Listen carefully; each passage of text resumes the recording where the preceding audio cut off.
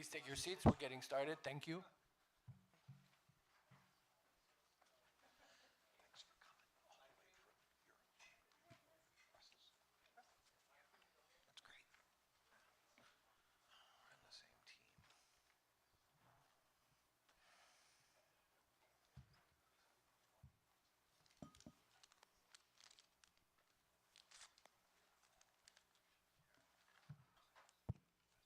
Okay. Hey, good morning, everyone.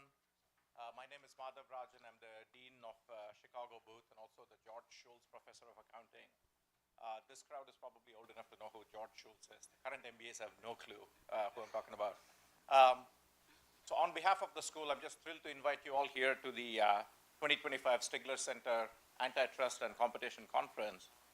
Deeply appreciative of all the speakers and panelists. I know many of you have come here from all over the world, brave souls.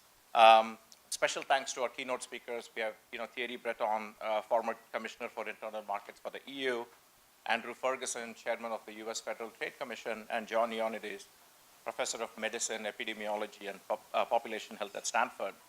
And finally, my thanks to the organizers from the Stigler Center who put together, as always, a fantastic program. I saw Luigi's email yesterday, and since this is a Stigler event, let me say that I'm not getting paid to do this intro. This isn't a disclaimer, more like a complaint, so let me leave it at that. The Stigler Center, I think, is a truly great Chicago institution, and it's been around for almost 50 years, dedicated to understanding issues at the intersection of politics and the economy. The center is named for George Stigler, who was a faculty member at Chicago GSB, and the first business school faculty member, I think, to ever win the Nobel Prize in economics. And he made seminal contributions to the economic theory of information and market power and the economic analysis of government regulation. And in keeping with that, the center brings together on a sort of a periodic basis scholars from around the world to look at political economy issues, right? Global antitrust and competition, corporate governance, corruption, the role of the state, the role of the media, and the connections between democracy and capitalism.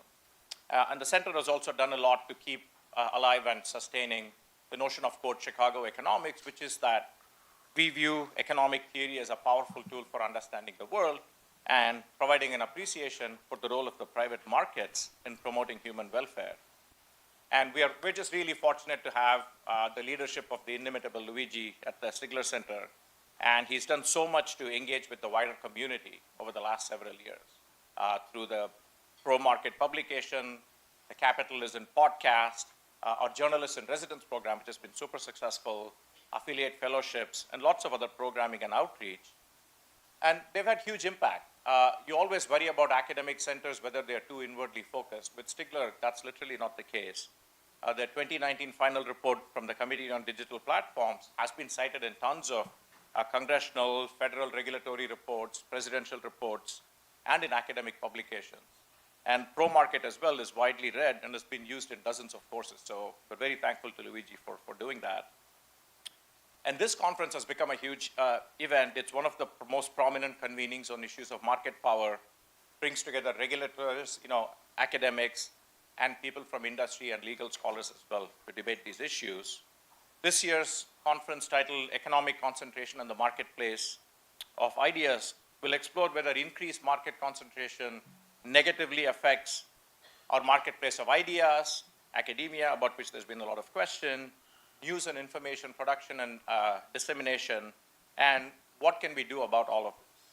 And over the next 2 days, the panels will cover kind of the historic evolution of media concentration, the inner workings of AI systems in the digital public sphere, and academic independence, among many other topics.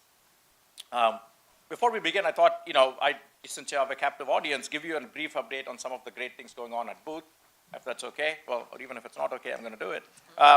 So I think, one of the great things about this place is that, because I came to this place as a complete outsider, one of the great things is the aspirations are about as high as they can be. And that's to be the best social science research institution in the world. And we are very fortunate that we have the resources to make significant investments in faculty and support to kind of make that happen. We have about 150 tenure-line faculty at Booth, and the caliber is sort of spectacular. I often just go through the website just to kind of look at it. And we have 8 academic groups, and I think it's fair to say that 5 of them are literally the best in the world. I've been dean long enough to know that I'll never name which 5, but I think it's just fantastic. And obviously, we have amazing senior faculty. I think we still, and I can say that because Taylor retires in June, we still have 4 active Nobel Prize winners on the business school faculty, which is pretty incredible. And which is true for our younger faculty as well. In the last couple of years, we've had 3 junior faculty win Sloan Research Fellowships. The interesting thing about that is that they're all from different groups. One from finance, one from macroeconomics, and one from behavioral science. I think it's pretty amazing. One of our faculty, Veronica Rokova, won the award given to the top statistician in the world under the age of 40 this past year. And the Financial Times recently named us the top school for producing research, the greatest impact on management. And honestly, I think the stuff that Stigler does was a big part of that. So thank you for that, Luigi. We're also a very global school in every way possible, and we've made investments physically. We have campuses not just in Chicago, here and in Hyde Park, but also in London and Hong Kong. And we've been, I think, very innovative relative to just about any place or on any kind of absolute level. We have a lot of new initiatives that faculty come up with that if they catch on, we get money for them and they become centers. So we have a Center for Applied AI we started a few years ago, which is doing fantastic work to transform our understanding of machine learning and AI, and how can you apply it actually to business and science and social policy. And this year, we're starting actually a new faculty group, not subsumed by any of the other academic areas, on faculty doing applied AI. So this is one of these brave experiments that get deans fired. So we'll see how it goes. We started a healthcare initiative a few years ago, which is now going to become a center. And we have 2 new initiatives, one on family offices that Steve Kaplan and John Heaton are going to run, and the other on arts and creative enterprise that one of our faculty in behavioral sciences is running. So lots of innovation going on. We also started this year 2 new master's programs, which are our first new degree programs in 90 years, right? We've only ever done the MBA in addition to the PhD. We started a 1-year master's in management for students who come from humanities or STEM backgrounds who want to sort of learn about business before they get their first job, and a 16-month master's in finance program for students who want from undergrad to go straight into finance. And both have been amazing. We've had great students. And the finance program was, we had a great gift from Cliff Asness and John Liu, the AQR founders who are our alums, to support that. We're probably going to launch a global version of the master's program by having them spend like a quarter in London this coming year. So that's underway. With the university, I'll just say one thing quickly. We do a lot of joint degrees with them. We have a 3-year JD MBA, which has become highly popular. But our biggest collaboration is in about 6 years ago, we started teaching undergrads, which we've never done. And that business economics program has become in 6 years from 0 to the #1 major in the college. Right, over a quarter of the students now do that. So it's kind of been a fantastic achievement. I think Chicago is the only place where you can actually do that kind of stuff. It's been great. So let me kind of go back and say, the mission of the school is the same as it's been for the last 127 years now.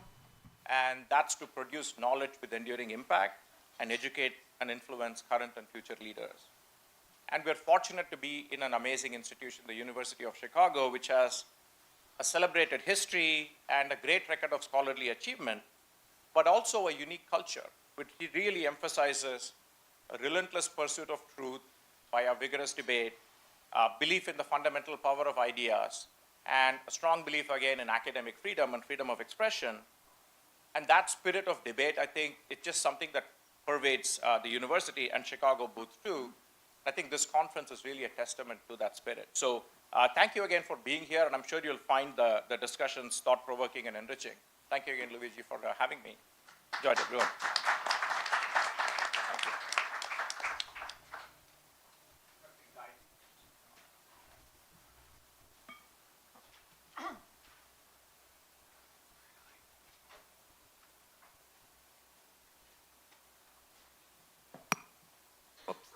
Morning, everyone. Luigi, you and I need to talk about Madhav's fee for next year. I think he gave us a hint there. So, good morning, everyone. I'm Guy Rolnick.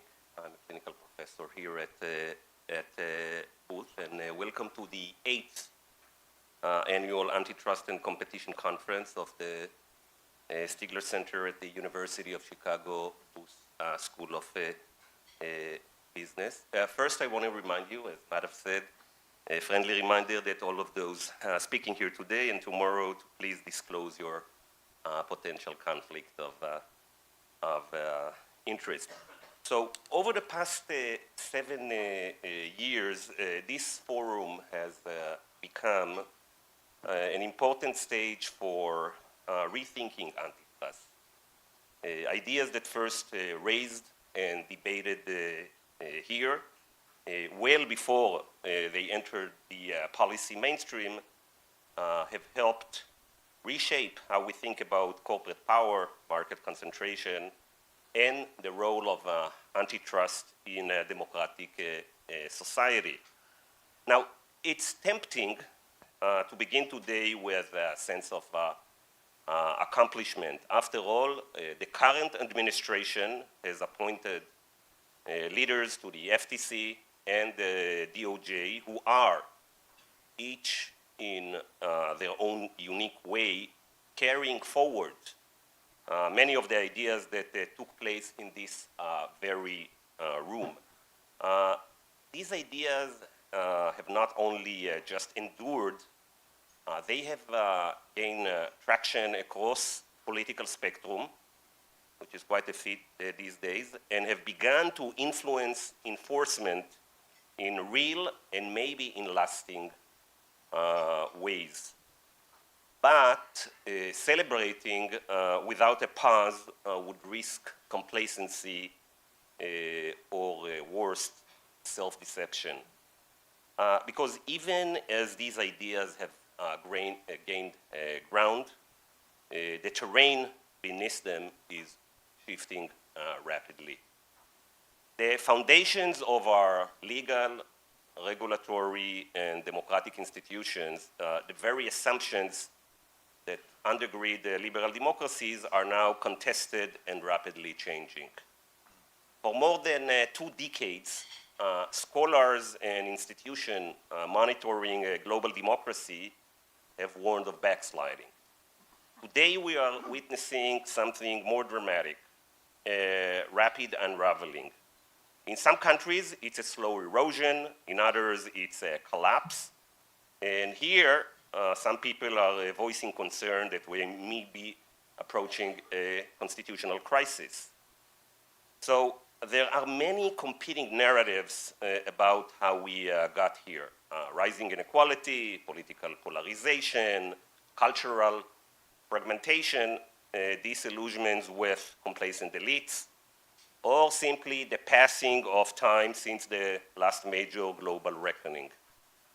But one crisis, I think, cuts across all of them, and this is the epistemic crisis. We no longer share a common base of facts. We no longer agree on truth. And increasingly, we are losing faith in the very institutions designed to pursue, protect, and disseminate those truths. Our courts, universities, media, and democratic processes themselves. Without a foundation of shared structures of knowledge, no system of law, no regulation, not even antitrust can endure. This is a moment of reflection. Many in this room have been early and consistent voices over the past 7 years in arguing that antitrust has never been just about price or consumer welfare. It has always been about liberty, democracy, and the dangers posed by concentrated power, economic, political, and increasingly informational. Over the past 3 or maybe 4 years, those ideas have found their way into power.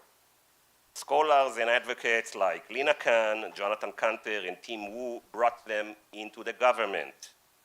They launched landmark lawsuits against big tech. They demanded structural remedies. They challenged deals that would have been rubber-stamped just a few years ago.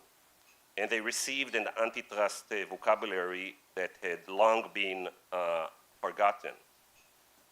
But today, the momentum feels both fragile and perhaps inadequate. The epistemic crisis has intensified. The world has grown more chaotic. And antitrust, once seen as a pillar of democratic renewal, now feels sometimes too narrow, too slow in the face of disinformation, polarization, and institutional breakdown. That's why a month ago, long before the last political flashpoints, we made at the Stigler Center here the decision to dedicate this year's conference to a broader and deeper theme, the information ecosystem and the fragile market of ideas.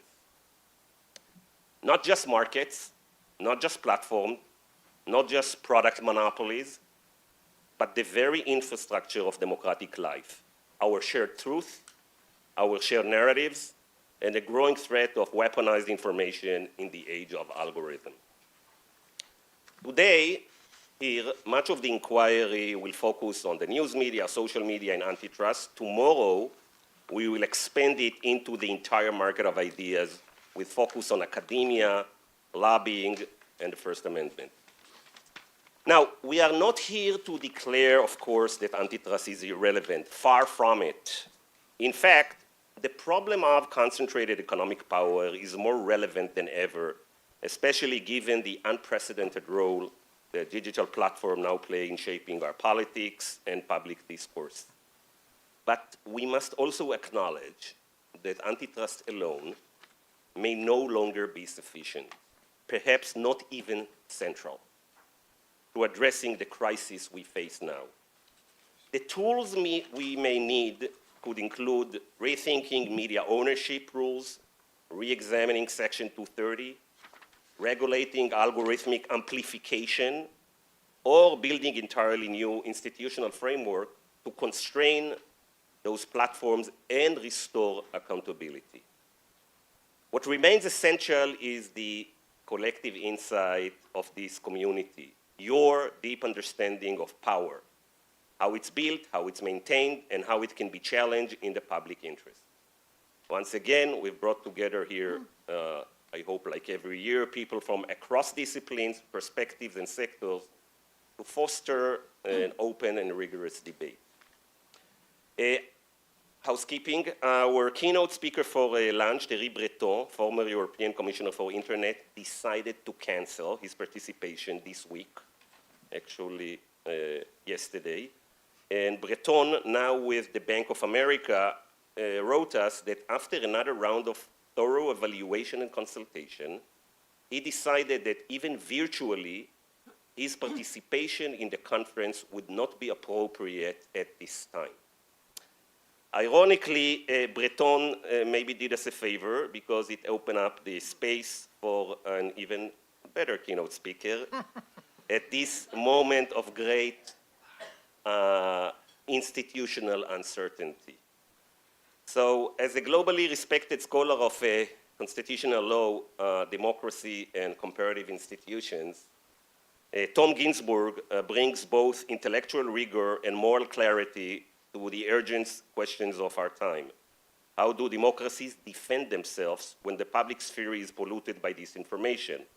How do courts, constitutions, and norms adapt or collapse when the marketplace of idea is overwhelmed by platforms, propaganda, and power? Professor Ginsburg's work bridges theory and practice, and his voice is essential as we navigate the erosion of truth, trust, and the institutional foundation of liberal democracy. These are unsettling times for liberal democracies around the world. Trust in institutions is at historic lows. Cynicism is widespread, but across the ideological spectrum, one thing is clear. The frameworks that brought us here will not get us out. If we need new ideas, this is the room to develop them. If we need new coalitions, this is the moment to imagine them. And if liberal democracy is to have a future, it will begin with rebuilding the information ecology that sustains it. So let us begin. Thank you.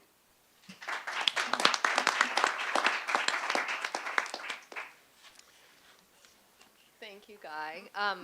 And good morning. I'm thrilled to be here. My name's Sarah Ellison. I'm a national enterprise writer at the Washington Post. My disclosure is that 100% of my salary last year was paid by Jeff Bezos. So if we're concerned about concentration, there you go.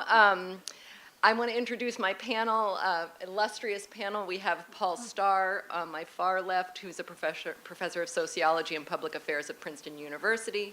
Richard John, history professor at Columbia. Stephen here. I'm just going in order. This is what we're going to order. I'm skipping Alexandra because she's last and best. So we'll do Stephen Bates, professor of journalism and media studies at the University of Nevada, and then Alexandra Geese, member of European Parliament. We are here to sort of ground this conversation in history, to let everyone here know that this is not a new discussion. This is something that we actually have been debating since the 19th century. In fact, I think Richard was almost quitting the panel when we were preparing for this because someone tried to say that we were going to start discussing media consolidation in the 20th century. And he said, well, we can't just talk about the last 5 minutes. So with that, I want to just go to Paul to kick us off. And we're starting a little bit late. Everyone's going to have five-ish minutes to start, and then I will ask some questions, and then we will leave a lot of time for Q&A for all of you. So looking forward to it. Well, thank you, Sarah. This will be very much in the spirit of Guy Rolnick's initial remarks. I want to congratulate Guy and the other organizers for the brilliant timing of this conference on the eve of what may be a historic antitrust case against Meta's market power in online platforms, or what may be a historic capitulation at some point in this case by a president who, as we just saw, rules with a whim of iron. The development of online platforms in the 21st century has come as a bit of a surprise to the many people who thought that the internet, by its very nature, guaranteed decentralization and competition. But we shouldn't have been surprised. The shift from competition to monopoly power has been a regular feature of the history of communications in the United States. It was what happened to the telegraph between the mid-1840s and 1866, when Western Union became the nation's first national monopoly. It was what happened to the telephone between the mid-1890s and the 1910s, when AT&T gained a near monopoly. And it was what happened in radio during the 1920s, when the NBC and CBS networks emerged as dominant. Contrary to the idea that the internet changed everything, history should have taught us that communications industries are liable to monopoly power. But their development in the United States in the 19th and early 20th centuries did have one competitive feature that distinguished the US from Europe. That feature was intermodal competition, that is, competition across different technologies. And let me explain. When the telegraph developed, European countries put it under their postal systems. But the US government left development to private investors. Now, that decision was not, as you may imagine, the inevitable outcome of American preferences for limited government. The inventor, Samuel Morse, and his partners expected and wanted the federal government to buy them out. Contingent circumstances, like which party happened to win the 1844 election, tipped development in favor of the private market. But the telephone and radio also developed in that way, even though the structure of each industry turned from competition to monopoly. The organization that previously dominated one stage of infrastructure development did not succeed in getting control of the next. So just as the post office did not succeed in getting control of the telegraph, so Western Union Telegraph did not succeed in getting control of the telephone. And then AT&T didn't succeed in getting control of radio or TV. On the whole, intermodal competition had positive results. More rapid extension and ubiquitous penetration of communications networks in the United States than in Europe, greater receptivity to new products and technologies, greater openness and competition in the media, with one major historic exception. But before I get to that exception, I want to raise a larger point. I take it that this meeting is ultimately about the challenge of maintaining free and independent media. My understanding of that challenge stems partly from my understanding of how free and independent media originally emerged in the United States. The emergence of a free press obviously had nothing to do with antitrust law, because we had no antitrust law until 1890. And it had nothing to do with the role of the courts in upholding the First Amendment, because the judiciary was not a factor in upholding free speech until the 20th century. In the early republic, the decisions that mattered the most were the decisions that Congress made about the key communications infrastructure of that era, the post office, our much maligned snail mail. Today, the most consequential decisions are the ones that the federal government has made and will make about the key communications infrastructure of our era, the online platforms for both communication and artificial intelligence. In the early republic, the federal government made decisions about the press and the post office that fostered democracy. While European countries taxed newspapers, Congress not only refrained from taxing them, it also subsidized their distribution through below-cost postal rates, and it provided those subsidies without respect to their viewpoint. In addition, Congress created a more extensive network through that existed in European countries, reaching into villages and out to the frontier. And by giving newspapers a franking privilege, that is, by allowing newspaper editors to exchange copies at no postal charge, Congress created a national news network without controlling the content of that news. There'd been nothing like that anywhere historically. In short, a free press developed not just because of the negative liberty of the First Amendment. It developed also because of the positive role of the state. By creating a wide open infrastructure that subsidized the press, Congress created an economic environment that supported the rise of independent media and the free circulation of news and opinion. But when I said that the historical choices about communications in America's early history were on the whole successful, I said there was one exception, and that exception holds lessons for us too. The exception was Western Union's telegraph monopoly, which became a joint monopoly in the control of national news, that is, telegraph news. It was a joint monopoly with an association of the country's most powerful newspapers, the Associated Press. The AP was the original wire service, and it entered into an exclusive contract with Western Union.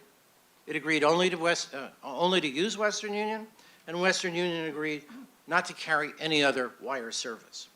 In the contested election of 1876, the election that ended Reconstruction, that bilateral Western Union AP monopoly played an important role in giving the presidency to the Republican candidate, Rutherford Hayes.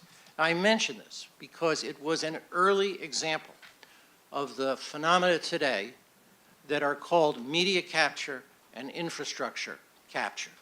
So in countries such as Hungary and Turkey, the political threat to independent media has not come through direct state takeover or official censorship.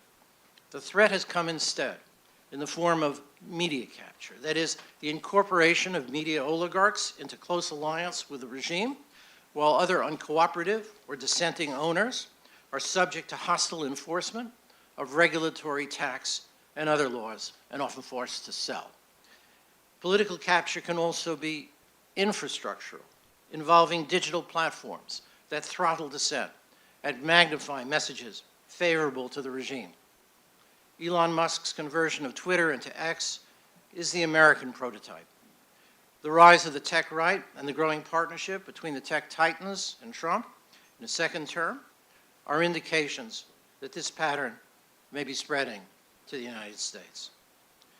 The online platform monopolies are a danger in their own right, a threat to competition in the conventional antitrust sense.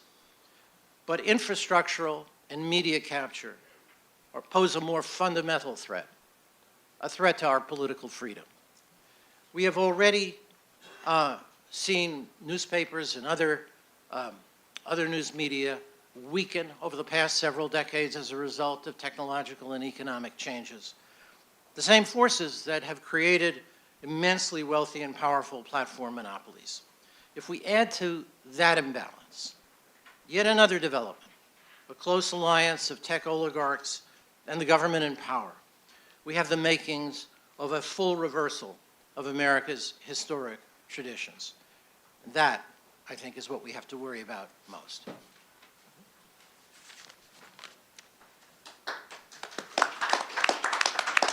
Well, with that sobering introduction, we're going to move to Richard.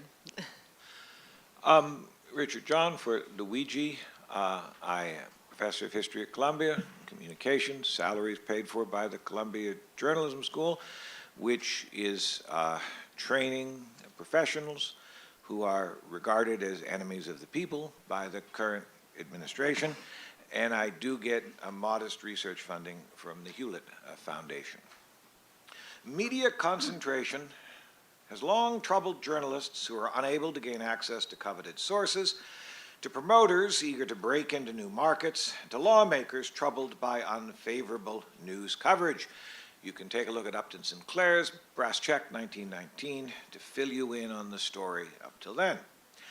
The commercialization of radio beginning in 1920 transformed the terms of public debate. Radio broadcasting presupposed exclusive access to specific wavelengths of the electromagnetic spectrum, a new kind of natural resource over which the federal government presumed to exercise sovereign authority by analogy with other natural resources, such as the vast parcels of land known as the national domain that the federal government had acquired through conquest or purchase and over which it retained jurisdiction.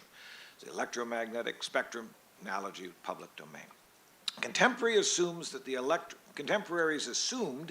the electromagnetic spectrum was limited, a presumption that was made obligatory the establishment of a standard-setting regulatory regime, a priority, as Harvard Business School professor David Moss has documented, for the manufacturers of radio sets, since it minimized the likelihood that would-be radio broadcasters could render the equipment manufacturers' radio sets obsolete by scheduling program on wavelengths for which their radio sets had not been tuned.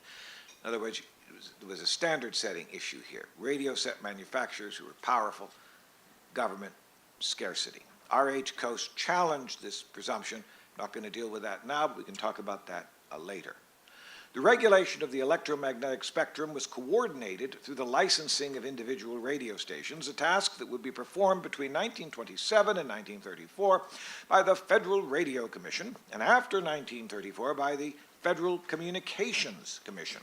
The framework that the FRC and the FCC established for the regulation of what would become known as mass communications, a new concept, this framework would remain in place long after the radio age would go into eclipse with the rise of television after the Second World War. This framework would live on in the Fairness Doctrine, first enunciated in 1949 and not repealed until 1987, as well as in the legal requirement that owners of broadcasting stations be citizens of the United States. And to Paul's point about the enormous solicitude for newspapers, those were newspapers originating within the United States, which was an issue in the early republic. Non-U.S. newspapers did not get those privileges. Three features of this regulatory regime would seem to be relevant to the issues of media concentration we'll be discussing in the next 2 days. So I'm making 3 points. Here's point number one. The idea of media concentration, a concept that received a major impetus from the establishment in 1934 of a single government agency, the Federal Communications Commission. This idea emerged at this time when the government has authority to regulate radio broadcasting, point-to-point wireless, undersea cables, landline telegraph, telephone, all electrical communications. Modern communications, from this point on, became linked, weirdly, with electrically powered communications. Debates over media concentration followed. The FCC in its formative era, a period that stretched from its establishment in 1934 to the end of the tenure of its fourth chair, James Lawrence Fly, a decade later. He's the most important federal administrator relevant to our debate in the next 2 days that I suspect very few of you have ever heard of. I'm not going to ask for a show of hands, but I suspect that's true. James Lawrence Fly, FCC Commissioner. The FCC in this period would prove remarkably successful in transforming the idea of media concentration from theory into reality. Take that, Tim Wu, who says that the FCC in this period was captured by corporate interest. It was not. Exhibit A, I claim, is the success of the FCC in limiting chain or network broadcasting by weakening the protocols devised by the then two dominant networks, NBC and CBS, to limit the autonomy of their affiliates. Each of these networks, NBC and CBS, major radio networks in the 1930s, was headquartered in the same locality, that is, New York City. A fact that was not lost on James Lawrence Fly, a proud Texan whose ancestors had fought for the Confederacy in the Civil War. The FCC under Fly would go so far as to force NBC to sell its second network, which would become ABC, policy vindicated by Supreme Court Justice Felix Frankfurter in a sweeping 1943 ruling. Okay? The FCC also created the evidentiary paper trail that would lead to the 1949 Justice Department antitrust suit against the Bell system that would culminate in the 1956 consent decree that would open the way for the commercialization of the computer industry and much else. Media concentration as a public policy issue could be said to have originated in the FCC in the 1930s, energized by the presumption that the spectrum was scarce and therefore the spectrum had to be regulated to promote the public good. That's issue number one, media concentration. Number two, the second issue to emerge in the 30s is the relationship between domestic and international point-to-point communications. This is what I was talking about newspapers, US or non-US, because the issue is very old. Media scholars, unfortunately, almost entirely ignore the international dimension of communication policy in the 1930s because of their fixation on radio broadcasting. Yet, the international dimension of communications was of pressing significance for the US Navy. From the standpoint of the Navy's radio engineers, the most threatening media organization is not NBC, it's not CBS, it's not the Bell system, but it's the global media giant Cable and Wireless, which is working closely with the British Navy and the British government to coordinate the movement of all those ships. Navy engineers in the US opposed media concentration and ocean-borne communication to minimize the likelihood that the entire US wireless network might become subject to foreign, especially British or maybe even German control, which was a national security disaster from the perspective of military insiders. The idea that communication infrastructure could be taken over by a foreign power or manipulated in the interest of foreign power is at the very center of debates over communications in the 1930s, completely neglected by scholars, especially scholars on the left. All right, third media concentration related issue, my third point. Idea of media concentration is the first, second is the international dimension. The third issue can be summed up in a single resonant phrase: listeners' rights. FCC Commissioner James Lawrence Fly was hardly the first to come up with the idea that the few should defer to the many, and in particular that radio broadcasters, as the beneficiary of special privilege, had an obligation to prioritize the rights of their listeners. In a 1941 public address, Fly explained precisely what he meant, and here I quote: "The radio is the most potent of all instruments for the projection of speech to the millions. The essential function of this publicly owned facility cannot be appraised without primary regard for the rights of the listening public." Fly was a principled anti-fascist. He defended listeners' rights to promote a vision of the good society. Following the Second World War, the United States would export this vision to Germany and to much of the rest of the world. Well, all of this may well appear to be ancient history today, and you may go away perfectly content forgetting the name James Lawrence Fly and ignoring the role of the FCC in the 30s. I think that would be unfortunate, but so be it. As my brief overview of media concentration in the radio age suggests, early 20th century media policy was shaped far less by Benthamite cost-benefit analysis, as R.H. Coase has mistakenly contended, I think, with disastrous consequences for U.S. communication policy, shaped less by that than by a robust vision of the public good. The DNA of U.S. media policy is not only commercial. It had been commercial from the beginning, but it's also civic, and here I emphatically agree with what Paul Starr has said. Among the unanticipated consequences of the FCC's civic mandate for communications regulation is the hostile response that the FCC's regulatory initiatives elicited from big city newspaper publishers, especially those that were very critical of the Roosevelt administration.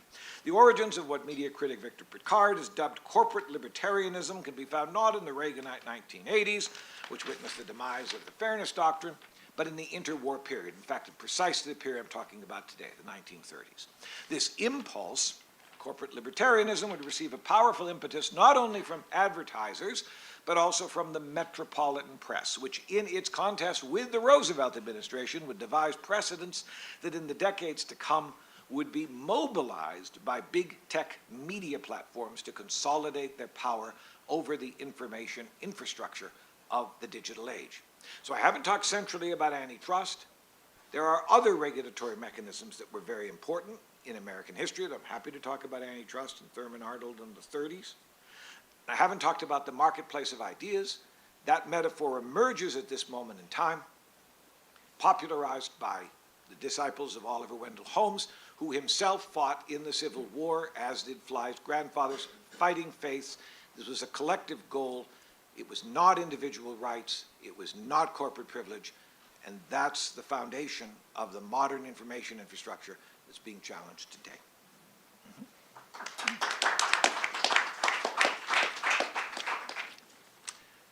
I'm going to talk about an inquiry into journalism, not so much into infrastructure, from the 1940s, called the Hutchins Commission, or the Commission on Freedom of the Press.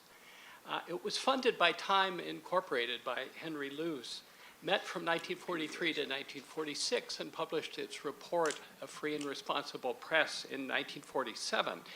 It is a classic in media studies, but more important today, I think, it's a reminder that although the specific sources of our fears may vary over time, the fact of fear can be consistent.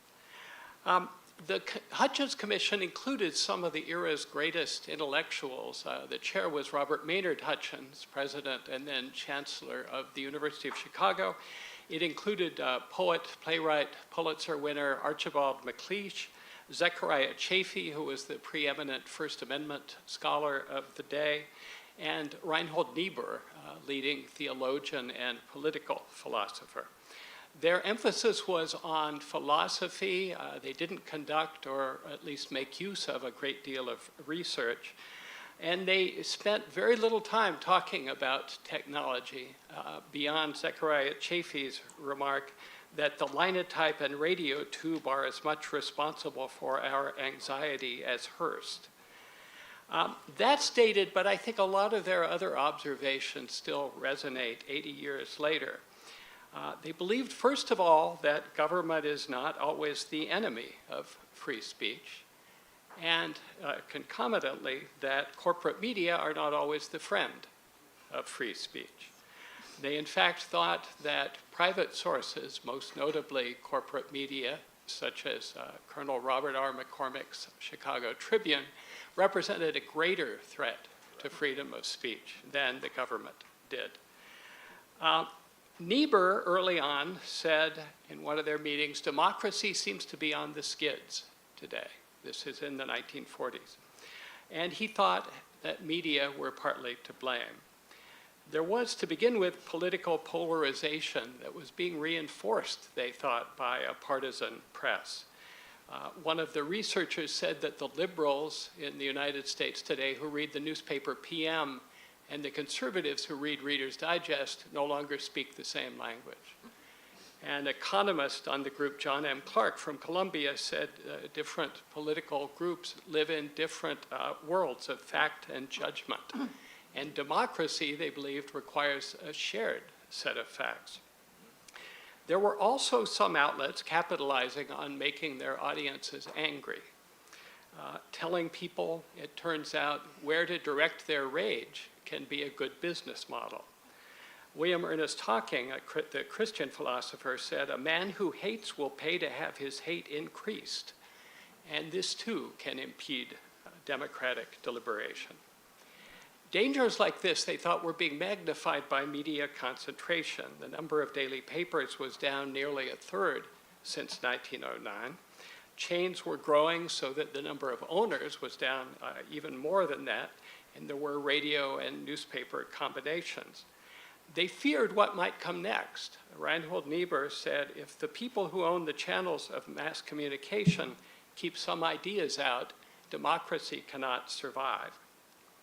Some of them thought that ownership concentration was the biggest problem afflicting the press of the era, that antitrust law was the ideal solution, and that the only thing lacking was political will. But as they looked into it and deliberated about it, they found that it was much more complicated than they had first thought. That among other things, big companies offered efficiencies, that they were strong enough to stand up to boycotts and to pressure groups, that they achieved their success by giving the public what it wanted, and that there was a risk that politics would drive prosecutions.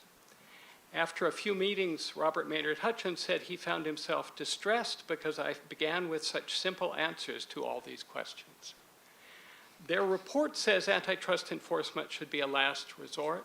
It represents a threat to freedom of the press, and the report mainly calls for greater responsibility on the part of media owners, with a threat that if you don't improve, you're going to lose your freedom. That was the best they could come up with. Niebuhr made 3 points that I think apply to antitrust as well as other issues. First, he said regulation can destroy freedom in this area, so can lack of regulation, if it leads to the centralization of exorbitant and irresponsible power in the media. Second, he said, in writing and applying laws, remember that your side won't always be in power. In his words, it is a sound practice in a democracy not to establish an engine of government which we are unwilling to put into the hands of our enemies. And third, he said it was naive to imagine that there could be a now and forever solution to the problems of the press. The best you can do, he said, is seek proximate remedies, monitor unintended consequences, and always be ready to recalibrate or to start over completely. That issue, he said, is not unique. In his words, all great issues are insoluble.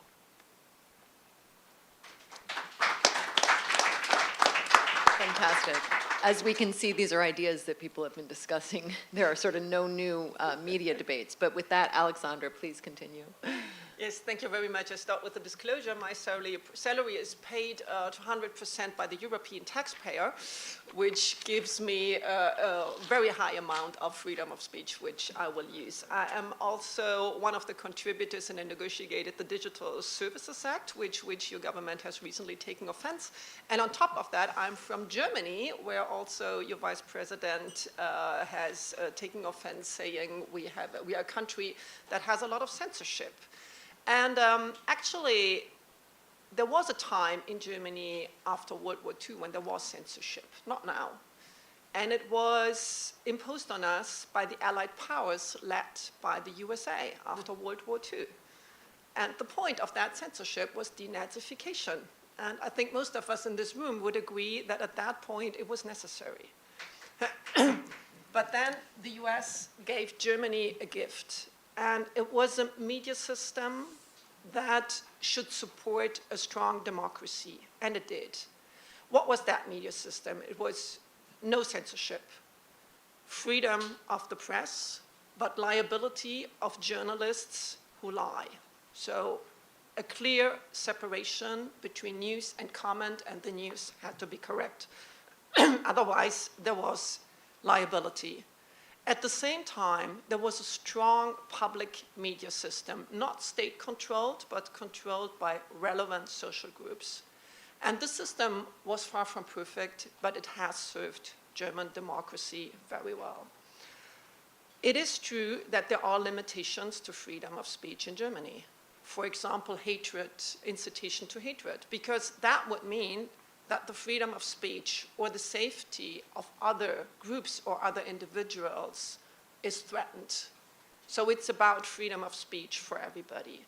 And there is one particularly important instance of censorship in Germany, and that is the ban of Holocaust denial. You can't deny the Holocaust in Germany. That is a crime.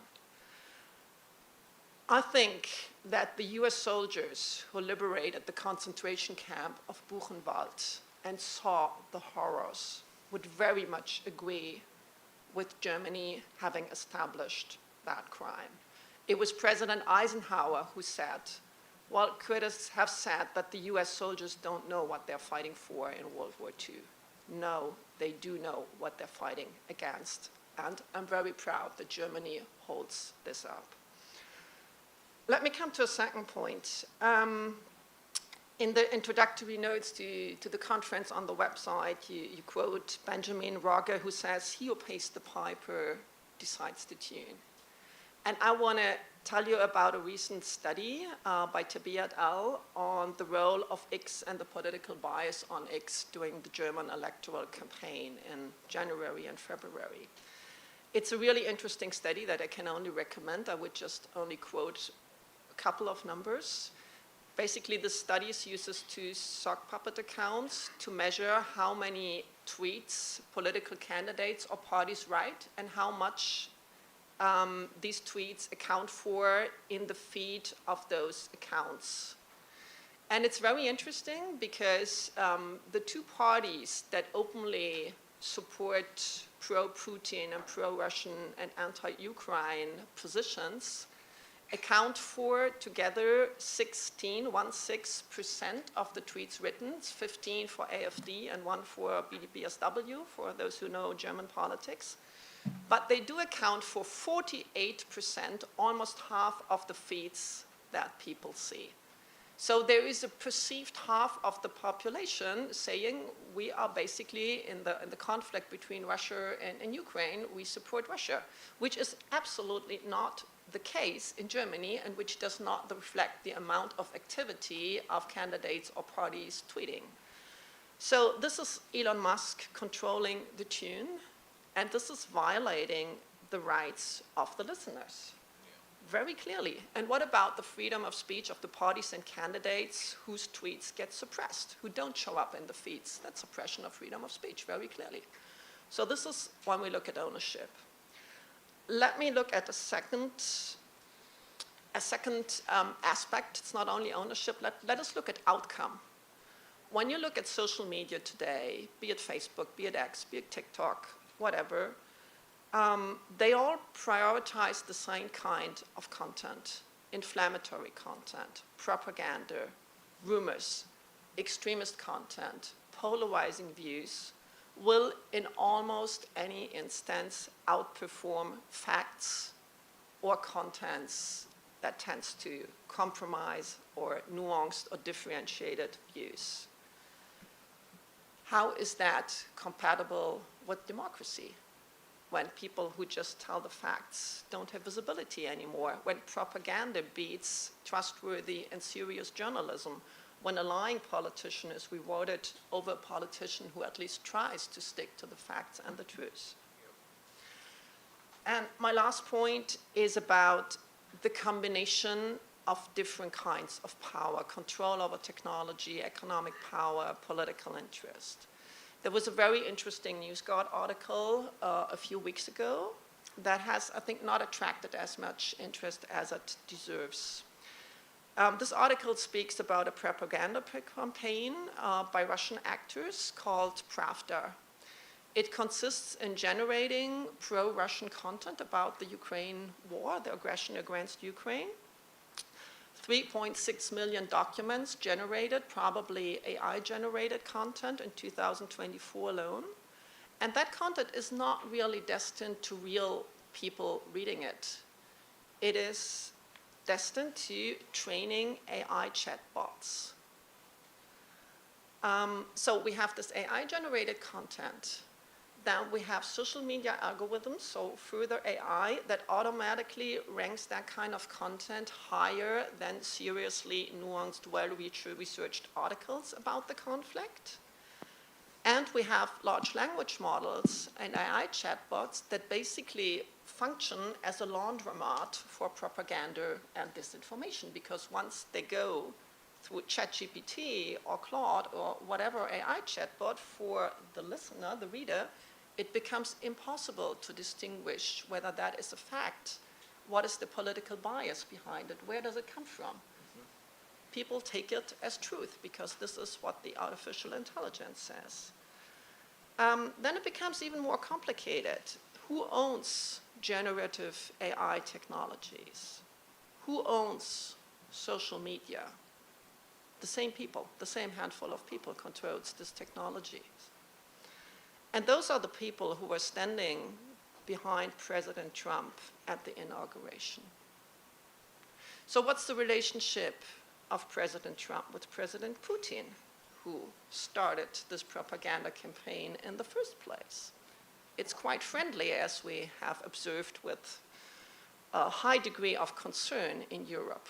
Russia is the only country which he hasn't slapped tariffs on so far. So this is where the circle closes. And I think this is the kind of concentration of power over technologies, economic power, and political interest that the democracy cannot live with. This is what we need to change to be truly free. Thank you very much.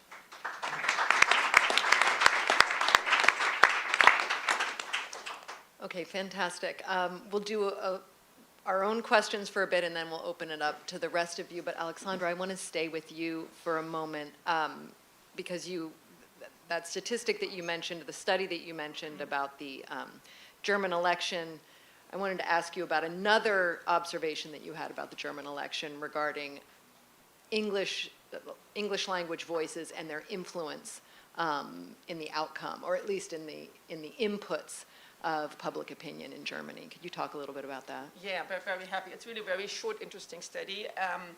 Since we talked about listeners' rights, so you would think that German users of X will be probably interested in German content relating to the elections.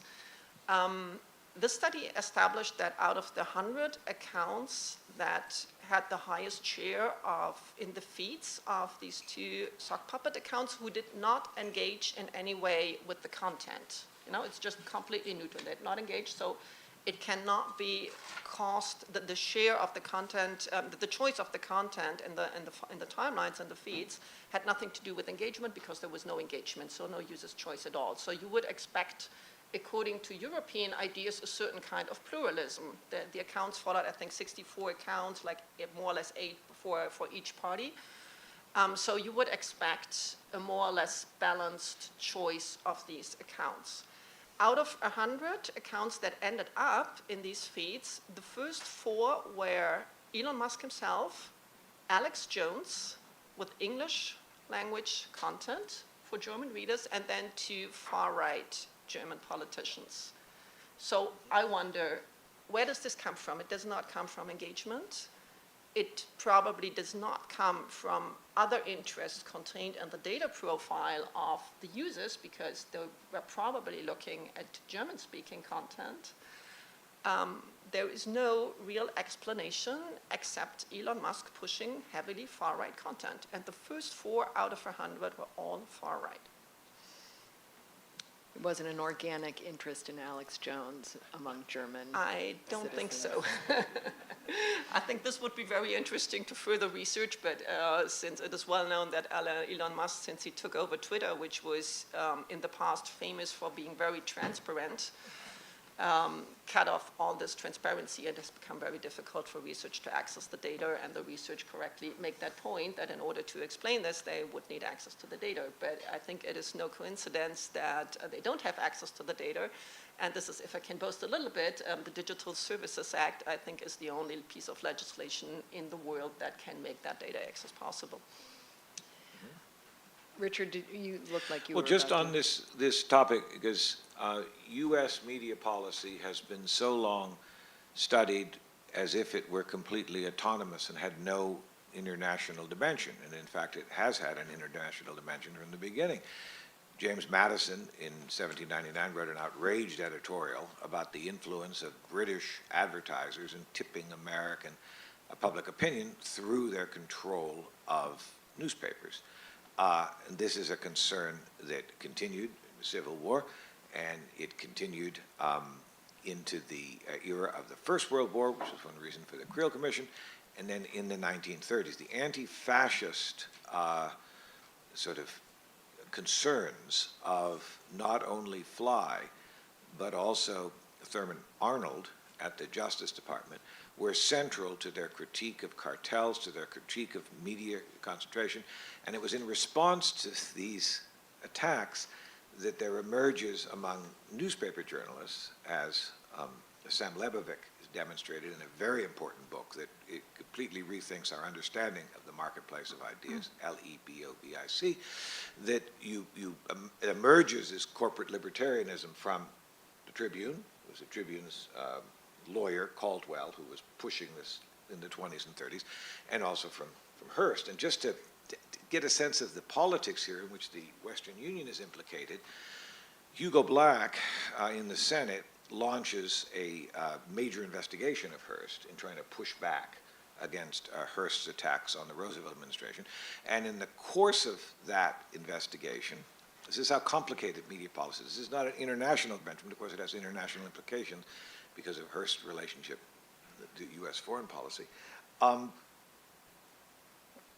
Black enlists the FCC to tap Western Union to make available to the Senate thousands of Hearst's telegrams. So the FCC was here working to attack a newspaper who it saw as inimical to the public interest in supporting the fascists. This would lead James Lawrence Fly to become a leading anti-wiretapping advocate, beginning in his years at the FCC and later. But the point I'm making is there's an international dimension to communications policy, media concentration from the 1930s. This is not an issue that is new with the internet. Ownership of newspapers, ownership of media outlets. Murdoch had to become a U.S. citizen when he took over those broadcast networks. This is an old issue. It's been dealt with by contemporaries. It's not been dealt with by historians and sociologists because we've ignored it, because we've assumed the United States was autonomous and was completely independent of foreign influence, which it has not been. Paul. This interplay of international and domestic communications is extremely interesting, and it must have aroused in many people's minds the connection with TikTok right now. Yeah. And indeed, this week, with Trump's trade war with China, raises the question, how is this deal that he's talked about going to come off? What he's done in relation to TikTok makes no sense in relation to what he's doing with trade. And he did recently, I think, extend the deadline for a deal. Of course, this is a matter of legislation. Presidents actually don't have the power just to ignore legislation, but you know, You should tell Congress. let that rise. You should tell Congress. Yeah, right.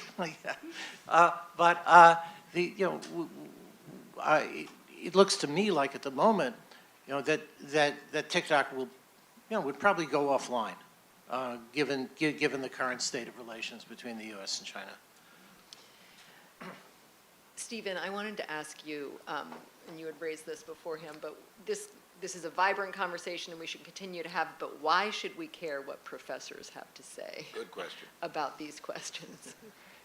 With the Hutchins Commission, there are a couple answers to that. One is Robert Hutchins said to journalists, we're all educators. We're all in the same business. In his view, universities should teach values through the great books was his idea, and newspapers should teach facts. He felt universities were doing their job and newspapers were not. It was also an era of generalist intellectuals when people like Hutchins and Niebuhr were on the cover of Time magazine, and people listened to them, and they thought people should listen to them. Hutchins himself thought about running for president and was considered as running mate to FDR at a couple of points. So it was an era in which, at least it seemed, that intellectuals mattered to public discourse. Can you think of a, go ahead, Richard. Well, just a point on this, that the suspicion of newspapers, of Hearst and the Tribune was in your presentation. It was quite evident. This suspicion manifested itself at the FCC in something known as the Mayflower Doctrine. All it meant was that radio stations could not take positions on public issues from 1941 onward. So radio stations were much constrained because they were special interests, and their listeners have rights, and the listeners should have opportunity for speculative opinion.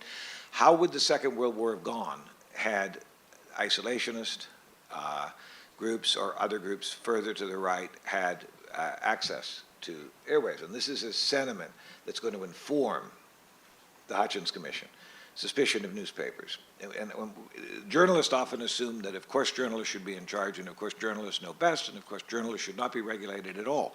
And this was an issue of great concern to the Hutchins Commission folks because they saw what had happened in the 1930s. So I just raised that coming from the cathedral, as it were, of journalism, that there is, if we're talking about infrastructure, there is reason to be skeptical of the claims advanced by lots of groups. One point going to that was that newspapers argued that the fireside chats were propaganda. Of course. And should be stopped. And weren't they? I mean, the government is, if you look at it from the point of view of the critics, the government was getting free airtime to put out a message, and then was there a response, right? We viewed the 30s through a New Deal. We even call it the New Deal. It's the only period in American history which we name after the political program of one party. And there were critics of the New Deal in the 1930s that are now very present in our public life. And it would behoove us to understand who they were, what they believed, and why their issues, why the issues they cared about were marginalized. Because it's back, it's a return of the repressed. So anyway, I didn't mean to cut you off, Steve, but I think that's a very important point about those fireside chats. Can you say a little bit more about the voices that were suppressed then and what we should be focusing on?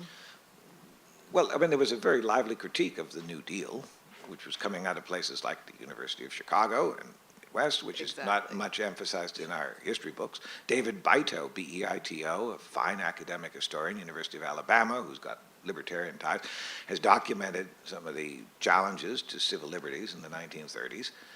You don't have to agree with the book or its perspective, but a lot was going on. Hugo Black's attack on the Hearst press, had that been a left-wing press, would have gotten quite a lot of attention in the historical firmament. And I'm speaking here from the left, but I'm just pointing out that the moment we're living in right now is a moment we can no longer ignore the challenges not only to the New Deal, to FDR, but to the administrative state, the rule of law, as it was reconstituted in the 20th century.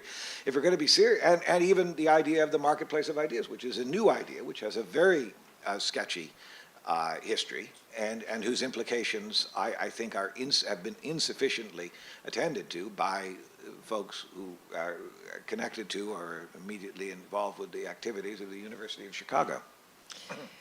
I want to open it up to all of you to just start to talk a little bit about when we started to think that media concentration was an issue, and what are the policy proposals that we're looking at today that are the most sort of exciting or interesting in terms of addressing that. Do you want to start with the when? Well, I think Richard was right that the concern about media concentration comes out of the 1930s. It was specifically in relation to radio. It was specifically in relation to the NBC, CBS duopoly, and the case that was brought against NBC, forcing it to disgorge ABC, that was sustained by the Supreme Court. That was the first real beginning. moment when media concentration became a national issue, and when the breakup of monopoly power in communications. Well, there are actually earlier episodes with the telegraph and telephone, but in the current you know, that this is, I think, the most relevant, you know, antecedent. But one of the things I really liked about what Guy Rolnick was saying at the beginning is that the issues now really go beyond media concentration in the conventional antitrust sense, and some of those also have their origin back in this period during the Depression, and the tradition that Stephen was talking about in relation to that commission, the ideas about responsibility. So we have had newspapers and other news media that have had certain ideals about editorial responsibility and accountability. They were important gatekeepers of information, and now we have these tech institutions that have no tradition of editorial responsibility or accountability. But their algorithms, in a way, perform the same function as editors deciding what goes on, you know, what goes on the front page, you know, but without any of that tradition to you know, resist what the market incentives toward, you know, what used to just be sensationalism in like the tabloid press, but now it's really, you know, controlling the distribution of information and opinion on an even more massive scale than in the past. And I'll just say that, you know, sitting I've always worked for mainstream media organizations, whether it was the Wall Street Journal or the Washington Post. And what we are seeing now is that emphasis on responsibility and sort of restraint is seen as dishonest. That we are, I mean, the critique of certainly, you know, President Trump and the idea that and his many followers in the sort of new media world is that those people who are, you know, I've talked to journalists from Breitbart and the Charlie Kirks of the world, the Benny Johnsons of the world, that they are authentic, that they are honest with their listeners and viewers, that they at least let them know exactly what they think, whereas someone like Sarah Ellison is sort of being dishonest by trying to pretend that I have some greater purpose of trying to protect and promote democracy and truth. And I find that like a pretty interesting turn of rationale, and it's a very difficult argument to make when you look at the actual content of what they're putting out. The question of honesty is really challenged, but nevertheless, it's a very popular idea, certainly on X. Go ahead, Alexandra. Yeah. I agree that many of the problems we are discussing are not new, but what is totally unprecedented is the scale. The scale of concentration, the scale of global character. And one of the reasons for that is the control over the data, which none of these previous organizations had. They could do some polling on what the listeners or their readers thought, but this extremely precise data profiles with millions and millions of data points. So these companies know a lot more about us The micro-targeting than ourselves. right. Micro-targeting, the profiling. I mean, that allows for a way of targeting content that has never existed in history, and also a concentration of information in the hands of basically a few companies and a few individuals. This is new, and this gives it a completely different scale. The amount of surveillance, how you can survey groups, individuals, and direct content to them and push a political opinion or on them, this has never existed. With testing message, the kind of message test, and I've heard about A/B And also the testing rapidity on of the data. messaging is so, because of the And technology, it's so much Exactly, faster. because you can test the messaging in 24 hours, you can test it on millions and millions of people, and you can test thousands of different messages and figure out what works best. And this is done at global level. What works in the US and is rolled out to Germany, to Romania, to the whole world. And this is why we see this very unified narrative of the global far right. So this is absolutely new, and the scale is new. You asked for some policy proposals. Yeah. I have some ideas. Under the DSA, the Digital Services Act, something you could do is under Article 34 saying disinformation is a systemic risk for public discourse and electoral processes. This is DSA language. It basically means it's a risk for democracy.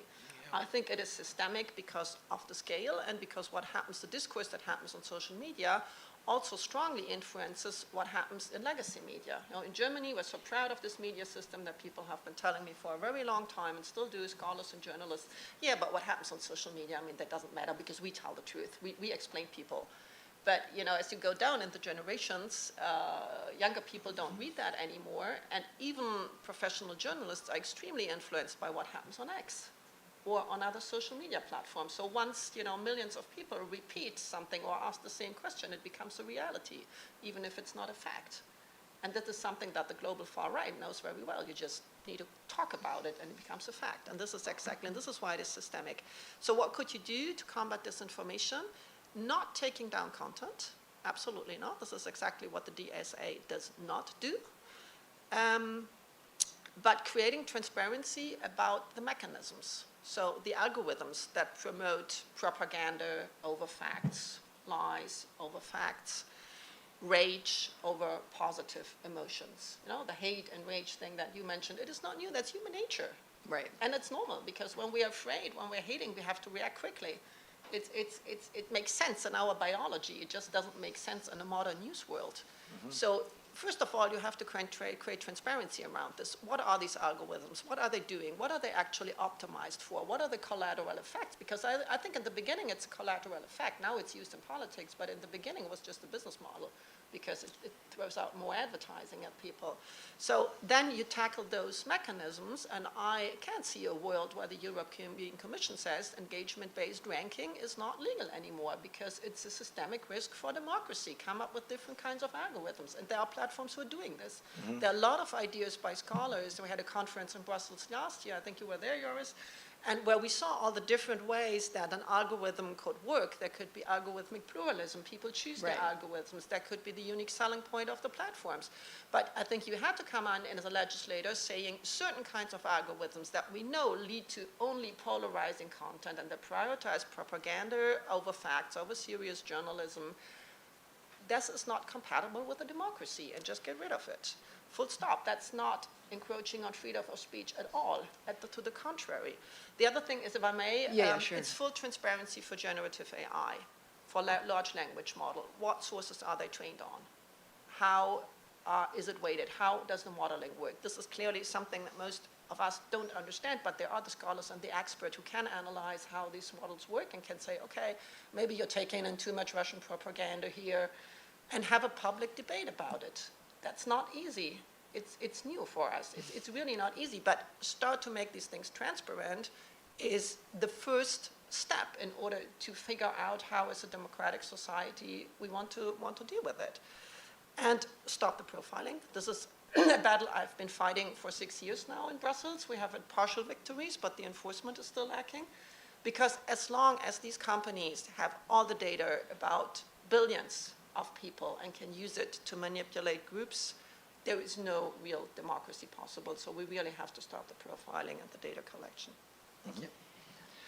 And just to add, a name that hasn't been mentioned yet, would be the greatest American media critic of the 20th century, would be Walter Lippmann, who was very skeptical of the possibilities of ordinary people, he's thinking of ordinary Americans, to process news before the coming of radio. So this is an issue that predates radio, and his solutions were, well, first, You recognize the limits, you recognize that democracy is a form that has certain possibilities and certain constraints, and that then you then focus on training and educating a responsible elite that is concerned with, as he would be in the 1930s and 40s, the problem of fascism. So there's a connection.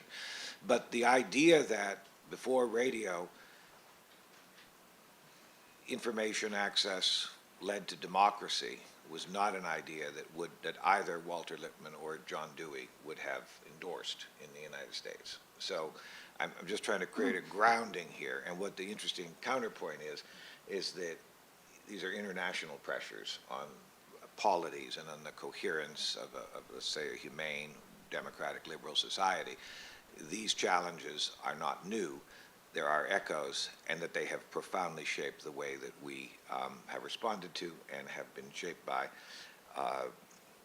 media concentration. And the last thing I want to say, we haven't talked much about government propaganda, but that was enormously important in shaping Lippmann's conception coming out of the First World War and Second World War, even going back to the Boer War. So that's a dimension.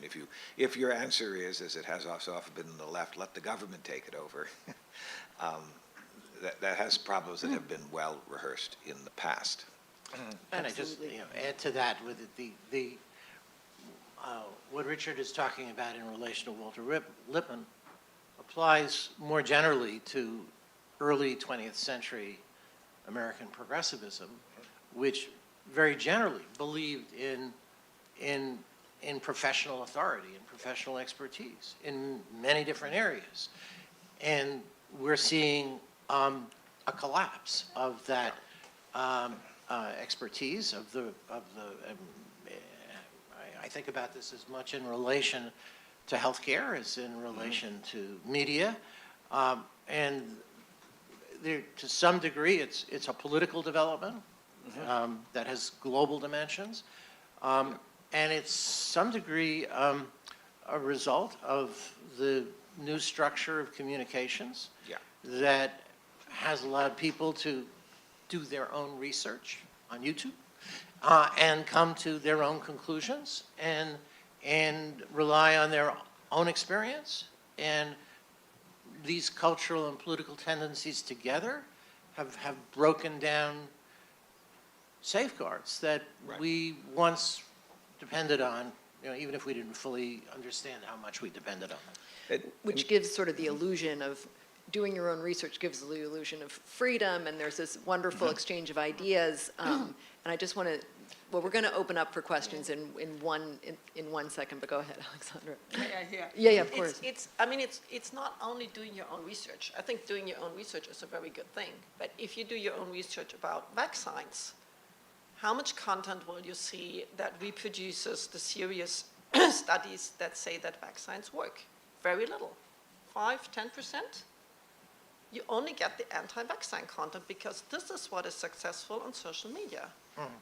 I mean, Renée DeResta wrote a great book, her last book, and speaking about this. So if you do your own research and you do find the facts, that is a good thing. I'm not against, I think the internet has an enormous potential and did democratize societies for a long time until 2005, 10, 11, according to how you want to count it. I think this is a really good thing. But how is it biased? That's the problem. The bias is the problem. And the bias towards propaganda, hate, rage, the rumors, that leads to children dying of measles in the US today. That is what needs to be changed. I wanted to say one thing before we open up with Paul. Mark, another name that has not come up so far is Louis Brandeis, who is exemplary of this professionalizing movement of the law in the early 20th century. And it greatly enhanced the status of law to have an antitrust establishment, which is really created in its modern form by the 30s of Thurman Arnold. But the challenge of professional expertise is not just going to extend to economists who are ignored in tariff debates or to, say, public health professionals, but also to lawyers themselves. And I think that creates an increased importance of intermodal competition, or just finding ways to prevent aggregates from coming instead of having aggregates occur and then trying to find a way to break them up. So it's just professionalism, early 20th century reform, and the rise of a legal profession. There were 5 people working in the antitrust division in the time of Teddy Roosevelt. There wasn't much of an antitrust division in the time of Teddy Roosevelt. That all emerged from the 1930s, and its golden age was in the 1950s. Okay, we're going to open up for questions. I think that are there microphones that we want? Okay, I see this hand up here. Go ahead, thank you. Hi, my name is Cynthia Myers. I'm a historian of advertising and broadcasting industries, and I focus on the 20th century. And we're here talking about media consolidation, and this is sort of a comment for any of the historians on the panel to respond to. But what I didn't hear was the question answered as to why media companies consolidate. And I want to just make a couple of points about that. We are in a business school. One is that there's an extremely high failure rate in media. All entertainment industries have an 80 to 90% failure rate for all the stuff they put out. That requires that companies do a lot of cross-subsidy, which means that the one movie that fails is cross-subsidized by the one movie that's a hit. And that also means that a lot of media industries have to depend on ad revenues. And what was not stated here, but is also mentioned in the Hutchins report, is this kind of notion that advertising revenue is a threat, rather than as key to maintaining the production of media in general.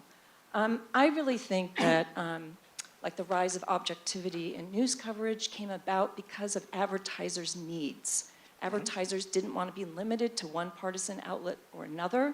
In fact, what they wanted was they wanted types of outlets where they could reach a wider market and therefore also not alienate certain elements or sectors of their audience. Advertisers care about audience demand. They're going to the places where people want that content. So they are actually responding to what I think a lot of people are talking about as a democracy. They're responding to a sort of marketplace democracy. They're not going to go places where people aren't interested in that content. So every time we talk about the rise of a particular media organization, we need to look at how they're appealing to their audiences.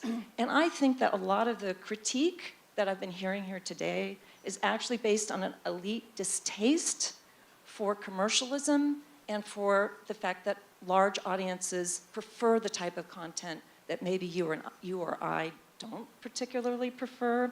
And so what I see is a lot of the blame for what's happening in media consolidation tends to be pointed at the advertisers, that somehow they're the ones that are responsible for that they're sort of top-down controlling the audience. But I would argue it's the opposite. They are being responsive. They're trying to figure out where the audience is. They're frantically racing all over every media outlet trying to find those audiences. And of course, they're in crisis right now because of the fragmentation of the media audience. So, and I'm also, for Professor John, I'm just going to mention that James Fly's attack on the networks in the 1940s, I think was kind of hypocritical because they were essentially ad distribution networks. They weren't actually controlling the content. The advertisers were controlling the content. But as I just have mentioned, the advertisers are only putting out content and programming that they thought would bring in audience attention. And they were very successful at that. The networks actually had nothing to do with that. And instead, I think this attack on the networks as monopolists is simply an attack on commercialism and also attack on sort of the taste of these mass audiences that were drawn to that. So if anybody wants to comment on any of that, Let me, I'd be happy. well, you want to jump This in is first? exactly what we were going to You wanna get. jump in Yes, first? thank you. But of course, this is Cynthia Myers, who's a very distinguished historian of advertising, whose books you should all read.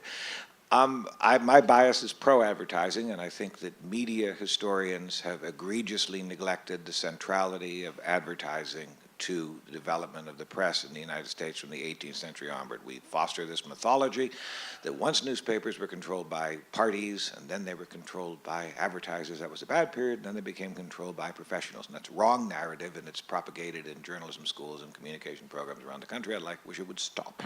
No one who has read 18th, 19th century newspapers can understate the enormous importance of advertising. So those were advertisers, and Madison was very concerned about the British infiltrating American newspapers, who the advertisers are, but they were generally small. And yes, they were, the editors were responsive to the advertisers, and the advertisers were responsive to the editors, to the advertisers responsible to papers, and that did shape content. It was very difficult to have any criticism of patent medicine, for example, because patent medicine was a major advertiser in the magazines. That was an issue in the progressive era. 1930s. Nationwide broadcasters, NBC, CBS, were constraining their affiliates in ways that troubled the affiliates. And Fly was responsive, as was McNitch before him, to those affiliates, and they got major advantages for the affiliates. Now, did that perhaps limit the quality of broadcasting? That's an interesting question. It certainly helped to decentralize it. Fly, as a Texan, did not think that all important content should come out of New York City, and that was an issue.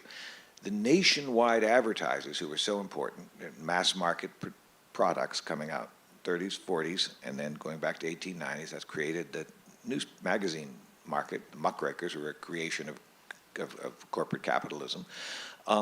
Those were very concerned about what was broadcast. And you could argue that was true through the 1960s and 70s, and they should be concerned. And that's an important check. I think the issues that Dr. Gies is raising and others are raising, is that the advertisers today are not buying or access to particular audiences at all. It's not a city audience, when after all most of those newspapers in the 30s were city-based. It's not a putatively nationwide audience as it was with radio or television. And of course, advertisers did limit what went on television.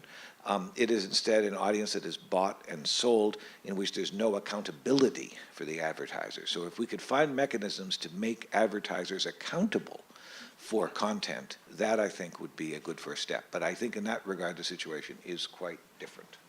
Well, I'm glad the subject of advertising has come up, because advertising no longer works in the old way, the way it was portrayed on Mad Men, where decisions are made about placing ads in particular publications or even particular websites. Programmatic advertising has completely destroyed that, and now this is the system known as ad tech, advertisers don't actually know where their ads are going to end up. And as a result, many of them are financing the kind of disinformation that they would be ashamed of if they actually knew that's where their ads were turning up. This in itself is a major part of the problem now, that there is no accountability in advertising. Kanter, go ahead, and then we'll take one more question. Yeah. No, I would also totally agree. Thank you for bringing that up. It was on my list of the solutions, but Yes. I saw Sarah looking at me, taking too much time, so thank you so much for bringing that up. And I totally agree with Professor Starr saying advertisers don't know where their advertising goes, and they would like to know. So making them accountable does not make that much sense, because over the past years, especially the big brands have tried to be accountable, but they can't, because Google and Meta, who are managing that advertising and the ad tech industry, won't tell them. Because the ad does not go to an audience that is interested in soccer or cars or makeup. It goes to specific people and follows them on the round in the internet. So, I mean, there has been a movement against this that called it surveillance advertising, which is a much more fitting description. To speak a little bit about the political environment, a big issue during the DSA was actually programmatic advertising and ad tech, and we tried to get a ban for it because it's not compatible with democracy, this kind of surveillance.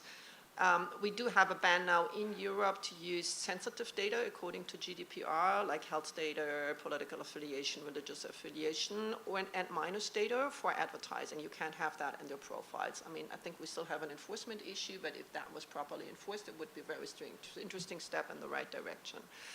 This is what Google and Meta most heavily campaigned against, using geolocalizing on everybody who went in and out of the European institutions. I was really basically followed by these posters coming up on my Instagram at the Brussels airport. Well, this is good for European SMEs. Programmatic advertising was good for it. It was the main point. And this is when you know that you touch what is really important, the business model. to come back to the changed political environment, at the time I spoke a lot to advertisers, but because big advertisers were extremely concerned about this, and I can't make names, but those were the big brands. And the World Federation of Advertisers, who fights for their interest, was very vocal in getting more transparency in the Digital Markets Act for advertising and its outcome. And a couple of weeks ago, I had a call to check in with the World Federation of Advertisers, and they spoke about different topics. And when I said, well, what about brand safety? What is coming out of the DMA? Are you satisfied with the provisions? They they started looking at each other with two relatively young persons, and they said, well, you know, in the US right now, we can't really talk about this. Brand safety has become something that falls under censorship, because brand safety basically means that advertisers don't want to put their money on websites that peddle disinformation or hate. That is the whole point about brand safety. And the whole concept is being attacked now in the US, so they can't even speak about this anymore. And this is why it is so serious, and this is why I think in Europe we really have to make progress on the advertising front. I mean, they're very interesting, and this is especially for you on the antitrust and competition front. There are extremely interesting lawsuits in the US about Google and Meta abusing their dominant positions. And I think when we speak in Europe, a big discussion now is getting new social media alternatives out of Europe, maybe from other places, according with the democratic governments. And a lot of people on the progressive side think this needs to be public. And I'm a little bit concerned seeing where, you know, governments are going, in which direction about the public part. So I would prefer actually a private solution with advertising as a very strong engine for it. But it has to be well regulated, so brands can really care about brand safety and fund websites in a very broad way with a lot of pluralism, but without that bias in favor of propaganda, lies, and hate. Thank you. Okay, we have one more question right up here in the corner. A very momentous decision will be made very soon that everybody should focus on. A faction of the legal establishment is calling for overturning Humphrey's executor, where the Supreme Court recognized that Congress has the power to create independent commissions with commissioners or officers who may not be removed by the president. Now, the argument they make is that democratic accountability requires that the president be able to remove commissioners. But what the reality is that that would make a cult of personality president who wins by a bare majority carry out his agenda, usurping the legislative powers of Congress. There's a lot to be said for these independent commissions, especially the 5-commissioner model, where they are initially carrying out congressional laws, but then carrying them out in detail. And really, it far more than antitrust, it's the right medium to hold algorithms to account, to require interconnection, transparency, and so on, that requires a lot of expert knowledge. But the benefit of the commission, especially the 5 commissioners, is the commissioners are appointed, but by different presidents from different points of view, making different political assumptions. So there is actually a possibility of a kind of Socratic dialectic going on, or at least disputation and dialogue and reasoning to come up with regulations in detail. So I wonder what everybody thinks about the future of, well, the FCC would be the big example here, but you could imagine an FCC that is totally under the control of one cult of personality president. You could imagine that.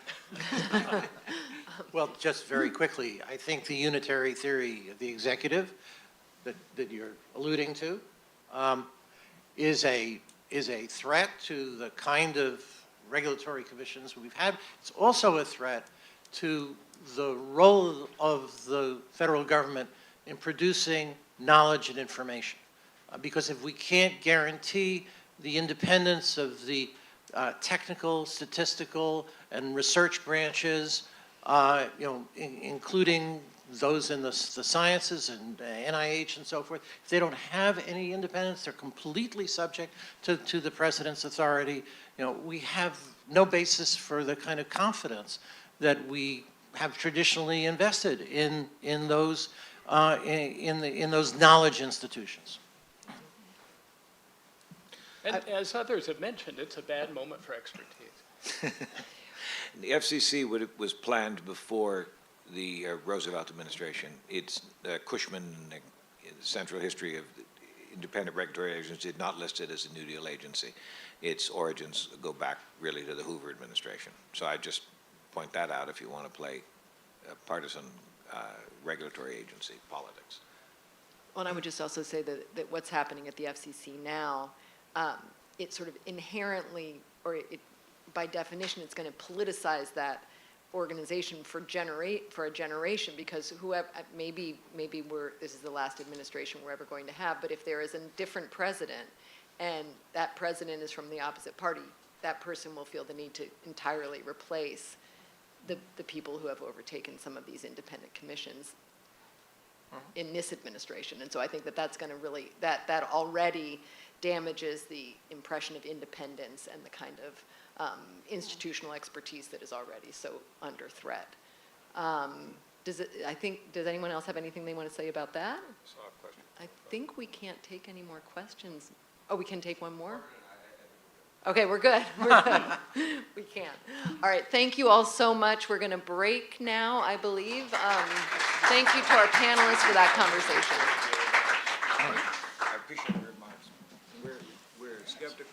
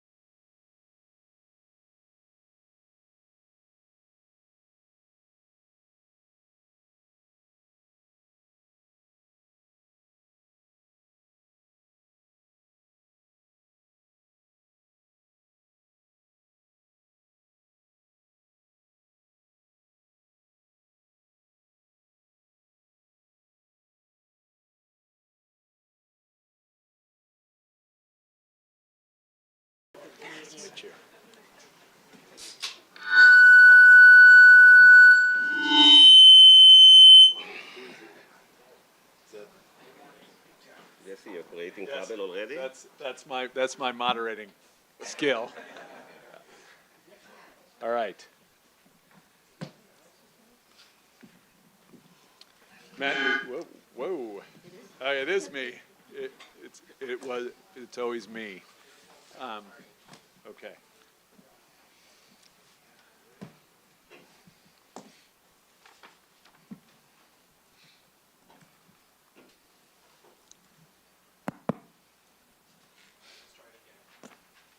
Okay, this is a little bit, oh, there we go, less of an assault. Hi, everybody. I'm Jesse Eisinger. I'm a senior editor and reporter at ProPublica and a regular at Stigler. I guess it's 8 years, and I'm thinking of this version as, well, it was fun while it lasted.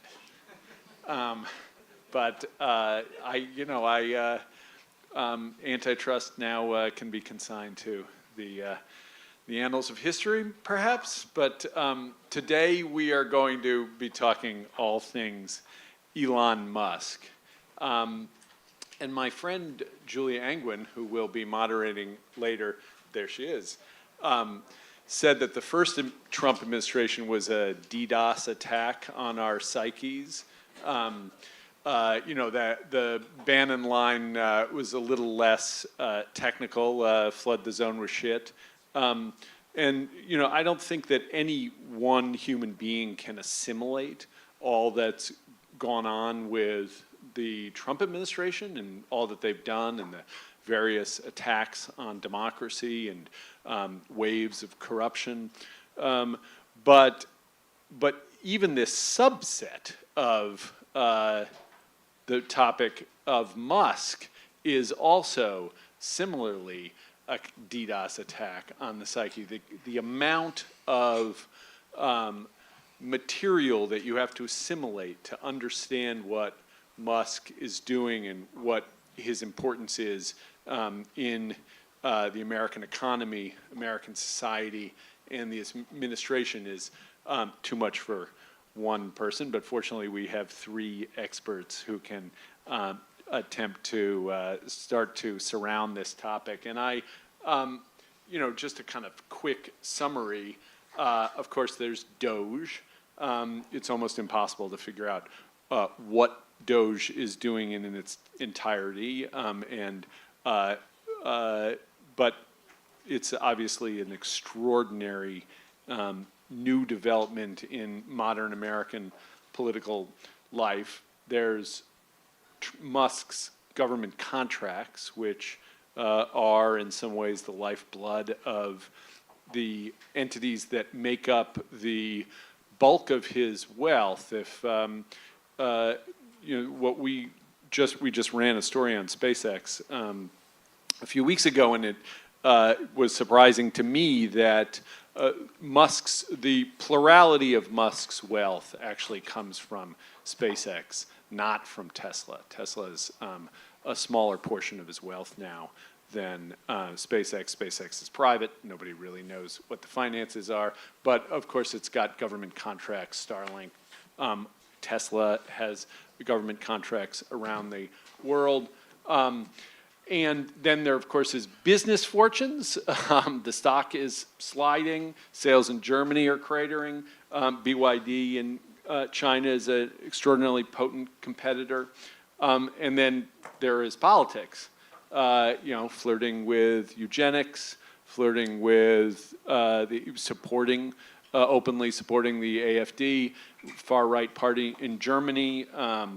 Obviously, he bankrolled Trump to the tune of over $250 million, but then more recently he tried to intervene and threw a huge amount of money into the Wisconsin Supreme Court election, which he said was held the fate of humanity in its hands.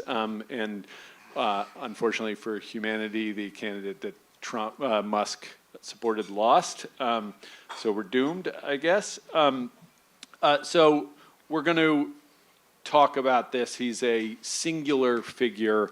I can't come up with a figure like Musk in American history. Maybe the panelists can. I think he's a kind of combination of Andrew Mellon and William Randolph Hearst, maybe some Rockefeller combination, who has had this kind of influence.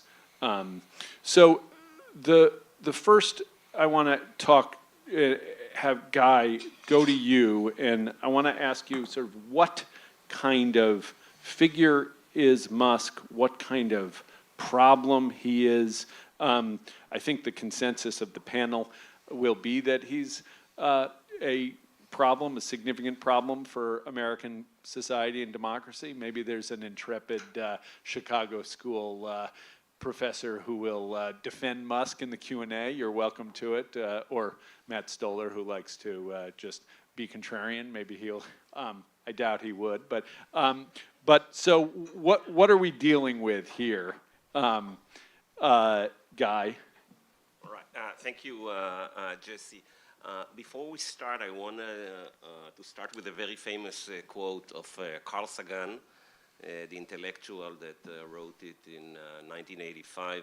I'm sure many of you have come to see this quote again in the last couple of years. It's all over the internet. So in his 1995 book, The Demon Hunted World, Science as a Candle in the Dark, he wrote, "I have a foreboding of an America in my children's or grandchildren's time when the United States is a service and information economy, when nearly all the key manufacturing industries have slipped away to other countries, when awesome technological powers are in the hands of very few, and no one representing the public interest can even grasp the issues, when the people have lost the ability to set their own agendas or knowledgeably question those in authority, when clutching our crystals and nervously consulting our horoscopes, our critical faculties in decline, unable to distinguish between what feels good and what's true, we slide almost without noticing back into superstition and darkness." So this is 40 years ago, and it feels not only that it's one of the most prescient warning we ever had, but maybe also a roadmap to our current crisis marked by social media manipulation, disinformation, algorithmic amplification, and populist backlash. Now, back to a question, Jesse, the Elon dilemma. So, first of all, the Elon question is part of a bigger challenge facing Western democracies. It's how we deal with the epistemic crisis, the breakdown of our knowledge structure. And I think that the best place to start is in the end of 2022, when Elon announces that he bought Twitter to defend and protect and promote absolute free speech. And of course, everybody loves free speech. And people like Musk and all the platform defenders invoke First Amendment, of course, as the bedrock of our democracy and everything that we cherish and admire. And this framing is, of course, both false and manipulative. And Elon, I think, is the most talented storyteller of those ideas. At least he was until recently.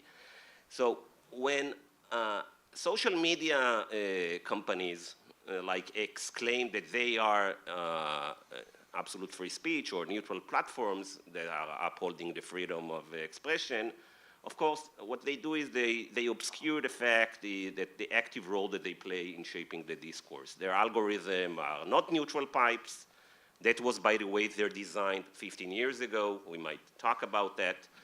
And they now amplify some voices over others based on the engagement metrics, favoring the outrage and misinformation, polarization, because those drive clicks and profits. And of course, all of it is based on surveillance. This is not an open marketplace of ideas, and far from a market for quality information. It's a manipulated arena engineered to reward emotional extremity and not any deliberative reason. This is not liberty, it's disguised power. And freedom of speech today belongs to mostly to Musk and to Bezos and to Zuckerberg and to Sergey and Larry and the Communist Party of China, of course. And free speech, as we heard from Paul Starr, Professor Starr, as we all know, can be interpreted in two ways, the negative and the positive. Now, negative liberty, in Isaiah Berlin's term, is freedom from interference. It's the absence of constraints. This is the form of liberty often invoked by Elon Musk, the notion that users should be free to say whatever they want without censorship, and Musk can amplify or censor whatever they want. But negative liberty, as we know, can empower the strong at the expense of the weak. On unregulated platforms, the absence of constraint does not create a level of playing field.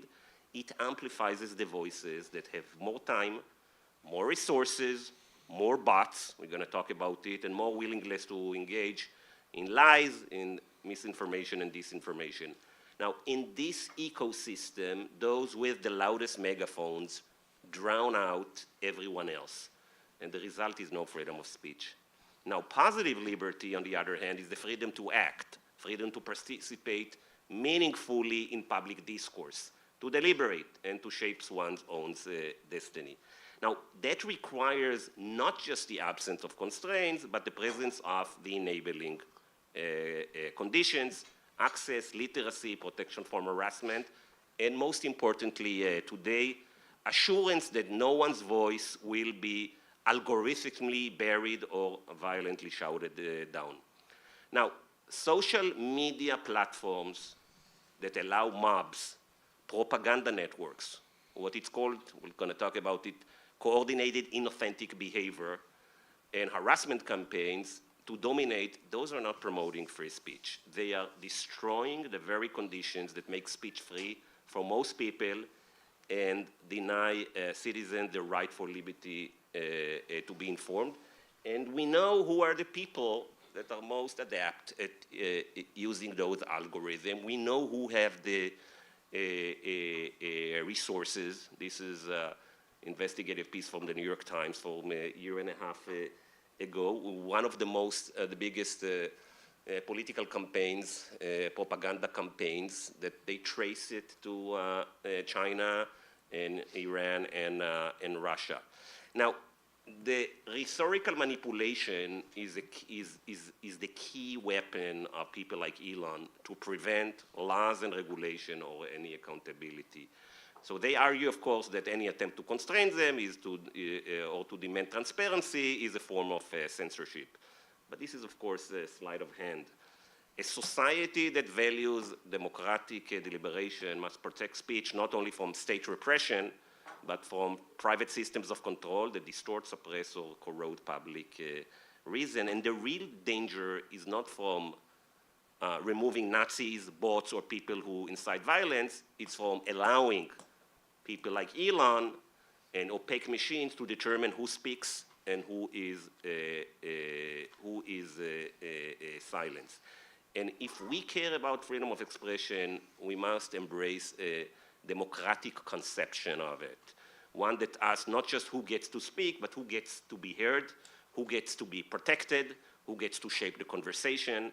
And that is the difference between society of speech and a society of noise. Now, what did Elon do when he took over Twitter?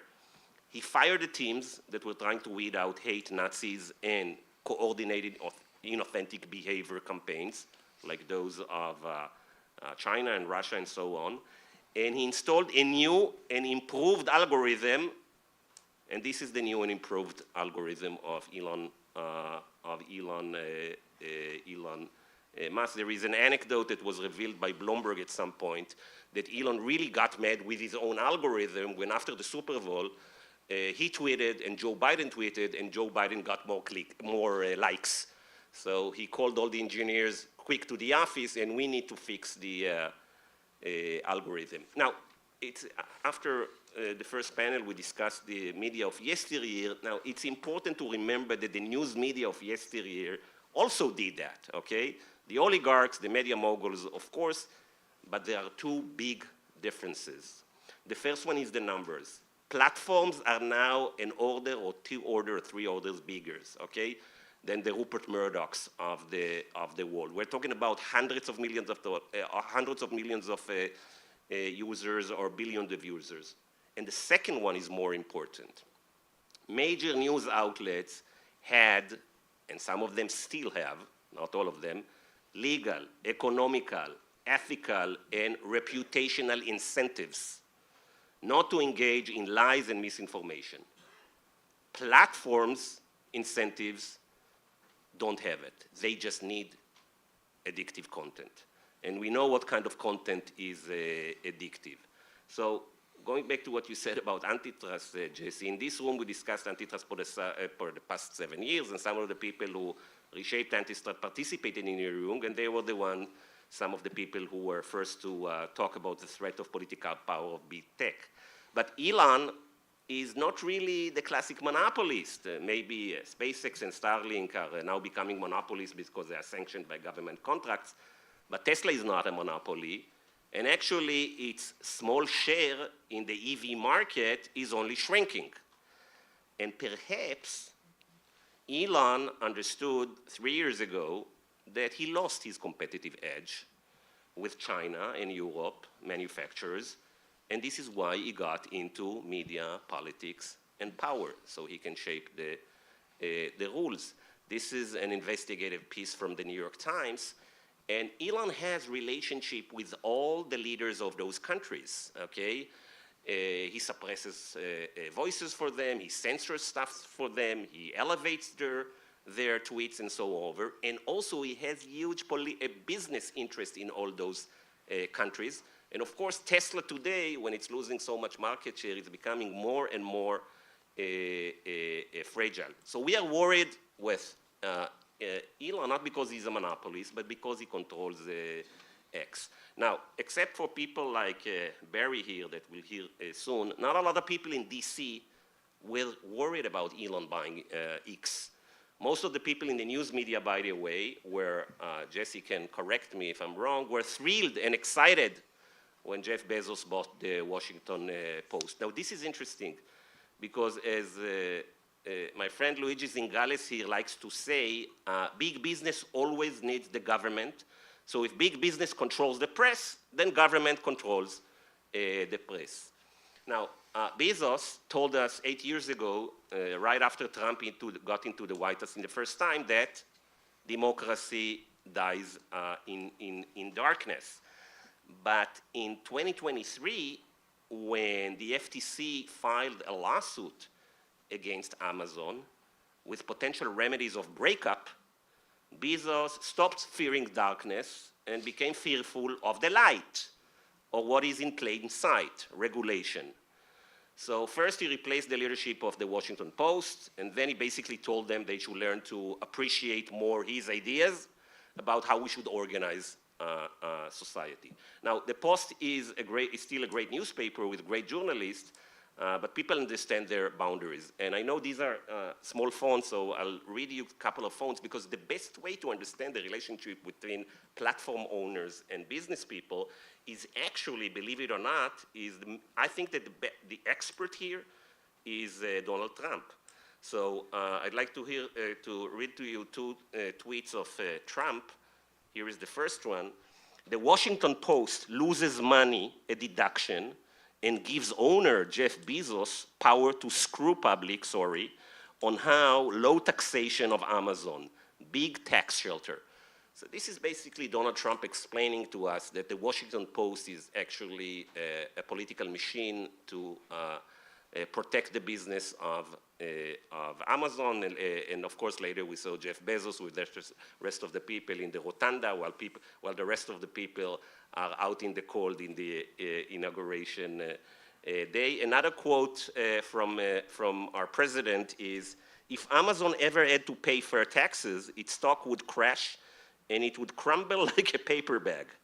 The Washington Post scam is saving it." You gotta give him that he knows how to tweet, and he's very precise. So what should we, and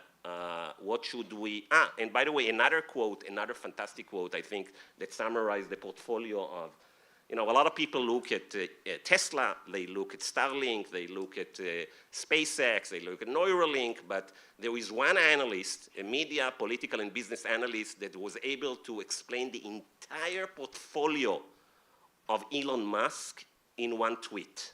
And this is, of course, the president again. Let me read it to you. Sorry. When Elon Musk came to the White House asking me for help on all of his many subsidized projects, whether it's electric cars that don't drive long enough, driverless cars that crash, or rocket ship to nowhere, without which subsidies he'd be worthless, and telling me how he was a big Trump fan and Republican, I could have said, drop to your knees and beg, and he would have done it. So Trump understands the business model of the Elon Musk empire. So what should we do now? You want to go to policies, or let's move go to the other panelists, and then we can come back sort of for solutions on this. And I forgot to say, please identify any conflicts of interest, which is not that you hate Musk, but financial, I think, is what I'm told. So Barry, Guy stepped on my question, which I'm very annoyed about as the moderator. That's all I get to do here. Is Musk a challenge to the antitrust framework that a lot of people adopted? We're at an antitrust and corporate concentration conference here, and Musk seems like not that kind of problem.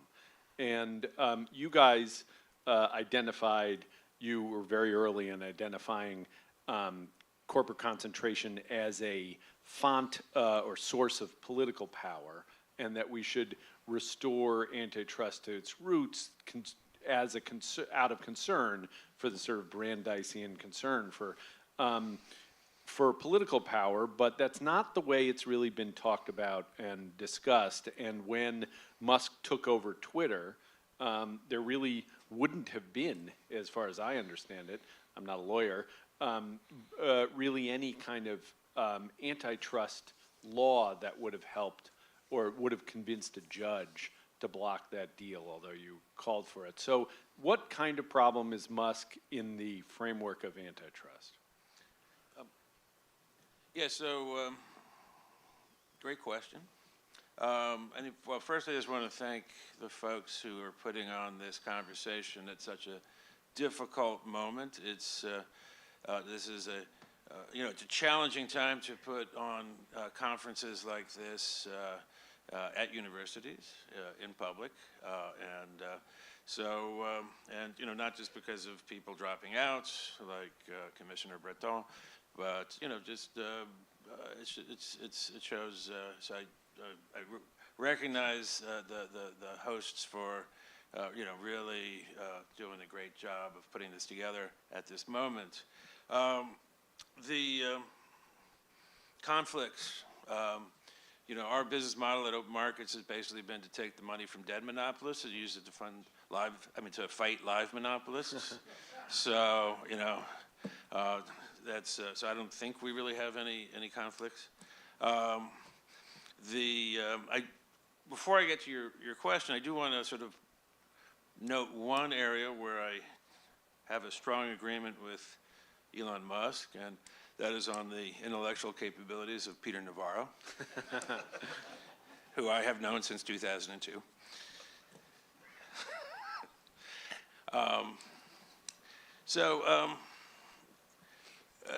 to get to your question of is Elon Musk, an antitrust problem? Well, first, like a sort of a framework, I think might help. Right now, and this kind of feeds off the last guy's initial comments and then the last panel, especially Alexandra's comments. We do face today the gravest threat to democracy in the United States and in Europe, but especially in the United States, perhaps ever, or certainly since the Civil War. And so we have to recognize that. There's no ifs, ands, or buts. And it is what makes it is this concentration of oligarch power and state power. It's the blending together of oligarch power and state power that creates the threat. This is also the greatest opportunity. This is a gift for those of us who have been fighting this fight for as long as we have. This is a gift because this is being put in front of us by people who are not really that competent yet to create the kind of autocracy that we fear. So it's like they have shown us where they want to go. They have shown us how they want to get there. And yet, at this point, they don't have the ability to really, put together the most, minimally coherent trade policy, for instance. So embrace this opportunity. This is the opportunity of our lifetimes here in America, not just as a Democratic Party, but actually all liberal Democrats. And we have many, many, many friends inside the Trump administration. We have many friends among Republicans across the state AG's system, across the United States. We have some friends in MAGA, a lot of friends in MAGA actually. So, but we also have all the rest of the American people who, for 250 years, have fought off previous threats to our democracy, time and again, and who have no intention of actually allowing this kind of concentration of power to take place. So, to all of the elite technocrats, Ivy League schooled people, stop with the panic. Speak the fuck out. Okay. Tim Snyder, good riddance. Let him run. Excellent.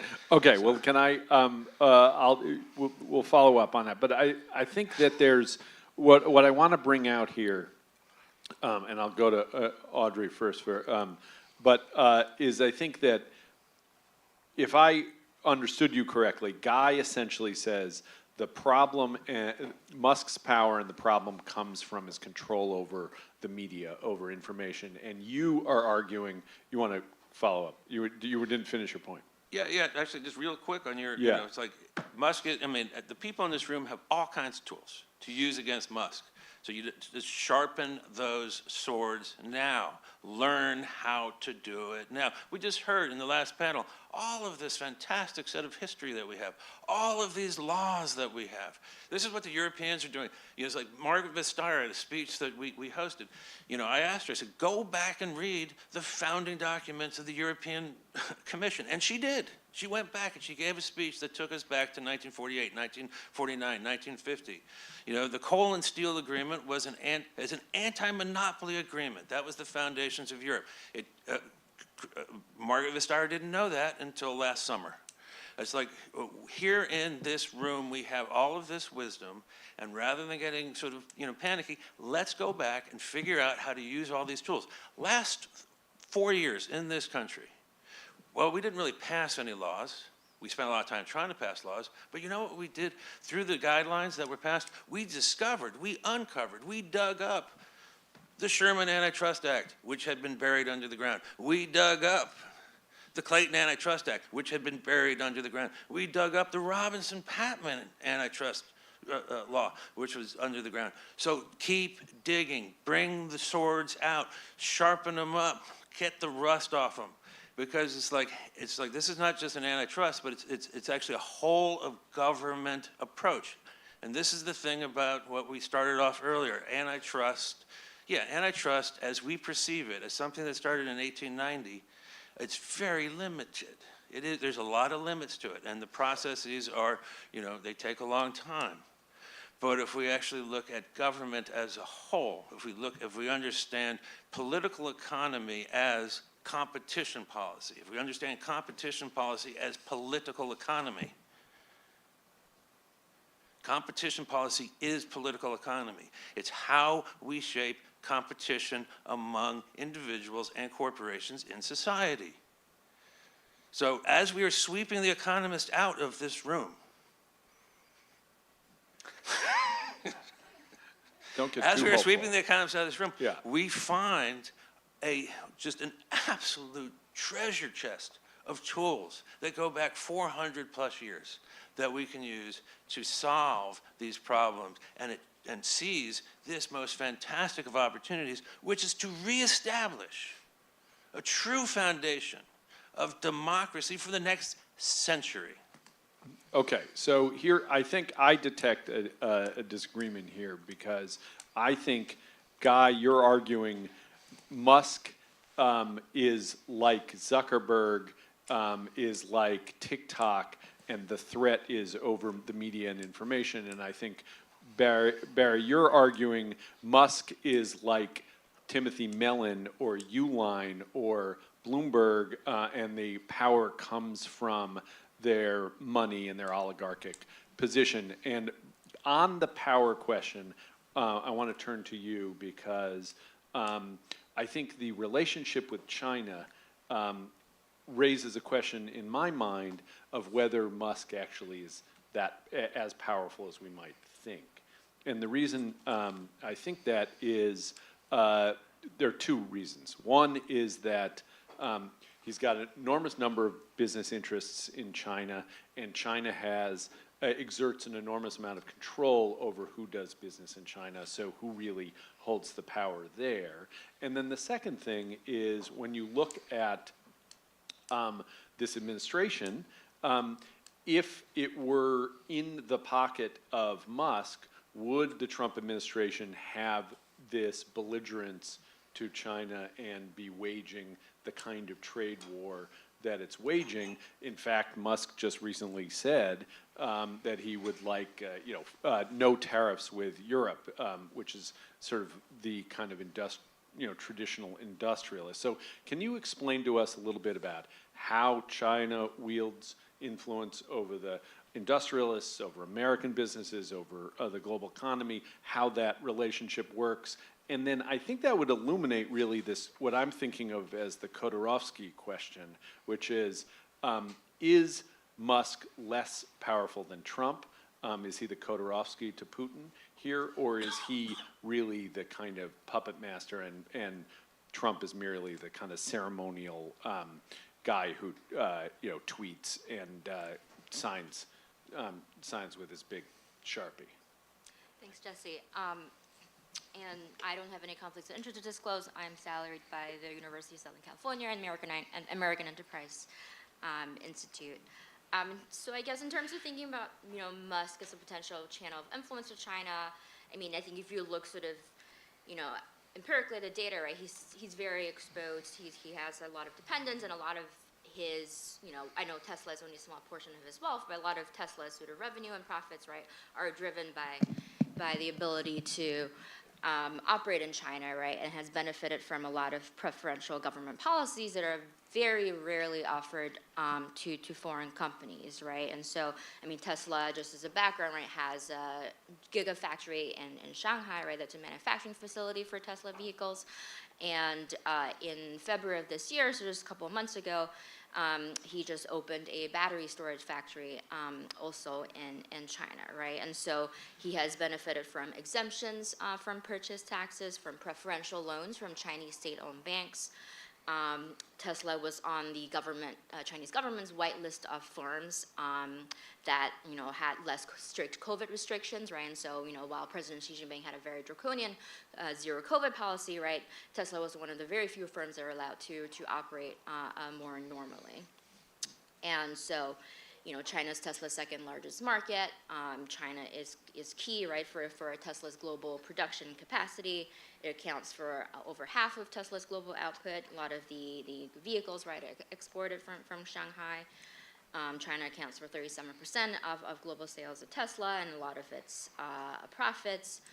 And at the same time, right, in addition to sort of these preferential government treatment that Musk is having and sort of the close relationships that he's cultivated with the then Shanghai mayor, now the premier of the People's Republic of China, right, Tesla is very reliant on Chinese suppliers for battery components, for the car components, for critical minerals, where 40% of battery components come from China, including sort of dependence on Chinese refiners for lithium, for cobalt, for nickel. So sort of this is someone whose business is sort of really dependent, I think, on the continued goodwill of the Chinese government. But that's not to say that China always rolls out the red carpet for Musk and Tesla. I think we've seen some examples of potential leverage that the Chinese government has over Musk, where we see sort of not just carrots involved, where actually sort of one side point is that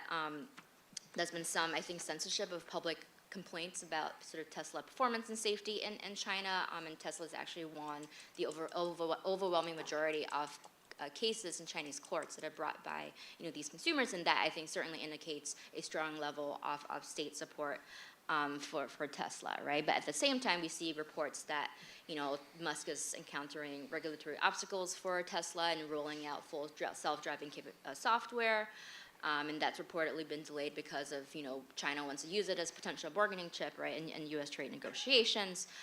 Tesla has faced difficulties in expanding its production facilities due to PRC government concerns over Starlink, right? Chinese government disapproved of Starlink being rolled out in Ukraine, and it wanted Musk to assure them that they wouldn't use Starlink in China. Putin requested Musk not to roll out, not to use Starlink in Taiwan.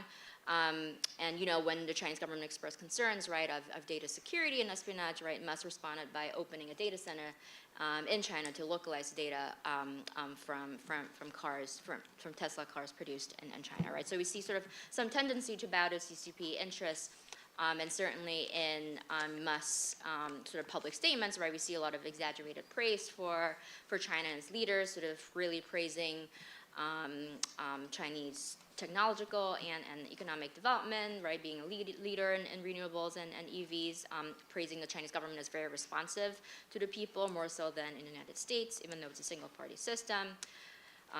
Saying that Taiwan's an integral part of China, that there are two sides to China's repression of Uyghurs in Xinjiang. He sort of, stated that he's kind of, quote unquote, kind of pro-China. And so, given sort of what we was talking about, where Musk, both is involved politically, right, in the Trump administration and has, algorithmic control, through X or Twitter, right, I think this is definitely sort of, he can be a very powerful amplifier for Chinese government propaganda talking points. But sort of in response to the second part of your question, right, which is sort of Musk doesn't seem to have had much influence, right, on Trump's tariff policies, and certainly sort of the focus on China that we've seen in the last couple of weeks. I think I think Musk expended a lot of his political capital on Doge, and so I think actually he, for some reason, right, hasn't been that sort of active in advocating for some of these policies, to trying to moderate Trump's policies on China. And I think one way that he could have influence is maybe, I think Trump, cares a lot about tariffs, he cares a lot about the bilateral deficit, right? And that's sort of his very simplistic understanding of, international economics and the relationship with China. And so I think, maybe Musk, going forward, right, could be a potential sort of behind the scenes negotiator, right, where sort of saying, oh, look, China can offer, we can offer some more investments in the United States, we can make this deal happen, right? Because I think Trump and Xi Jinping do want some sort of deal, right? This tariff situation isn't sustainable. And so, I think there is still a potential path for him to sort of be the bridge, sort of trying to close the deal and offer these additional incentives. But I think Trump cares too much about the deficit, right? And it's really sort of focused on tariffs, whether as an end game or as a bargaining tool, right, to get Chinese leaders to come to a negotiating table. That I think Musk hasn't really been, as you said, that influential on tariff policies. But yeah. Yeah. It would be interesting to see if he shifts, and if he shifts his attention, and whether, it'll be a big test of his power coming up. So, Guy, I want to go back to you, because I want to put a proposition to you that the problem with Musk is not his money, his oligarchic money, and it's not his control over the information platform, but the fact that it's his ideology and his politics, and that he is, a far right sympathizer, with maybe he throws Nazi salutes, who knows? He's a kind of troll and groyper, and so who knows if he's sort of joking around. But if he were running Twitter in a kind of way to make money and to be efficient, would Twitter be a problem? And so, the question I have is it because he wants to amplify the voices that he wants to amplify, rather than the fact that he can amplify them?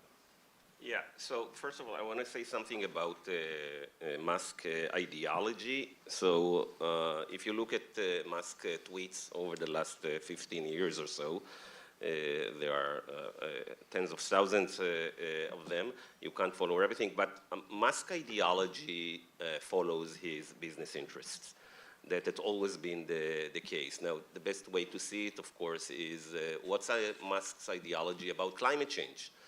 So up until 3 years ago, the entire legitimacy of the Musk empire, Tesla empire, was this is the guy that is fighting the good fight for fighting climate change. This is why we gave him so much subsidies, more than anyone else. The credits that he got from all the auto manufacturers, they were up until 3 years ago, much of the profits of Musk came from those regulatory credits that he sold to other auto manufacturers that can continue to emit CO2.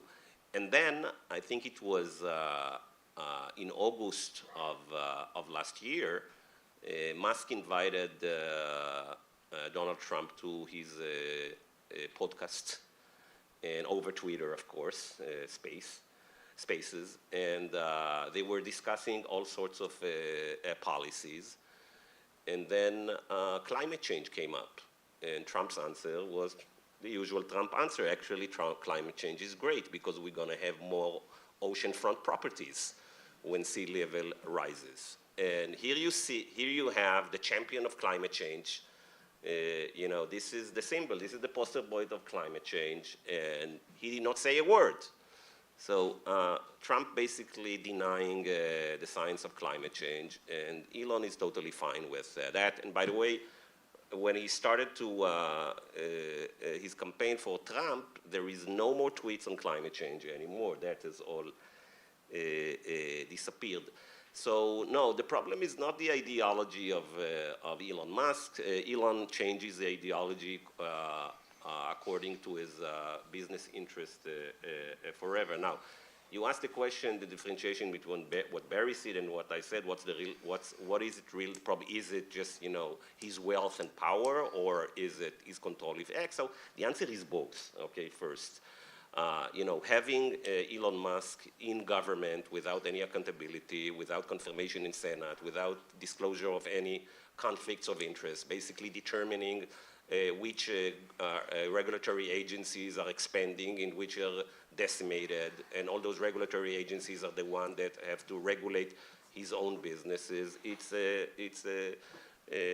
absurd. So you have the government and the vertically integrated of government and business into one person, something that since Andrew Mellon we didn't have, and Andrew Mellon didn't have, also didn't control the public discourse. But for our discussion today, what is really systemic in this epistemic crisis that we're facing, I think the most important part of that story is, Elon and Trump can have a fight, and then it's done. And we also see we can see some dead. But Elon is somebody that controls X, and Zuckerberg is somebody that with dual shares totally controls Meta, and the rest of the people who control social media. Those are the systemic problems that we have today in the way we organize our society. So I think that they loom much larger than the usual problem that we have with money and politics and powerful people that can, give money to our politicians. Okay, well, I want to go to questions now. Actually, can I- yeah, make a quick point, and then we'll go to questions. Yeah, no, I mean, this is, Guy and I, we absolutely agree, and that's the Musk's, and the thing is that there's the brute power he has, but it is his control over X and over communications and how he uses it that provides the most immediate threat.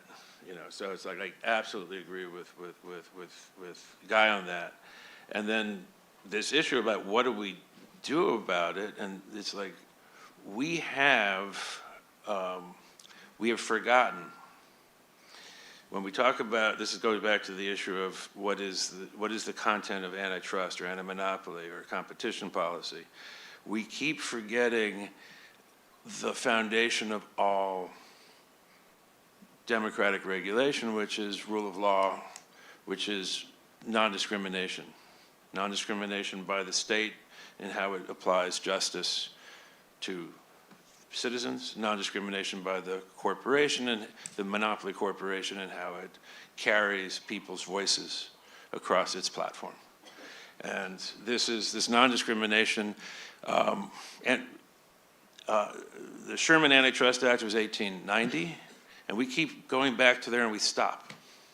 3 years before the Sherman Antitrust Act was the Interstate Commerce Act. The Interstate Commerce Act at that time applied to the railroads.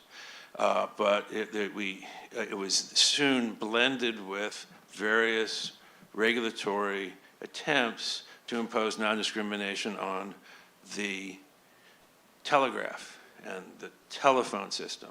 And this is actually something that Paul left out, which is, regulation back in the day wasn't simply having medium against medium. Regulation was also that within the medium, there shall not be any discrimination except by class, and all discrimination by class is to be decided by the public, not by the actor inside the corporation.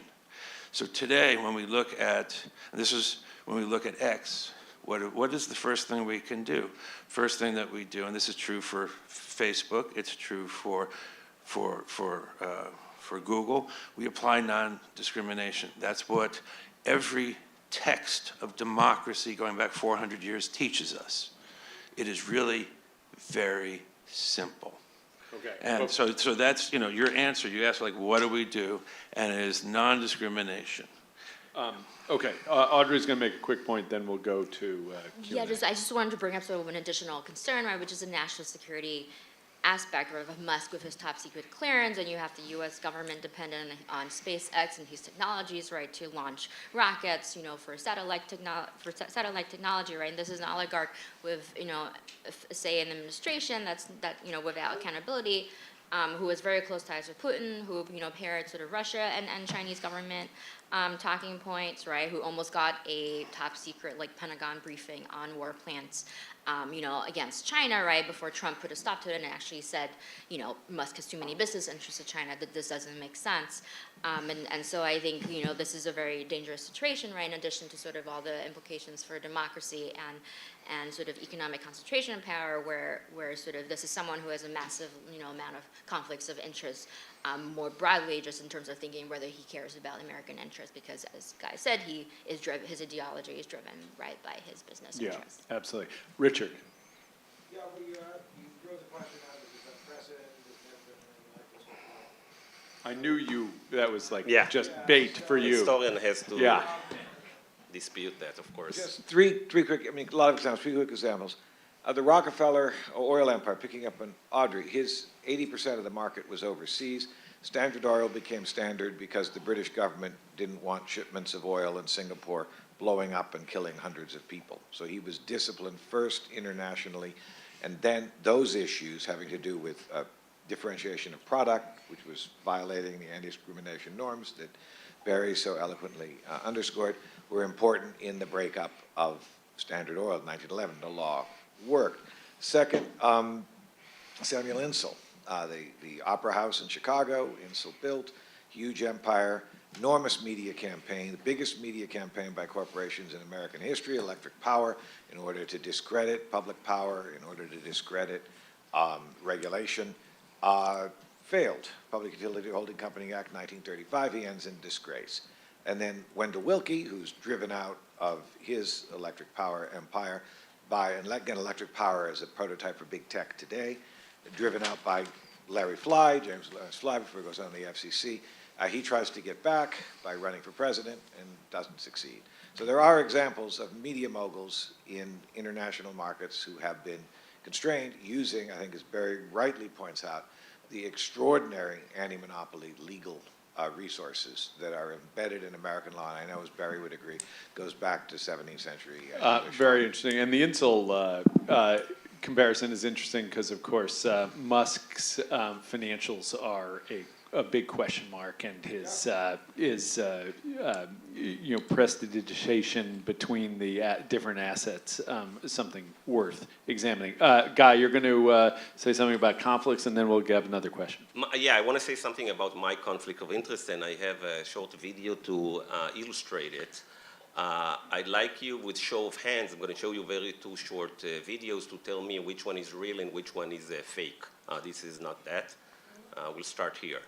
This could be the biggest stock story of the year. Hi, I'm Scott Galloway. I've set up a WhatsApp investment group. Every day I'll share 3 stocks as well as the latest investment news. My goal is to help more investors. If you also want to invest with me and exchange experiences, welcome to join my WhatsApp investment group. Okay, that's called Galloway, very famous person, and this is, of course, my office here in Harper. How to achieve your wealth goals in the stock market in 2025. Clarity of vision is the most valuable asset in investing today. Hi, I'm Rogge. Right now, I'm tracking 3 high-potential stocks poised for significant gains in the next 2 months. These companies are massively undervalued and are already catching the eye of institutional investors. If you wait until they hit the headlines, you'll be chasing them at much higher prices.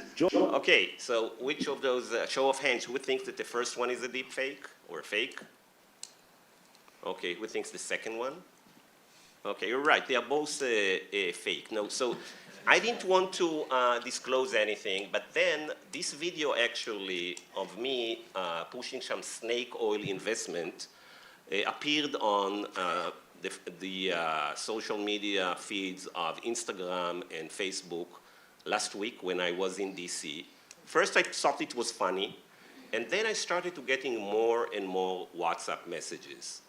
After 3 days, I actually understood that every person that I have ever known that ever, looked at my webpage, looked at my Facebook, and I don't use Facebook for years, or at my Instagram, which I don't use, or probably other places on the internet, is being exposed for me selling snake oil. Of course, now, we thought that you are serious academic and journalists. No, you are selling snake oil on the internet. Probably thousands or tens of thousands or hundreds of thousands of people were exposed to that. Now, so I reached out to Meta, and I told them that they are harming me in an unprecedented way because my entire livelihood is based on that I don't have conflict of interest.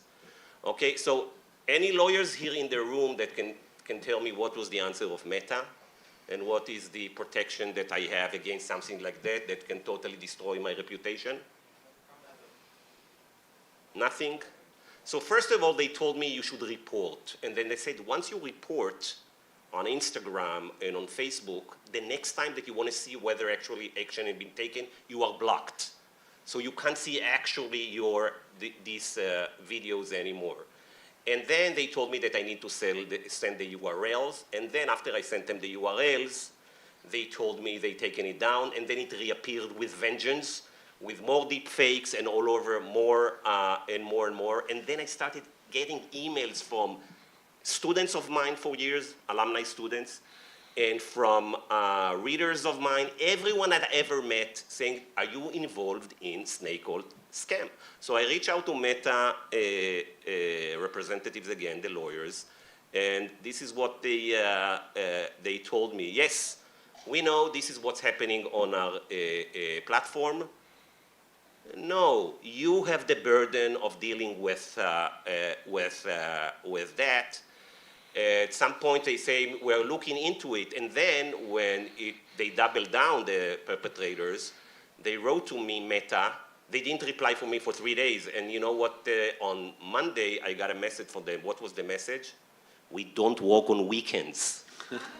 This is a company with net profits of close to $100 billion, number 3 in terms of its AI capabilities, and then basically they told me, no, you understand that it's totally impractical for us to monitor what's happening on our, this is from the lawyers of Meta, okay, in Israel. By the way, Herzog is also the name of the president. It's a law firm that associated with Meta in Israel. Basically, they're telling me in writing that it's impractical to stop lies on their platforms, and of course they are enriching themselves. They make a lot of money from those scams. This is the business model. So I want to reiterate, Jesse, I don't have conflict of interest, although probably hundreds of thousands of people on Meta and Instagram thinks that I do in the last week.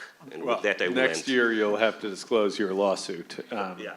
Yeah. I don't have a lawsuit yet because it's a question, because people All right. tell me, what are you going to sue them for that? For what? One more question. I think we have time. Go behind you, David. Sorry.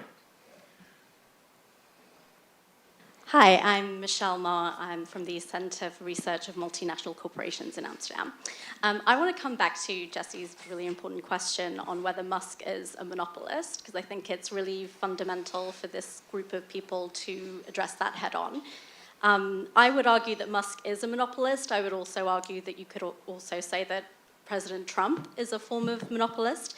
And I think that we need to think about how antitrust as a technocratic and technical discipline has tied itself up in knots for the last several decades over trying to identify whether a company is or is not a monopolist. We can see the hundreds or multiple hundreds of papers on the consumer welfare, which we can now thankfully declare as completely irrelevant for exactly that sort of trying to kind of figure out which company is or not a good or bad monopolist. So I think that we need to be unlocking the power of antitrust, and if we want to do that as a regulatory tool, then we need to be really clear that to identify a monopolist, we need to look at its power, we need to look at market power, political power, we need to look at bigness, we need to look at wealth, we need to look at property rights, we need to look at the control of the media and its conflicts of interest. It's all of the above. We don't need to argue about which one it is. If we can't look at a monopoly and actually call it a monopoly, then we won't be able to use antitrust laws. If we can't do that, then we won't be able to use the full strength of the law. And I think that that comes to Barry's point about the rule of law, which is that we can go back to that old model of looking at, competition and what market behaviors do or do not promote competition. We can do that once we've removed wealth from the equation and once we've made these companies and people governable. All right. Do you guys want to respond to that? Or we could have one more question. Yeah, no, I mean, I think it's this issue of, I mean, as an example of just how all these things should be wound up, and this is, so we did when Musk bought Twitter, which he kind of did into sort of two spurts, and I guess it was May of 22, and then he kind of finished it up in November of 22. We put together a letter to various folks in the government, just urging people to at least investigate the purchase, and that we felt there was a lot of reasons to prevent the merger, and we actually listed many reasons, and in fact so we ended up sending the letter simultaneously to the FCC. So Jonathan Kanter, I spent a long time on the phone talking to him about this, and he said, well, we do have one agency that is entirely AWOL, and that is the FCC, which was then chaired by Jessica Rosenworcel. And so he said, this really falls into Jessica's sandbox, and so the fact that we have Jessica AWOL is a problem. But we also, addressed it to Jonathan himself at the DOJ and the FTC. But we also said this is something like that particular deal, bringing together Musk's various properties, Twitter plus his existing properties, also implicated the CFIUS. It also implicated the SEC. It also implicated CFPB. It also implicated DOD. So our recommendation was, at a minimum, bring these different agencies together into a room and have a discussion about what investigations need to be had. And we did put forward one theory about like a conflict, a traditional conflict that could provide some leverage, which is the fact that we had with Starlink a regulated service, an internet service, a satellite internet service regulated under license by the FCC. And when you have a license like that, that gives you a lever. And you could say, well, traditionally, those who control a platform like Starlink shall not also control a platform like Twitter. So that was, Mr. Brendan Carr thought that was not an acceptable theory. Europe now is actually moving in that direction, just so we know. The article that came out in the New York Times last week about sort of this pending action by Europe against X, which could lead to a $1 billion fine, actually says that one of the things that Europe is doing is they're actually treating we're treating Musk as a corporation. Because one of the arguments that was made when we sent this letter back in 2022 is Musk is not a corporation. So therefore you can't apply antitrust to him, which is an asinine, absolutely asinine argument, but it was made repeatedly, especially in the press. This is, bringing this home to all of the different tools and all the, that we have. We could have gone after this. We could have thrown sand. We had 7 different agencies that could have thrown sand into the gears. So and that's, we wouldn't have this problem, but we're not looking back. We're looking forward. So we're figuring out how we're going to throw sand into these gears going forward, and separate the gears from one another. All right. On that note, I think we could spend all day just on Musk, but this has been great. I think we'll have to continue the conversation in the hallways. Thank you, Barry, Guy, and Audrey for that. And on to the next panel. On to lunch upstairs, 6th floor.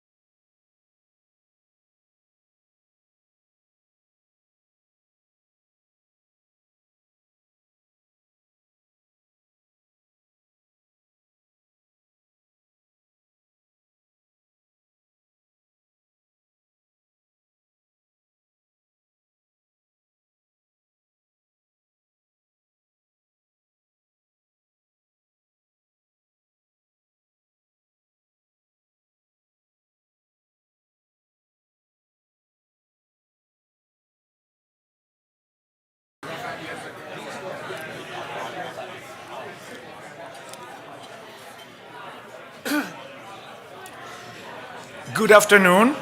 And I'm very happy there is a lively conversation, means you're having a great fun. And that's part of what this conference is about. But this is a special moment because we're going to host our keynote speaker. So first of all, let me introduce myself for those who don't know me. I'm Luigi Zingales. I'm the faculty director of the Stigler Center at the University of Chicago and one of the organizers of this conference. And as you understood, this conference we do disclosure. So let me tell you that I am on the board of an Institute of Growth at the Minneapolis Fed. I'm an advisor to a startup called Journal that tries to finance students through equity contracts. I did a report on the competition in Chile financed by the International Inter-American Development Bank. And I gave a bunch of speeches around, and you can look at my disclosure page for where I gave the speech. This said, as my conference co-organizer, Guy Rolnick, mentioned earlier, our original keynote speaker, Terry Breton, decided to cancel his appearance last minute, noting that this participation in the conference would not be appropriate at this time. But we're very good fortune because we're delighted to have the honor to host somebody that I consider a much better keynote speaker, Tom Ginsburg, who is a colleague at the University of Chicago, a professor at the law school. He's a globally respected scholar of law and democracy, and Tom is ideally suited to speak to the contemporary challenges facing a marketplace of ideas featuring dominant platforms, propaganda, and concentrated economic power. Before we begin, please note we are on the record, the live streaming, and we'll post all the conference videos on the Stigler Center YouTube channel. So this will be there forever. We hope that you'll join us for the remainder of the conference today and tomorrow, ideally in person, otherwise on the live stream, as well as for our upcoming events. And also check the Stigler website for the details and check our publication, promarket.org, and the podcast Capitalism that I co-host with Bethany McLean. If you are in the room and have a question for Tom, we'll have time for question and answer at the end, but Tom has to leave at 1 promptly because he has to teach. As usual, the views expressed by guests are their own, not those of the Stigler Center or the University of Chicago. And now, please allow me to briefly introduce our speaker. Tom Ginsburg is the Leo Spitz Distinguished Service Professor of International Law, the Ludwig and Hilda Fold Research Scholar, and Professor of Political Science at the University of Chicago. He currently co-directs the Comparative Constitution Project, an effort funded by the NSF to gather and analyze Constitution, and he's also the founding faculty director of the Chicago Forum on Free Inquiry and Expression, which promotes the understanding, practice, and advancement of free and open discourse at the University of Chicago and beyond. And now, without further ado, I turn it over to Tom. Thank you.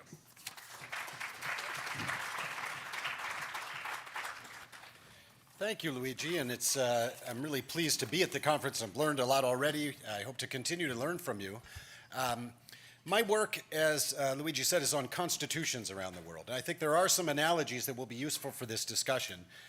It is true that about 12 years ago I did get some money for one of my constitutional websites from Google Ideas, so that's a disclosure. My other disclosure is that all my salary comes from the University of Chicago Law School. So that is a disclosure in a sense. There's a reason we're having these discussions at the University of Chicago, and that's because, and there's a reason that we have a forum on free inquiry and expression, that we are sort of the standard bearer in this area, and it's just really by chance. It's the fact that we were created in 1890, which is the same era as the Sherman Act, and the same era where the First Amendment starts to have bite. It's the progressive era, ideas of technocracy, ideas of knowledge, serving society. It's really part of the DNA there. And it's actually also, of course, the era of the origin of this metaphor, the marketplace of ideas. Most people trace it back to Holmes' opinion in Abrams, a 1919 case. I think it actually gets, the actual phrase comes from William Douglas a couple of decades later. But the basic idea that, there's a marketplace of ideas and we ought to have full contestation in a kind of regulated space in the same way that we would think of you need some antitrust law. So it was always had the idea that there's some background limitations. But what Holmes was doing was loosening those limitations and expanding scope to criticize the government, to fight, to have an anti-war movement, eventually to protect communists and things like this. Obviously, we're in a huge moment of crisis in this area. Certainly the most repressive era, as was said this morning, since the McCarthy era. And just to throw a few examples, you know, the administration, for example, said that AP was going to be banned from the White House press pool. They lost that case, you know, and this is a general pattern, of course, which is do a lot of illegal stuff, and some of it might fly. Of course, it's heartening that they did lose the case, but the attempt is very significant. The disappearance of free speech rights for non-citizens, including green card holders, I mean, they're gone right now. And again, eventually that will be litigated, and eventually the government will lose. But the chilling effect, which is something we worry about so much in this area, is already present. And that's obviously a major concern. It's personal for me because I have a friend whose visa was removed on his way back to Princeton, really for nothing, not even for speech, just whatever. There's no due process if you're a non-citizen and you're outside of the country. Law firms, the attacks on law firms, which are speech-related. In other words, if I'm representing X or Y person Trump doesn't like, now they can deny access. What they tried to do is any federal building. Now, it turns out that all the courthouses, federal courthouses, are federal buildings. So it's obviously an attempt to intimidate and deny representation for those who they don't like, and that's a huge threat to the rule of law. Finally, well, academic freedom, right? We have obviously this weaponization of anti-Semitism and such. This has been under attack from many quarters for many years, but now with state power obviously accelerating, and as I think was also said this morning, it's part of a general attack on knowledge institutions. You can't have democracy without facts, right? Without institutions to produce facts that we can then fight over in the political sphere.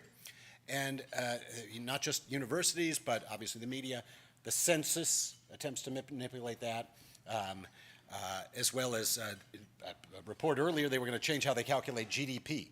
Okay, well, that's a major change, and obviously would government statistics, so much depends on that, and librarians are right now as we speak, you know, scraping websites to make sure that things don't get taken down, which are necessary for a free society.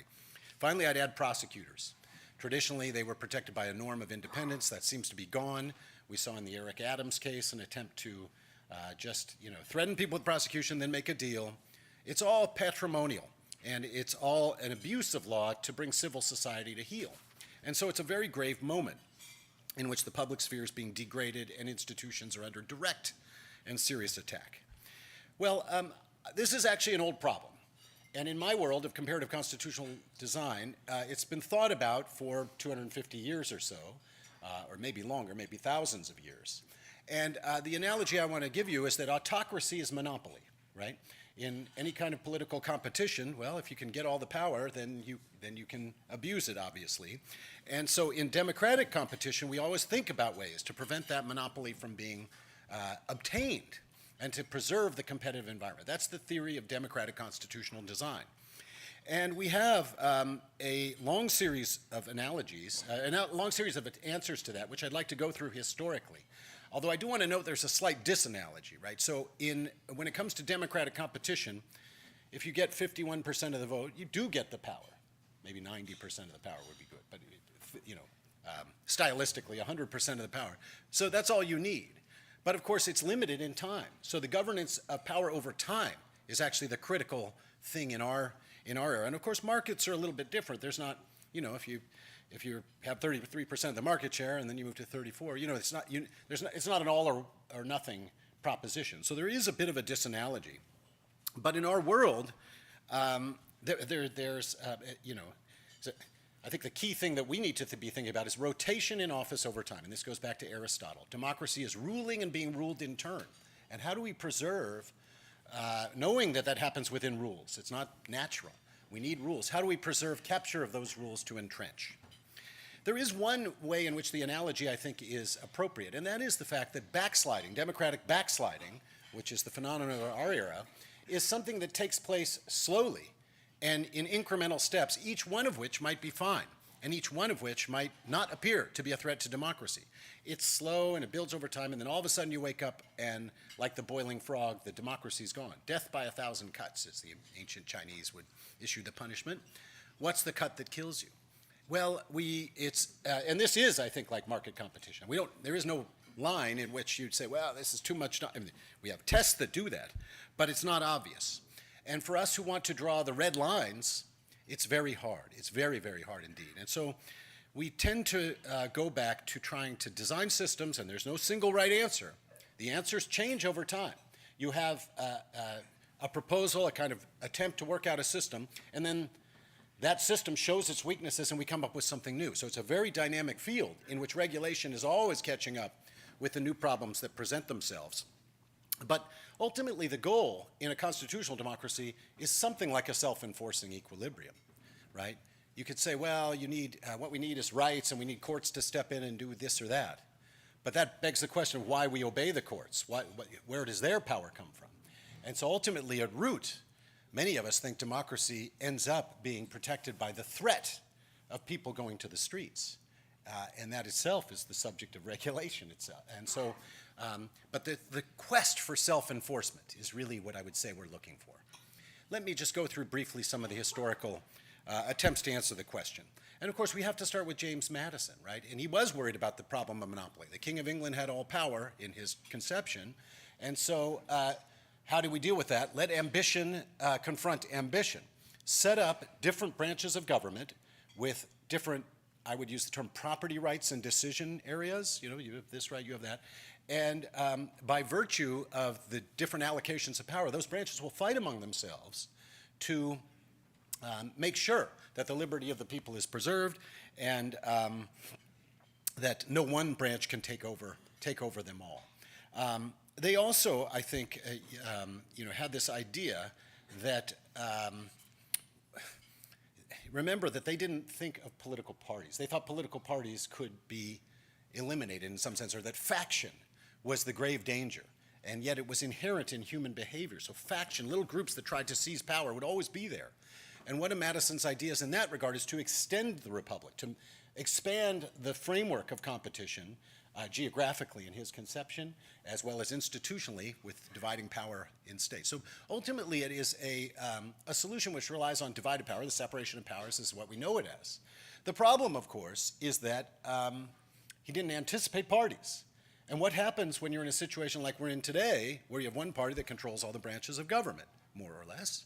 Well, we still see some ability of the courts, and I think the courts are extremely important in our moment, to stand up. Congress, obviously not. And this is not true just in the United States. It's true in many, many countries. Legislatures have very low legitimacy and very low ability to do anything in terms of constraining powers of executive. We now live in an era where government is really two branches. It's the executive and courts in many, many countries. And that's a problem for Madison. Later literature said, well, you know what we really need is a separation of parties and not powers. That is, you want a structure in which the parties will be incentivized to compete, regardless of who happens to have the branches. And that's hard to do. It's hard to do.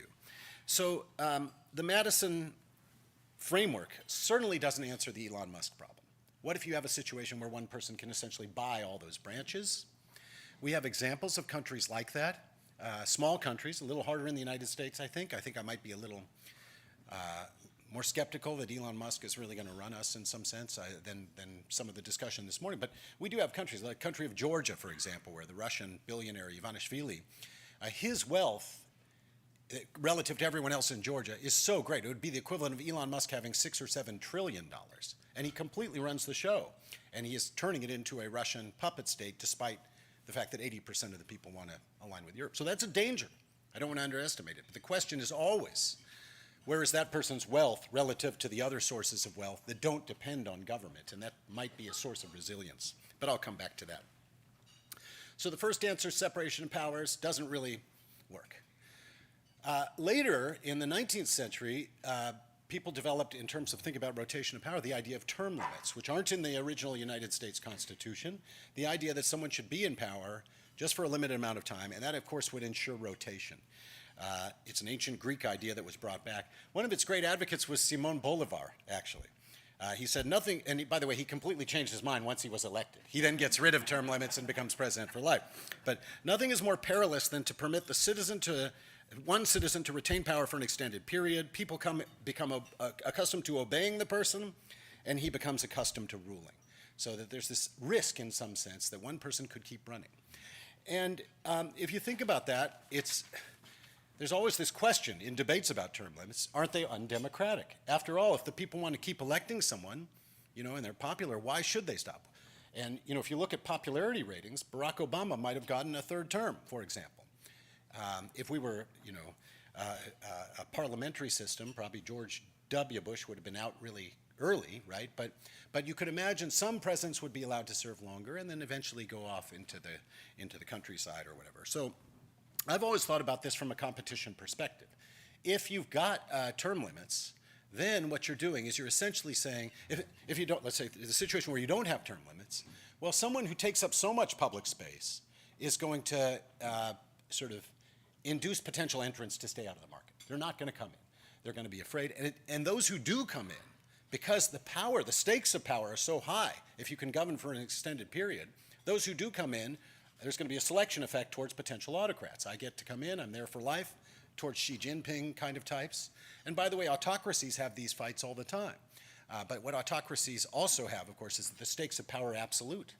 China, every generation, has a fight to the death for power. In fact, just a comment on China, we're actually in a very civilized era because Bo Xilai, who lost the last competition, is still alive in jail and lost all his wealth and all that stuff. But that's a rare thing in Chinese transitions for power. It's a rare thing in autocracies. In democracies, we lower the stakes. We say, if you step out of power, you can still have something.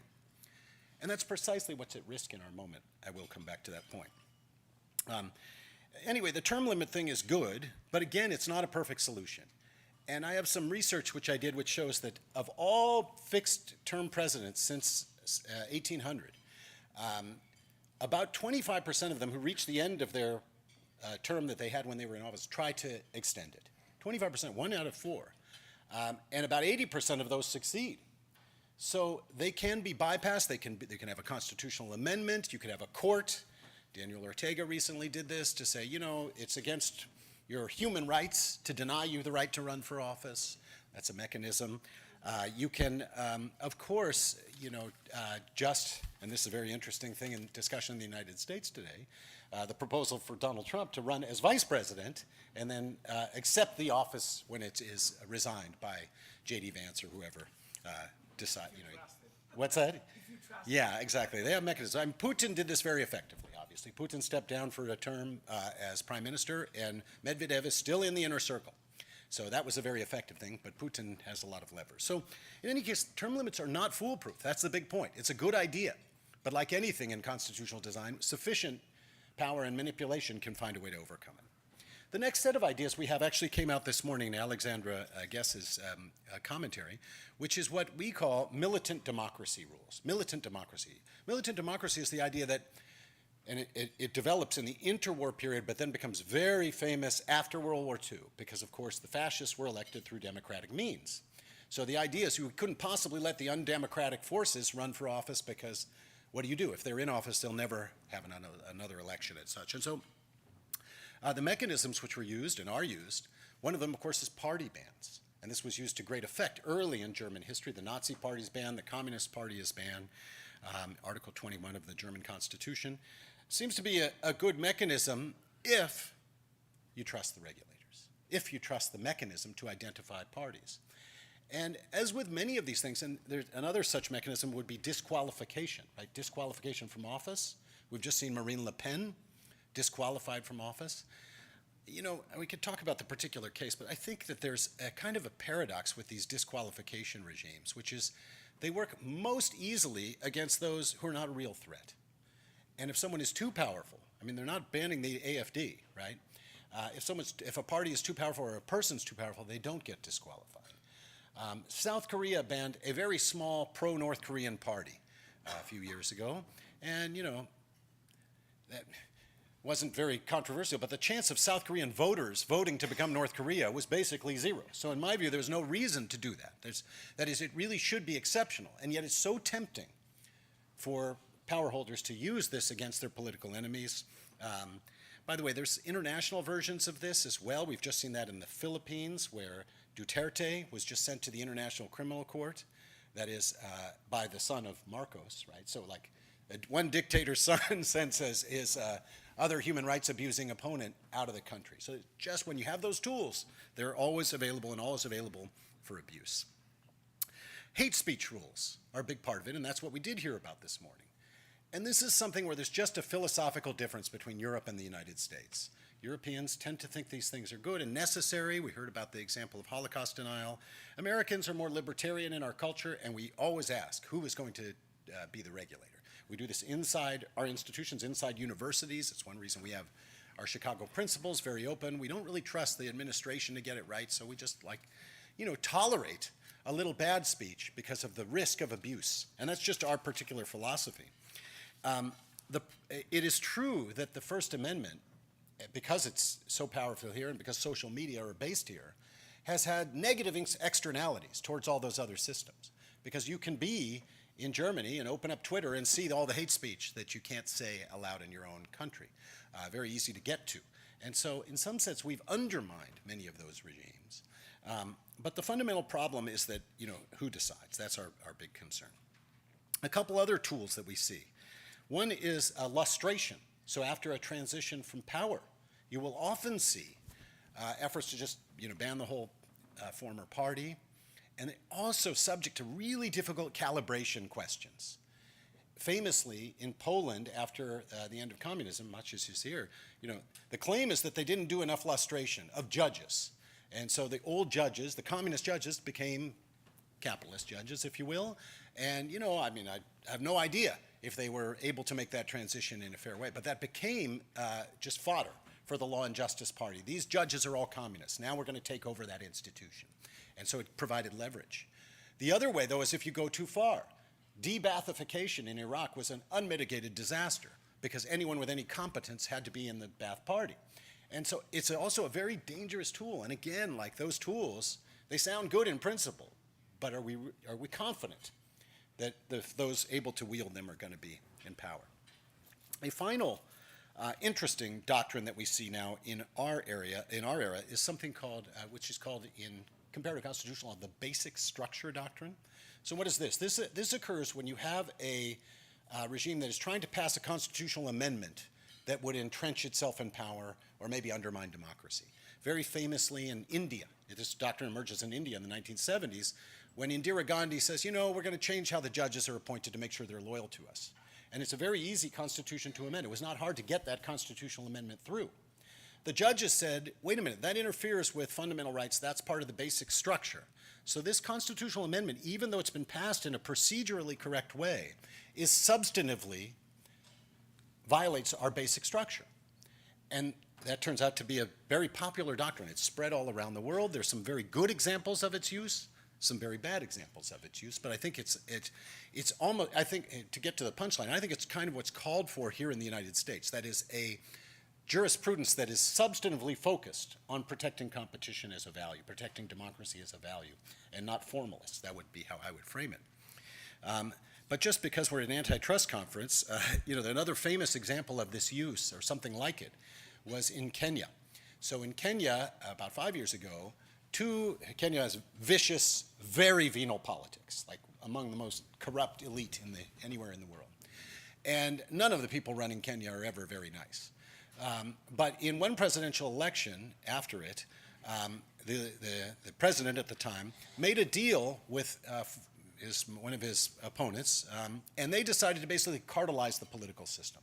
And they had a constitutional amendment that they had proposed that would create all kinds of new offices which they could appoint that would have locked up Kenyan politics. This is not the problem of monopoly, but duopoly, but it's a competition problem nonetheless.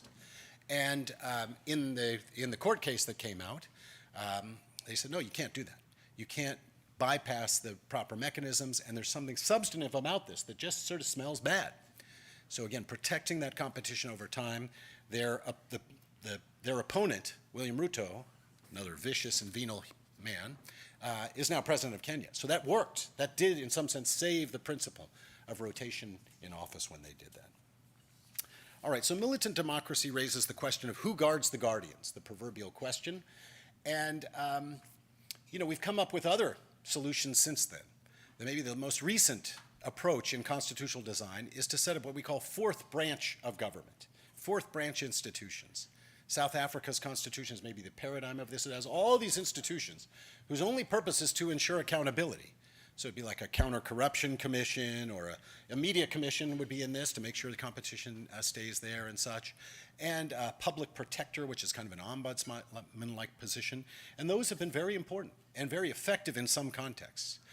In South Africa in particular, when Jacob Zuma was hollowing out the entire political system, it wasn't the democratic institutions that saved South African democracy. It was the fact that the public protector issues a report. Jacob Zuma says, "Nah, that's just advisory." The Constitutional Court says, "No, that really is legally binding." He says, "I don't care." The Constitutional Court says, "Parliament, you have to act on this," and eventually they do, and they remove Jacob Zuma as president of the country, and thus he's still around. But it did at least slow down that country's descent into corruption. So the fourth branch thing can work. It's like a network of institutions. When I look around at comparative lessons, when you see a situation of democratic backsliding, what is it that saves democracy? We have many examples where things look like they're going off the rails and then something happens. Examples like Colombia or Sri Lanka or even the South Africa one I just gave. And one of my conclusions in my work on that is that when you have what we call a near miss, where a potential monopolist is about to take over, what is it that saves these situations? It turns out it is not actually electorally legitimated institutions. It's not democratically legitimated institutions. In other words, Congress is not going to save us.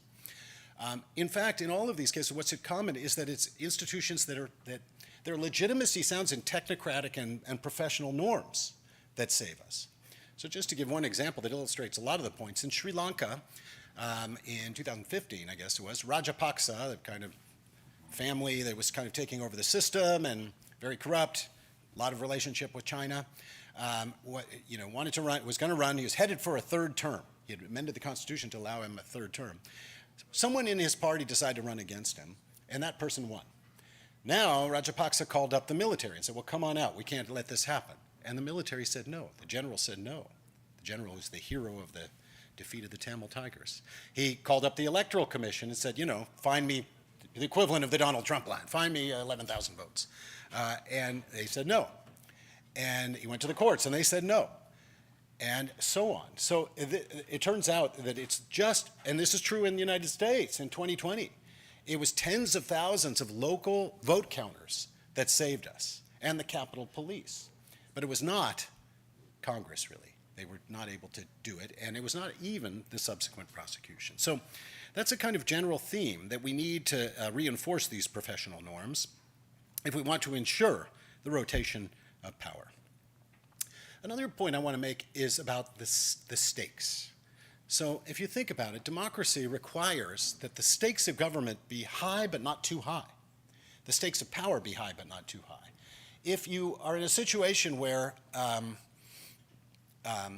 if there's no difference who's governing, it doesn't make any difference. If those in power have nothing to dispense to their favorite people or anything like that, well, it's not really worth it. No one shows up, no one cares. If you might have a boring politics, I'm just going to stereotype and say, I don't know, Scandinavia in the 1970s or something. I mean, I guess they had politics, but it wasn't very interesting, and there was so much consensus in the society. On the other hand, if stakes are too high in democratic competition, then what you have instead is no incentive to ever give up power. The incentive to leave requires lowering stakes. And I think this might be different from markets, you will tell me. That is, in markets, you think of big markets as inviting entrants to the extent you can. But in politics, the bigger the market, the more power, the bigger the prize, the more the monopolistic behavior, the greater the disincentive to ever give everything up, and the more vicious the politics. I also sometimes say that democracy, in this sense, requires bureaucracy. Democracy requires bureaucracy. Bureaucracy is like an epithet. Everyone hates bureaucracy. The antitrust authorities are bureaucrats, and they're really important. You can't have markets without them. You can't have democracy without bureaucracy. And it's one of the things that's under attack right now. Not just because bureaucrats have those professional norms I referred to before, but because if you don't have a kind of professional civil service just accepting the orders of whoever happens to be in charge, and I know there's agency costs, I know it never works perfectly, but if you don't have that ethos, then why would anyone ever give up power? There are many countries where the incoming president gets to employ his entire tribe or clan or faction. And if that's the situation, even if you're a president, you want to give up power, you can't. You have too much pressure from your own community to ever give up power. And we see many countries like that. So there's something about bureaucracy actually lowering the stakes. And this is why, among the many things that are concerning us at the moment, I think the civil service, the direct attack on the civil service, is a very concerning one because it, again, threatens a kind of patronage system that would be very bad. All right, let me say a little bit about our problems here in the United States and why the court has made things worse, and then I'll open it up. So if you look at our Constitution, I often say, you just point out that, you know, it's a 240-year-old technology. Like, we're not using any other technology from the late 18th century, right? No one came here in the horse and buggy. No one's taking notes with the quill pen. We update. And actually, that's a nice thing about constitutional renewal and endurance and a rotation over time. You can take advantage of new ideas in governance, of which there are very many. They're always emerging. There's always experimentation and trying out new things. If you've got a structure as old as ours, it really does show its age. It has no provisions for an insulated civil service, to talk about bureaucracy. We happen to have one by statute, but it's fragile, could be overturned very easily. It doesn't say anything about emergency provisions. And we're right now living, the last week, the consequence of that. Our emergency regime, as you all know, is a statutory one under the International Emergency Economic Powers Act, which gives the president discretion. Good idea in the 1950s, I guess, or a good idea if you had a president who really thought about emergency. But there's no epistemic check on that claim. And so that's a disaster. In a modern constitution, you would have provisions about emergencies, including not just war and even economic emergencies, but also natural disasters and pandemics and things. And you would say, well, okay, the president can declare this for a limited period of time subject to the approval of Congress. And there's many ways to design those provisions, but they are not leaving something as grave as the power to start a trade war in one person's hands. By the way, neither does the U.S. Constitution. This is allocated in Article 1 to the Congress, but they're not doing anything about it. So the absence of emergency law is a big defect. Probably the worst provision in the U.S. Constitution, there's many, many candidates, is the assignment of the time, place, and manner of running elections to who? To partisan state legislatures. Remember, Madison didn't think there would be partisan legislatures. He thought they'd be the grandees and the local notables. And it turns out, well, they're partisan bodies, which means they get to draw the lines. And the gerrymandering problem is very, very severe. I'll just give the example from Wisconsin, really important state that's been in the news. The reason why that Supreme Court seat was so important is because the court is what checks the state legislature in its management of elections. Wisconsin, for people who've been paying attention, is a 50-50 state. It's purple. In fact, I was looking this up. In 7 of the last 9 presidential elections, it went blue. It went for the Democrats. Some change recently. But it's a perfectly purple state. Out of that same period, in those 9 presidential elections, the state legislature, 32 years, only 2 years has the state assembly been Democratic majority. Why? Because, of course, it is completely rigged, in some sense, to guarantee one party. It's entrenched. And that's a big problem. Now, in our system, state courts can police that, and maybe state referenda and such have made some states much more competitive. But the structural assignment to partisan actors of running elections obviously is the proverbial fox guarding the hen house. So that's a big disaster and a big problem. We have no fourth branch institutions. We could use one. We have no rights, really, for opposition parties. So many constitutions would have, Germany, again, has certain committees would be run by the opposition. And that's really valuable because then you can have investigatory power, you can make some public claims and such. We don't have anything like that. And in fact, all we do have is the filibuster, which is just a norm that they could get rid of any time. It's been used and misused by both parties. But the point is, it's not an it's a block of legislation, but it doesn't improve accountability in any sense. It just slows things down. Impeachment is our remedy when we have someone who's trying to entrench themselves. Obviously, it's a useless remedy at the presidential level. It can't be done because of the two-thirds threshold, and it's only been used against judges.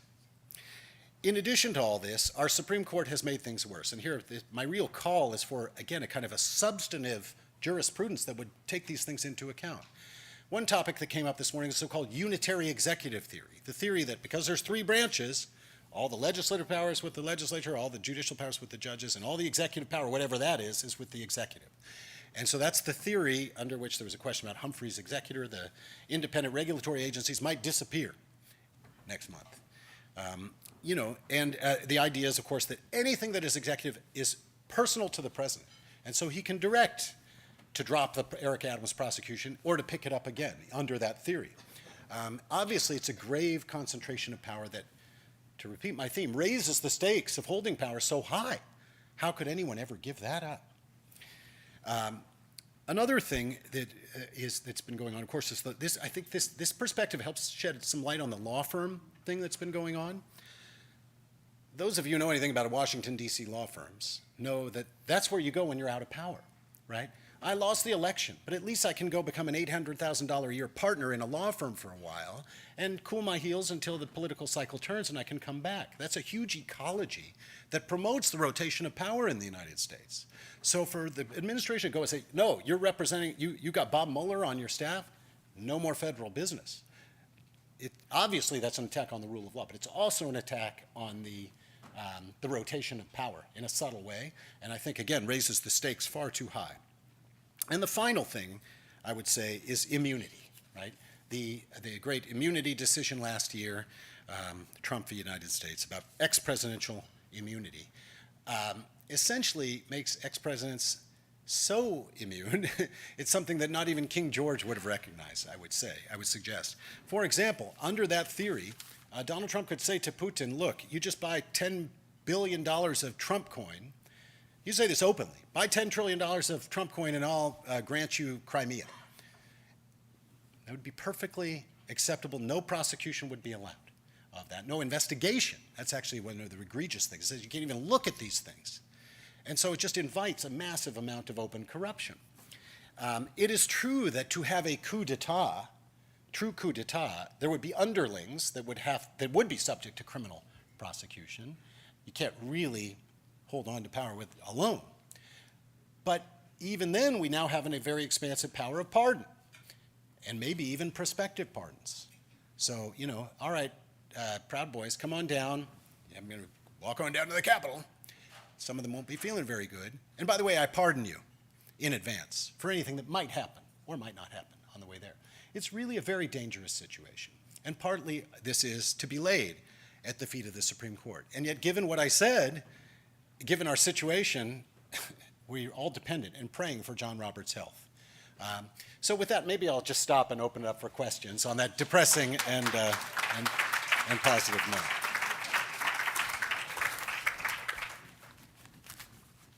Please, Maciej.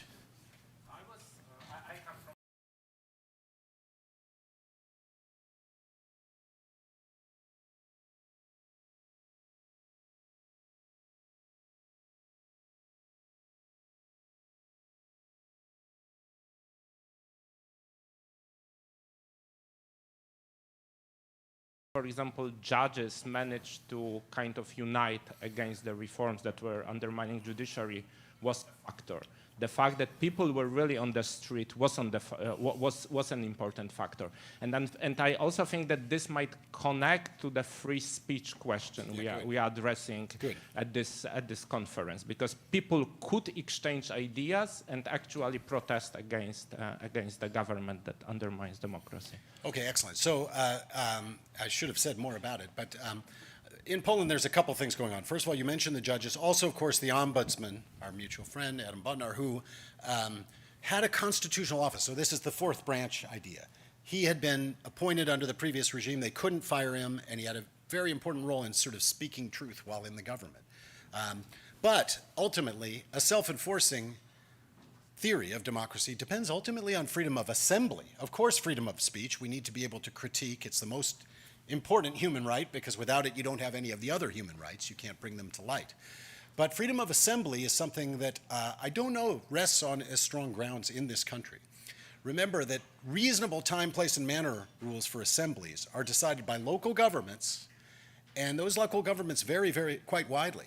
We now have examples of where these things are being abused in some cases by governments local governments that just don't want anyone critiquing them and such. And that's not true in big cities, tends to be more available, but the freedom of assembly is understudied and there's not as much case law, and again, it's ultimately maybe what things turn on. On the freedom of speech point, I didn't say much about what to do about our moment in the tech world. I don't have an answer. I wish I had a magic answer. But it strikes me that some of the principles from constitutional design might be applicable. Obviously, you want independent watchguards to be speaking truth to power. You want ProPublica. You want as many sources as possible. I think I was talking at my table about some possible tech solutions. I was talking about a blockchain-based sort of Twitter equivalent, which would allow you which would make your data portable, that you could take your data and you wouldn't be locked into any of these platforms, which just keeps their network effects going forever. We might all hate Elon Musk, but we still, for many people, I still have to go to Twitter because that's the only place there is. Well, that's a disaster. We need competition for those things, and there might be tech solutions for that. So that's also something to invest in. So that's like the digital freedom of assembly, if I can use the term, is something we probably need to think more about. Yes, over there. So I was very struck by your comment that in near misses where autocracy failed, it was the professional institutions that served as a check. And those professional institutions are now threatened by the unitary theory. So do you have any ideas about what strategies might be available to protect those professional institutions? I think about this a lot in the context of academia, where I've been a very big critic internally of universities for years. And one of my big beefs, I sometimes call myself the chief Calvinist at the University of Chicago, a Calvinist preacher. That'll be a joke to apparently no one gets, but Luigi gets. So, but one of the things that we've strayed from is recognizing that our legitimacy, our social legitimacy, comes from research and producing knowledge and intensely contesting that. But too many departments, university presidents, disciplines have decided to stray from that to make overtly political statements that are out of touch with the vast majority of the country. Some people say this about the American Bar Association. I don't have a strong view about that. But there's a temptation when you have a big group to say, well, we're for this, and we'll deploy some of our legitimacy to fight this or that social cause. And I think that's a grave danger, that staying within our lanes would have been better. And it might have allowed us to be a little more resilient to the attack which is now here. But the other thing, I think, given that situation, given where we are, we just have to reinforce the idea that professional norms are extremely valuable. And whether or not the public likes it or not, they actually do appreciate it. You want when you have your brain surgery, you don't want someone who is not accredited by the AMA, right? And you want the police to obey their rules. And there's just so many examples in which professional norms, we all know, make our lives possible and better and freer. But as with so many things, have had trouble legitimating themselves. So I think it's almost up to each profession to figure out how to do that. But it is an important thing to do and to remember and to refrain from the temptation to draw down on our collective capital, which is so often there. Yes, please.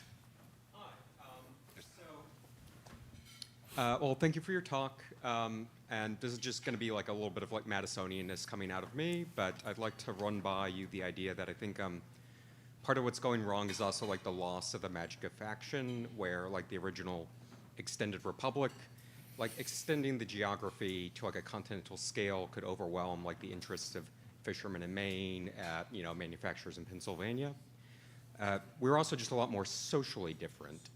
And I think both of those, trying to go back to like the antitrust theme for the conference, is that economic factions in the form of corporations are far more concentrated, but also socially, we have, I would say, like less factions. We're internally far more like each other in Democrats and Republicans, even as we become more different across the parties.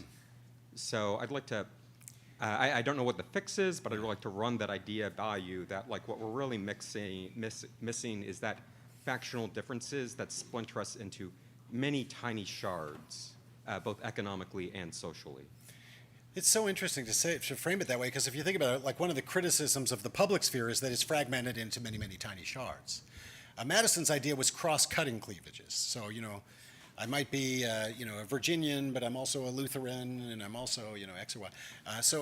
And those things would bind people together. And actually, I think our technology allows the possibility of those kind of cross-cutting cleavages to come up again. We are afflicted by what political scientists call affective polarization, where even though you and my interests might be aligned, because I know you're a Republican, I hate you, and I'm never going to listen to anything you say. That's a disease, right? Because it just undermines everything that we would want in a good society. And we don't know much about how to overcome that.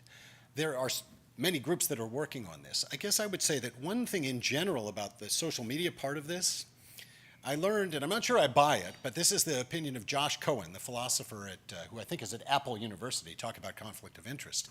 But he's a well-known philosopher who works there internally in Apple. And his view is that the social media, in terms of its ability to create shared bonds and cross-cutting cleavages and interactive spaces, truly interactive spaces, is just in its infancy. And his analogies to the printing press, right? The printing press came along. It took no one was doing anything at the beginning. I guess they were doing Bibles. But in 100 years, they started doing pamphlets. And then you got the Enlightenment. And then you got the era of democratic revolutions and such. And it took a while for people to catch up to the tech. Now, that's a very optimistic view. In the long run, of course, we're all dead. And I don't know that who knows if that's how it's going to play out. But from that point of view, we would be able to, if we had a little more control over our online experiences, may be able to find spaces in which we are able to deliberate with each other. There's a small lesson in that regard from democratic constitutional design. So one of the trends in my field is the creation of what are called citizen assemblies, where you get people together, not just randomly, but curated groups of the public. So if it was a group this size, we'd make sure we had Republicans and Democrats and men and women, black people, white people, in a roughly equal proportion. And then we give them a question and a way to talk about things. And then they deliberate and they come at the end of the day. And first of all, everyone enjoys that more than they think they will. It's a general finding. People love conversation more than they think it will. But it's also been the case that that's been used to overcome what seemed like totally impossible cleavages in society. So Ireland used this a few years ago to legalize abortion. Ireland's a majority Catholic society. They had a very strict abortion ban. Women would die on the way to England. And they had a conversation. And the Citizens' Assembly recommended that the Parliament repeal the abortion ban, and they did. So that's a kind of, and you could do that virtually online too. There's a lot of possibility there. It's just that we don't quite have those things yet, and the way we're using it is not quite right for that kind of positive possibilities that come from those texts. Yeah, here.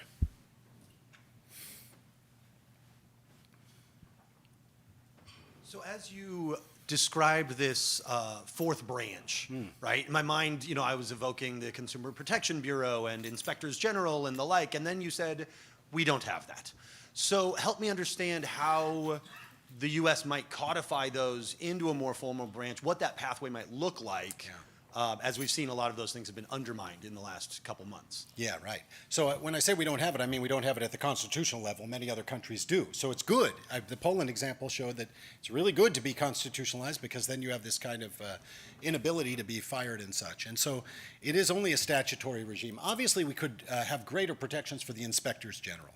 This was the real sign of the corruption at work here, because inspectors general job is to find corruption and to find violations of law. And so in a true regime that was committed to anti-corruption, they would have empowered those people instead of firing them. So it shows a kind of lawlessness at work. But we could pass a statute that would have them on firmer ground. There's so much going on as was referred to. I think Jesse said, I can't even keep track. I cannot recall what happened with the case about the firing of the inspectors general, but hopefully they will be retained. Anyway, it would be wonderful to see a bipartisan kind of effort at an accountability branch, you would think that'd be utterly popular with the public, right? People don't like corruption. They think everyone in Washington is corrupt. Shouldn't there be an anti-corruption politics that would unite left and right in some sense? We don't see that yet. We don't see that yet, and maybe it will be what emerges, and then we could have a stronger regime.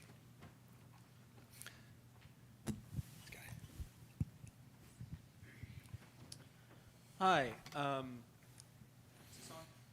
I think it's really interesting, this fourth branch of government, this constitutional core. I guess I'm curious to get your thoughts on the role of trust in institutions in democratic backsliding. I guess it's like we've had conversations today where there's like such basic levels of distrust that you can't trust someone to designate what is truth and what is not, right? So I guess I'm just curious, like, how does kind of a technocratic or judicial institution have legitimacy to like preserve democracy in conditions of very, very low levels of trust? And I guess that's I haven't looked at the latest public opinion polls, but certainly during the last Trump administration, the judiciary was still the most respected of the branches, most highly approved one. Its approval rating has declined in recent years, and that's a grave threat, in my view, because of decisions like those I described, which seem to sound in the general public's eye in partisanship. And they're not all like that. This Supreme Court's been very good on First Amendment issues, and they will continue to be, I believe. But there's this perception that, and so that's led to the decline. It's still a comparative ugly contest. I think probably when we get the next round of polls, the Supreme Court will be the most trusted branch again, because the presidency will have sunk, below 40%, and of course, Congress has been at 10% for decades. No one trusts them. So trust in institutions is critical. I think the interesting problem is actually trust in the bureaucracy, in bureaucratic institutions. I'm actually reading Michael Lewis's book on this, Who is Government? I commend it to you. It's got stories of these like little branches, the people who bury the war dead for the Veterans Department. Their approval rating, their customer satisfaction rating is 90% plus. They're just really good at what they do. And that, I think there's lessons to be learned and generalized about what well-performing institutions do. It is unfortunately true that bureaucracy is an epithet for a good reason, right? Many bureaucratic processes do seem to slow things down and don't seem to advance things. But this, reinventing government, as Al Gore put it in the 1990s, I think it's a necessary idea. You can't do anything without government. You can't build that wall without government, right? You need bureaucrats to do stuff for you. And it's just a question of which ones you're empowering. So I'd like to see an effort in that regard, but that's a very big, ambitious, program many years away. Eleanor. Thanks very much, and I'm going to follow up on your conversation with Maciek when you were talking about the people uprising, perhaps in some way, at least associations, freedom of associations, freedom of speech to get together. And so my question is about the First Amendment versus the antitrust laws. And there is a case pending right now, which I'm sure you know, which is X Corporation against the advertisers, alleging that the advertisers dropped X as a conspiracy.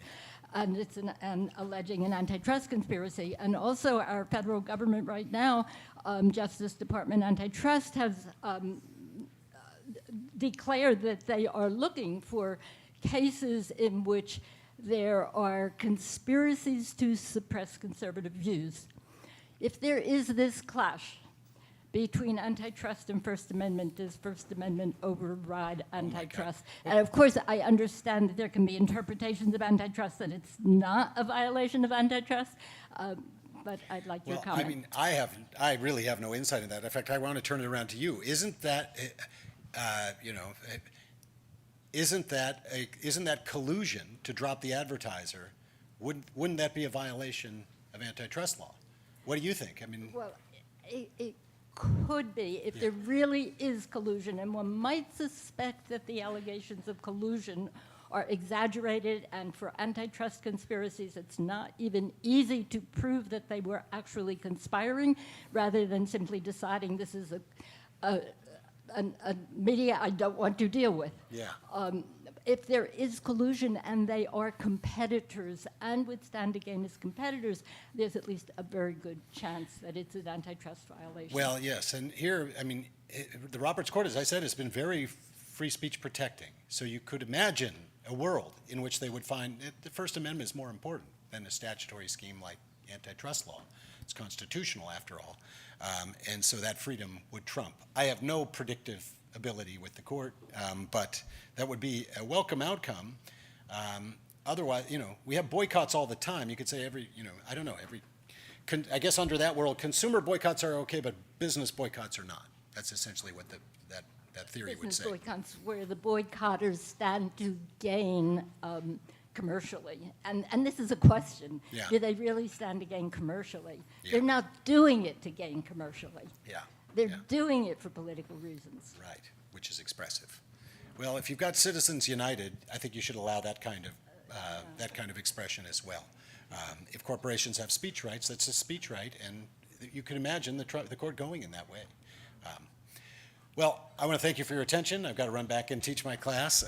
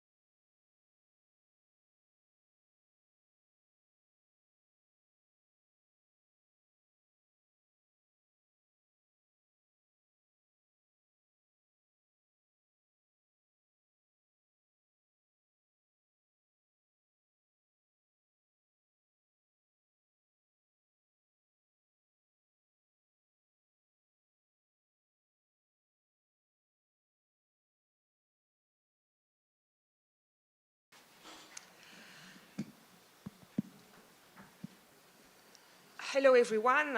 It's a pleasure and honor to moderate this panel dedicated to the European Digital Services Act. My name is Florence Rixel. I'm currently a visiting professor at the Stanford Cyber Policy Center. I'm originally from France. I think I cannot hide this. So full disclosure, I spent most of my professional career as a civil servant in France, so extensively state-funded. Over the past few years, I led a program at Sciences Po in Paris that was primarily funded by two French companies, two French consulting companies. One of those is Sopra Steria. And now I have the privilege to lead a program at Stanford on the governance of emerging technologies that is funded by the Project Liberty Institute. And I might add that my first research stay in the US was here at the University of Chicago. I spent 3 magnificent stays here in Chicago. I experienced this very, very intense, stimulating reflection. So it's really a pleasure to be back here. So to quickly introduce this panel, I will spend a few minutes to provide some background about the DSA. As you probably know, the DSA was adopted by the EU in 2022. Since February 2024, it has applied to all platforms. It includes very specific provisions that targets the biggest platforms, the ones that have more than 45 million users. And since its adoption, the DSA has been the subject of considerable debate. On one side, the European Union has always said, well, the objective of the DSA is to ensure that everything that is illegal offline is illegal online, and to make sure that there is a real fight against this illegal content that you can find online. Of course, it's not for the EU to determine what is illegal.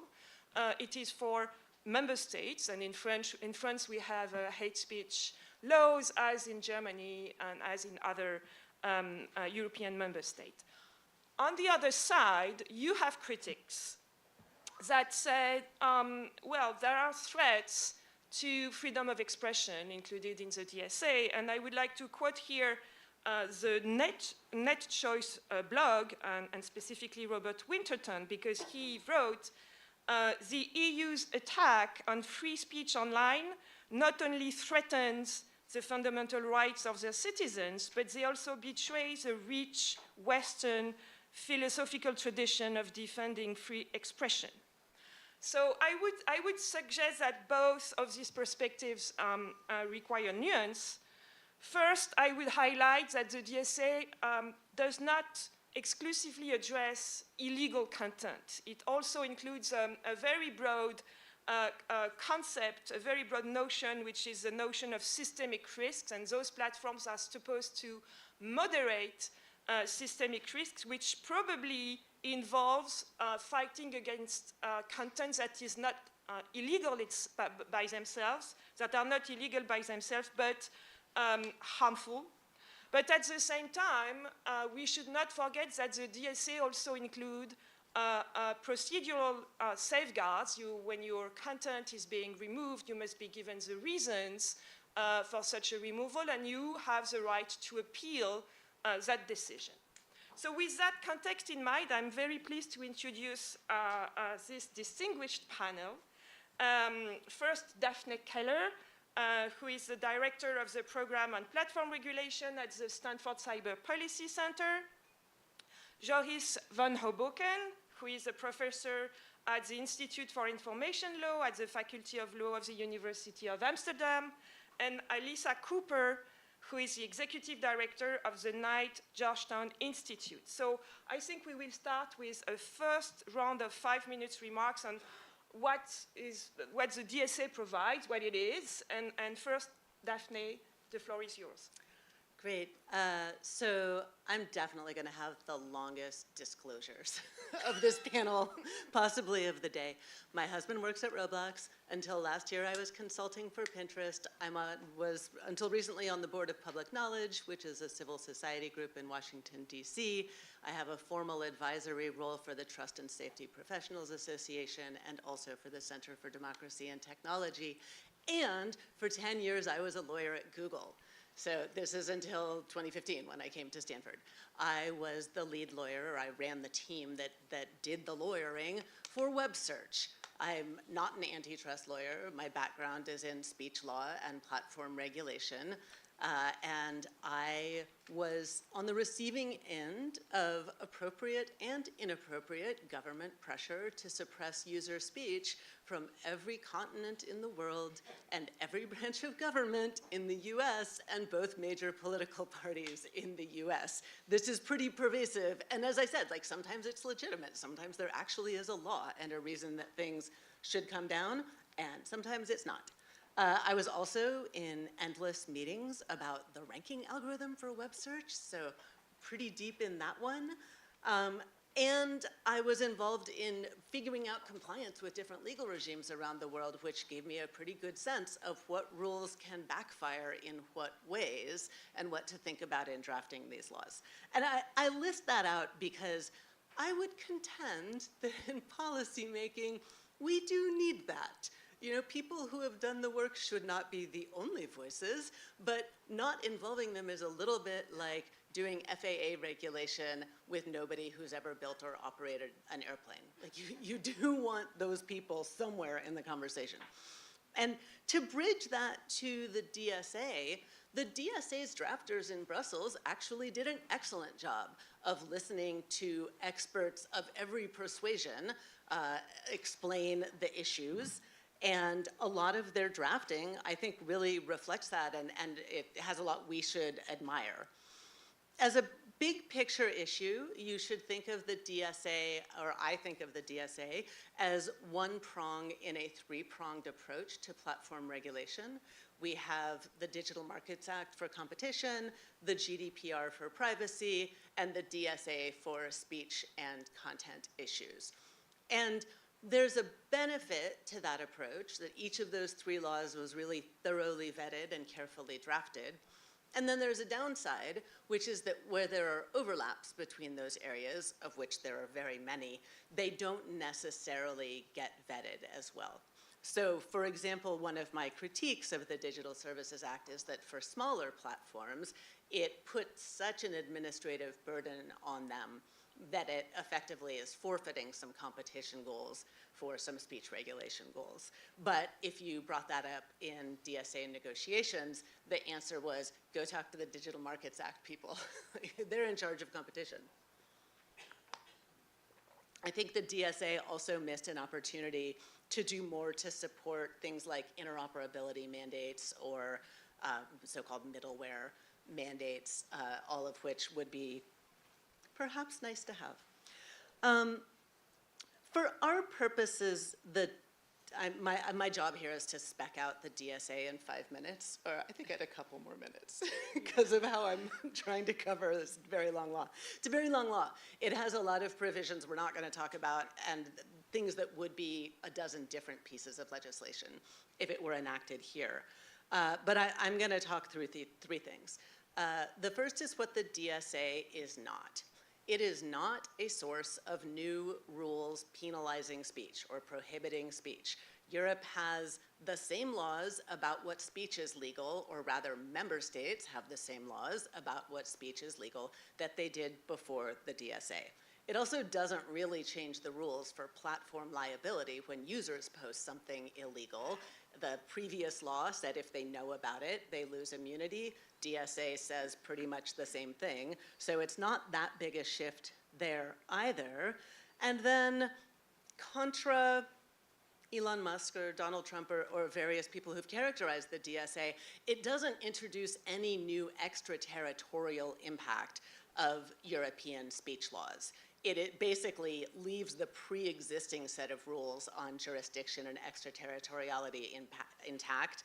I have some quibbles with those, but the DSA isn't a mechanism for asserting control over what speech you can see in the rest of the world or can share in the rest of the world.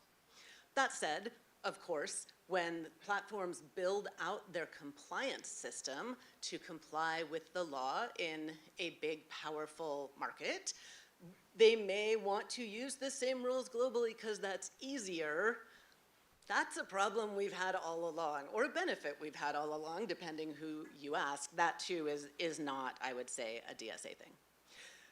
The second thing I would emphasize or describe is that a big section of the DSA is about platform content moderation and prescribing what the process should be for that moderation. And so this includes things like having a way to intake complaints, telling the platform that something is illegal, notifying the affected user if their content is moderated, and allowing them to have an appeal, and also allowing them to take the platform to an outside dispute resolution body, which the platform pays for, which is one of the things I think is a little excessive, especially for smaller platforms.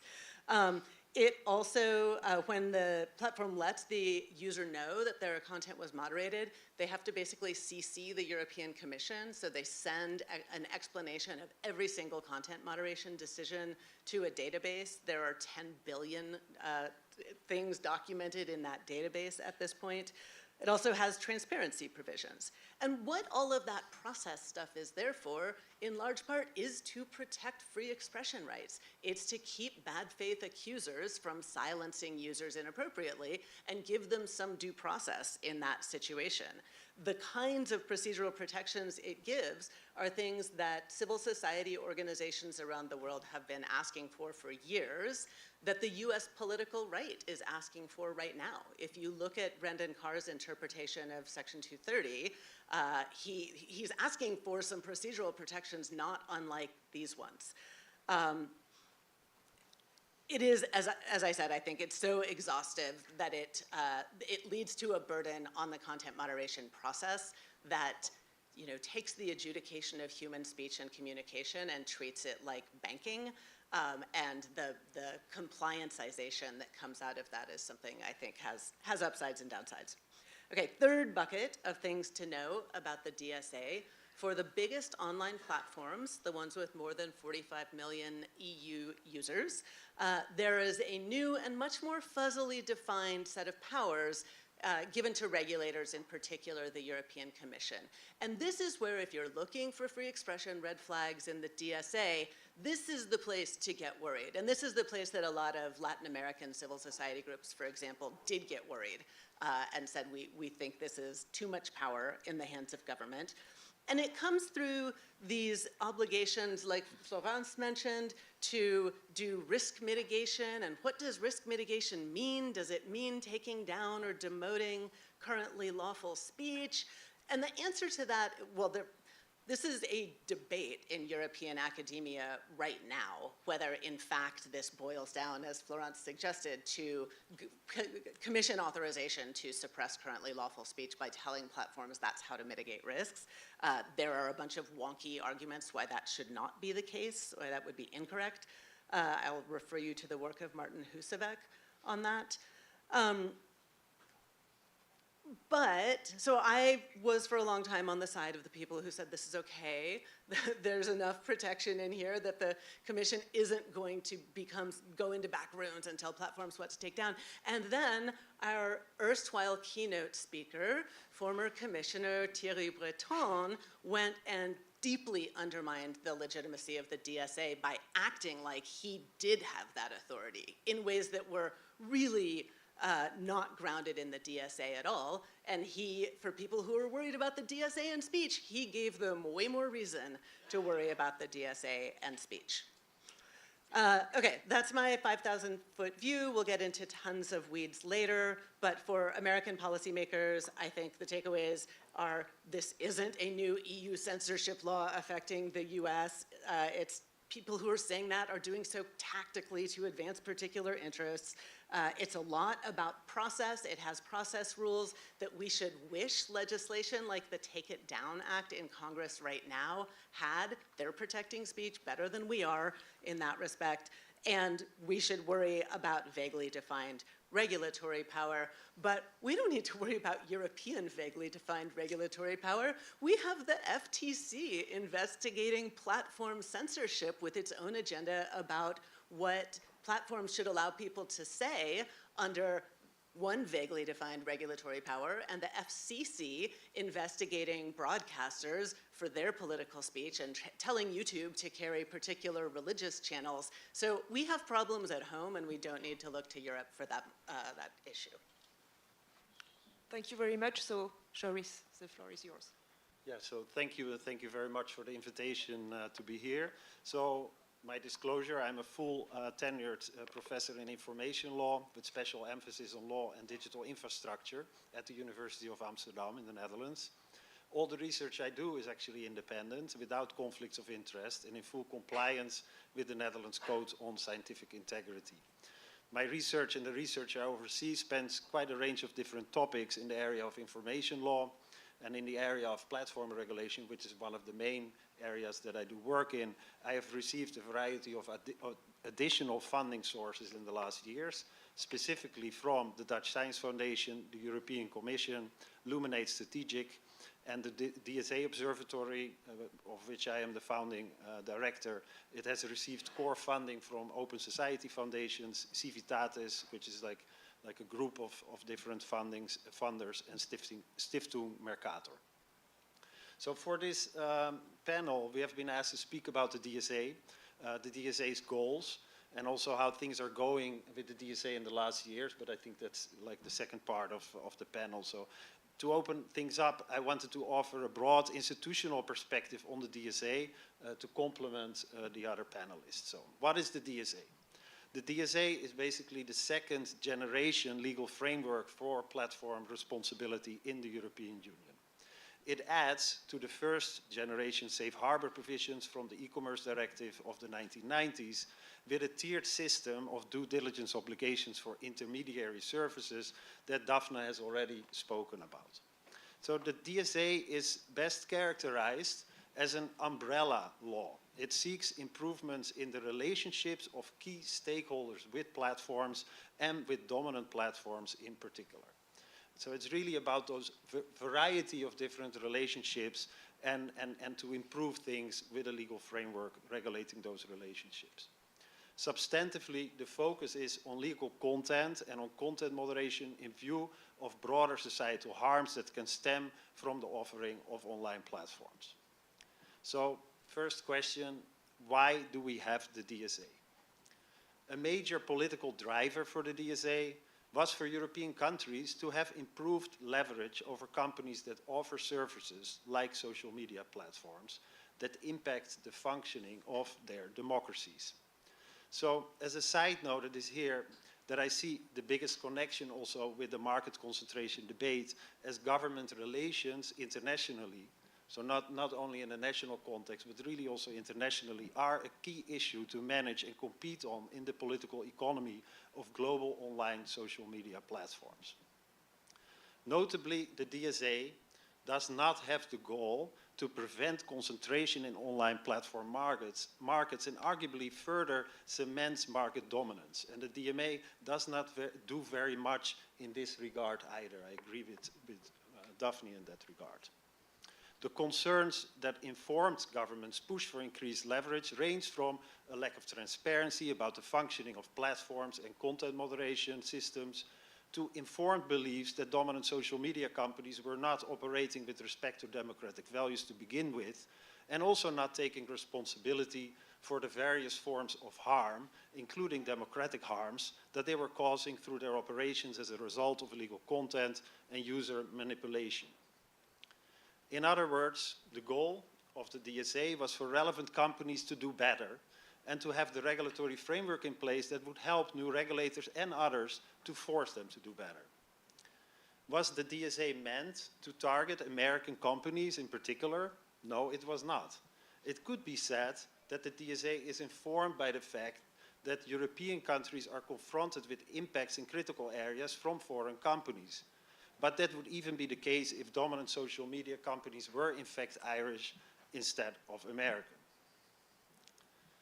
So the goal of the DSA was also to protect the European single market and prevent further fragmentation of the regulatory environment.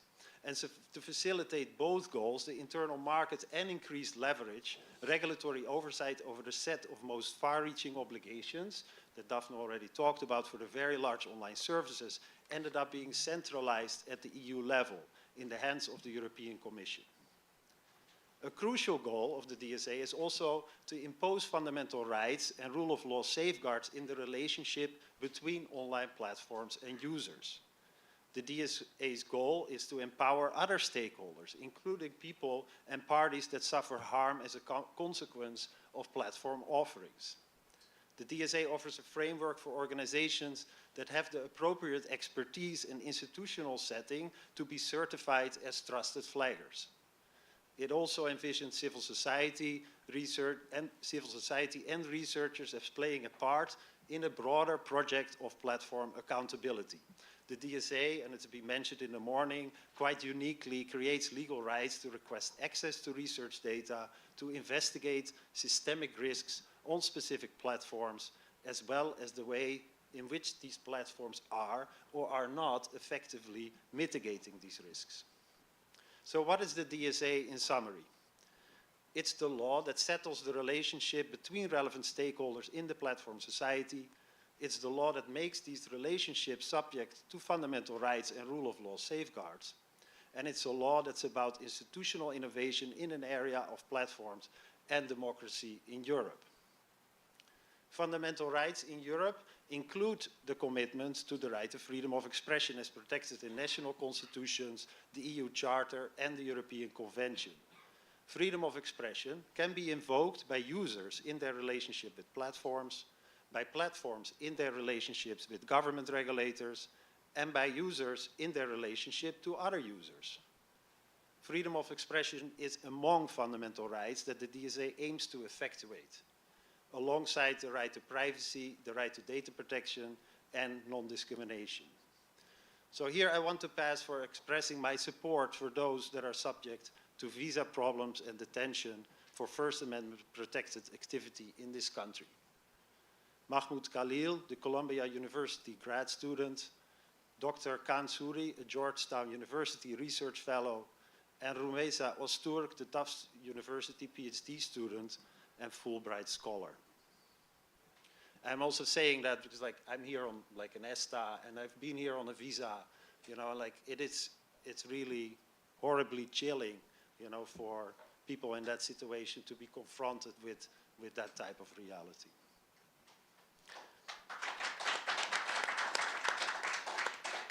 Is the DSA perfect? It most certainly is not. And yes, I do find myself wondering these times which flawed democratic institution will I end up defending today? The lack of fully independent regulatory oversight at the EU level is one major issue. From an institutional design perspective, it would have been much better to create an actual independent regulatory agency with some mechanisms for malfunctioning. But the major weak spot for the DSA's functioning is showing itself now very clearly since regulatory enforcement is under attack by the Trump administration. And it's not that those attacks are in any way convincing, but the European Commission is vulnerable to being influenced, considering its broader role in dealing with trade and other issues. Does the DSA contain elements that could lead to abuse? Yes, it certainly does. But it also carries significant safeguards that allow such abuse to be counterbalanced by other stakeholders and to be contested in court when necessary. Is the DSA a balanced and mature piece of legislation? Yes, I would say it is. It's managing to keep crucial protections for platforms in place while empowering a range of other stakeholders in reasonable ways, in a system where facts about platform practices as well as user rights can come to play a more significant role. That's it for now. Thank you so much. Alyssa Cooper, the floor is yours. Thank you. It's great to be here. My name is Alyssa Cooper. I'm the Executive Director of the Knight Georgetown Institute, KGI, which is a new center at Georgetown University dedicated to connecting independent research with technology policy and design. We focus on the online information environment. KGI is funded entirely by a combination of the Knight Foundation and Georgetown University. Before I came to Georgetown about a year ago, I was full-time employed at Cisco Systems for the prior 10 years as a senior engineer and executive. I currently serve on the board of the Tor Project, which is a nonprofit that provides privacy and anonymity software to access an uncensored internet. And my husband works at Fastly, which is a content delivery network. So when I think about what the key opportunity is of the DSA, what I see is an opportunity to move the policy discussion about platforms away from arguments about content moderation that, to me, feel quite unwinnable, and in some cases are fusing with culture wars, which are even more unwinnable, towards a place where we apply science, empirical evidence, and rigorous measurement to the questions of how online platforms implicate individual and systemic risks, in the case of the DSA, within the European Union, although wouldn't it be nice to have such a framework elsewhere as well? And the way that we can accomplish this transition away from the sort of negative, what content stays up or down conversation forward, is to really go upstream from the content and focus on design. How these systems are designed, what kind of transparency do we need about those designs, and how do we create accountability for the design decisions that are getting made inside the four walls of the corporations that offer these platforms. And there are many articles in the DSA that focus on these sets of concepts. As Daphne said, it's a long document. There are 93 articles in the DSA, and at least in the English version, there's a good 60 pages of actual regulation. I'm just going to pick a few of them that have this focus. Article 25 is about deceptive online interface design. 26 about transparency of advertising as the ads are posted to users. 27 about recommender system transparency. 28 about the protection of minors. 38 about having a non-profiling option of recommender systems. 34, 35, and 37, risk assessments, risk mitigation, and audits. 39, which is what's providing our ad libraries from all of the platforms, ads transparency. And 40, which is the one that Yora spoke about and that we talked about this morning, that provides data access for independent and academic researchers and NGOs. And what we see when we look across that small selection of DSA articles is an interlocking nature between design, transparency, and accountability. And when we have those different items working together, we can potentially come to understand how these risks are being effectuated through online platforms. Just to give one case in point, my organization, KGI, has focused a lot on recommender systems specifically, and we published a report not too long ago called Better Feeds, Algorithms That Put People First. We more recently published a brief that maps the Better Feeds proposals onto DSA implementation. And what we look at in the Better Feeds work is thinking about the algorithms that we see today in these platforms. We talked a lot this morning about their attention maximizing character, how they seek to maximize engagement from users. And sometimes in the policy sphere, when people see that, their reaction is to say, well, we need to just shut that down entirely.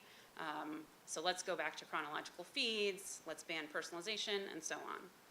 But in fact, there's actually a wide array of different kinds of designs for how we can design recommender systems. It's really a design problem.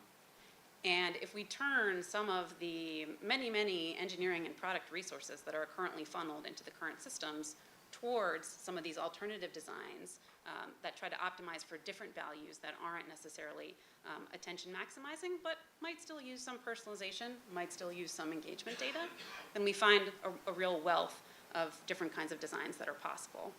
And so what we outline in the Better Feeds report is a policy roadmap for how to incentivize those kinds of designs. And it involves three components. It involves transparency about the designs.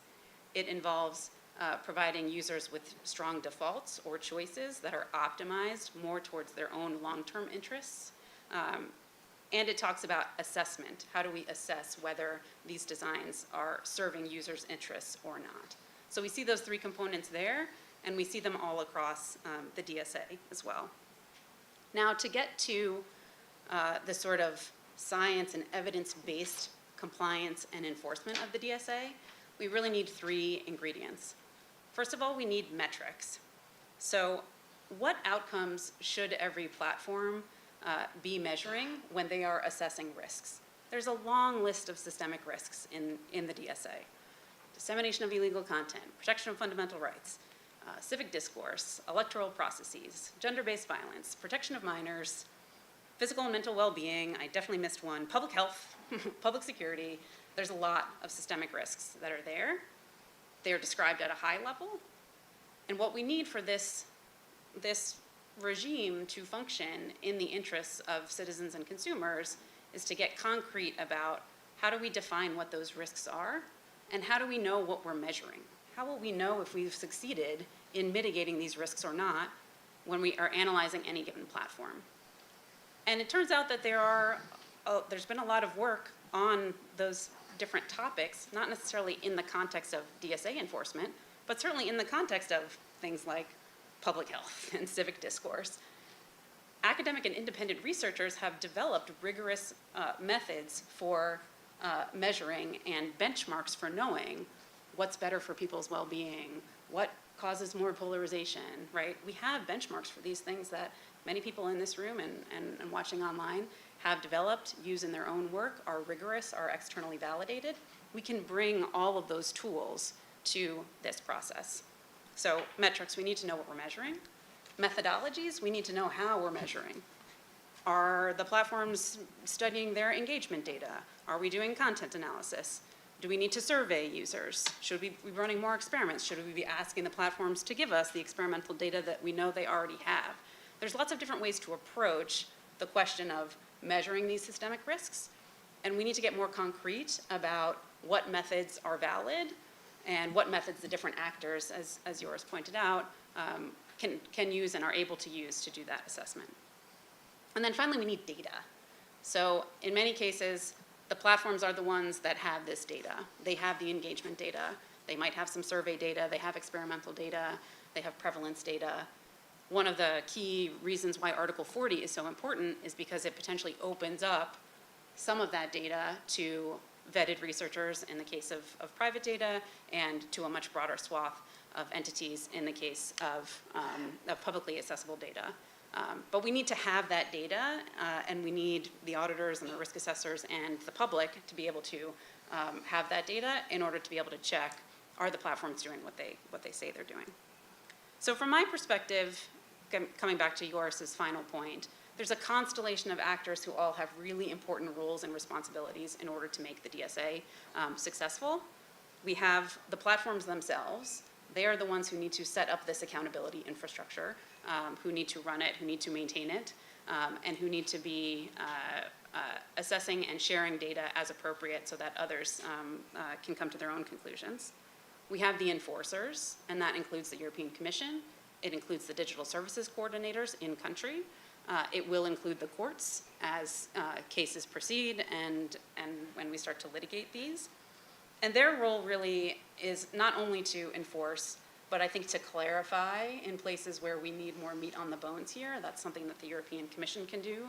As I said, like the systemic risks are defined at a very high level, to provide guidance, and to really start to synthesize and understand what are the norms, what are the standards as we look across from one platform to the next in order to be able to compare compliance with this law. And then finally, we have independent experts. And I think we can't really understate the value of this. I will keep harping on Article 40. Some of these companies are the largest companies in the world. They have incredible resources that they can throw at any problem. And I think it's a really novel and interesting notion that's embedded here in the DSA to try to enlist a much broader set entities and stakeholders in doing some of this assessment, in trying to understand what's actually going on these platforms by providing this data provision. It's not limited to Article 40, some of the other parts that Daphne spoke about. This law creates a tremendous body of public information. It's risk assessments, it's transparency reports, it's audit reports. There are, I think, 5,000 pages of audit reports and risk assessments that were released just a couple of months ago.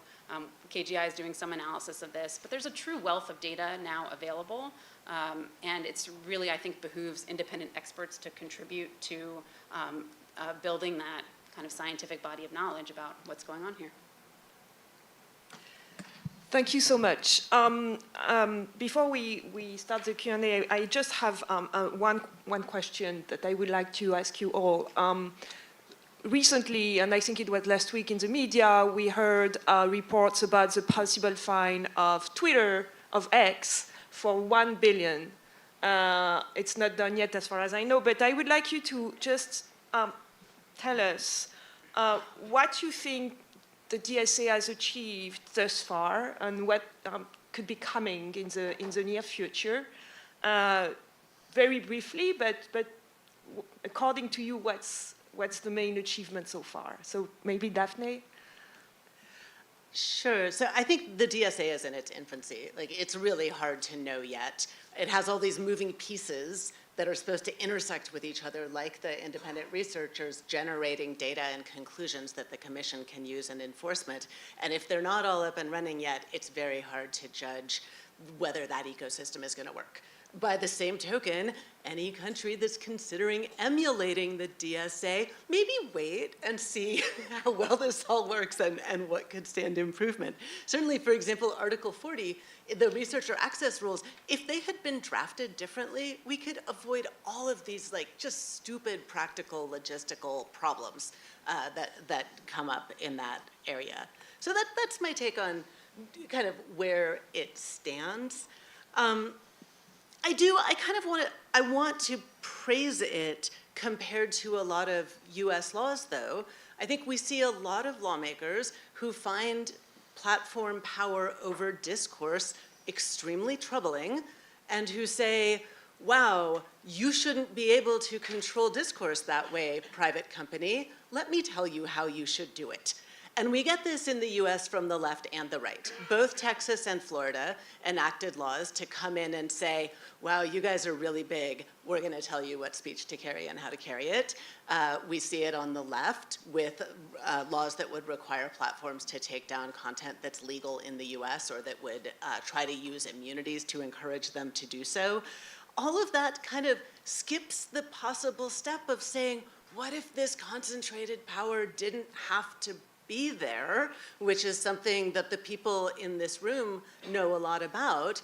Can you reduce that concentrated power without losing the network effects benefits of platforms through interoperability, through what my Stanford colleague Francis Fukuyama calls middleware? All of this is really underexplored, and while I've criticized the DSA and the DMA for collectively not dealing with it, at least it avoided this misstep of government coming in and overtly setting the rules for speech on the internet, which is what the US keeps trying to do. Sharice? Yeah, I agree that it's very early day to say something really about how well it's doing in quite some of these areas. I mean, in the most innovative space of what the TSA is adding with the risk assessment and the mitigation, it's just really a bit early to evaluate that. I think nobody was expecting this to go very well or to be very impressive, show very impressive results in the first round. We're currently in the second round, but that round is not public yet. And really the hope is, especially also in combination with the research access type of provision and the engagement with other stakeholders, that this is going to create a situation of some incremental improvement of both insight and the more regulatory articulation of what are the problems that we want to see more accountability for. We do see, though, that there are investigations, at the European Commission level, and that is new, like that is actually, so that is something that is functioning. We have not seen the full results of those investigations, and the current political situation creates like real problems, with that, maybe with those investigations going the course that we would like them maybe to see from, like the more, like, the broader goals of the DSA. But that is happening. Another thing that is already happening is private enforcement. I have not talked about that, but there are, quite some opportunities for private enforcement also under the DSA. And that gets strengthened with the fundamental rights dimensions of what is at stake for people. There's possibilities also of collective action. We see a lot of that happening already in Europe in the GDPR space.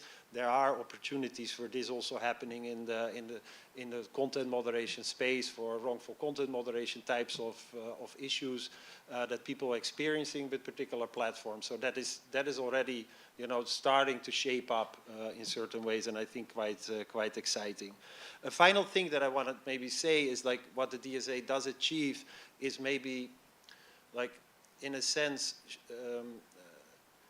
clarify the multidimensional nature of the problems. So there's definitely not one way also to do things right, under the risk assessment and mitigation framework. There are very good reasons why different platforms may have different ideas about how to precisely define risk. I mean, that also has to, of course, connect to what is actually happening on those platforms, but also how to think about mitigating risk in a proportionate way and how to balance particular risks against each other. Some platforms may indeed, like put more emphasis on the right to freedom of expression, where other platforms may actually, put a lot of and put more emphasis on freedom of expression in that kind of more classic libertarian way, but there may be platforms that put a lot of emphasis on, the more inclusive, participatory kind of potential that like platforms can have and give to communities. So these are things that are possible, and it's like totally possible to defend these different approaches for the platforms. And I think the fact that we have a legal framework that allows those different possibilities is something that the DSA has brought already. So Alyssa? So I agree with my colleagues. It is very early days. I think if we think about what would you have thought of the GDPR after 1 year, or the Telecommunications Act, would it have reached its full potential? That's where we are with the DSA. And like my children, I don't expect them to get everything right when they're small, but I do expect them to grow and learn and improve. And that's, I'm hoping, what we can expect with the DSA. I think the signature accomplishment of the DSA thus far is that the EU institutions acted on facts that we can all plainly see in our daily lives, which is that these platforms have systemic impacts, not only individualized ones. So in the United States, we are busy litigating more than 500 cases in court against social media platforms for harms that they are causing or alleged to have caused to children, families, school districts, and on and on. And looking at individual facts of each case, right? Not able to take that systemic look across even a single platform, let alone across the industry, to say what are the best practices here in terms of mitigating some of these risks that people are experiencing. The other thing about systemic, thinking about these things systemically, is that it acknowledges the feedback loops that are inherent in these networked systems. That when you have an algorithmic change, it affects the spread of content or accounts, groups, pages, what have you, that people see. The way that all of those people engage with that content has downstream effects on creators, and it loops back around and around again. So these platforms have to be addressed in a systemic way, and I think it's like really a feature and not a bug, that's the approach that the DSA takes. I will talk about one shortcoming just briefly, which is looking at these risk assessments and audits, which are, it's not like an audit is a tool that nobody's ever used before. And imagine if financial audits had no standards, no standardized methodologies, really not a lot of rigor. We just sort of said, hey, auditors, make up a way to do this. That's the point where we are with the DSA right now, and we could be doing a lot better, and I'm hoping that we'll see better in the second round. We also have risk assessments that do not meaningfully assess risk. It's right there in the name, and it's not happening. So if we look at just like a single example of this, let's take extended use, or what some people call problematic use, addictive use for minors when we're spending too much time on social media. We already know from science, there's a whole good base of this, that extended use of these technologies straightforwardly contributes to decreases in sleep. And when minors have decreased sleep, they have knock-on health effects, right? So this is like well established. When we look at the risk assessments, Facebook's risk assessment doesn't address extended use at all. Instagram, Snap, TikTok talk about the features that they provide to users to try to manage this, including like the daily screen time dashboard in TikTok that pops up a pop-up to minor users after 60 minutes and says, maybe you don't want to be using TikTok anymore. None of them describe whether these tools actually mitigate the risk of extended use. And that's the place where we need to get to. Right now, what we're having to do is look to other bases of evidence to understand this. So coming back to those court cases in the US, we see things like an accidentally unredacted complaint from the Kentucky Attorney General in a case against TikTok, where we find out that internal documents from TikTok acknowledge that the daily screen time dashboard does not work, that minors don't have the executive function to stop using TikTok. That's what TikTok's internal documents say. What TikTok's risk assessment and audit say are, we provide this daily screen time tool. So we need to get to a place where we're actually looking at the data that the platforms have, where third parties are assessing that. And I think we can get there, but not when we're only a one-year-old wee little law. Thank you so much. So now it's time to start the Q&A. Any questions? I have a mic here. Yeah, the mic is coming.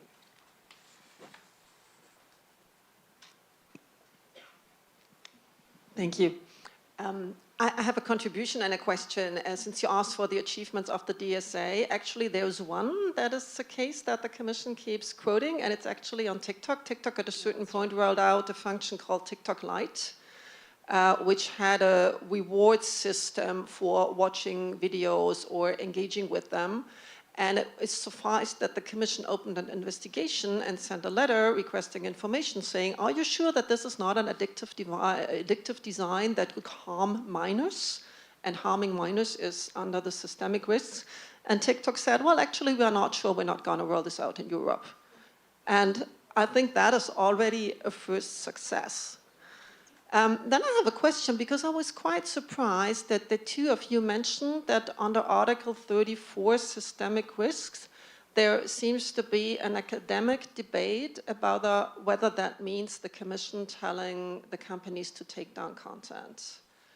And what I can tell you is that while we negotiated and wrote the DSA, this absolutely never came up.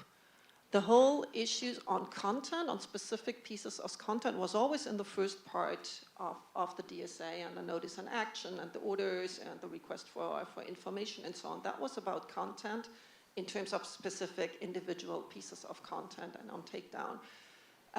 Under systemic risks, this was absolutely never an issue, and it's actually what it says, systemic risks stemming from the design or functioning of their service and its related system, including algorithmic systems. So it was very specifically intended for big functionalities like algorithms. So I'm really surprised that this seems to be an academic debate, because two of you said this. I've never heard that in Europe. And I was having just this thought that I know from my own experience that it's very difficult to get really independent academic expertise on tech issues, because big tech is heavily funding a number of universities around the world.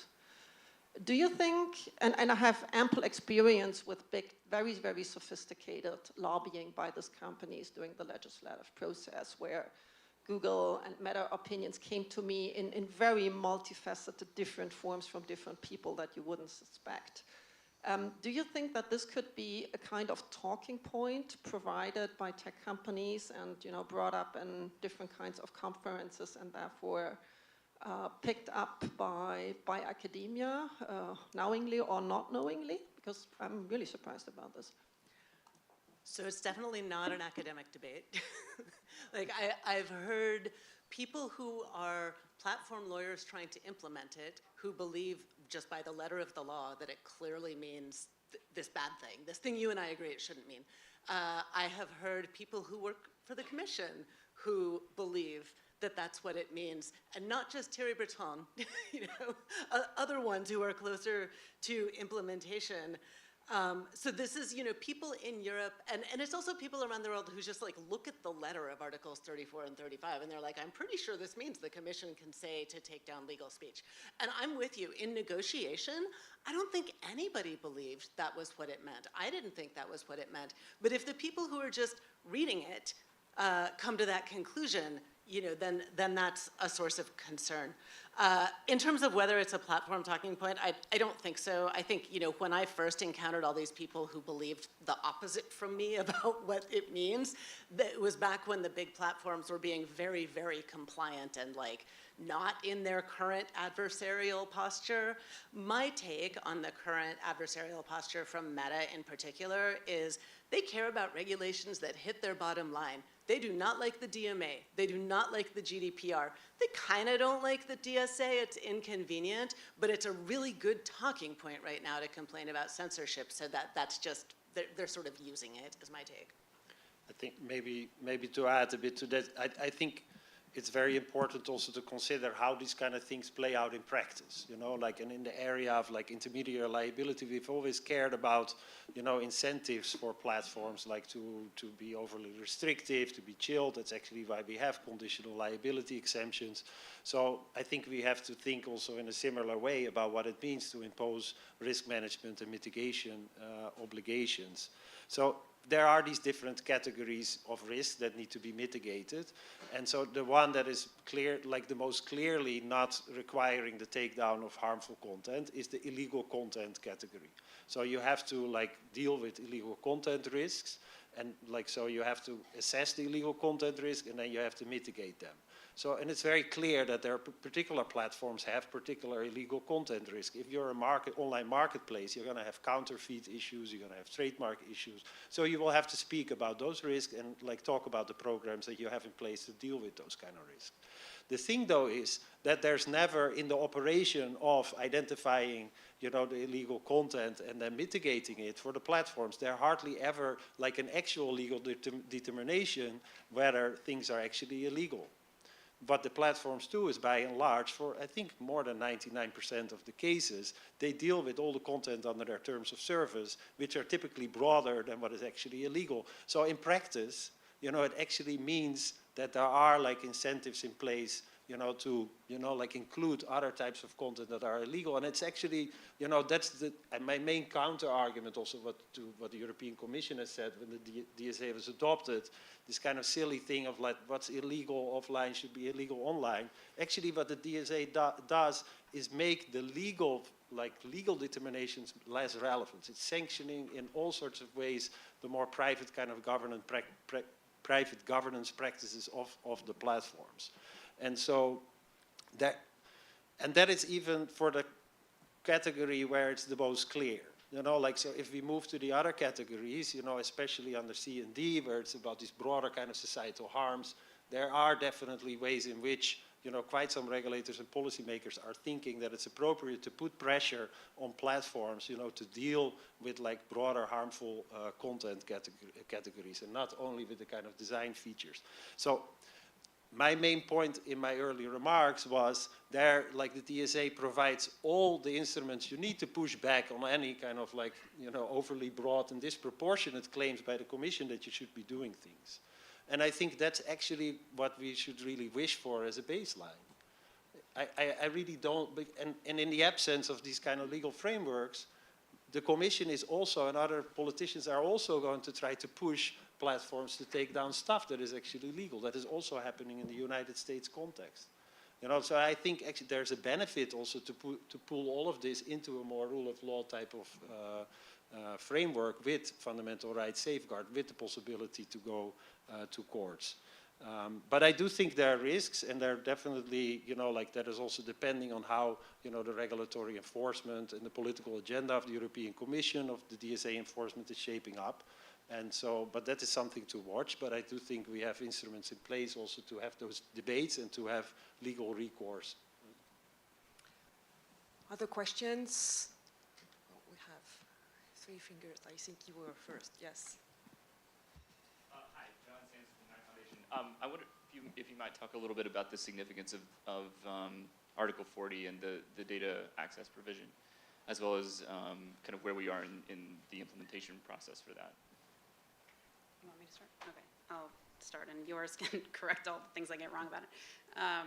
So where we are in the implementation process is there's a section of this article which is for vetted researcher access to private platform data, and there's a delegated act, which yours will explain to you what that is, but it basically extends the law and provides more specificity about how it's going to be interpreted. A delegated act that has been promised on Article 44 for quite some time now, and my current understanding of the promise is that it might arrive sometime in the fall or by the end of the year. So the vetted researcher pathway to obtaining data under the DSA is awaiting that delegated act. There's another provision that allows for researchers and NGOs to obtain public data that doesn't go through the vetting process and is not necessarily awaiting the delegated act. So, so requests to the platforms have started to flow for public data, and those are going, they work through the digital services coordinators that are located in country of establishment of the platforms. Some of them have been granted.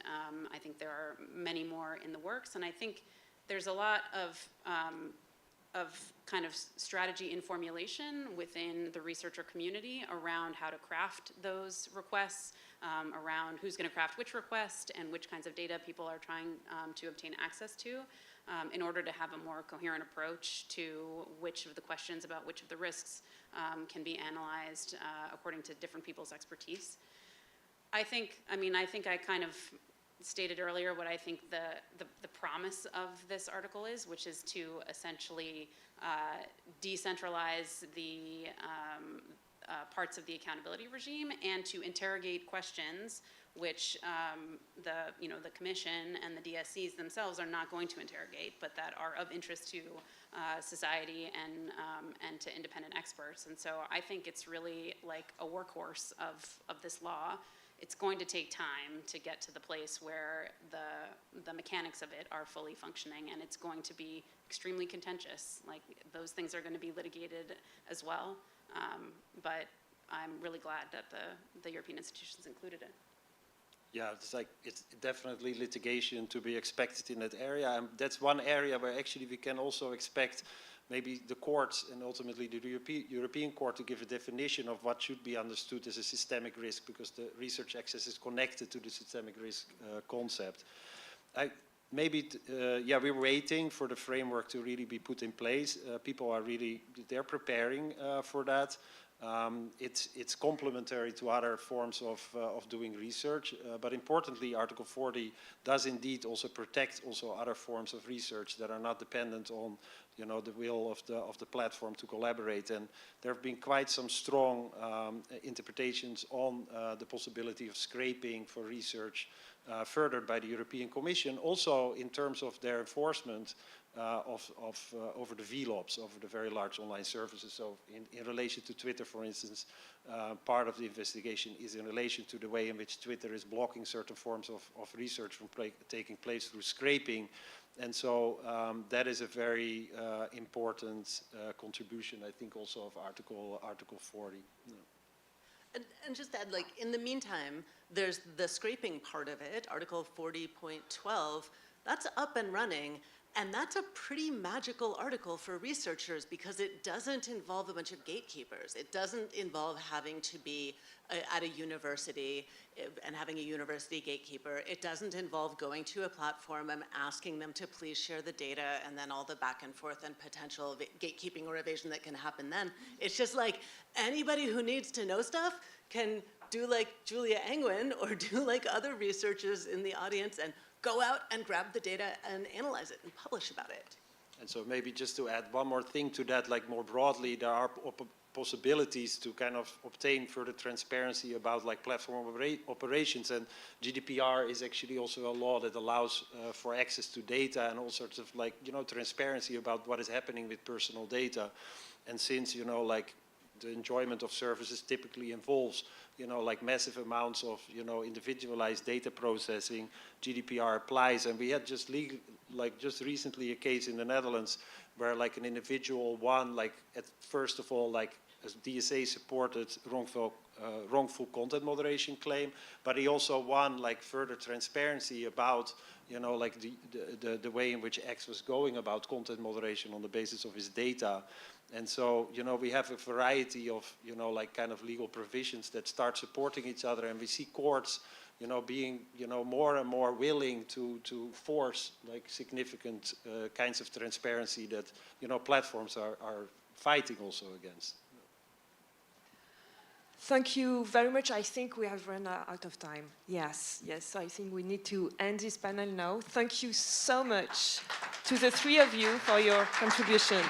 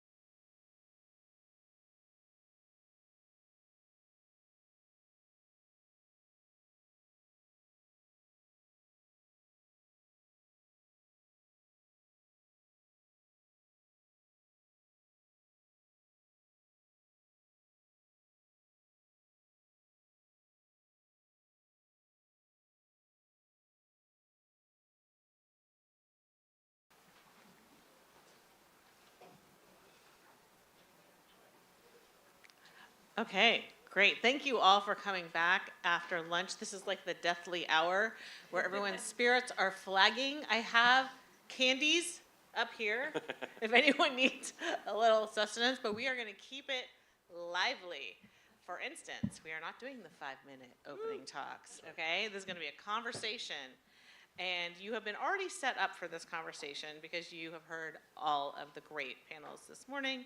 So hopefully we don't have to just introduce you to every concept. So we are going to assume that you understand the harms of an algorithmically mediated public sphere that can engender the widespread distribution of propaganda, micro-targeting, echo chambers, radicalization, scams, frauds, all of which are just fancy ways of saying preying on people's vulnerabilities at scale. So this panel is really about how do we deal with this, right? We're now at a point where when I started writing about these harms, I have to put some numbers on this, 20 years ago?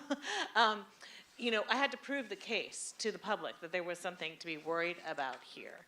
And I think now what is great is we're in a position where I think most people sort of accept, even if they don't understand all of the details, that there are harms here and we need to mitigate them.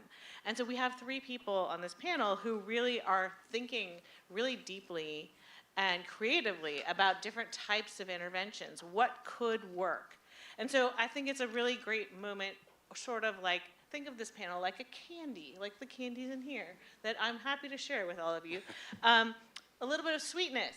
We're going to talk about how the world could be better. So we're going to envision the ways that everyone here has been doing experiments, testing. What are the ways we could improve things? So I'm going to start with you, Josh.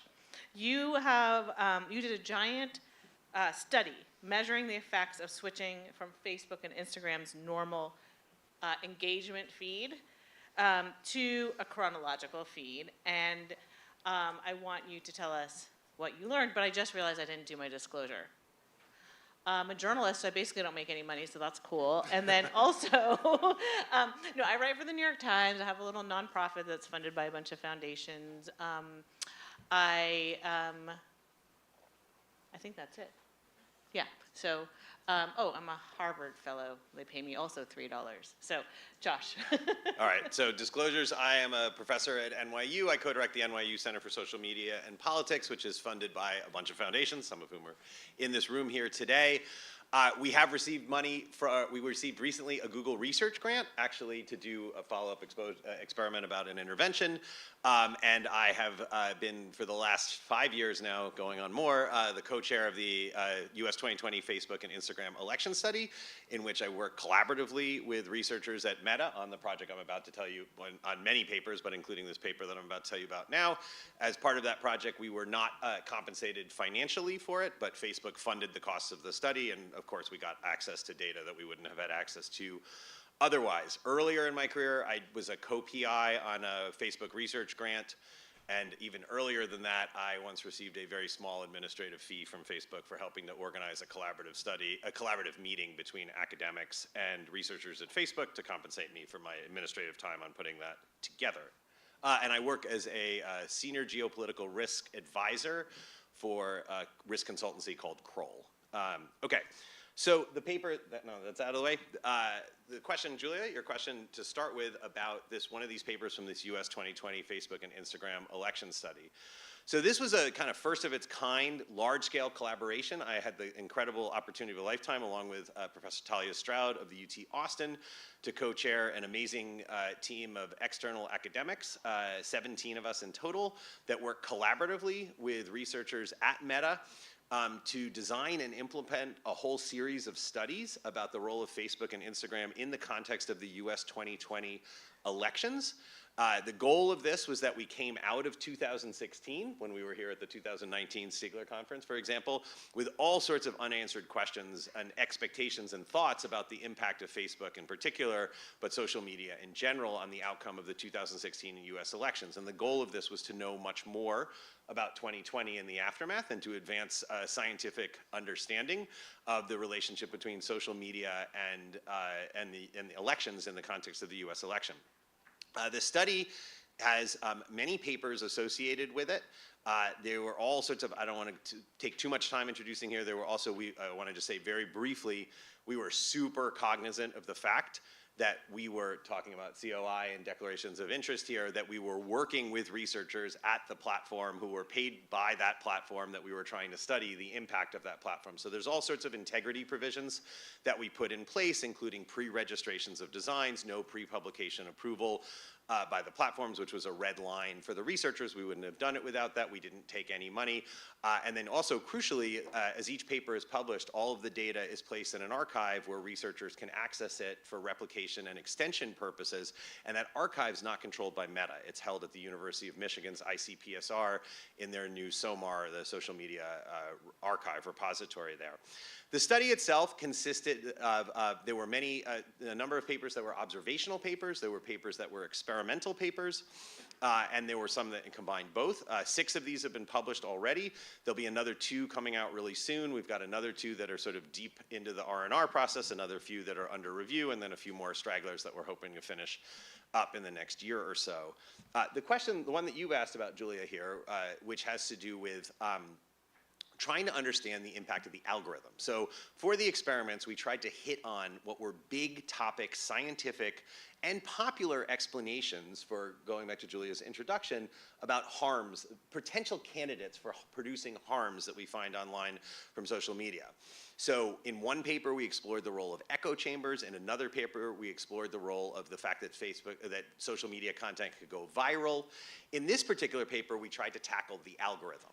So what we did for the study was we took about 20,000 people, and 10,000 of them for 3 months over the course of the US 2020 election, so 2 months before the election, 1 month after the election, were randomly assigned to be put into, instead of the algorithm that was in place at the time of the US 2020 election that was governing the feed, that's what the control group saw, what had the same algorithm that was governing the content all of you were seeing on Facebook or Instagram at the time of the election. This treatment group was placed into reverse chronological feed. Now, the question, and we'll get into this in this panel, the question of why we chose reverse chronological feed, you can't run an experiment without a control group. So if we were going to try to measure the effect of the algorithm in place, we needed a compared to what. And the reason we chose reverse chronological feed was sort of threefold.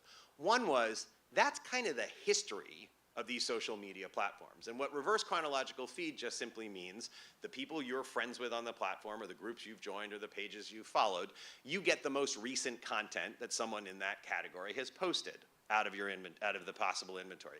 And so that's how these things started. When you were first on Twitter, that's what you saw. When you were first on Facebook, that's what you saw. The second reason we chose it was because it's very simple, and it's simple to explain to people. And the third reason was because it was being discussed as a possible policy solution, right? People had brought up the idea of going back to reverse chronological feed, away from what was in place at the time on the platforms, is what we would call an individual engagement maximizing algorithm. So this reverse chronological feed that was showing people the most recent content had been replaced by an algorithm that was trying to maximize the amount of attention that you would pay to this content and the time you would spend on the platform. To be clear, at the time of the 2020 election, the inventory, the things that could have appeared in your feed, were still coming from your social graph. The pages, groups, friends that you were followed, or on Instagram, the people that you were following, the accounts you were following. This is before the TikTokification, where we begin to move on that dimension away from your potential inventory being the social graph, into a world where the whole platform becomes your potential inventory. So that's where we were there. And then the third caveat that I want to make clear is that the fact that we did this during the election, as I explained a second ago, is a feature of the study, not a bug. We were trying to understand what was happening during the election because we didn't want to be in the position of 2016. However, it raises questions for generalizability beyond the electoral period, because we know that Meta was doing different things during the election, in particular what is now known as some of the break the glass measures that were put into place, than it was doing at other periods of time. And of course, it's time bound, it's bound by a single country, it's bound by a single election. But what we found in that particular case was quite surprising. And at the highest level, what we found was, not surprisingly, big changes to people's on-platform experience, But for all of the sort of downstream potential harms online that we were concerned about and other things that were not harms that we were concerned about, we found null effects off-platform in the sort of behavioral realm. So we found no impact on levels of polarization, either issue-level polarization or affective polarization. We found no effect on people's belief in the legitimacy of the election. We found no effect on people's participation in the election. We did, however, find numerous effects, which we could go into later, and things that changed their on-platform experience. The most noticeable one that's interesting that I'll just say is that we did find that people were less likely to use the platform when they were put back into reverse chronological feed, which makes sense. If what's in place is an engagement maximizing, you would assume if you get rid of that, you should have less engagement. But the follow-up to that was interesting, because the people who then used Facebook less, they were more likely to use Instagram. The people who were in our Instagram study who got put into our reverse chronological feed, they were more likely to use TikTok.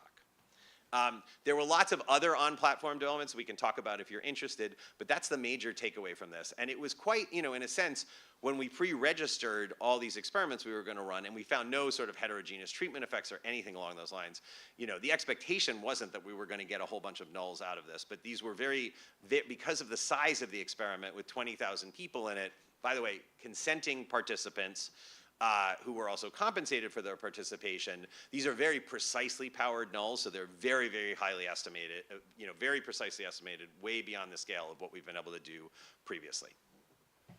Thank you. I think that it really is an interesting finding. I think null findings are really interesting. And by the way, just as a side note, as a journalist, I have always wanted to find a way to write about null results that I've found as a journalist, but it's harder to do in journalism because it's like, what kind of story is that? Like, I didn't find anything, but I thought you might be interested.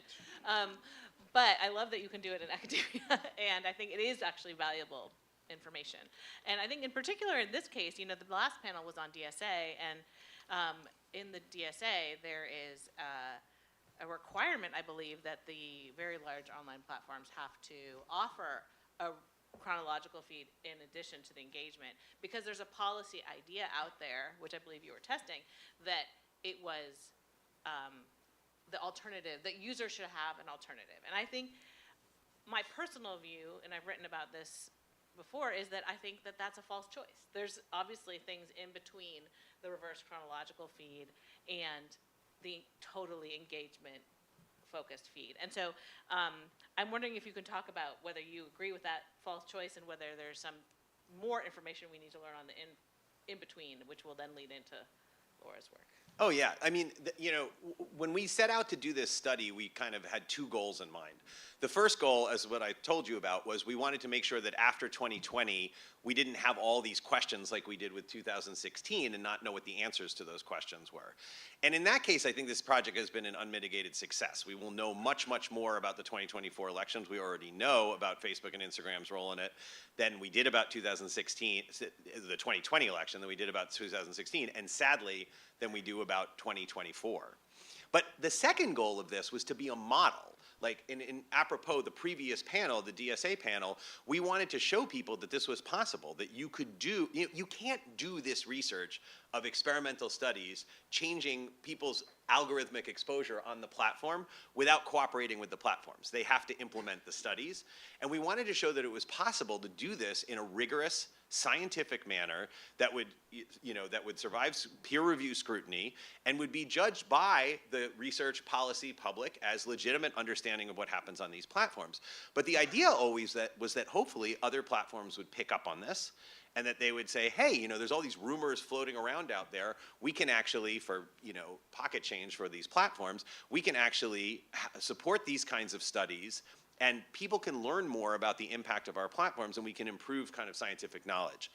That hasn't really happened, right? We haven't seen anybody sort of pick up on this. And this goes to Julia's point, which is that when I give the long talk on this, I have a slide that's all the caveats about this, about what we can generalize off of this. It was super interesting research, But we don't know even about reverse chronological feed if we would find something different in a multi-party system, right? We don't know if we would find something different in the US in an off-election year as opposed to during a presidential election year. There's lots of things we don't know. We changed each of these functions of the algorithm individually and did 3 separate studies, but what if we had done all of them at once, right? Would that have made a difference?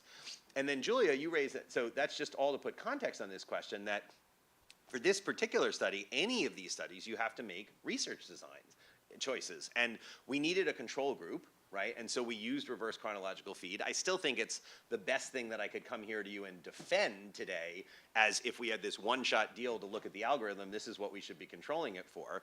But yeah, absolutely, there's kind of exciting work being done. My postdoc at the Center for Social Media and Politics, Kylan Rutherford, has been involved with this when he was a PhD student at Columbia, but also Jonathan Stray at UC Berkeley have been running this sort of pro-social challenge. And lots of other people are trying to think about more pro-social algorithms. So if you want to think about, like, if you buy that the sort of generic control is reverse chronological feed, that's the closest thing we have to a kind of baseline, there are lots of other things that we can try out there. And the key to this is going to be able to be, to advancing scientific knowledge, but also to getting good policy, is going to be trying to be able to run these kinds of studies again and again. And I think that's where we are right now. This is, I absolutely 100% agree, this isn't the last word on this in the slightest. This is the first word, but I think it gives us a path by which these kind of studies can be done.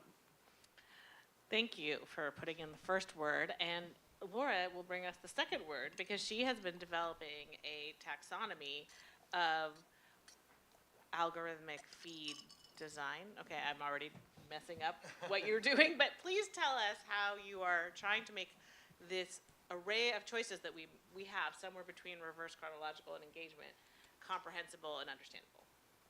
Sure thing. And yeah, you know, what I've been trying to develop for the last couple of years is really a taxonomy of feed algorithms themselves.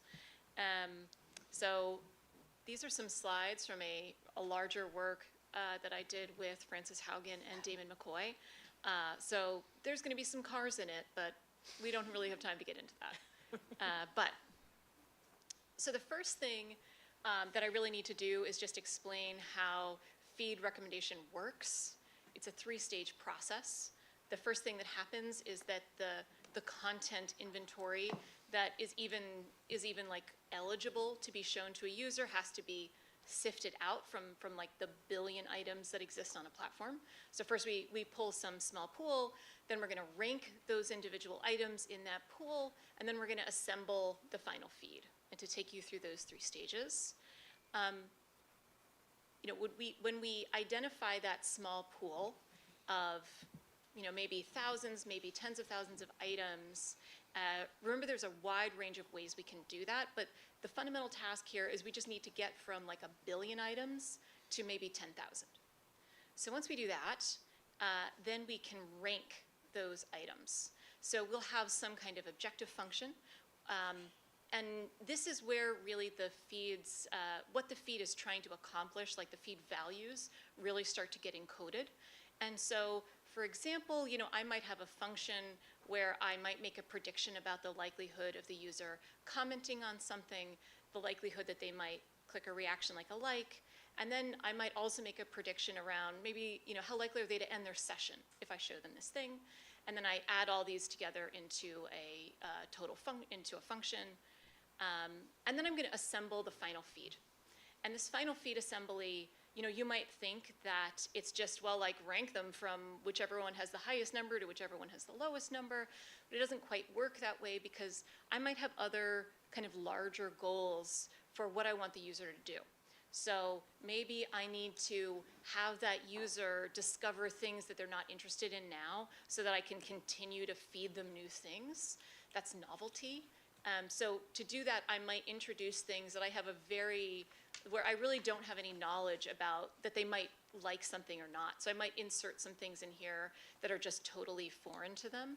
And I might have other kinds of goals, like ads get inserted here, or if I have some business objective of some other thing that I want to show them, like heating, that all happens here. Okay, so those are that's the basic flow. So inventory selection, that first phase, I said, well, like, we're just going from like 1 billion items to maybe 10,000. I can source content a few different ways. There's directly connected content and indirectly connected content. This is something the user has sent a direct signal about, or something that's related to a direct signal. So this is like following something, following a page, a friend, indicating that you're interested in a topic, that kind of thing. And then there's unconnected content. That's everything else. So, I also talked about that ranking phase and that feed assembly phase.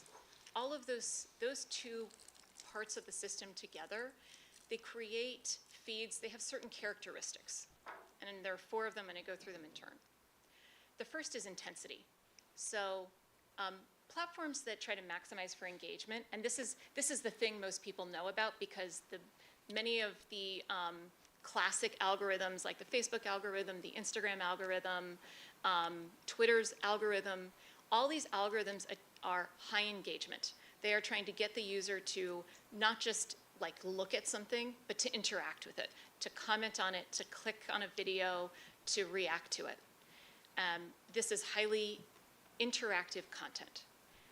The other end of this, low intensity engagement, this is engagement that is not as interactive, but will go on for longer. So this is duration-based algorithms. And the thing is that you might think like, well, can I have both? And the answer is no. This is a hard trade-off. I mean, platforms will try to find some sweet spot in the middle, but they tend to be more toward the engagement side or more toward the duration side. And the reason that they're a trade-off is that for things that are really engaging, things that are really intense, they also have a higher likelihood of causing the user to end the session. So if you think about a platform like YouTube that has a very high duration algorithm, there are people who just like, they leave YouTube on in the background of their life and they play it for like 8 hours a day. Those people are not like clicking on they are not reacting to every video, they are not commenting. And that is a duration-based low intensity algorithm. The next characteristic is super simple, it's timeliness. Algorithms can either prioritize content that is very recent, or they can like not really care, and they can show content that is, maybe they'll show you an item that's 3 years old, then they'll show you something that's 3 days old, then they'll show you something that's 6 months old. So platforms like Pinterest tend to be, they have no concept of timeliness, they're very low timeliness, high timeliness things like Twitter, which are really for breaking news. Okay, novelty. So some platforms, TikTok really is chief among them, have an explicit user promise that I'm going to introduce you to new things, to things that you have not seen before. These platforms have to be tolerant of things that users might not like, because when you introduce new things, most of the time users don't like them. There's a reason they had never interacted with that stuff before. And so, there are many platforms that, I would say most platforms tend toward the low novelty side. They give you just the stuff that they know that you like. And then the last characteristic that I'm going to talk about is specificity. Platforms can try to identify a small number of items that everyone will like. Kittens. Nobody hates kittens. Everyone will watch kittens for a few minutes. I don't know, Alyssa, she's a real cat hater over there. But, I see a cat hater in the back. I'm super allergic to cats. I just want to kick them whenever I see them. Go ahead. Other platforms, and YouTube, I think, in their documentation, they describe this really clearly. They don't just want to find the content that you love. For any piece of content that they're going to recommend, they want to find the people who really love that content. And this creates some really big differences in the overall distribution of attention over that information ecosystem, because high specificity platforms tend to have just much flatter distributions of attention. So there's a lot of things that go like a little bit viral. Whereas low specificity platforms, they have like 3 things and everybody on the platform sees them. And so we put all of these characteristics together in what we call a feed card or a window sticker for feed algorithms, and this is sort of intended as a visual that is comparable and might actually convey all of these characteristics in a way that a user could understand. So that's everything I know about feed algorithms. Amazing. It took me a couple I years. love it. So this is, I mean, imagine if we actually knew this, right? We intuit this about our algorithms. You've read the documentation, but the truth is no one is actually disclosing, right, their actual. Well, maybe I should just mention very briefly how we built this. So all of the data I've presented today, all the information, this comes from company documentation, patents, leaked documents. The Facebook files are actually tremendously helpful in doing this for Facebook. There's leaked documents for most platforms, so I'll tell you, and academic papers. Because actually a lot of this stuff does come out in a variety of ways. The one platform that we were able to get really precise about was Twitter, because one of the first things that Elon Musk did is he open sourced most of Heavy Ranker. And so for X, we were able to just go look at the code. And that was very, very helpful for that. For the other platforms, it's a little squishier. Right. But I think it's amazing, and I would love to have this ranking available on all of my algorithms. And I would also like to choose my algorithms based on this. So I wanted to see if you could talk a little bit about the recommendation from Alyssa's group. Alyssa, her institute has just come out with this report on how we could build better feeds. Basically, with a lot of former executives from the companies who build these feeds, who are now in academia, have come together and sort of build this idea of what would it look like to build feeds that were more pro-social, that were not just focused on engagement and sort of catching us in that sort of watching a car wreck mentality, which is what I think a lot of people view the harms of these algorithms to be. So I'm wondering if you can talk about how your work fits into that, or if we should just we can also throw it to Alyssa. Well, so I think what is so great about the recommendations that the KGI developed is they really pulled together everything we know, the best science, and sort of what recommendations we can take from that. And absolutely, I think a very sensible recommendation, something that we know, is that it does genuinely appear that engagement maximizing high-intensity algorithms do seem to be associated with a wide range of harms. I think what's difficult, and something that gives me a lot of pause, is we don't necessarily know how to change things to make them better. And I'll say, this is a concern that I have about low-intensity duration-based algorithms is a hypothesis I am very interested in testing is whether low-intensity, high-duration algorithms are associated with social media addiction. Social media addiction is not a diagnosed thing, but certainly quite a few people seem to have problematic use with social media, and at least anecdotally, looking at reports from users who experience this, the same platforms always come up as the platforms that are folks' gateway to social media addiction, and they tend to be platforms that have low-intensity, high-duration algorithms. Which is YouTube? Which is YouTube and TikTok. Yeah? Yes, super quick two-finger. Just on this, not knowing what's going to be the implications until you actually do the research. So another one of the papers that's come out already was about virality. And so for that one, we got rid of reshares. That was our attempt to have a treatment condition where, again, the control condition had the normal algorithm, but the treatment condition didn't see anything that was reshared, right? So if Laura and I are friends, and Laura posts something and I see it, but if I reshare it, Julia, you're my friend, you're not going to see it. And that was a treatment group. Anyway, that was a treatment group. And so in that particular case, what we found was that did reduce people's exposure to content that had been flagged by Meta's third-party fact-checker program as being misinformation. So it reduces exposure to misinformation, but it also reduced exposure to news. right?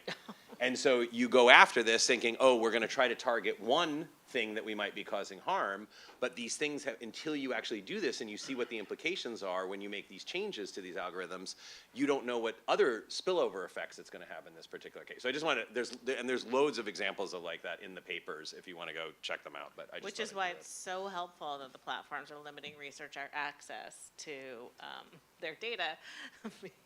Because, I mean, we need access to do those types of intervention studies. Oh, I just realized I didn't do my disclosures. Oh, yeah, do. I was employed by the Department of Justice. I have been a consultant for the Department of Justice. I'm currently an assistant professor at Northeastern University, part of the great American cartel that is academia. I don't, my research is primarily funded by foundations, but I do not take money from tech platforms because I study them, nor do I take any kind of privileged access to data. Yeah, I never have. Thank you. Okay, Paul, so we're going to transition to AI because it seems like it's kind of big these days, I hear.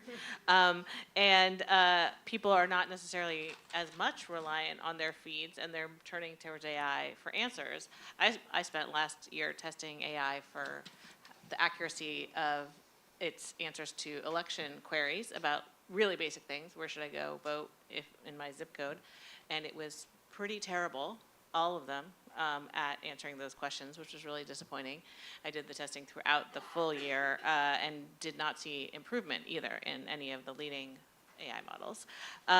So, Paul, you've been looking at how can we, what is the best way for regulators to intervene in making AI better? How can we create a world where it is incentivized to provide accurate answers? Because right now there's no cost to them if I go to the wrong polling place because they told me to go to the wrong polling place. So do your disclosures and then tell us about AI. About 10 years ago, I gave a talk on the corrupting influence of corporate money in academic research at a company. And then I was silently never invited back to that company. So I really applaud the Stigler Center on kind of the way they're leaning into these disclosures. I work for Georgetown. I'm a professor in the law school. Most of my research these days are funded by two Georgetown programs, the Fritz Family Fellowship and something called the McCourt School Tech and Public Policy Program. McCourt is Frank McCourt, who I disagree with fundamentally on just about everything he says about tech policy, but I do enjoy spending his money. Okay, I'm also a recidivist government regulator, so I've worked for the Justice Department, the Federal Trade Commission, and I think I'm currently employed by the Colorado Attorney General. I helped them write privacy rules 2 years ago, and it's like the mob. Once you're in, you're never out. So the first thing I'll say is I actually don't write much about social media and harms of social media, and so in a funny way, I'm an interloper, but I'm fascinated by the work of these fine scholars. I'm also unburdened by things like peer review and empiricism and rigor. So if it's okay with Julia, let me say really quick hit things about the talks we just heard. And then I think in a way what I'm trying to do is have the AI intervention where I say I'm a little worried that this work is really important but will be less important over time. So my three quick hits really, really quickly is I'm just frustrated that we're still with these giant platforms where millions of people can talk to millions of people and there's no real business model around community. And so I'm actually, I have written, the one little thing I wrote was in a book called The Barons and the Mob by James Grimmelman and Charles Dewan. And my contribution highlighted subreddits and podcasts as these funny places with community identity and social norms and moderators and expectations. And so why don't we just get rid of the big platforms altogether? And it's funny to say subreddits as the shining example of civilized discourse, but I often very much feel that way. Number two, I was talking to Laura about this earlier today. We're about to have this wonderful natural experiment when the Court of Justice for the European Union basically tells Meta you are no longer allowed to use personalized advertising, and I think that's where we're headed. And so I hope you're both measuring exactly what that does to engagement. And then number three, and Julia has written a lot more about this than I have, I hope and think what that's going to expose is this surveillance society we built on the back of personalized advertising is actually terrible for advertisers and terrible for publishers. And so it's primarily been used to buck up the business model of ad tech. And they're fine people who I think will find other jobs once their industry disappears. Okay. But in a way, I have leaned fully into the kind of AI revolution. I realize I've written 10 articles on machine learning, and I am a erstwhile computer scientist. But I didn't consider myself an AI law scholar until 2 years ago, and now I'm writing a textbook on it, and I teach a class of 100 students. And so I think a lot about the kind of machinery of these large models, and in particular the large language models. I do completely agree with Julia's framing, which is, in a sense, people are going to learn to rely more on things like ChatGPT or Companion AI or Claude or whatever comes next, and in a sense, maybe break free from the shackles of the algorithmic feed, because they're going to get their information in their community and everything else through the algorithms. And I hope you can hear me say that without thinking, oh, here's another AI nut job who has drank the Kool-Aid. I actually fundamentally believe something really different and important happened with the advent of large language models. I do think there was a step increase in power. I think it surprised experts, but I hope you can hear me believing all of that without saying, Terminator is right around the corner. But because of that, I've been hanging out with a lot of computer scientists to really learn about how these technologies are shaped, questions like interpretability, and are there fundamental limits on what we can know about them. And so maybe I'll tease a few things, and we'll see if in Q&A any of you want me to elaborate on these. The number one takeaway is it's astonishing how a large language model can be changed in fundamental ways with very little effort, very little input, very little money, and very little time, right? These may be the most malleable artifacts of industrial production in the history of the world. See, unburdened by peer review, I can say things like that. And so if you compare it to telling someone to change the railways or change the telephone network, right, or change the electrical grid, we're talking about micro pennies on the dollar for fundamental changes that and the we is a little vague. It could be the European Union, it could be a bunch of users who are really upset, it could be people inside the corporation, to take a technology, a large language model-based technology that does X, and tomorrow make it do not X. And again, I'm happy to elaborate on that. But I want to say two things to me that flow from that. And again, I'm going to say this just to be provocative, but hopefully leave you wanting more. So one is, it's never been cheaper to comply with regulation. Never. Never in the history of the world for an industrial actor who has to change its operations. Even with the malleability of old school software that required these things called coders, right? Changing a large language model is so cheap. And so insofar as anything like the First Amendment, or for those who are real nerds with the law, the Dormant Commerce Clause, turn on this question of, maybe we can justify the law, but only if we can justify the burden. Well, the burden calculation is going to zero really quickly, right? It's going to be hard for companies to say that these laws are burdensome at all. And again, I hope that's provocative enough that you'll push me on it, and I'll give you some examples. The second thing, and this all falls under a broad umbrella of fine-tuning, is what the techies will sometimes call what I'm describing, or part of what I'm describing.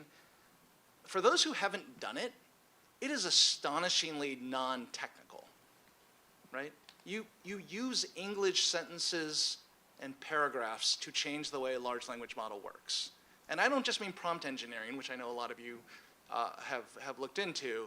I mean to fundamentally change the weights and parameters of a large language model, you basically just give it a really poorly written SAT that you write yourself, and it will change the behavior of the model. And the reason I find this exciting, terrifying a little bit, but exciting, is it means for the first time in tech policy in the last 2 decades, the technologists are no longer in charge, or not by definition. That you actually could bring a broader set of humanity and a broader set of training and a broader set of people to the table to change the way the technology operates. And again, I mean that in government to company, but I also mean that within companies. Now, don't get me wrong, the technologists are still important, but they're no longer at the center. And so I call this my decentering technologists, which is, I think we're giving the technologists probably what a lot of them have always wanted, which is we kind of want to be the plumbers. We don't like that the weight of Western civilization or global civilization is on our shoulders. I think we can give that to them. I'm a little worried that that void is then filled by people with MBAs, but still, it might be a step in the right direction. All right. Okay, so I think what you're saying is we actually have a chance to do our interventions to shape AI and make it serve the public interest, that policymakers don't have to fall for what they fell for in the social media world, which is 20 years of saying you don't understand it's magic inside of our black box, right? Absolutely. I mean, it's still capitalism, so, right? I mean, I'm not arguing that we've done away with those incentives and forces, but I am arguing that we've expanded the toolkit. I mean, Alyssa Cooper on the last panel, who for some reason has been name-checked 5 times already, you know, she talked about this design model, like thinking about how to, and the heart of my research agenda right now is who gets to design, who's at that table, who gets to decide who's at that table, and I'm very interested in how large language models might allow us to broaden who's at the design table. Laura? Just to bring up the adversarial version of what you're talking about, because I am very glad that you are bringing up the good parts of this, but there are security parts that we should be very concerned about. And you're absolutely correct. It is very easy to adapt and fine-tune large language models. And the problem with this is that it is very easy for an adversary to do that in a way that is difficult to detect. And it's very easy for a censoring country to do this. There was a story that came out in TechCrunch a couple of weeks ago where we actually got a leak of some of the data sets that are used to train Chinese models with, like, here's all the things you have to censor. And I think what I find so difficult and so insidious about this kind of censorship or this kind of information control is how invisible it is. You know, it is like the classic problem of covert censorship, where you don't know if the system doesn't know something or if it's been memory holed. And I think this is the only solution I know of for this problem is frankly going to be transparency. It's the same solution that I think we need to bring to bear for social media algorithms too. And that's where I sort of see a lot of the thinking about how we can make these systems serve society actually has a lot of commonality. So Josh is actually doing some work on exactly this question. So, like, Josh, you want to jump in and? Yeah, so I'm going to start at the end and completely agree with Laura that the solution is transparency. But Laura, and you guys have been talking about fine-tuning, what you do after the model's there. I want to just shift the direction of this conversation a little bit to think about pre-training of the model with the training data that's going into the model. We have talked a lot, and there's been a ton of attention since ChatGPT came out to ascriptive biases that come out of these models because of training data. The most obvious ones, like you ask it to give you a picture of a doctor, and it's a white male person, right, who is the doctor. Or if you train on, you know, there's all sorts of things about ascriptive biases in these models.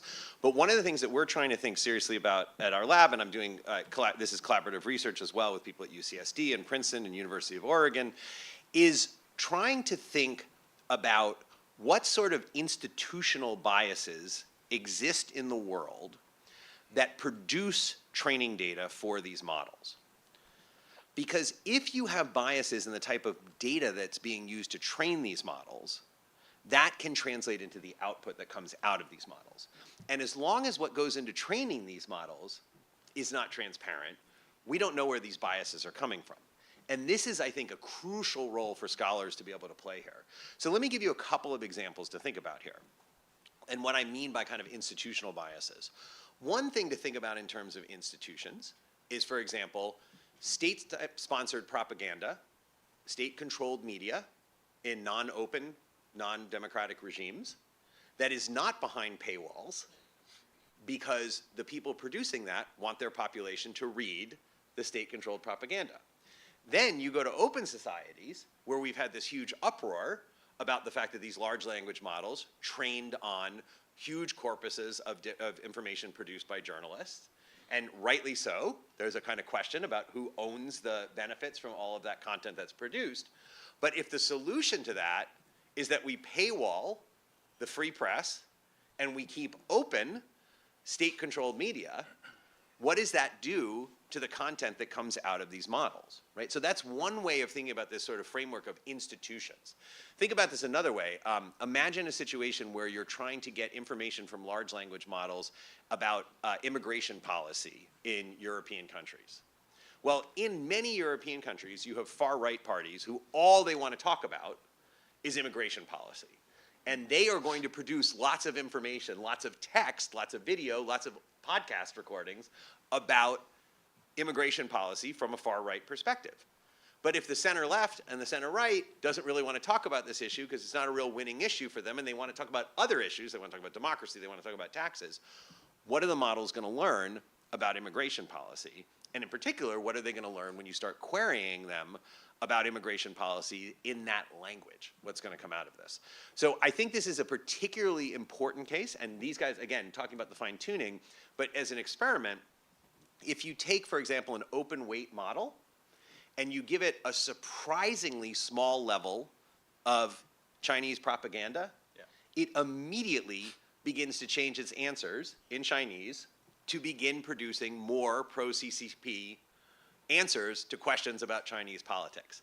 And the number of documents you have to give to these large language models to get it to change in this training phase is actually remarkably small. So we have a bunch of research in this regard that's going to hopefully be coming out soon. It's currently under media embargo, so I'm going to leave the discussion of it at this level. But I think this question about institutional biases of production of training data is something that we should really, as a research community, be focusing on. And I think as a policy community, when you are thinking about what sort of transparency we want to get out of these companies that are producing these large language models, we absolutely want the transparency on the fine-tuning, but we also want the transparency on what data is going into training them.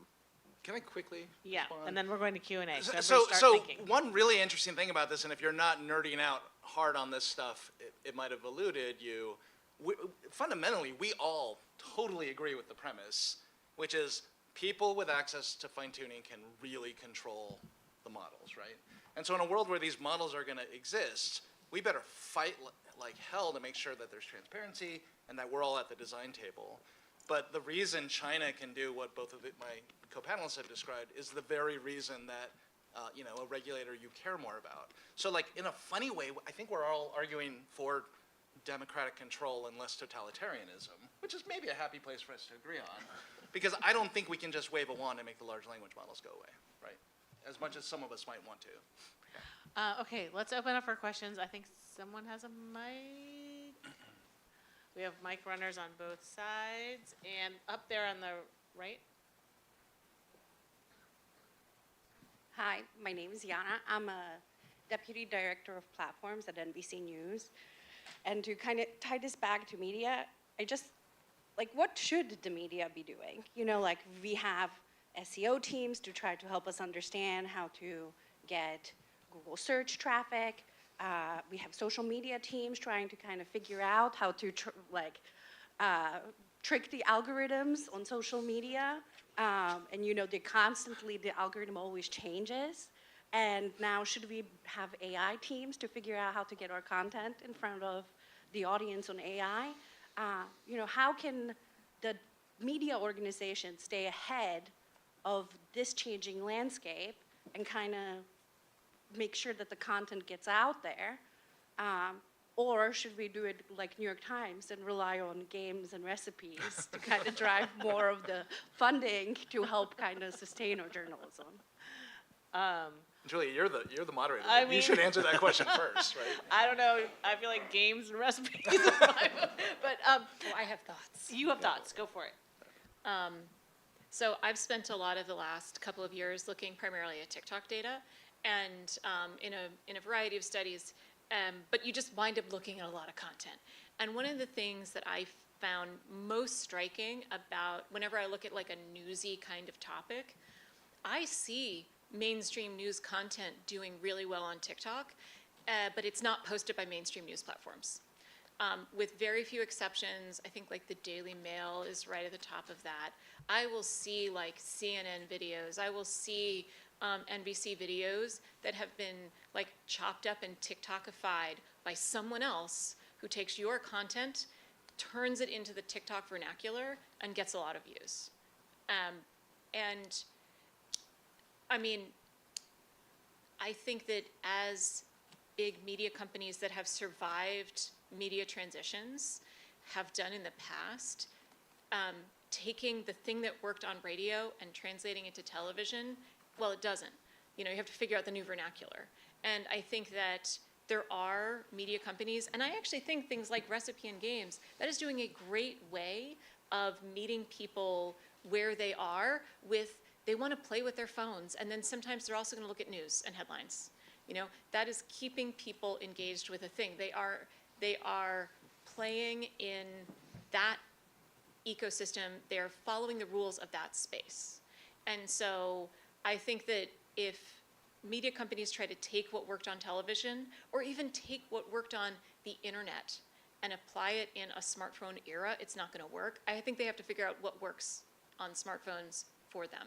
Also, by the way, I do have a paper I've written for Harvard on what traditional journalists can learn from online influencers, and actually dives a lot into exactly the some of the things that we in traditional media could do more. And actually the main finding, if you don't want to read the whole thing, is that we take our audience's trust for granted and they work for it.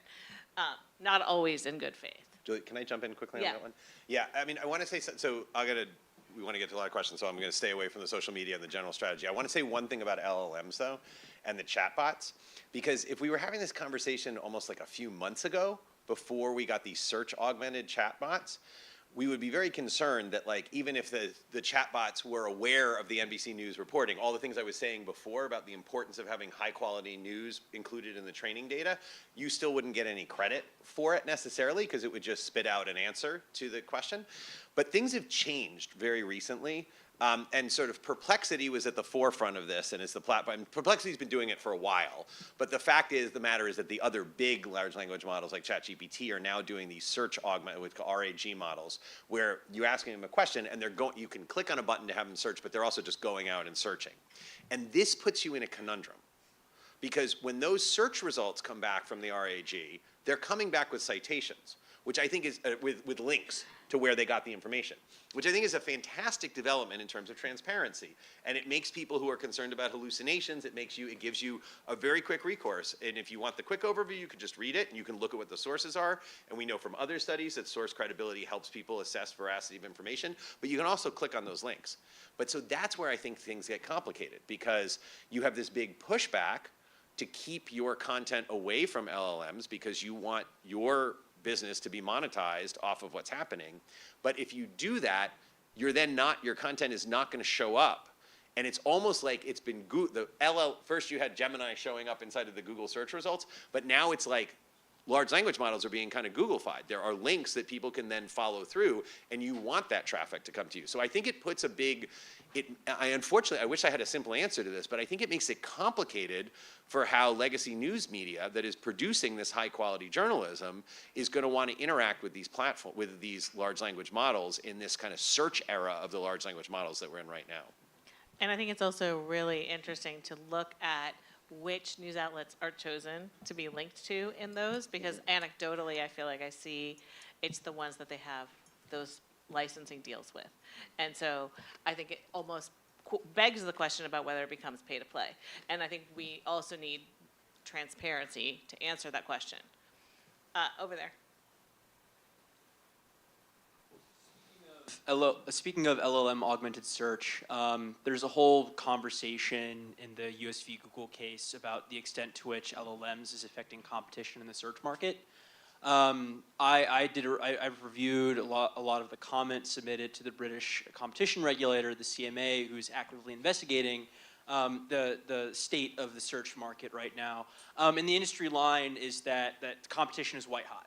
You know, you read something from industry and it's like, you have the dominant player, but AI is changing everything, and the giant that's leading could be slain by Perplexity or something, right? Like, I guess I was curious to ask, like, what's your opinion of that? Like, how is AI affecting competition in search, and how does that maybe complicate the remedies conversation that's happening right now, literally in like a week or two? I'll pass really quickly to the lawyer, but I think there was this Pew report that came out right now, and the bottom line is there's just not that many people using these LLMs yet, and there's even fewer that are using them for search, but it's early days, and that could change kind of really quickly. But there's a recent Pew report that came out about this, about percentage of people using LLMs at all regularly for acquiring news, and I think it was pretty low, but I'll pass to the lawyers. Also, I mean, I think it's worth pointing out that the court considered and did not accept that argument. I mean, that was the counter argument in the Google search monopoly case, right? And they were like, nah, not really. So, I mean, we might have different feelings, but I think it has been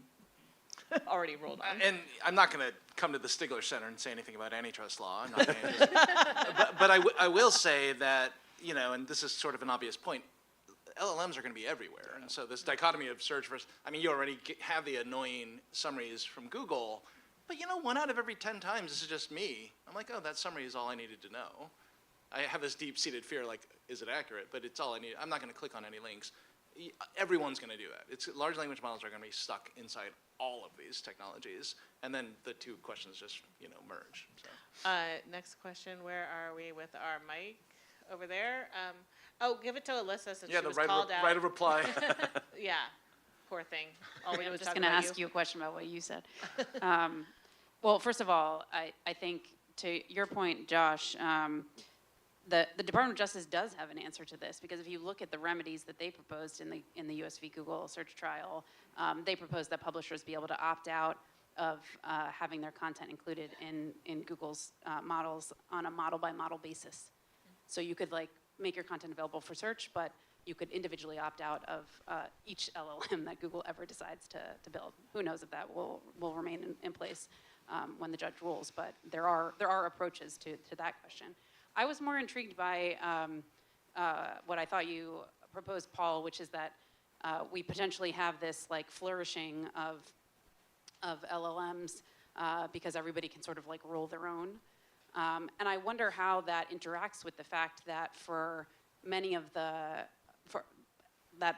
sort of current experience that people have online is very much like a platformized experience. So you go to Google and it's like you can't get to any other LLM, you can only get to Gemini. And if you're using an Apple device, you're using Siri, and if you're on WhatsApp, you're using the llama-based Meta terrifying bot. So how does that really square? Like, don't you expect that people will continue to be sort of stuck in these walled gardens because they provide, because they have the network effect where you can connect to everything else that you want to be connected to, whether that's content or people or whatever, and then you're stuck with whatever they vertically integrate with? Yeah, it's funny. This exchange is a like masterclass in privacy people talking to people who think more about competition.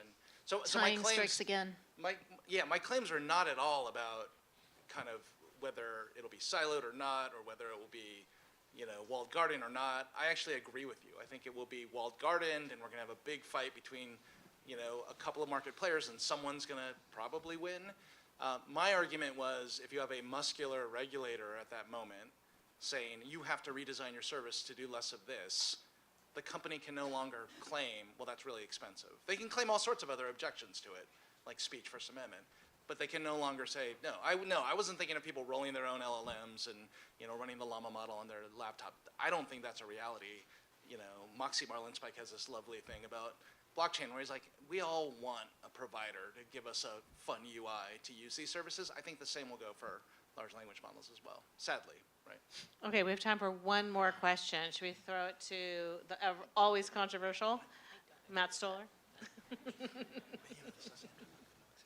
No pressure. All right, so I have more a troll than a question. Why am I not surprised? I have a question, but I want to start with a troll. So I guess one point about LLMs being everywhere, I mean, if you're going to put $500 billion into this model and into these, then it kind of like has to be everywhere, or else we've lit $500 billion on fire for, you know, for Super Clippy. Yeah. So I would just note that, you know, saying, oh, well, if you want traffic, you have to give us our content for free, or you don't get the traffic, doesn't doesn't sound like a complicated question. It just sounds like coercion.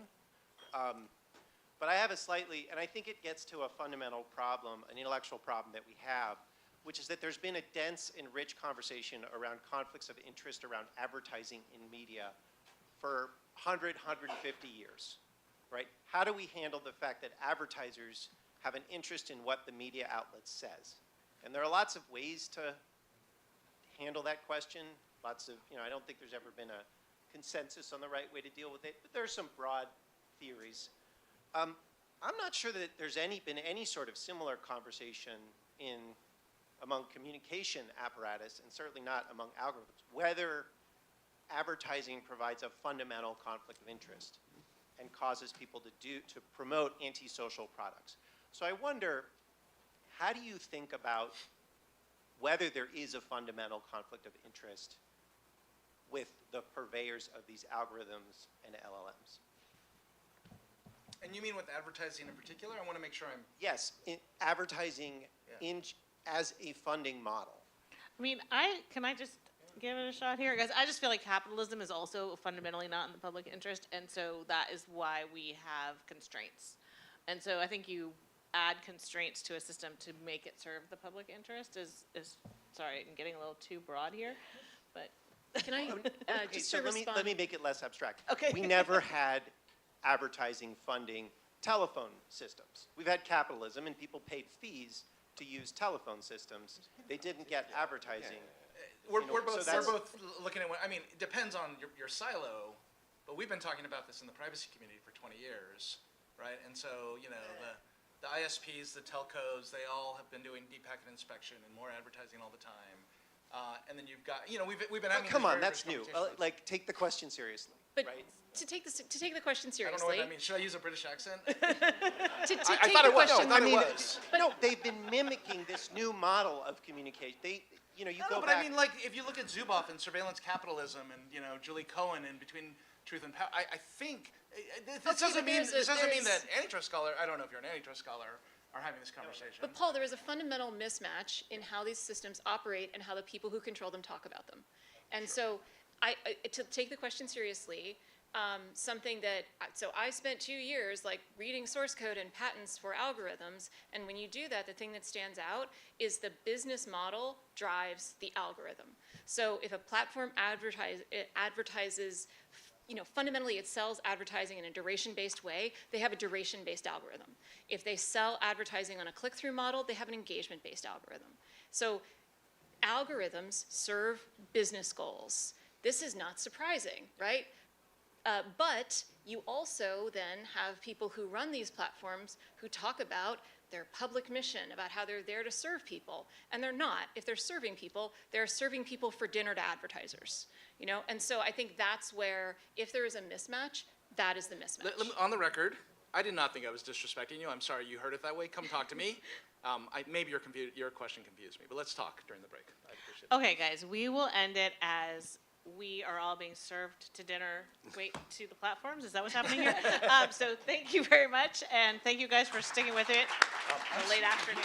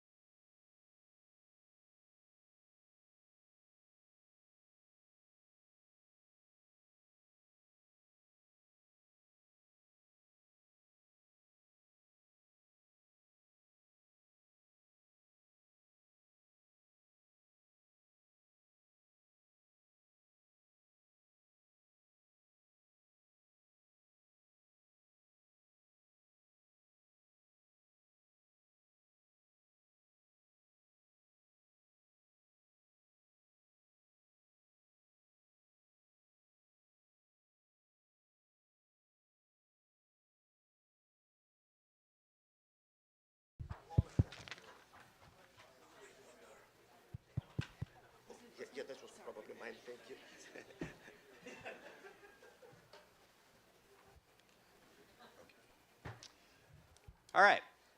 Is this on? Hello? Okay. Well, I want to thank Luigi and Filippo, who's not with us, but for putting on an excellent conference as usual. I'm David Dayan. I'm the executive editor of the American Prospect, and I guess we're supposed to do disclosures here. We're a nonprofit journalism outlet. We're funded in part by advertising, in part by foundations, and in small part by unions, but in large part by readers like you. So if you go to prospect.org/donate right now, you can be in my next disclosure. All right. The title of this panel is Can Policy Changes Safeguard the Marketplace of Ideas? I'm a big believer in the fact that ideas find their audience.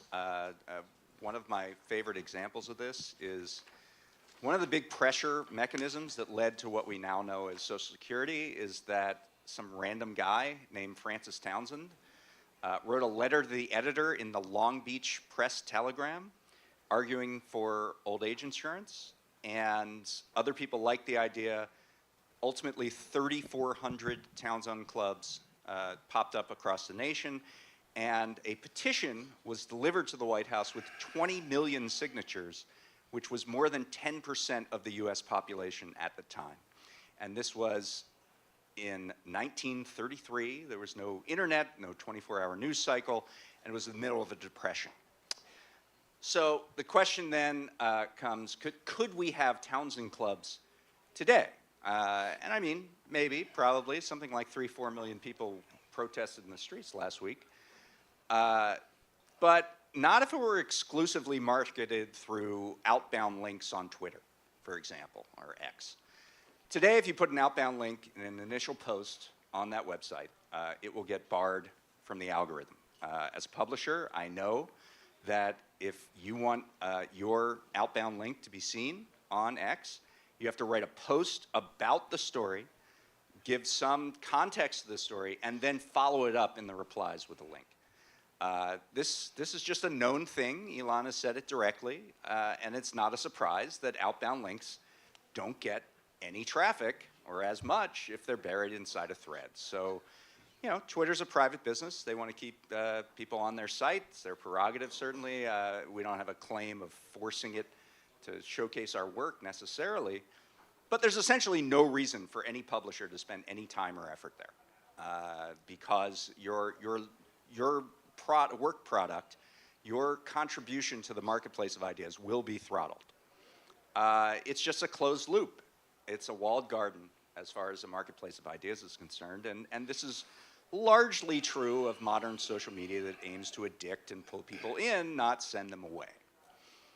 By contrast, there's this smaller site called Blue Sky. It has a much smaller audience, more partisan audience, but it's generally accepting of outbound links. It sees the value in them and the ability to set their site apart as a source of information and, you know, a marketplace of ideas, I suppose. And since the first of the year, as far as are concerned at the Prospect, our traffic is way up. Much of that is because, you know, there's a news-rich environment right now, but we're also unaffected by the effective loss of platforms that at one point did drive traffic, but which have been, you know, disinterested in that activity, and they've been more than replaced by an upstart with a very tiny user base.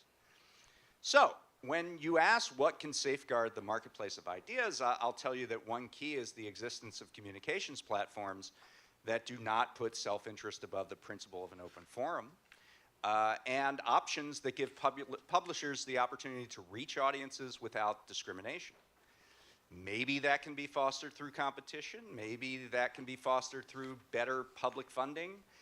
Maybe that can be fostered through non-discrimination standards or other changes in market structure.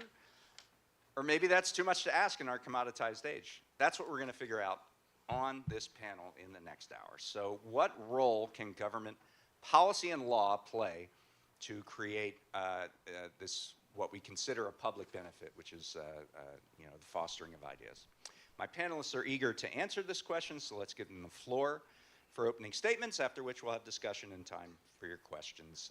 I'm going to start with Madhavi Singh, and take it away. Thank you, David.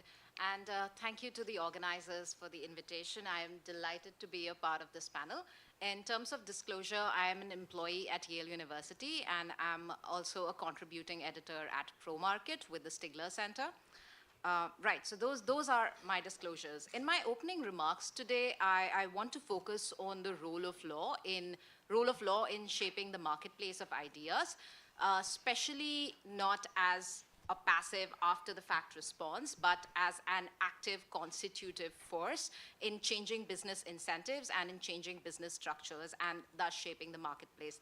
I feel like this distinction between the role of law as a passive after-the-fact response and on the one hand and as an active constitutive force on the other hand is especially urgent distinction because a lot of discussions around emerging technologies, even now, given to the sentiments of free market thinking and presumptions of techno-optimism, and I feel like that's something we need to rebut. Right, so what is the role of law in shaping the marketplace of ideas? Some examples automatically come to mind, such as Section 230 and the First Amendment, which have obviously played a very big role. There are also other examples which Professor Paul Starr in the morning panel talked about, the active role that state has played even before the Sherman Act and before the First Amendment in shaping media and overall the marketplace of ideas. But the influence of law goes much deeper than that. So think about property rights, for example. On the one hand, users have no property rights over their personal data, which is a very important input in the digital economy. On the other hand, that same input, when it goes into the tech platforms, into the tech infrastructure and algorithms, that is subject to very stringent property rights. And one could debate all day long about whether this treatment of property rights one way or the other is right or wrong, or any alternative treatment of property rights is even feasible. But the point is that law is not a neutral bystander. Through both action and inaction, law plays a very important role in shaping the marketplace of ideas.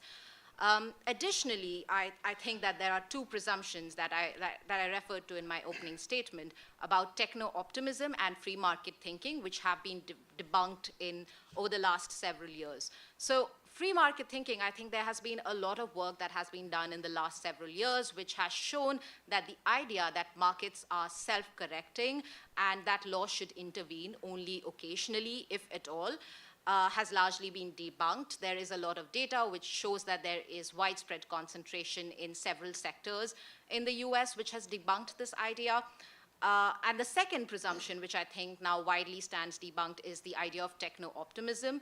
The idea that technological solution, every new technological innovation will solve all of our problems, will democratize access to information, will empower users, etc., is also something that has been debunked. You will recall that the internet, web browsers, social media, blockchain, all of these technologies made this claim. And to a certain extent, it is true that these technologies have managed to democratize access to information and empower users, but each of these layers of technology has eventually become consolidated and monopolized by private power.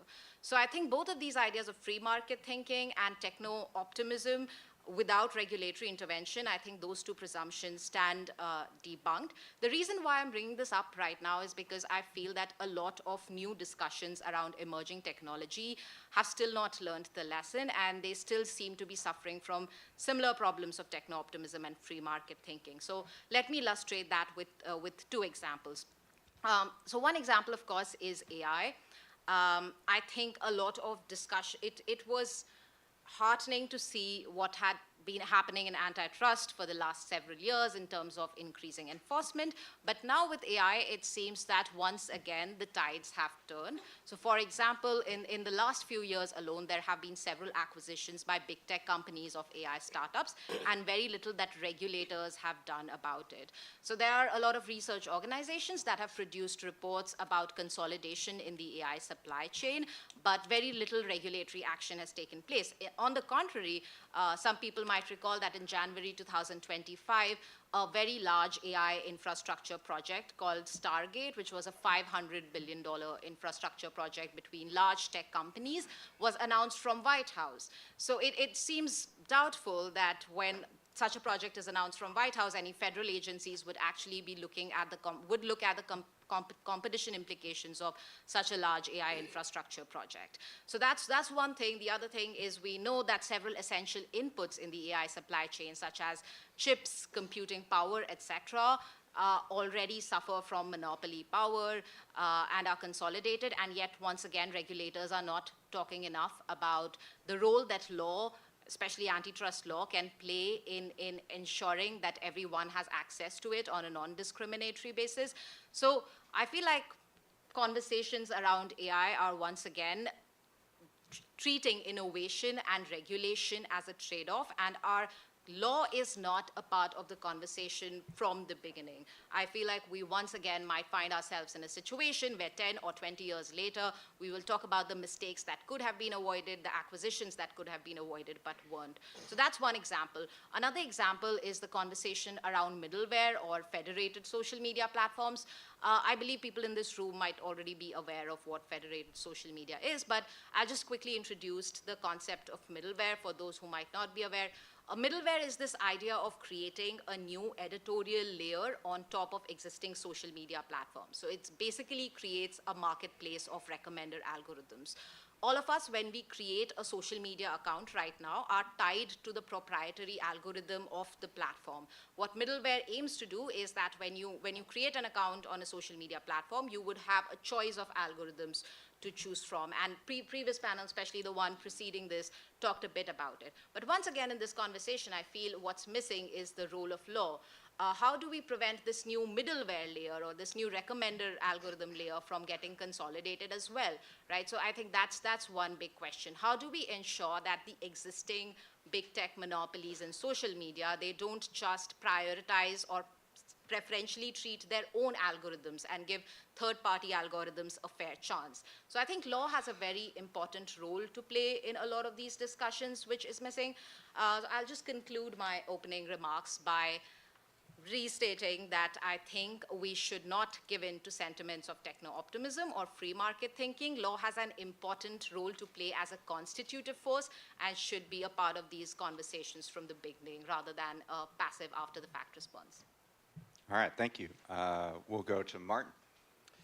Thank you, David. I too am honored to have been invited back to the Stigler Center with my brilliant friend Andre Mier and Luigi Zingales. So I thank you for that. Let me take this conversation about policy changes and the marketplace of ideas to the 30,000-foot level, which seems to be where I live most of my life somehow. What we're calling the marketplace of ideas, the information sphere, has undergone a colossal transformation since the turn of the century. Access used to be restricted to people of a certain class and education. Today, 5 billion nondescript human beings have been crammed into that space for the institutions and elites who once controlled access to the marketplace. That change has been traumatic. The noise is unbearable. Anger, insults, outrageous lies fill the air. So the question inevitably arises, can we enact a set of policies that will return us to the old, serene marketplace of ideas? Can we ban hatred, enforce good manners, filter out falsehoods? This question presents no problems for authoritarian governments.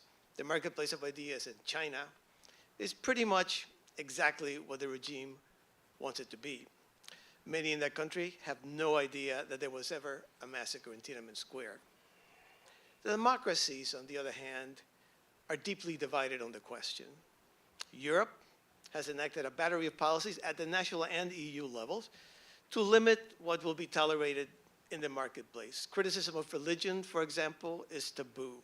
In Germany, you can be arrested and fined for insulting online an elected official.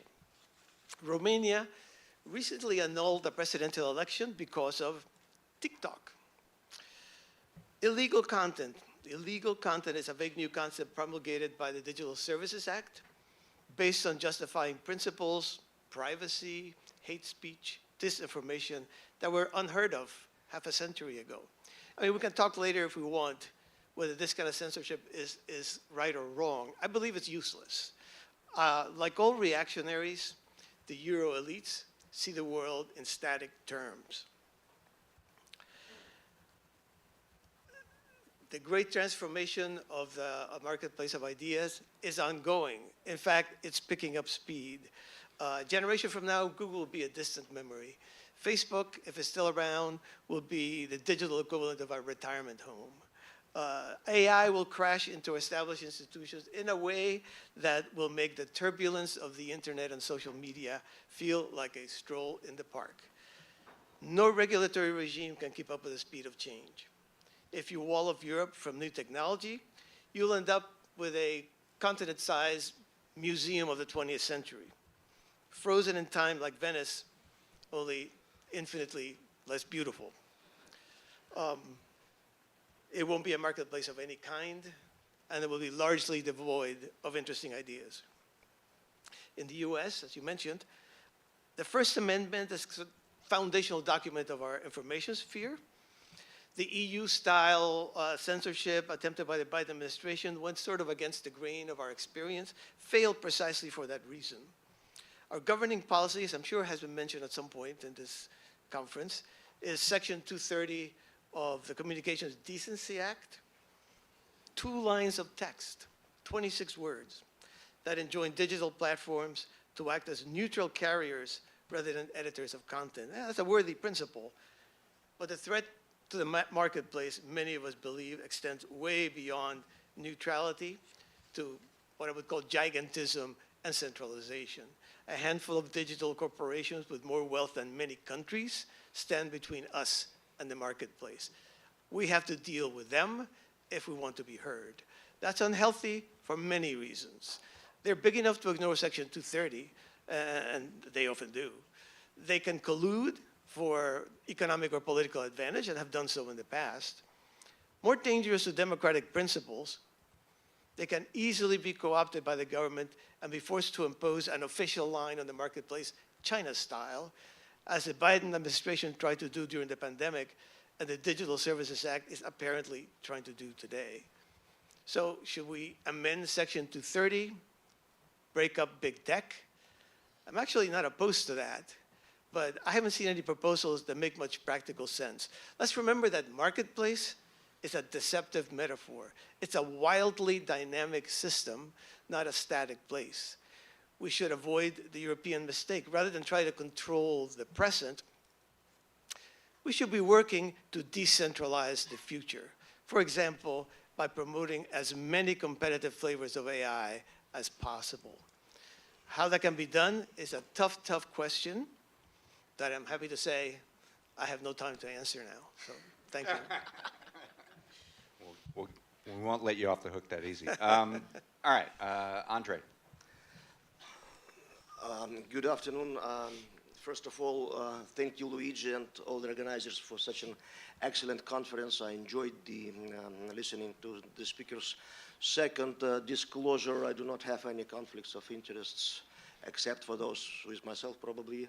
And I am paid by the marketplace of ideas, so all my liability is to my readers.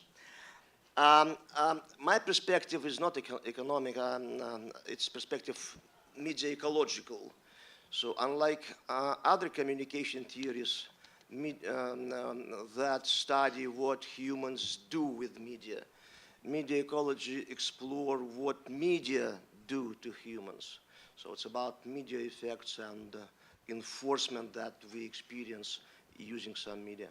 I'm going to talk about the network effect and platform monopolism. Let's imagine you need to carpool from Chicago to somewhere.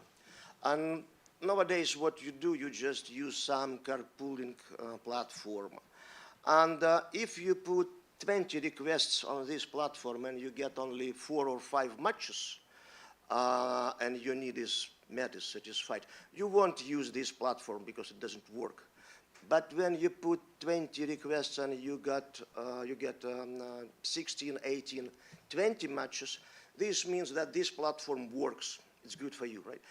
when it happens, when you got the biggest, the largest number of matches, when everybody is on this platform, when every rider and every driver is on this carpooling platform, the probability of matches increase tremendously and actually till the maximum.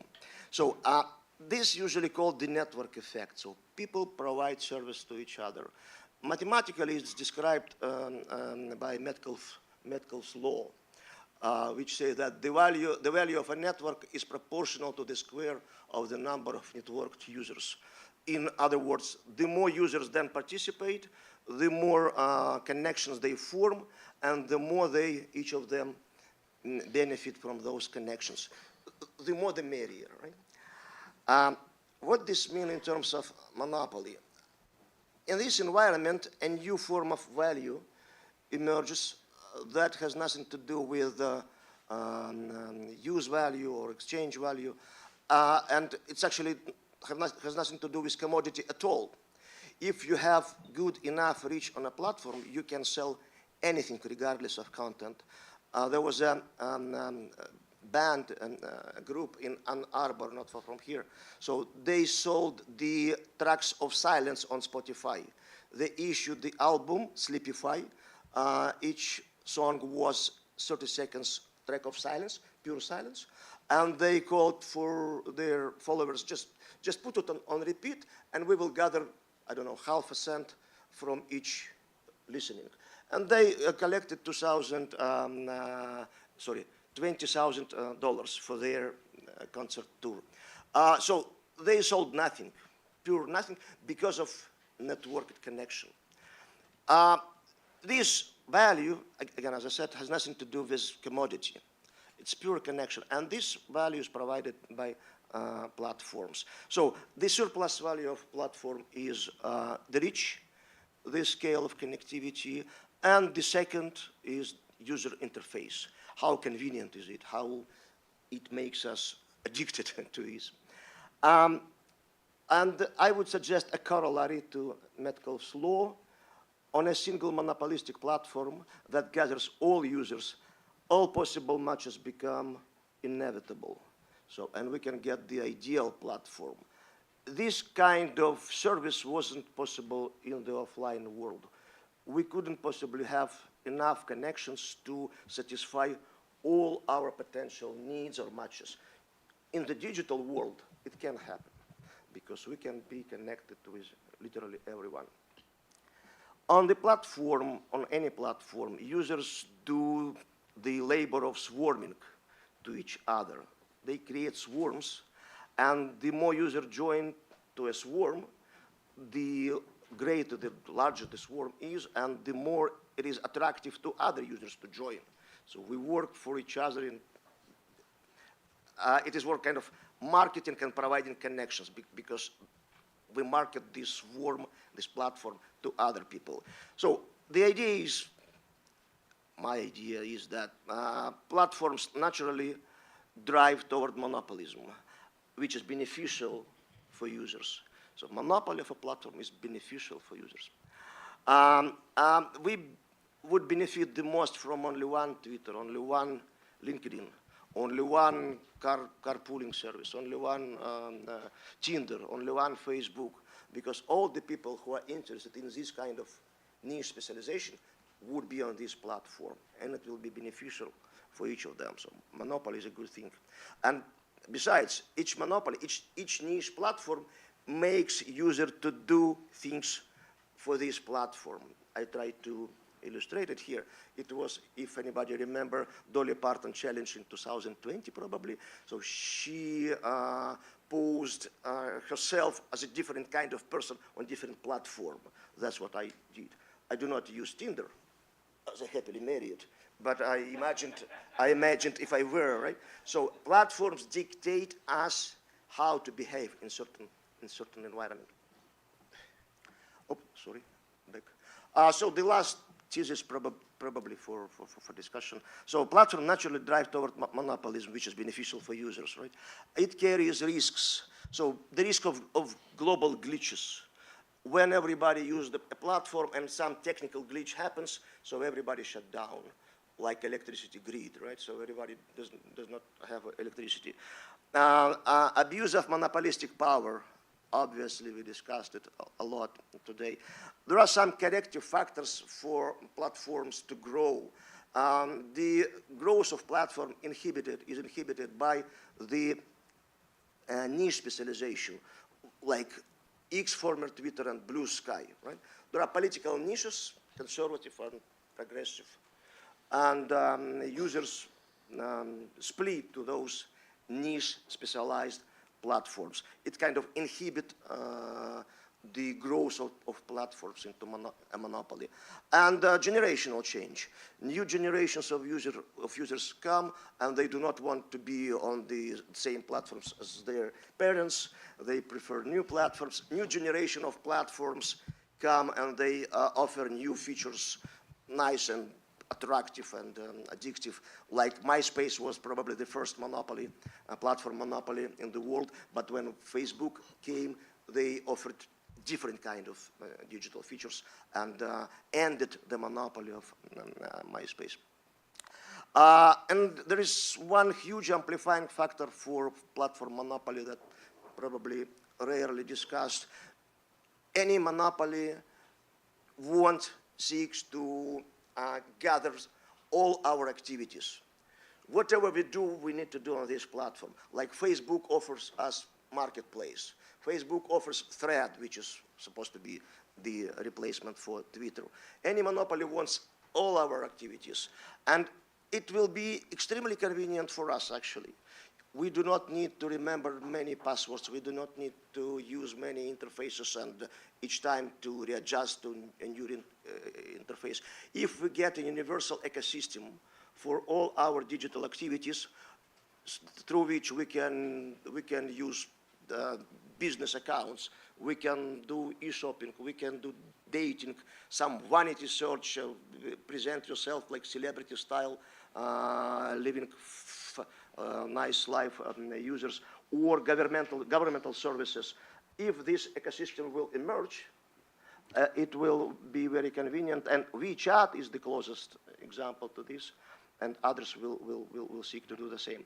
And the last one is regulation and regulation risks for platform. So any antitrust or anti-monopolistic regulation of platform economy will actually decrease the benefits for users, because the same features that provide service for users, the same features provide disservice for users. So each time anybody wants to decrease monopolistic tendency, it actually will decrease the service, the benefits for every users. And also we have obviously the political abuse, the risk of political abuse. Regulation, the risks of regulation is as much great as political abuse by bad actors, which we have probably exemplified by Twitter files, all this story, right?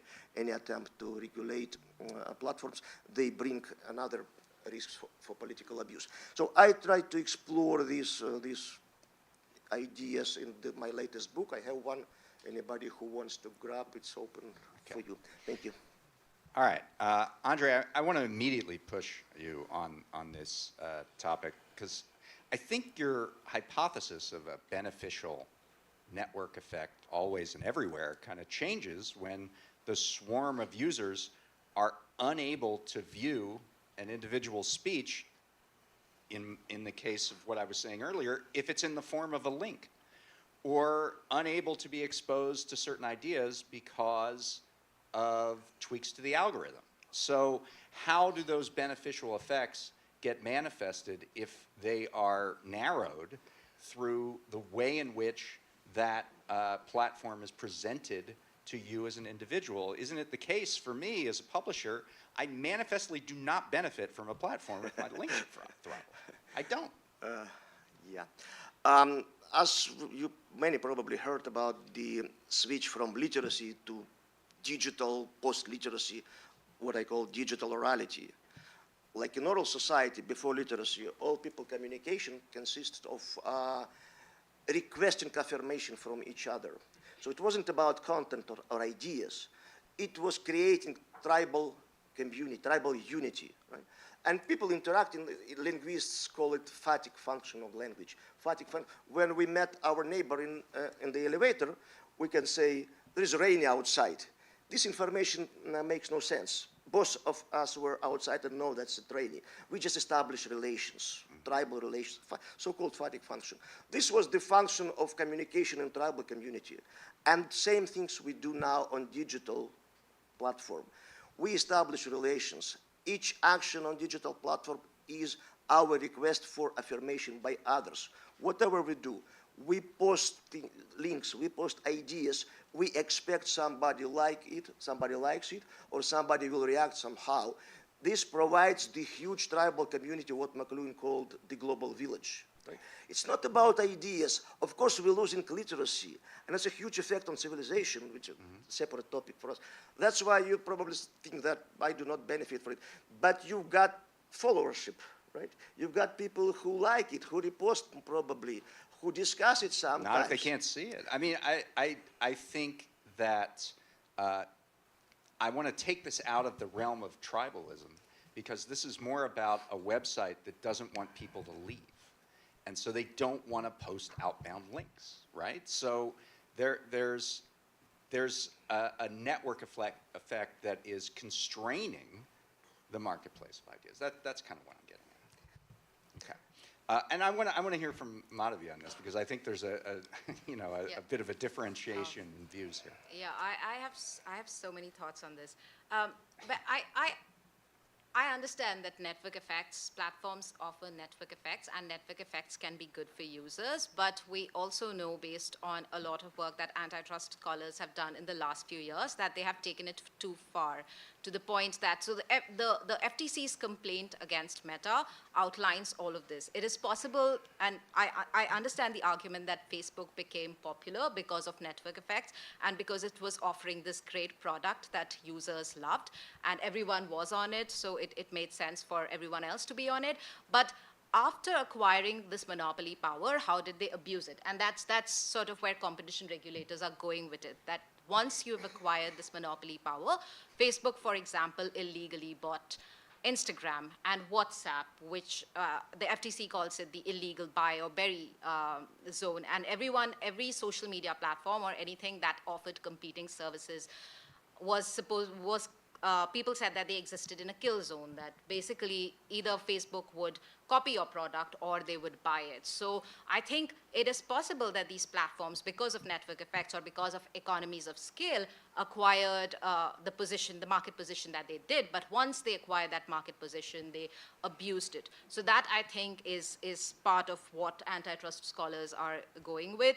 And there are plenty of examples. The FTC's complaint talks about Vine and Circle and a lot of other platforms that could maybe have become big, but we don't know this but-for world that could have existed because Facebook didn't allow them to exist. So that's one part of it. Another part is, like, when you talk about regulation, of course, as an antitrust scholar, that is the primary thing that is being used. But I think another aspect of regulation is empowering the users who come into contact with these monopolized platforms. So I understand that some markets will have some degree of consolidation because of network effects or because of economies of scale. In such cases, in order to avoid the negative externalities of monopoly power, what we still need is regulation that empowers the other side. So regulation that empowers labor, or regulation that empowers news publishers, users, etc., so they can fight for their rights when they come in contact with this platform that has monopoly power, which is inevitable. Yeah. Andre, I can give you a little bit of time to respond to that, and then I promise to get to you. Yeah, I understand the conflict of interests. Martin Gurry introduced this idea of the revolt of the public. The huge part of this concept is the institutional disruption. Right?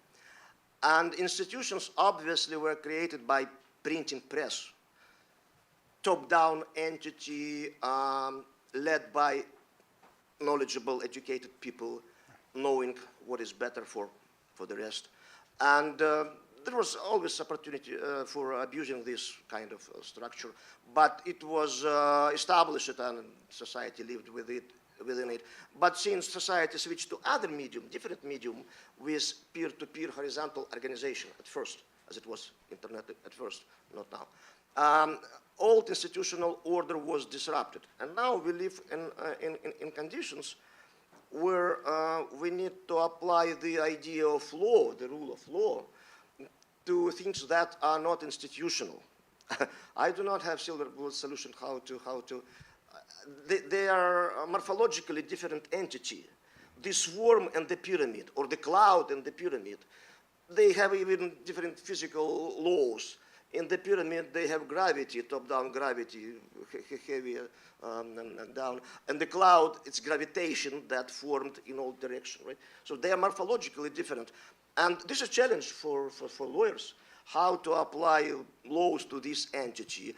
And actually, we experienced this kind of disturbance for laws or for traditions.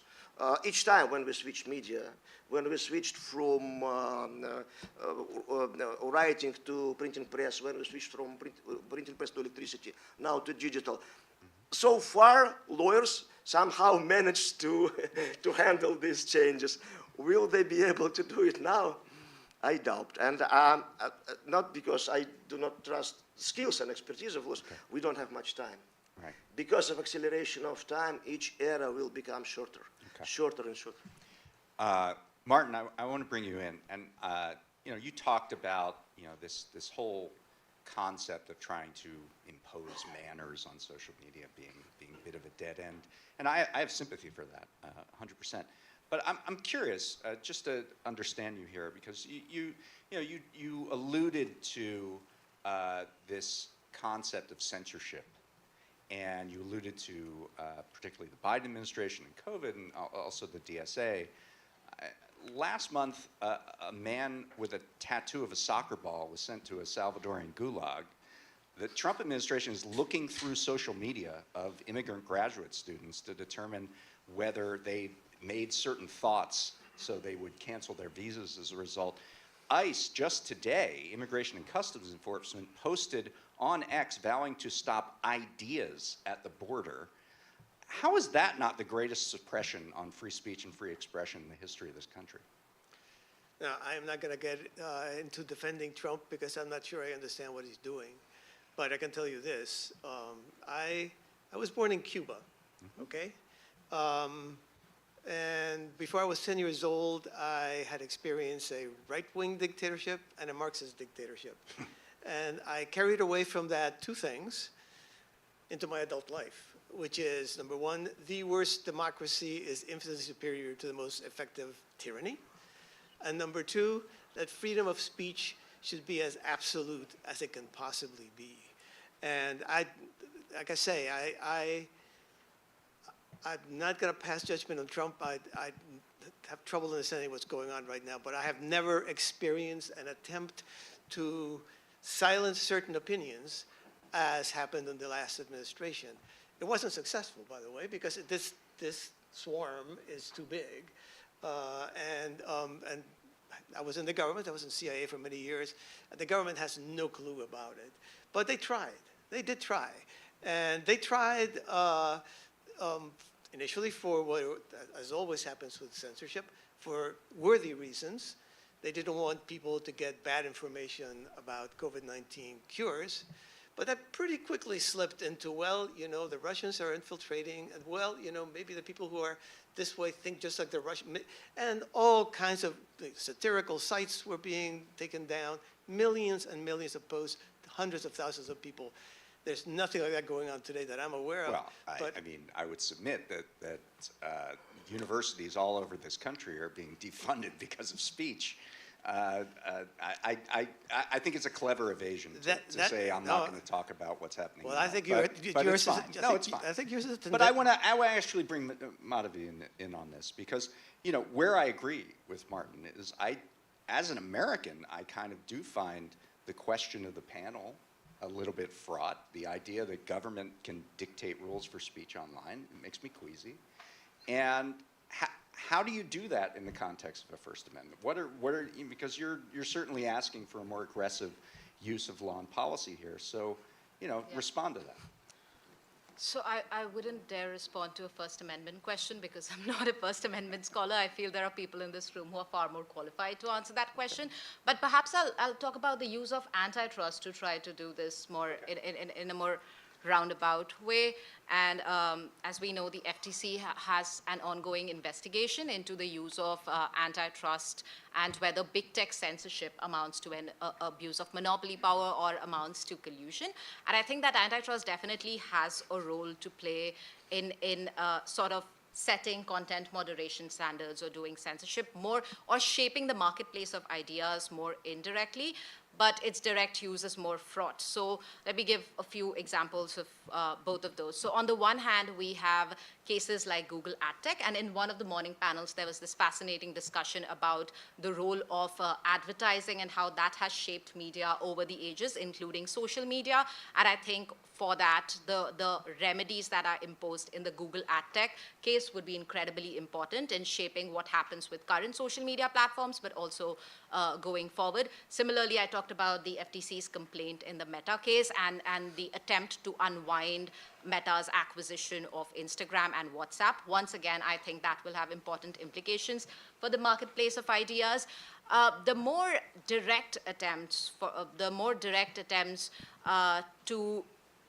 to try and frame big tech censorship as a monopoly harm, I think that's more contested. And I understand there's a panel tomorrow that discusses the intersection of First Amendment and antitrust. So I don't want to encroach a lot on their domain, but very quickly, I think there are some very controversial questions. So we talk about the marketplace of ideas as a loose metaphor, but defining the relevant market in antitrust is a very different exercise. You're looking at substitutes in terms of products and services. And so, for example, both Google and Facebook do operate in the marketplace of ideas. But whether they offer substitutable products and services is a different question. They offer some substitutable products, like, let's say, ad tech, et cetera, but a lot of their services are not substitutable. So the defining relevant market in this context is going to be a fraught exercise. We have already seen that happen with digital platforms, where defining relevant markets has been extremely complicated. So that's one part of it. And another part of it, which we have seen, is that capturing non-economic harms in antitrust has been extremely complicated. A lot of very good work has happened in this space, but like in terms of tech censorship and speech harms, and whether antitrust can capture speech harms as an antitrust harm that it can remedy is a very complicated exercise. So for example, what is consumer harm in this case is the exclusion of ideas. But does it have to be consumer harm? Like, I've been reading some interesting stuff from former FTC officials with this idea, and maybe others on the panel can talk about it, ask about it too, or discuss it. If a platform decides to deplatform a user, is that a vertical foreclosure that harms competition among content creators? So like, me as a content creator is now being harmed because my speech cannot get a fair reading in the marketplace ideas against another. And is that an unfair method of competition?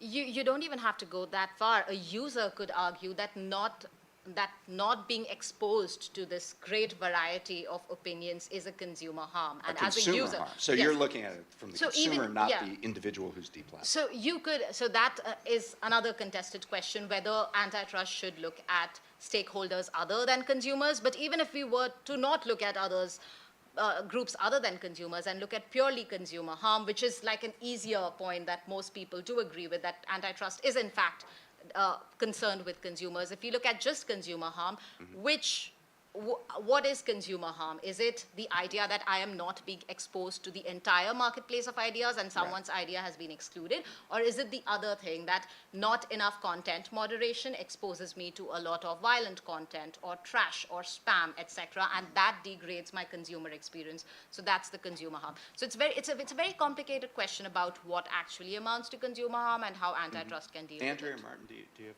anything on this? Or I can ask another question, but if you had something. Yeah, regulation, the topic of our panel. So I need to connect all these crazy ideas. So, which I expressed. The merger of democracy with digital media draft two main roads to regulation, for regulation. So democracy is mostly about freedom, and digital media is about personal data. So personal data are gathered, and they can be collected and used for surveillance and control of behavior, commercial and political. Right? So the merger of democracy and digital media offers us two roads for regulation. First is anarcho-tyranny, and the second is anarcho-totalitarianism. Anarcho-totalitarianism, mostly European way right now, and anarcho-tyranny is for Europe now, and anarcho-totalitarianism is for the US probably. What is anarcho-tyranny? When all law-obedient citizens that are digitally controlled, they are punished for the aggressions, and those who escape law, they're outside of regulation. And anarcho-totalitarianism is when anarchical ideas, essentially anarchical ideas, imposed by totalitarian digital means. That probably we can see signs of it in politics now, when idea of freedom are imposed, like the tariffs policies, and dismantling institutions, right? So it's kind of a sort of anarcho-totalitarianism. In terms of regulation, these are the possibilities that we have. How to convert it into law? I think it's mostly like threats, so we need to think it's this anarcho-tyrannical and totalitarian tendency in digital. Can we deal, can we handle it? Well, It's a huge question. let me ask one more question to you, Martin, and then we'll go to your questions, so get them ready. You mentioned AI in your opening remarks. I mean, every digital platform is in the midst of this very costly transition. You know, talking about social media in some sense feels like fighting the last war. Do you think that offers a reset in terms of how to think about these kind of questions? And how do you reckon with the point that those in possession of the most data do have a first mover advantage in training their models, in developing AI? Yeah, I mean, I'm not an antitrust expert, and I think that a lot of harm is done in intervening in marketplaces for the best of reasons. But it seems to me that it is possible conceptually, and if it can be done, I would be very much in favor of it, to broaden the technology that drives AI as much as possible, so that there could be as many startups and as many flavors and as many, say, political points of view that are driving it, because every AI gets trained, it's not neutral, it gets trained on some opinion, and in the end, it's going to reflect this opinion with an Olympic voice that sounds like it's coming from heaven, right? So you don't want those opinions sound that way and then have one or two that are more or less the same. You want as much of that as possible. I said it was a tough question, and mainly I'm not a lawyer and I'm not into antitrust, but I think it's some highly intelligent person, some regulatory equivalent of Elon Musk should sit down and figure out how does this work in a way that, you know, in our next generation, we don't have like 2 AI platforms and telling us what to do, but we have 100. You're in luck, because we have very intelligent people out here in the audience, so let's go to them for questions. I'm going to go to Cynthia. Oh, I did mean Cynthia, but we'll get to as many as we can. The panel was framed in terms of the ability on the platform to reach as many users and provide a link. It seems like Twitter offers you the ability to reach as many people as want to see your content. The fact that you can't provide a link doesn't mean that you don't have a platform. They can find it elsewhere. It seems like the real question being asked here is, how do we make sure that the content that we view as proper or desirable gets the largest market share? How do we make sure that the things that we want to promote reach the most number of users, and is the current system doing that? I just want to say, I was talking about that purely in the view of a publisher who has a business to run. You know, there's a marketplace of ideas, but there's also, you know, sort of a business case. But does anyone want to answer that question? Well, I mean, I have to say I'm I haven't had that experience. I publish a lot. I'm a writer, and I publish anywhere I can, and you know, put links anywhere I can. I've been pretty agnostic about that, and I had not noticed that they're all outbound links to Twitter, X. And I had not noticed. In fact, my experience has been that that's probably the best source to get traffic into, for example, the free press. I can find you the link. I can show you the No, link I believe where you. Elon admits it. Yeah. I actually would like to see that because I'll show you. because it has not been my experience. Okay. There. I want to impose a little bit of structure, if I could. I keep hearing about two conflicting ideas, but they're almost used in the same sentence. One idea is the word monopoly, which I've heard across the day and heard in this panel too. So the word monopoly is not just a word, it describes mechanics. And the mechanics of a monopoly is that you constrain output. You have so much market share that you constrain output to raise prices. Now, I can call a horse a chicken, but that doesn't mean that that four-legged animal is going to lay eggs. Using the word monopoly comes with a whole set of connotations and denotations. I think what people mean is a big firm I don't like. Because at the same time that I hear about monopoly, I keep hearing about lots of different platforms that people could be on, that there's actually choice. You could use TikTok, you could use Twitter, you could use Facebook, and there's also this, so there's this element of competition across platforms that appears to be very real and therefore not be monopolistic. And so then I wonder, like, well, what is the harm that is being done? And here I'm old enough to remember when there were 3 TV stations. And you got the NBC Nightly News and the ABC Nightly News and the CBS Nightly News, and they all basically had the same news. So are we saying that we now have less information to choose from than we had before? Or are we saying that we have information that we can choose from, some of which we don't like? I just want to be clear as to what we mean when we use words like monopoly and what we mean when we use words like misinformation. Madhavi, you want to take that? Yeah, sure. So I think this is one of the very first questions that I understand antitrust scholars dealt with when they tried to use antitrust to regulate digital platforms. And I think you're absolutely right. We do exist in a world where we are part of several different digital communities and digital platforms, which all seem to have a lot of power and therefore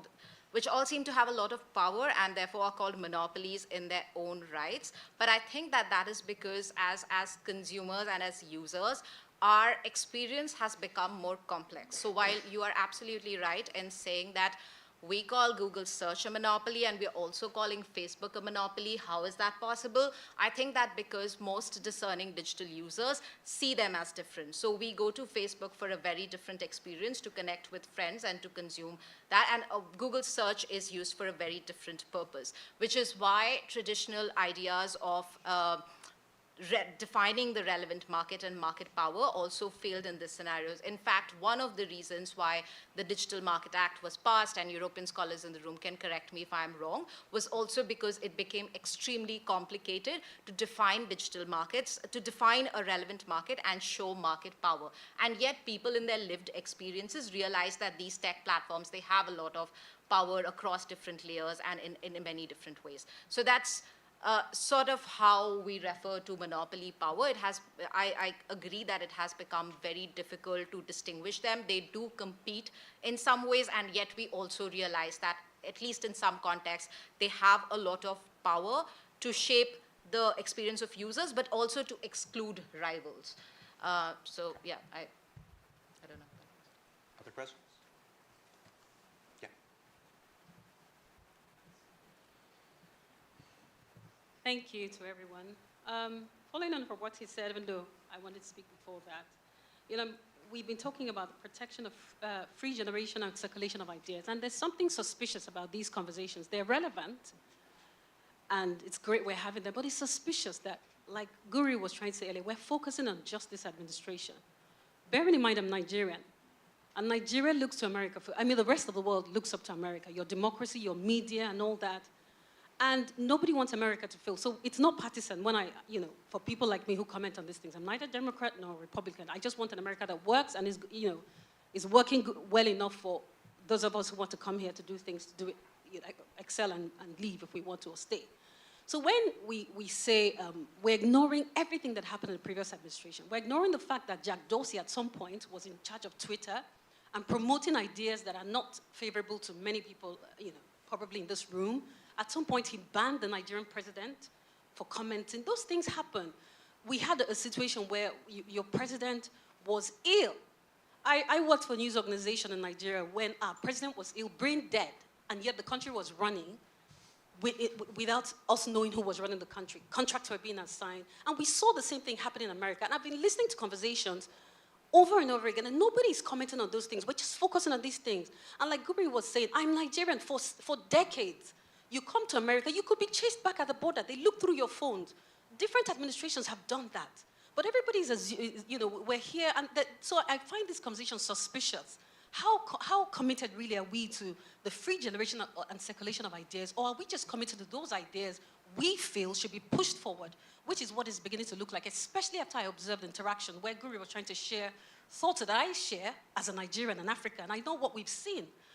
As he was saying, coming into the United States has never been easy. I know people who have been detained, turned back, after flying all the way from Nigeria. So is it possible to make these conversations less suspicious, more authentic, go beyond the hatred for Trump, which I understand completely, look into the things the media has done wrong, like totally ignoring the fact that your president was unwell and contracts had been signed, the country was running, we still don't know who was running those countries, and all of a sudden Trump appears like the devil? Can we not have those honest conversations about things that have been going on in the United States, censorship of platforms, the United States government says, don't allow this published, don't allow these things posted, and I'm not hearing these things. So as a Nigerian, somebody who admires America and the things your country has achieved over the centuries, I find these conversations very suspicious, and I'm wondering how really are we committed to the free generation and circulation of ideas that are not our ideas. I'd love to hear from the panel. This gives me a good chance to have Richard John be happy with me, because I'm going to quote from Oliver Wendell Holmes and his dissent in Abrams versus U.S., where he said, "The ultimate good desired is better reached by free trade in ideas, that the best test of truth is the power of the thought to get itself accepted in the competition of the market. And that truth is the only ground upon which their wishes safely can be carried out. That, at any rate, is the theory of our Constitution." Can I answer that? Please. First of all, yes, I think I'm going to carry you with me so you can argue my arguments for me. I also am not a Republican. I also am not a Democrat. And I also think that, number one, the struggle for free speech, those of us who come from countries where it's a little shaky or gone, it's never easy. It's never easy. And I'll have a quote too. We in this country have had this issue before. John Adams imposed what were called the Sedition Acts, which basically said that defaming the government, telling lies about the government was against the law. People were put in prison, newspapers were shut down, content was censored, people were put in prison because of that. Jefferson ran against Adam, defeated him, and in his inaugural address, this is what he said: "If there be any," I always carry this with me, "if there be any among us who would wish to dissolve this union," all right, subversives, "or change its Republican form, let them stand undisturbed as monuments of the safety with which error of opinion may be tolerated, where reason is free to combat it." So I believe that as long as you can lie as much as you want, and that has been traditionally the way the United States has handled its information sphere, as long as the rest of us are there ready to point the finger and say, that is wrong, and let me tell you why. Rich. I think this is the last one. Yeah, okay, just, the false start made a very good point that the First Amendment had very little consequences for law until the First World War. Thomas Jefferson's heirs, his admirers, they censored literature dealing with slavery. They tried to make it illegal to discuss slavery in the North. Jefferson's position on free speech in that one very political moment does not even account for what Jefferson believed, and Adams was very concerned about foreign threats to the Republic. The foundational document, as Paul mentioned, really is infrastructure regulation, which as Madhavi Singh has said, is there right from the beginning. Regulation doesn't come in later. Regulation is there from the start. It's Post Office Act 1792 that structured the information infrastructure. Oliver Wendell Holmes is speaking at the time of the First World War, great conflict, concern about syndicalism, radicalism of various kinds, and he's thinking back to the Civil War when the Union and the Confederacy were different fighting faiths, and they managed to work it out. He's not thinking of a modern, data-driven, and that was a new idea. And that market of ideas, as John Durham Peters and others have argued, has very little to do with 19th century American history or with the founders. But the question is, I'm provoked by Andre Mears' invocation of the Jaspers axial age. And as we know, Graeber argued that the axial age was a response to introduction of money. And are we not about coinage? Are we not about to see a revulsion against the coinage of our own day, which is data, and a popular challenge to data, which is comparable to the rise of Buddhism, Hinduism, Isaiah, Judaism, and eventually Christianity? In other words, is that, if that the epochal world we're living in, we're going to see a fundamental transformation. But we cannot continue to mythologize American history with these silly stories about free expression in the 19th century norm. It just isn't true. And as a historian, I'm just obliged to call that out.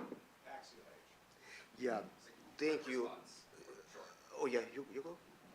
No. You want me quick? Yeah, that's very specific, Chairman. Thank you for. I think the Jasper's idea of the axial age underestimated now, underappreciated now. So I could agree. I could accept that the money was the source or cause of the axial age, but in terms of media ecology, this was the alphabet. The time frame of the axial age precisely coincided with the invention of the alphabet, except for China and India,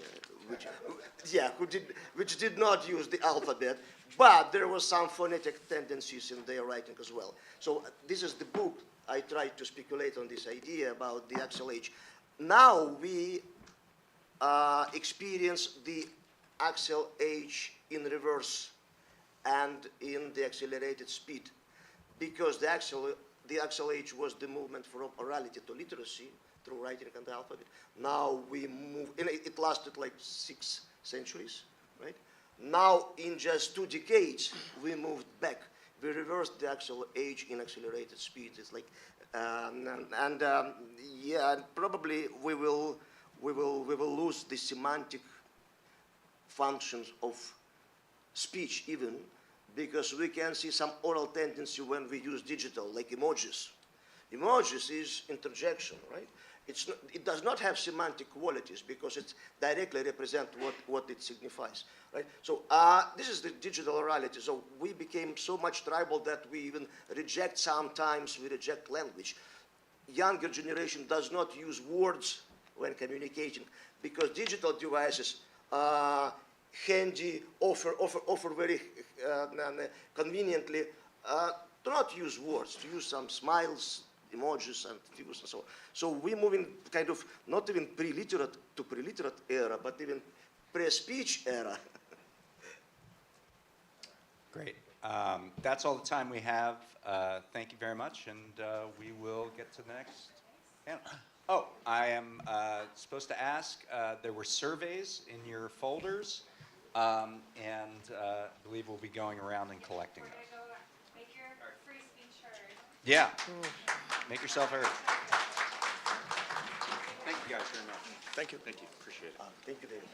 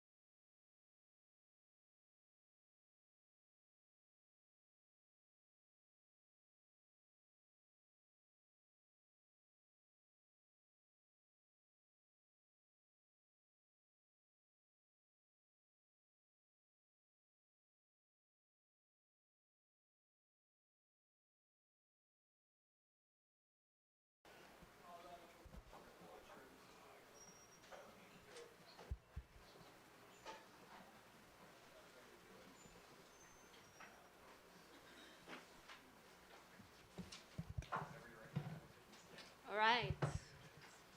Welcome, everyone. A small comment following everything we heard today about freedom of speech. I just wanted to remind that freedom of speech is not only about being heard. It's also about having the ability to listen. I'll move on to our panel today.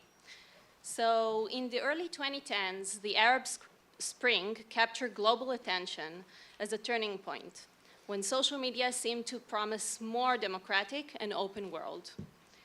But over the past decade, that promise has unraveled.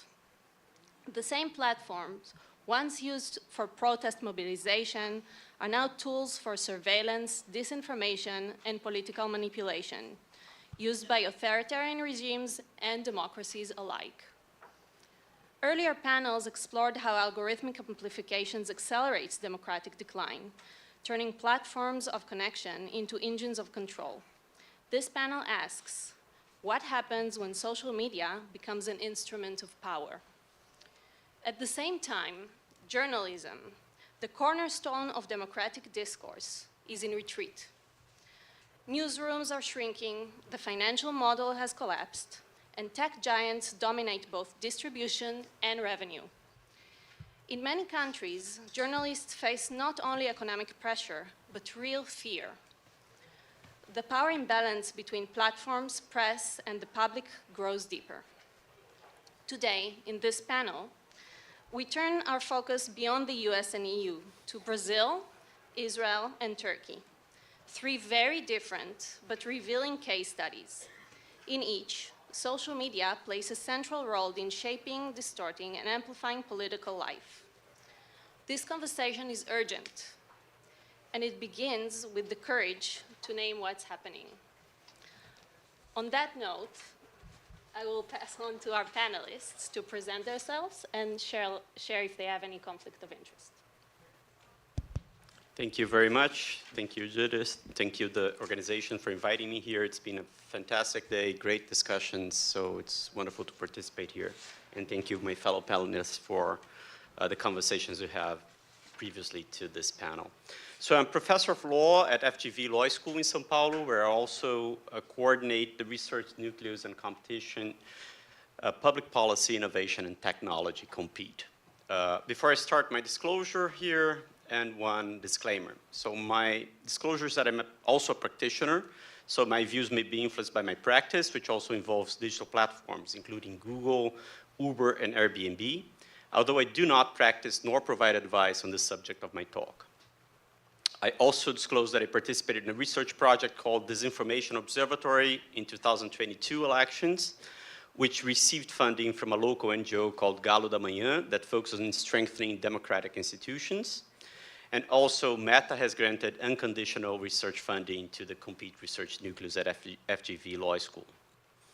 And now my disclaimer here, that I'm not here to defend the Brazilian system. It certainly has lots of shortcomings, as any content intervention has. But I think it's worth trying to make sense of it and understanding what lessons we can draw from it, as it's really dynamic in a way that's dealing with disinformation in elections. So in my 7 minutes here that we agreed, I'll briefly address the Brazilian experience with disinformation in elections and trying to make a little sense of it. So I start with this image here. Some of you may have heard that last year, X was banned for about 6 weeks in Brazil. It was a big clash between X and our Supreme Court. The Supreme Court decided to take down certain profiles and a few posts of X that allegedly was threatening the federal police in Brazil and the democratic institutions. X resisted and said, no, we're not going to implement this, and actually fired the legal representative in Brazil and said, we're not going to implement this. And then the Supreme Court imposed fines, daily fines on X, which kept not implementing it, decided to ban it, and ordered the telecommunications operator to coordinate with the telecommunications regulator to coordinate with the operators to block it.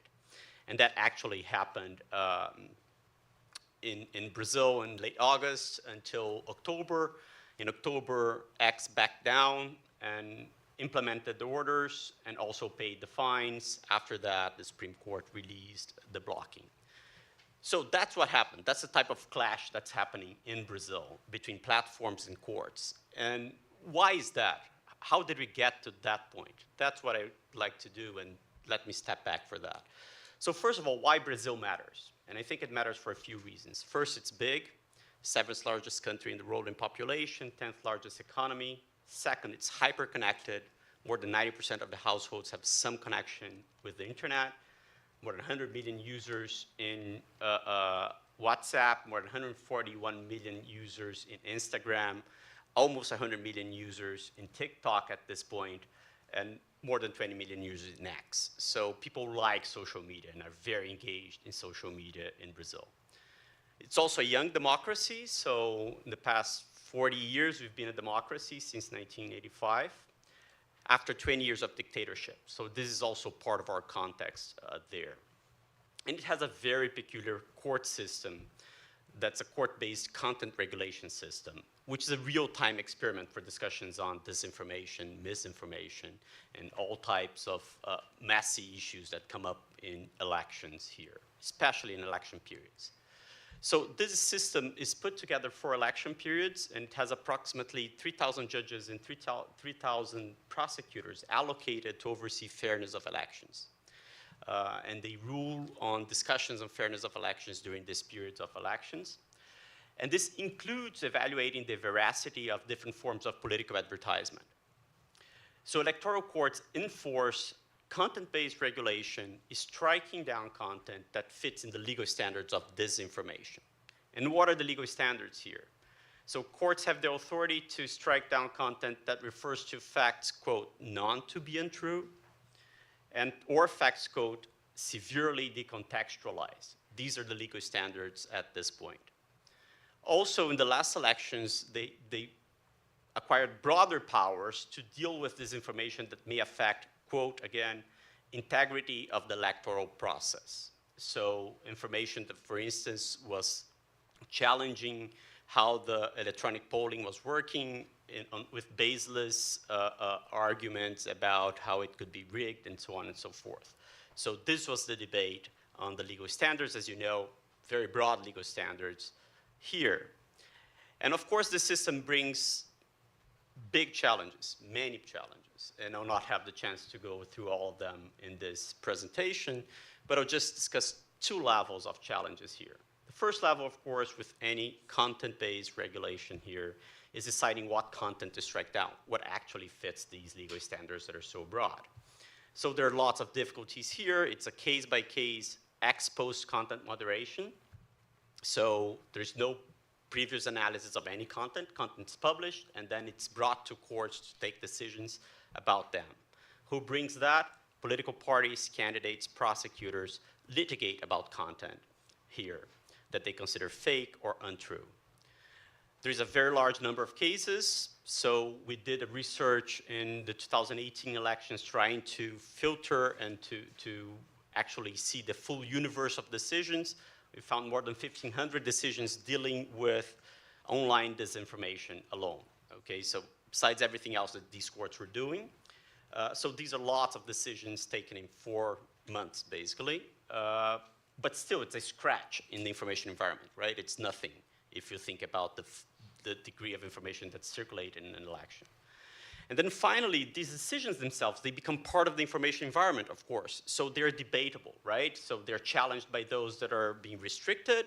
And they will say, well, it's censorship. The courts are really taking down content that they shouldn't. And those that are actually arguing for the untruthness, right, of this information will say, look, I was right. I mean, this information is baseless, and it was out there. So this becomes part of the public debate and the political debate. A second level of challenge here is really that even if courts get it right, okay, so let's put a parenthesis here. I know that it's very debatable, but even if it get it right and say, look, this is really outrageous, baseless information that's not based on any facts, it's just creating lies, right? Enforcement is extremely difficult and dependent on the platforms. They depend on the platforms, and if you see here this big table, sorry, I was just moving here, not there. This big table is the Supreme Court justice sitting with all representatives of the platforms before the elections and trying to build direct channels of communication saying, look, we're going to have these decisions, we're going to have to enforce it very quickly. That was the key issue here in coordination. And of course, potential clashes come up as well as the X clash and also a Telegram clash. There was, Telegram was refusing to appoint a representative in Brazil. And so it was threatened to be banned as well. And then it appointed a representative in Brazil there. So what happens here and what are the potential good points and the potential weaknesses or shortcomings of this model? Of course, one big potential shortcoming is dealing with content itself. As we saw in the previous panels, this is always challenging, always difficult, and this is what the courts are trying to do in real time. Yet, this is a system that's open to multiple parties. It has expedited decisions, so decisions that are taken between 24 to 72 hours by judges. Rulings are public and appellable. Courts are used to balance fairness of election and freedom of speech. I mean, they did that in a world previous to the internet, and this was part of the discussion, the debate with broadcast media, for instance. It's insulated from the party in power, so this is not the government. It's not the party in power that is taking these decisions. And the takedown orders are temporary during the elections only, and they're lifted after the elections. So this is how the system works. What are the shortcomings or weaknesses here that we see? The distinction between facts and opinions, of course, gets blurred in polarized contexts. It's extremely charged during the elections. The open-ended standards that I mentioned lead to a lack of coherence in precedents. So many times we see precedents that don't fit together and decisions that don't fit together. Expedite time frames generate superficial decisions, which is clear that if a judge has 24 hours to decide, it's going to be very superficial the way they react. The willingness and capacity to litigate influence the outcome. So those that are willing to challenge the most in court will probably get more decisions taking down content. So it becomes a race to invest in this litigation. And monitoring is costly and inherently limited. So there's clearly a scalability issue here as well. And one additional point is that there is a slippery slope here. I mean, once courts get into this direction, I mean, depending on how courts can be skewed in one direction or another, it could lead to negative outcomes as well. So let me pause here before the discussion and hear my fellow panelists. Thank you very much. Thank you. Ido. Thank you. Can I have the... Sure. Okay. Am I moving backwards or forward? I can't see. Okay.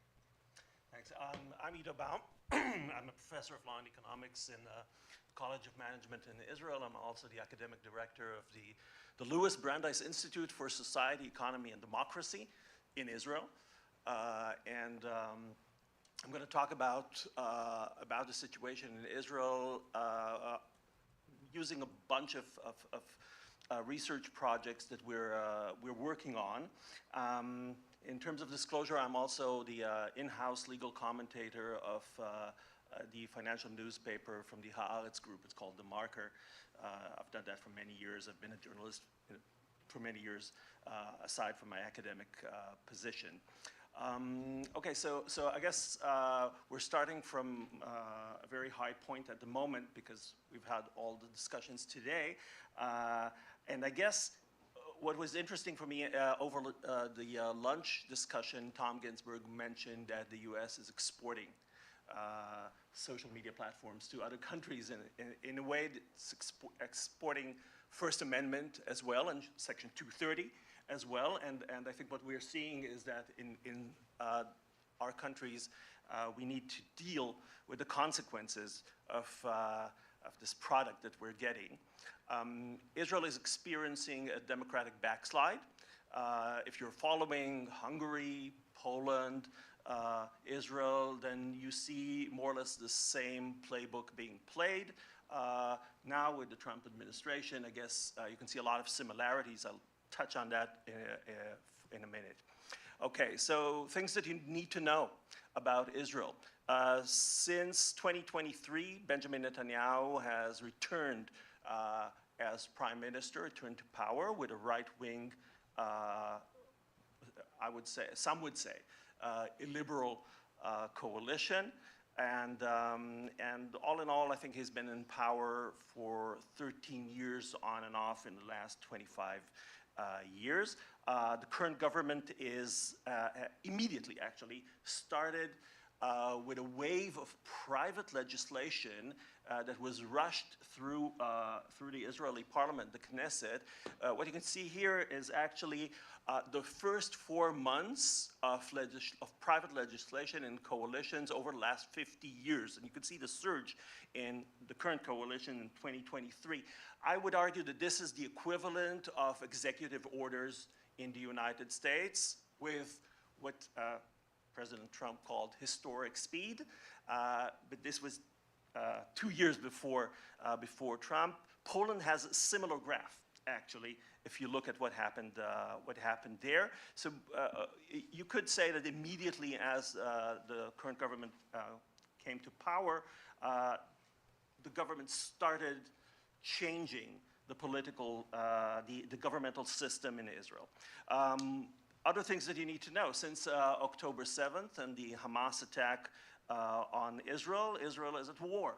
It still is at war on several fronts. Currently, 59 hostages are still being held in Gaza. Approximately 20 are presumed to be still alive, and negotiations between Israel, Hamas, with American broker is going on. There's a judicial overhaul that's going on with strong public opposition during this process, and social media is a very important battleground in this context. Okay, why is Israel unique in terms of we're looking at the things that we're looking at? Okay, so first of all, Israel is highly divided. Israeli society is highly divided, and it is under real existential threat. There's a very high usage of media platforms in Israel. There's a very young population, so most young people are getting their news not from legacy media anymore, but from the platforms, from the various platforms that they're using. The intense crisis, the war means that a lot of people need information. They need it all the time. They want to know what's going on, and they search for this information on social media, and they get it from friends, they get it from the platforms through peer-to-peer or other platforms. Additionally, Israel is a key battleground for foreign influence campaigns conducted by the Russians, by the Chinese. A lot of them are conducted by the Iranians.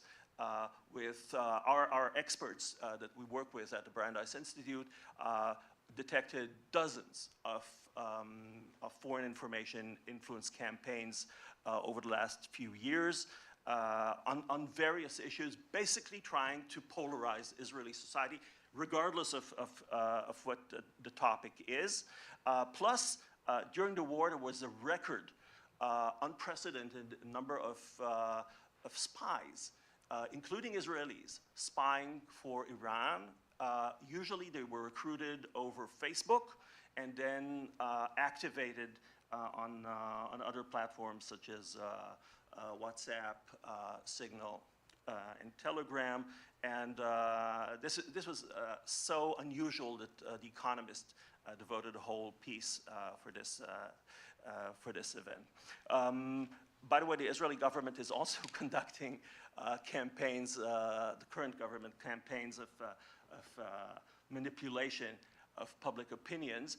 That explains perhaps why there are no serious legal measures taken to control the information space in Israel, not even on issues that have to do with national security. Instead, what we see is that the government just goes to the platforms voluntarily, asking them to take down information, including information that has to do with national security, with the war, with Meta mostly complying, and X and TikTok with the lowest rates of compliance.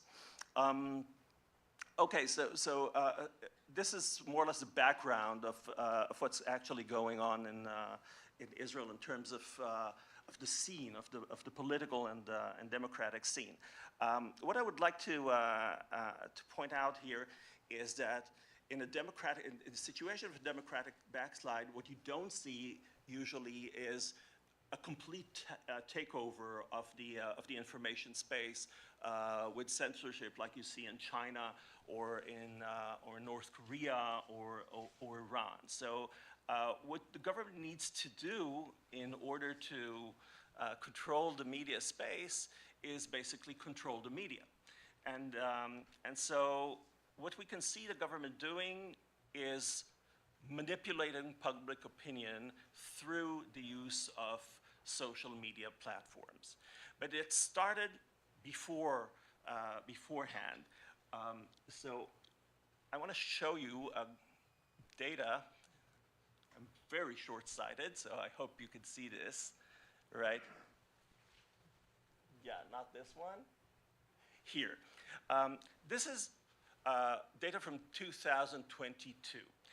What you could see here is data that we collected about the beneficial owners of legacy media, all major legacy media groups in Israel. And what you could see that at the time, with the help of Netanyahu and with Netanyahu's great happiness, almost all media organizations in Israel were owned by beneficial owners that had non-media economic interests that were significantly larger in the valuation compared to the value of their media group. The ones that are in red are media groups where we actually know, we have actual evidence that the beneficial owners intervened and corrupted media reporting. Now, the interesting thing is not only that almost all media groups in Israel were controlled by beneficial owners that had significant other economic interests, but when we looked at the regulatory interests of their non-media business, we could see, you can see it here, everything in red means that there are media owners that are supposed to be competitors but actually have the same regulatory interests vis-a-vis the government. So basically this was a way for Benjamin Netanyahu to induce compliance from legacy media until the early 2020s. At the same time, Netanyahu always tried to introduce new owners to the legacy media, owners that had the same ideology as his government. What we can see later is that at a certain point, Netanyahu moved to social media platforms. He did not have to get rid of all the former beneficial owners of legacy media, but introduced, first it was a newspaper owned by Sheldon Adelson. That was at the early 2010s. But then that became less important. He introduced Channel 14, owned by a media tycoon called Mirishvili. That's more or less the Israeli version of Fox News. And this channel is used to produce a lot of content on social media platforms that is pushed forward by bots, by various trolls, and basically it captures a lot of the information space and drowns out anything that is pro Netanyahu. Now let me finish this introduction by showing you a really short video clip by Netanyahu, just from, I could have chosen from any time, but this is just from 2 weeks ago. It's basically Netanyahu's version of that press conference where Elon Musk and President Trump were talking together, and Elon Musk was explaining that if public administration makes the decisions, then you're living in a bureaucracy, not in a democracy. Now, I remind you that Israel is at war, there is a hostage situation, and Netanyahu, I hope you'll be able to see this. I'll just show you, it's in Hebrew, but you'll get the drift in 10 seconds. Right? Is it?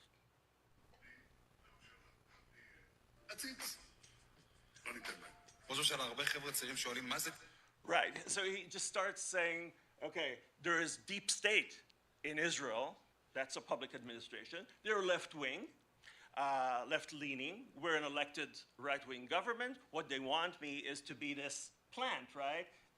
They want to make the decisions. And then he goes on over about 70 seconds in a very funny video clip to explain that public administration in Israel should not be trusted.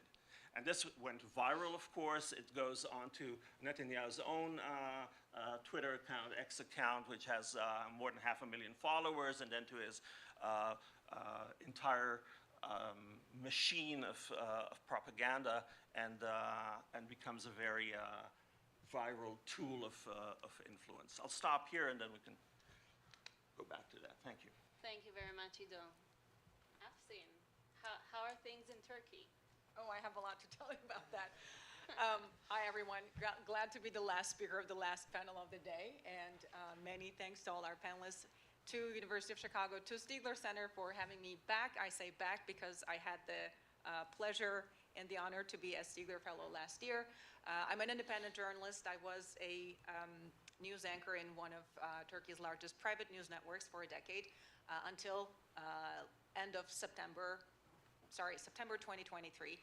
And since then, I've been working as an independent freelance journalist. Disclaimer, and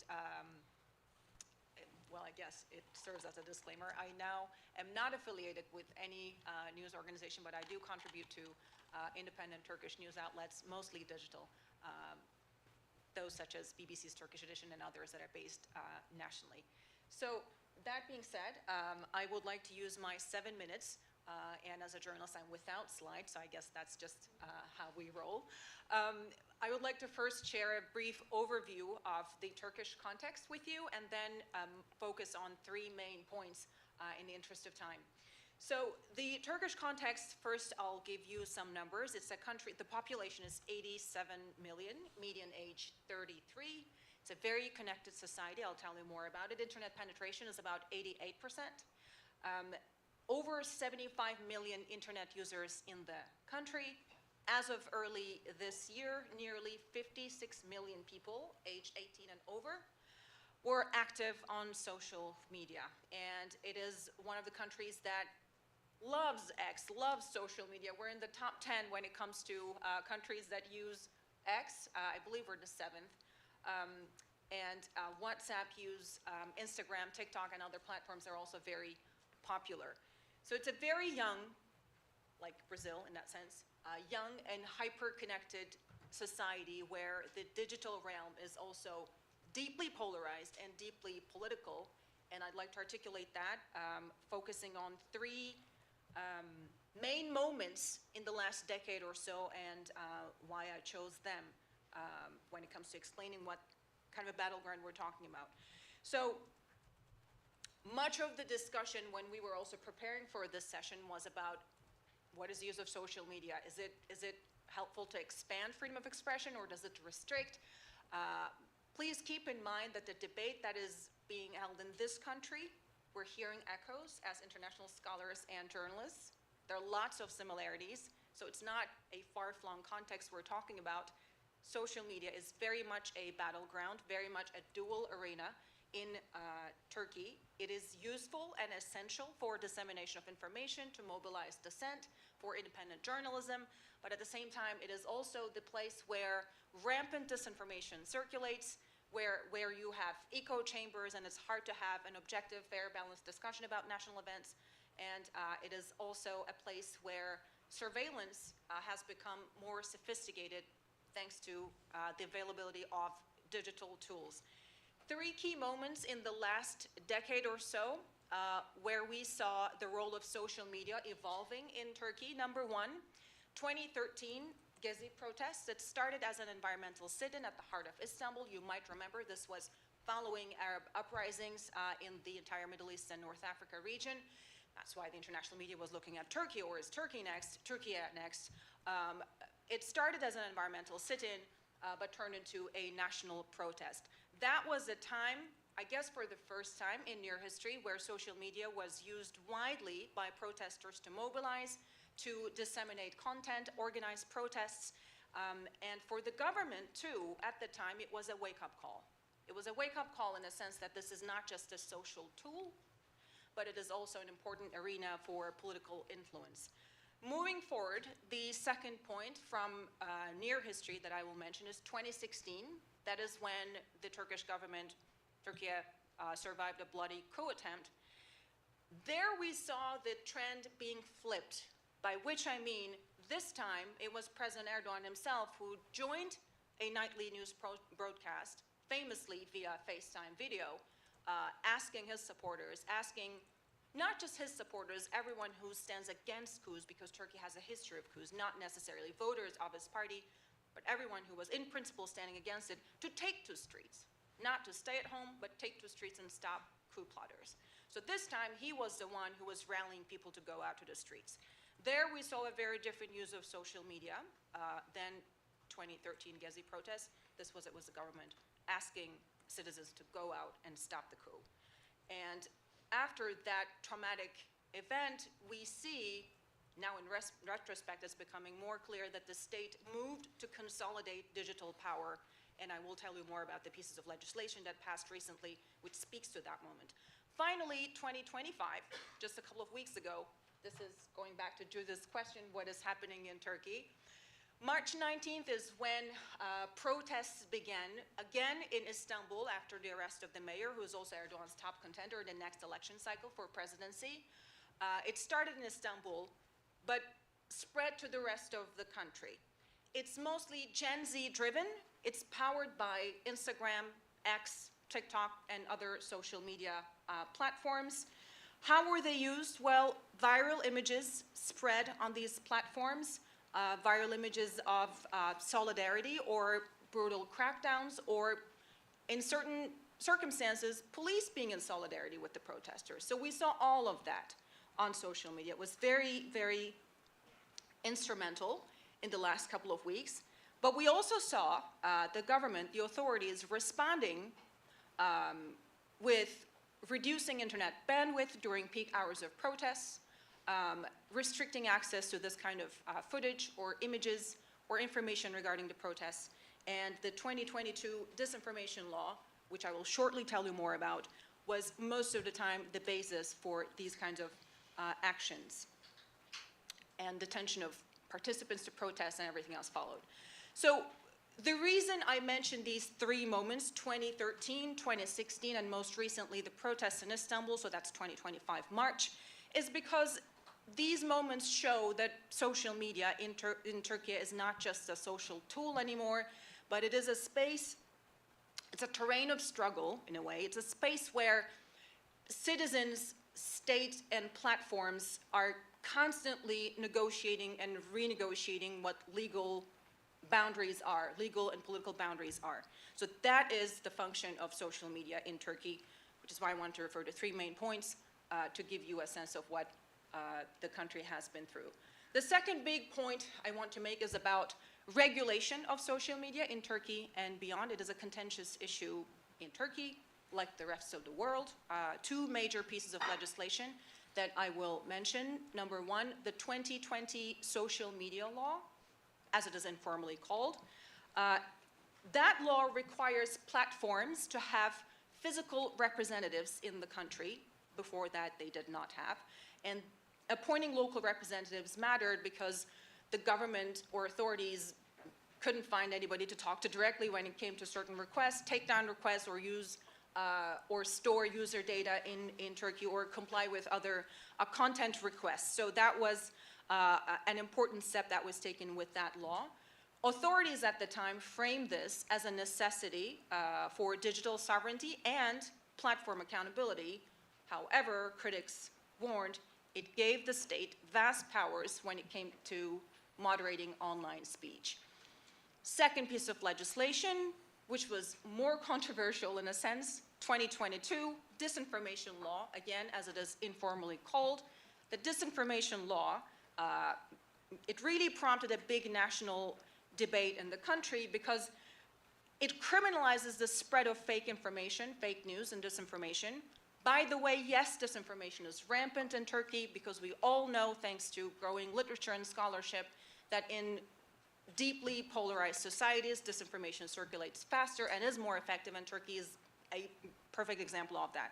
So yes, disinformation is an issue, but what is the right way to tackle it is still an important big question. So the law itself criminalizes spread of disinformation, spread of false information that could incite public panic, and there are prison terms that could be applied when individuals who are involved in these activities are found and arrested, if need be, according to law enforcement.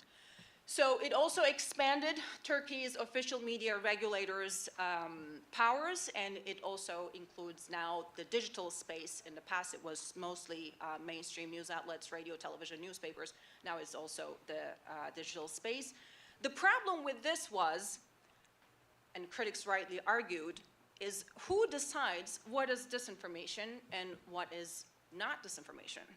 So again, in a very polarized place where, according to your political perspectives, you could have different understandings of what truth is and isn't, determining what disinformation is also not a very easy task. It introduces a very dangerous ambiguity to the whole debate, especially when it comes to, say, criticizing the government about disaster response, or with a very high cost of living crisis in the country, how about inflation statistics? Do you rely on what the government says? Do you rely on what independent academics say? Who decides what is disinformation? So that's why this continues to be a contentious topic, and the disinformation law continues to be one piece of legislation that's still being debated. I wanted to bring up these different pieces of legislation to give you an example about how regulating online speech is very much an issue in the West and in non-Western contexts as well. So that's one thing to keep in mind. That brings me to my last point, which is about big tech and the dilemma of free expression. Just take X, a very quick example, which also ties again to this question about Istanbul protests. It has been very instrumental. X has been very instrumental in recent wave of protests. It played a key role organizing the protesters and rallying around certain hashtags and creating and disseminating viral images, moments of solidarity, moments of violent crackdowns, all of that. It did circulate on X. But we know through the public statements by X, Global Government Affairs, that the Turkish government requested the takedown of about 700 accounts, including, some of them included women's rights organizations or student organizations, journalists, other civil society entities. As far as we know from the public statement, X also made a statement saying that they were siding with free speech, so they were supportive of free speech. But de facto, we also see that certain accounts are suspended. Their viewability is restricted in Turkey, but still accessible abroad. So there is the ambiguity there about what was publicly said and what we see in practice. And in protest, a lot of users are now migrating to Blue Sky just to protest Musk's X in Turkey. So this is a question about whether platforms protect speech or restrict it, especially when they're faced with legal pressures in the national context in which they operate. I guess it's both, and Turkey is an example of that. Same goes for Google News. I can articulate in the next rounds of the discussion, but independent digital outlets are very important in terms of breathing oxygen into the Turkish information ecosystem, because due to pressures on press freedoms and financial and political pressures newsrooms have been dealing with, a lot of journalists are now operating in the online space. YouTube channels, digital news websites are, they have an important followership as well. But with the algorithms and the opaqueness of it, their revenue and their reach is very much affected by the decision. So it continues to be another problem when it comes to access to news and dissemination of information in the country. I guess I ran out of time, but one final thought, if you allow me. Of course. And I was dying to say this. It's just based on my experience working as a journalist and covering international news. That was my beat for nearly 2 decades. There is a tendency to exoticize, fight for democracy, and fight for fair standards in non-Western contexts. I do hope we drop that. And I'm so thankful to Stigler because we have this space to have a better and more frank conversation about the fact that we're actually all in the same fight. The contexts are different, the actors are different, the stories are different. Yes, some democracies have issues more than other democracies, but still the same fight. So I do hope that this conversation and conversations such as this allows us to explore that commonality better because it's actually about protecting freedom and protecting truth at the same time. I'll stop here. Thank you. Happy to answer any questions. Thank you very much, Afsin. Actually, I wanted to ask you, Ido, as I know in the past few years we see a lot of protests in Israel as well. What do you feel the share of social media in it, and do you share the same views as Afsin? So I'm really skeptical about social media platforms as a tool for meaningful dissent, aside from actually injecting some voices into, dissenting voices into the information space. I guess serious protests have to happen on the ground. And we know that from Arab Spring that social media platforms can be a tool for getting people out, for having them take part in protests. But I'm still, and I'm reading a lot of research that has been done on this, and I'm still not convinced that, at least at the moment, social media platforms are a meaningful tool for getting people to successfully engage with declining democracies or autocracies and actually achieving a meaningful changing protest. Maybe I'll be proven wrong in the case of Turkey, but I think when you are part of the dissent, then you're probably in your echo chamber, thinking that there is a voice for dissent and that it actually matters. Now, people do go out, but when you're in an autocracy, then the government is surveilling everything that you're doing. The police is going to wait for the protesters when they arrive, and they will know exactly what kind of protest it's going to be and how powerful it's going to be and what kind of force they need to be prepared with in order to stop the protest as it is. In a way, when I look, that's now my optimistic side.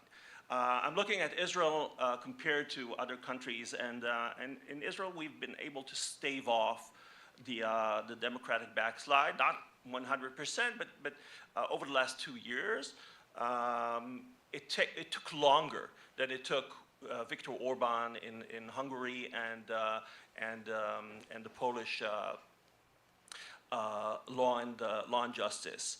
And one of the reasons, I think, is the ongoing weekly protests in Israel, sometimes daily protests in Israel. First of all, Israel is a small country, so it's easier to protest. If you're living in Chicago and you want to protest in DC, it's a problem. In Israel, you just drive for half an hour and you're surrounding the parliament. But the other thing is the fact that there is no surveillance of what the protesters are doing. Over the last 10 days, Netanyahu is engaged in a judicial battle to oust the head of the Israeli internal security services, the Shabak. And it turns out, and this guy and his predecessors all came out and revealed that Netanyahu asked them to use, it's like the Israeli FBI, right? To use the powers of this organization to follow the protests. And they all refuse because they are all civil service people with the ethics of civil service that is not supposed to be politicized. And this is probably one of the reasons Netanyahu is trying to get rid of the current head of the service. And if he does, I think you will see the chilling effect that some of you are feeling now in the United States, the kind of chilling effect that people are afraid of because they know if they go online, if you use WhatsApp to go to the streets, the government will know who they are and may retaliate in the future. So I'm kind of skeptical, and I think what we need to think about is not how to use social media as a power of dissent as they are now, but rather to clean the way as Barry Lynn said today, we need to induce anti-discrimination measures so that all voices get the same chances, not only dissenting voices. Thank you so much, Ido. Anti-dissenting voices. Kayo, earlier on when you started to speak, you mentioned about Brazil's latest move, and Brazil is one of the first democracies to take on tech giants in a serious way. Most recently with the temporary suspension of X, assessing its sovereignty. I wanted to ask you if you think it was an effective move, and also I wanted to ask you if you think it's a model for other countries seeking to assert their digital sovereignty. Thank you, Judith. So I do think it was effective in that particular circumstance, in the sense that the Supreme Court issued a decision, X did not comply, the ban kicked in, X actually backed down and complied with it. So it showed at least that Brazil was relevant enough for X that it would comply with that decision. So it was effective as a way of implementing that particular decision. Regarding the model of dealing with this information in elections, I think it's very messy and certainly not, I think, my first suggestion to any other country. I mean, I think you should have made a disclaimer of like, don't take it at home. Don't try to do it at home, right? Because it's super complicated. I think we're in a slippery slope. It's difficult to implement these standards. Although I do think that having independent courts coming to this discussion, right, and openly discussing what's the impact of certain contents on the fairness of elections, I do think that this brings lots of insights to the discussion. So even though if you don't buy the model in the sense that, well, we should have courts doing it, it's costly, it's difficult, it's still, I think, a major and important experiment for us to understand what's really happening. I mean, so things like repeated offenders, right?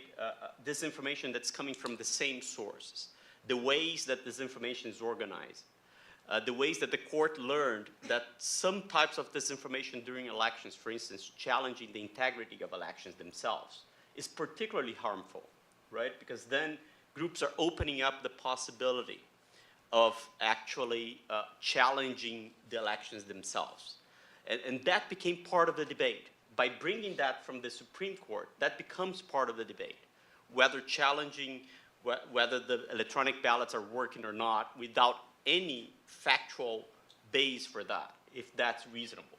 Right? It also echoes what has happened in the United States in that term. Exactly, to a certain extent. But the wholesale model, I don't think that's really a replicable or the best option. I do think, and I think it was Elisa Cooper that mentioned earlier today, that moving up on the scale, right, and going upstream more to the design solutions than to content regulations, probably where we could build better solutions in general.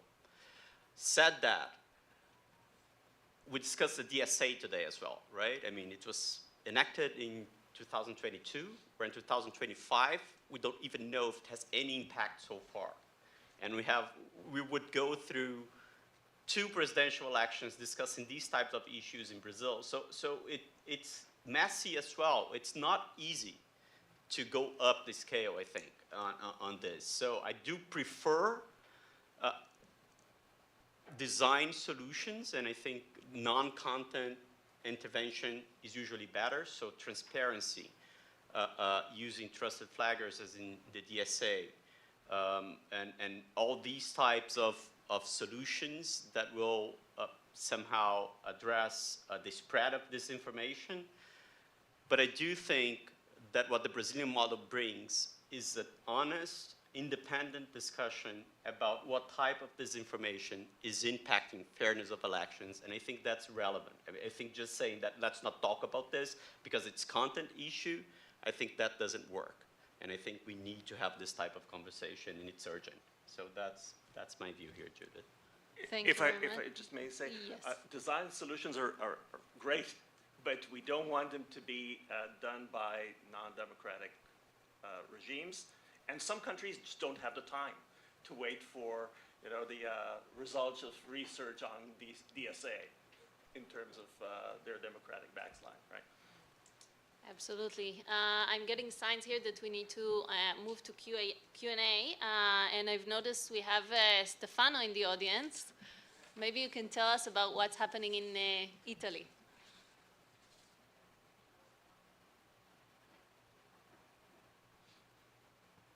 Thank you. I don't know where we are in terms of democratic backsliding, but I'm curious about your experience as well, because in Italy, basically, we have a government and the Prime Minister, she stopped having press conferences with journalists, and she uses only digital platforms to communicate with the general audience. And the surprising development was that the owner of one of these platforms, Elon Musk, became a major player in Italian politics, which is quite surprising because he's quite a busy guy, but he has time to interfere almost not daily, but weekly in Italian politics. And basically, he became close friend of Giorgia Meloni, the prime minister, and then very close friend, I mean, maybe too close friend, and then he became a supporter of the other leader of the center-right coalition, Matteo Salvini, who is maybe the far-right we have in Italy. I mean, we have different nuances of far-right, but he's one of the far-right we have in Italy. And he spoke at the Congress of his party supporting his leadership. And what is most surprising, Elon Musk basically challenges the authority of the President of the Republic in Italy, which is something that nobody has ever dared to do, because the President of the Republic is the most popular person in Italy. And he has repeatedly, I mean, at least in 3 occasions, challenged directly him. So I don't know how to deal with that, but journalists are totally disenfranchised in this situation, because they are supposed to comment what happened on digital platforms and what Elon Musk does, and we have no direct access to Elon Musk. There is a strange guy who pretends to be the representative of Elon Musk in Italy, and he's something between a hacker and whatever, and he's indicted for corruption, so that's the situation. So I don't know how to react to this, but I was curious, for example, what happened in Brazil, because we mentioned the clash between Elon Musk and a judge, basically a single person, and what happened to the political landscape, how the government reacted to this, because Elon Musk was not happy of Lula's government, but what happened? Because in Italy, the problem is that we have Elon Musk, the government, and nothing else in between. And journalists are totally, I mean, we watch what is happening. It's quite fun, quite scaring, but we cannot have any direct role in it. Thank you. Thank you, Stefano. Yeah, I can react to that. So I think here we have the Supreme Court, right, and we have a justice of the Supreme Court in this clash with Elon Musk. And of course, there's also these sympathies going around, right? So to a certain extent, of course, there is the business model of the platforms, but to a certain extent, there is these relationships going on as well. And of course, Elon Musk was alleging that X was being censored because it was related to far-right discourse. So it associated this with an ideological view. The government actually pretty much watched here and implemented the decision when the ban was taken, right? So the Anatel, the telecommunications operator, was the one that coordinated the ban with the telecom operators. So the government didn't really get engaged in this particular discussion. But then you have the follow-on this, which is, I mean, you have recent, I think it was February, that Truth Social and Rumble actually sued this Supreme Court justice, saying that was abridging or trying to abridge the freedom of speech of Americans. So there is a lawsuit against the person of the Supreme Court Justice of Brazil in Florida, I believe, going on here. And this was exactly in the same day that Bolsonaro was indicted for being part of the coup in Brazil, or the attempt coup in January 8th. So it was kind of like the symbolic reaction to what was going on. And it was indicted before the Supreme Court as well. So I do think that there is this broader relationships at the ideological level that's going on as well with the platforms. And I do think that courts are playing an important role in the Brazilian system with all the difficulties, with all the complexities of dealing with content, but still standing up to like being in the middle of these relationships and saying, look, we need to have some view over how this is going to impact democracy. And Brazil was really close to a very big backlash, right? I mean, we had this attempt coup in January, and then there was this investigation that really found out deep involvement of the president and its aides and in the whole issue. And it's now in the trial, in a criminal trial before the Supreme Court. So that's where we are at this point with all these relationships in the middle of it. So I think that's what we're seeing. Thank you, Kyle. I see we have more questions here. Yeah, my name is Tim Wu, and I'm interested in the history of propaganda and censorship. And I wanted to ask a question about Israel, and it's sort of more a question about the playbook. But I want to see if I've got this right. So if I've got it right, the government or the ruling party is less interested in using sort of classic, what you might call classic censorship, which is where you ban certain forms of information and imprison the people, and more interested in voluntary, I guess first of all, some voluntary restraints, but then also sort of flooding the zone with propaganda and taking advantage of maybe more of scarcity of attention than other things, to try to make sure that all information is out there and reaches everyone. I want to see if that's right. And is it right then that, in a sense, that free expression principles are important to protect the propaganda mechanism? In other words, so that there aren't ways of trying to control propaganda techniques. I don't know if that question makes sense to you or not.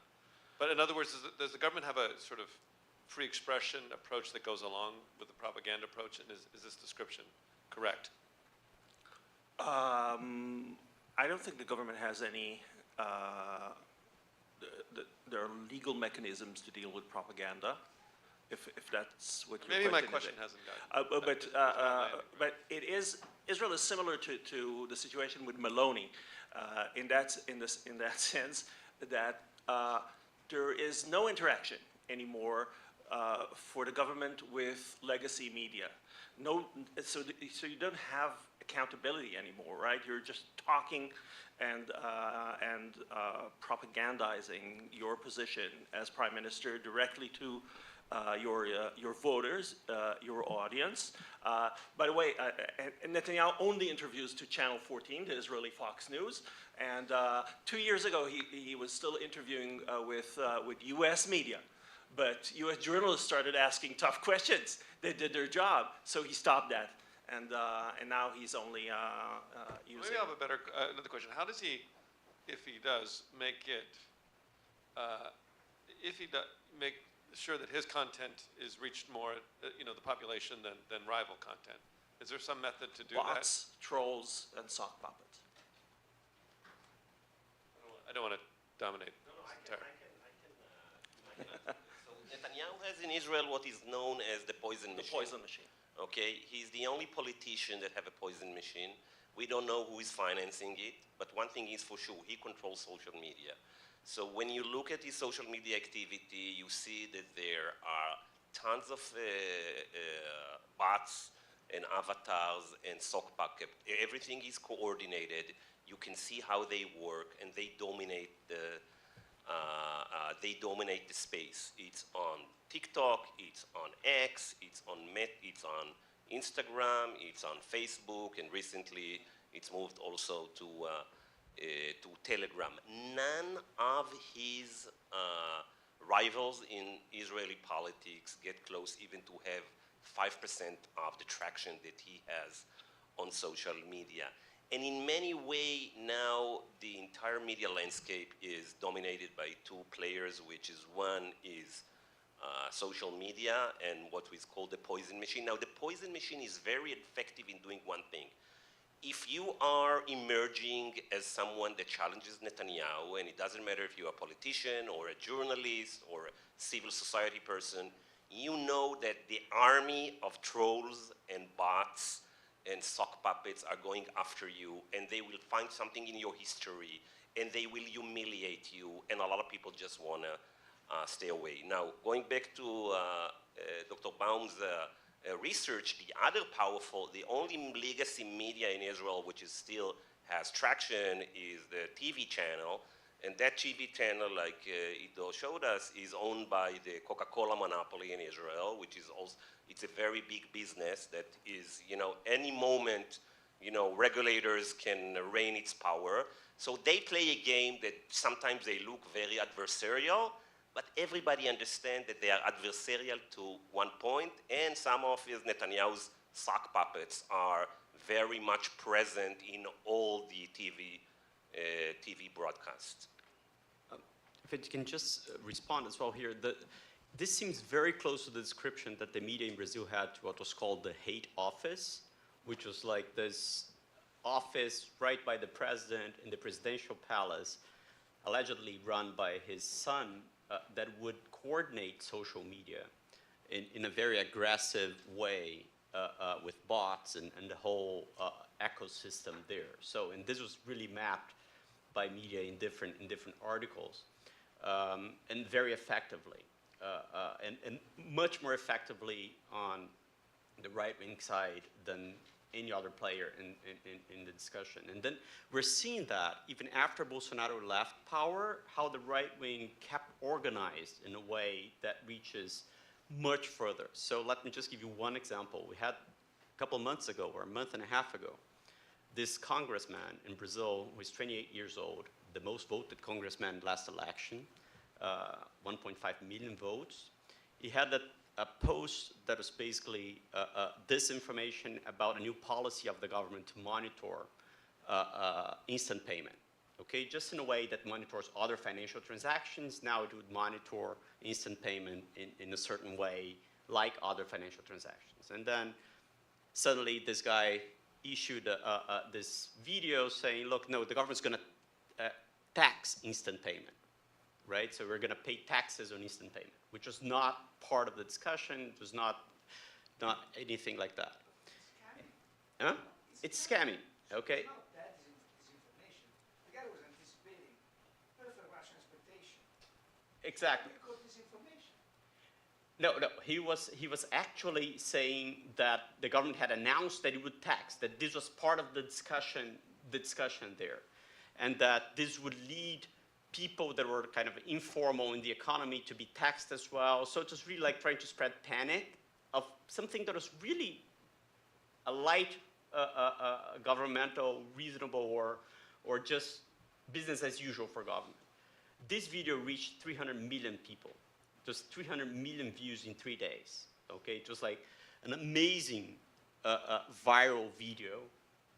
The government backed down from this decision immediately with this video, right? So it was really impressive how far this video went and the impact it had on policy decision at that point. So this is really, and that's my point here. And you can debate, Luigi, if how fake this is or how bad this disinformation is. What I'm saying is the use of social media by the right is so organized and it's reaching such a viral impact that is really clearing the agenda for the policy discussion. That's what's happening.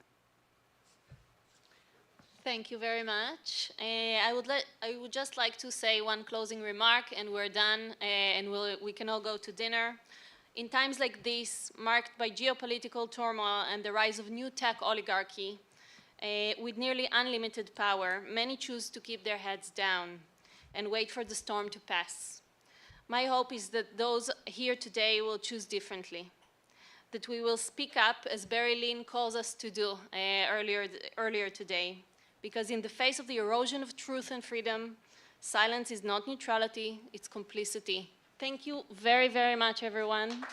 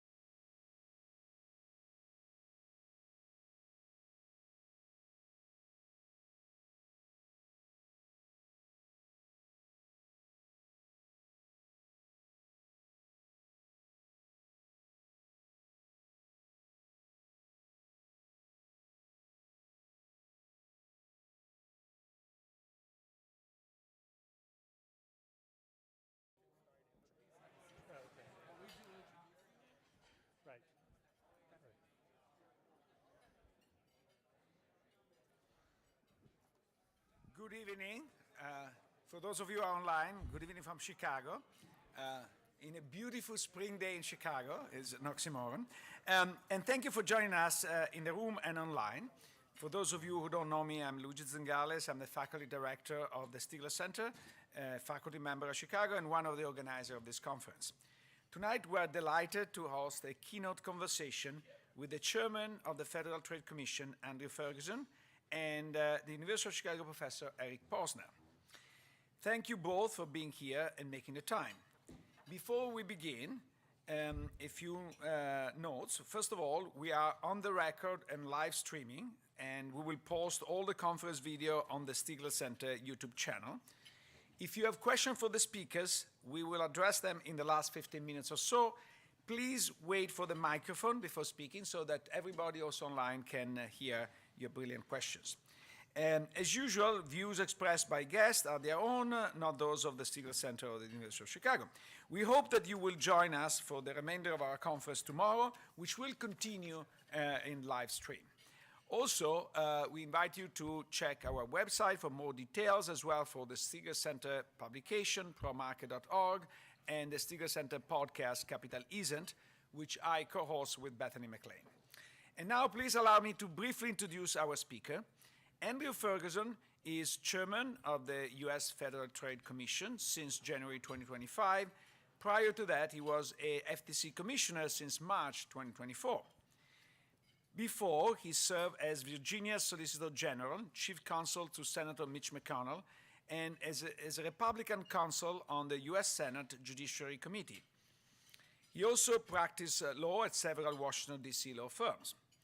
And then our own Eric Posner is the Kirkland & Ellis Distinguished Service Professor of Law at the University of Chicago. His research interest is very broad, but includes antitrust and constitutional law and financial regulation.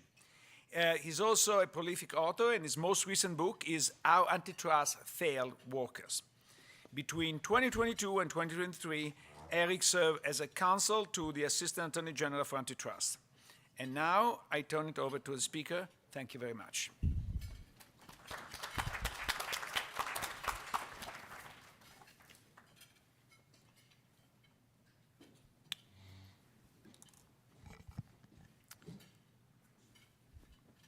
Good evening. Thank you for that kind introduction. I consider it an honor and a privilege to address such a distinguished group. The purpose of this conference is to discuss whether increased market concentration negatively affects our marketplace of ideas. There are two assumptions hidden within that objective. The first is that it assumes that the marketplace of ideas is something we value or ought to value. And the second is an assumption that increased market concentration could undermine that value, whatever it might be. If that weren't a possibility, this would be a pretty short conference.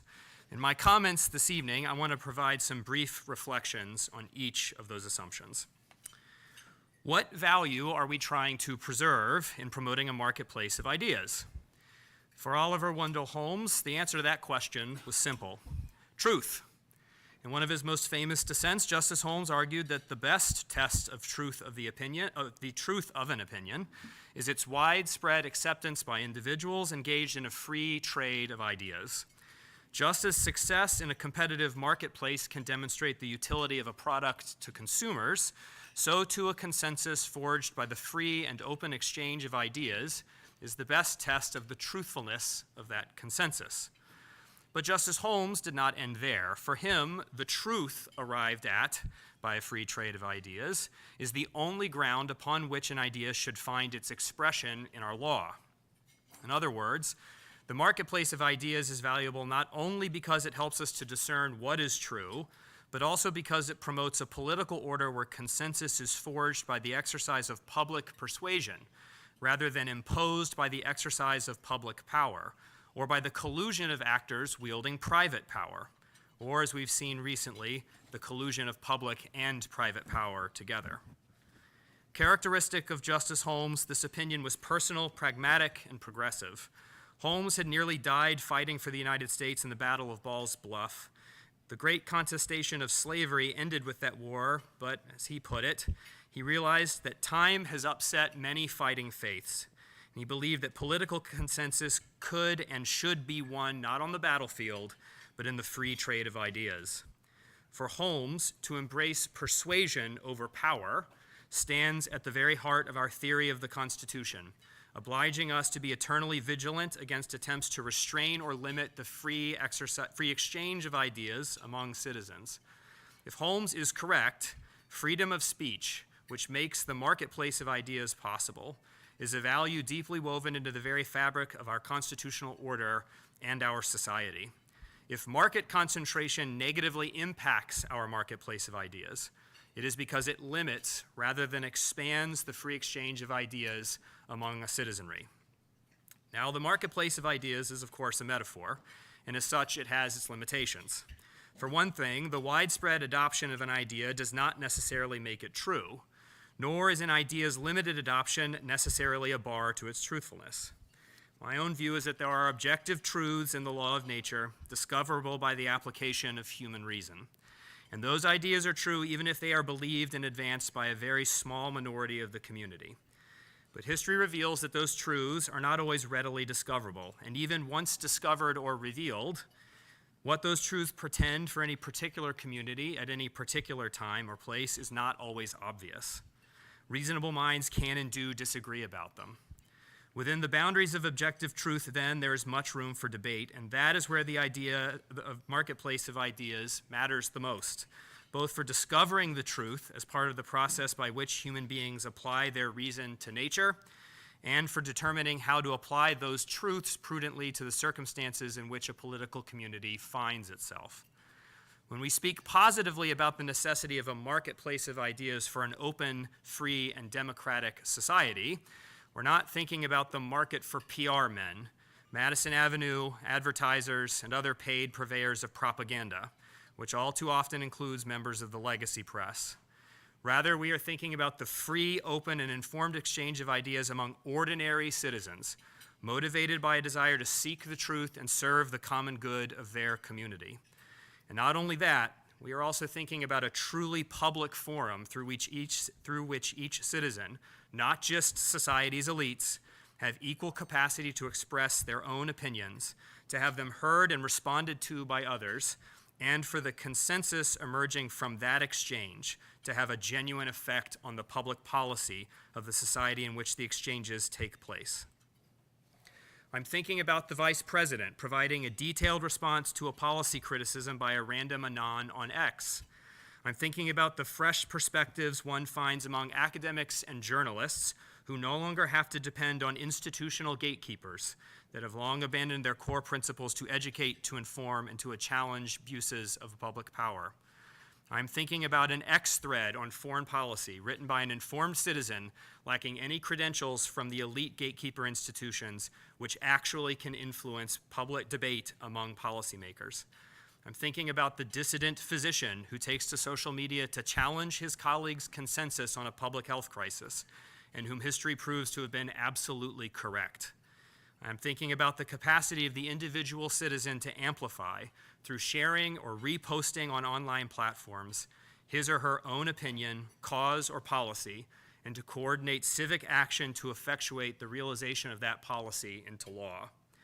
These are all examples of how the digital revolution has opened new avenues for citizens to participate in the political and civic process. Like any other, this revolution has its promises and its pitfalls, and we have to collectively decide how to balance the two. Yet if the greatest promise of social media is that it facilitates a mass expansion of the capacity of the citizen to engage in a free and open exchange of ideas, its greatest pitfall will forever be the temptation of social media companies to short-circuit that marketplace by censoring and limiting opinions with which they, or others, all too often the Democrat Party, don't agree. And because they occupy a new sector of our economy, these platforms often benefit financially from a relatively lean set of laws and regulations governing the conduct of their businesses. Social media companies and the free exchange of ideas they facilitate are therefore vulnerable to outside parties who seek to create, by censorship and control, a more favorable information environment to advance their own social or political agendas.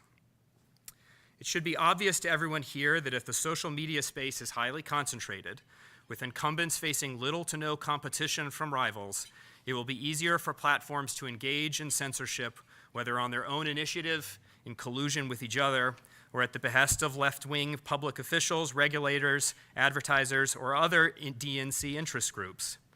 In other words, increased concentration can negatively impact the marketplace of ideas because it facilitates a variety of censorious practices. And censorious practices, whether carried out by state actors, private aggregations of power, or a combination of the two, is inimical to the free expression that makes our marketplace of ideas possible. While I think such practices do some symbolic harm to our political culture by undermining the value of free speech in society, they also constitute a deliberate abuse of a social media platform's market power and a potential violation of our antitrust laws. When social media companies practice censorship, they inflict harm not just on those users whose opinions are excluded altogether or limited in dissemination, but also on any user who is attracted to the platform because it facilitates a genuine marketplace of ideas. To be sure, antitrust law cares about the mistreatment of the speaker, but it is no less concerned with the injury inflicted on the user who wishes to ingest ideas on a platform. If part of the attractiveness of a social media platform is that it facilitates a genuine marketplace of ideas, a highly concentrated, less competitive market will make it easier for social media companies to degrade the quality of their product through censorship without facing any competitive consequences.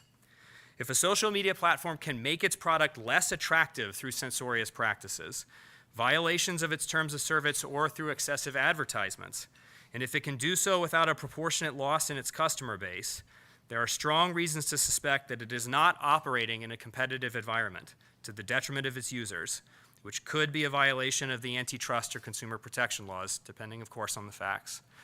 For this reason, the Federal Trade Commission recently requested public comment on the experience of users whose access to social media platforms has been denied, demonetized, or limited due to the content of their post, their affiliations, or, most terrifyingly, conduct that took place off the platform. To my mind, the best way to preserve some of the promise of social media as a digital marketplace of ideas is to acknowledge that the quality of its product depends in part on its commitment to free speech to its users. Consumers and content creators want a platform committed to free and open exchange of ideas.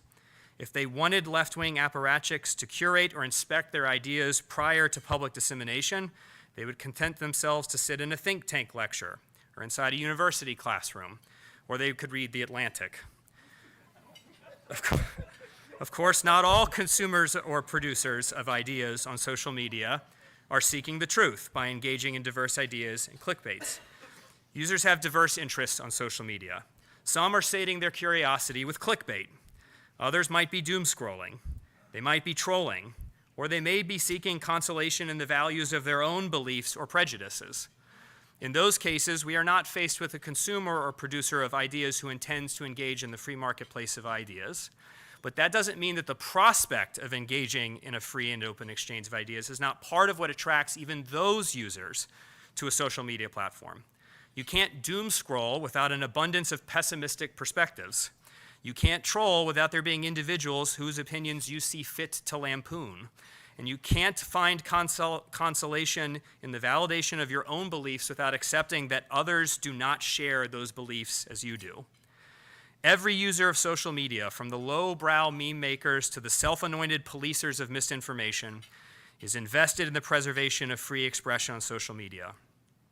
Because users of social media prefer it as a form of free expression, and as such a facilitator of a marketplace of ideas, high concentration in the social media space leading to censorious practices poses an identifiable harm to consumer welfare.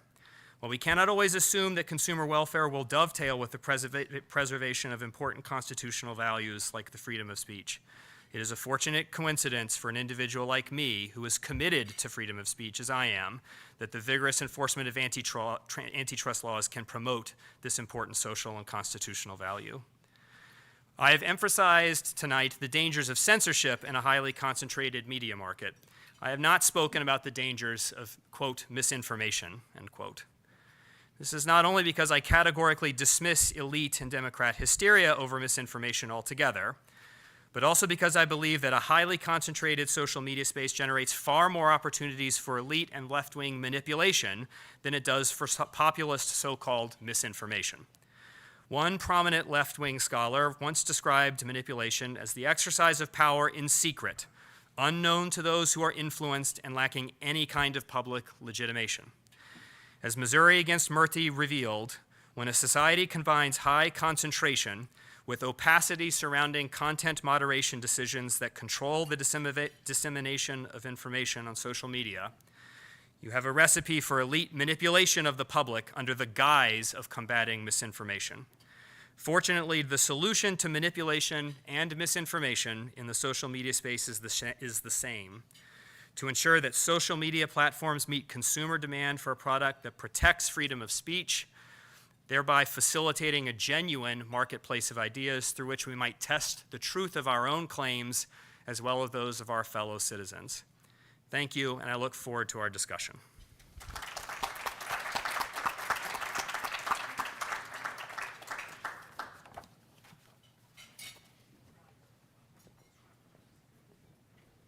Thank you very much, Chairman Ferguson. Your thesis is admirable in two ways. One is that it's so responsive to the topic of the conference, so I'm sure people appreciate that. And then the other is that it's extremely clear and crisp. And so let me summarize it like this. First, consumers want a free exchange of ideas. They go onto social media platforms in search of them.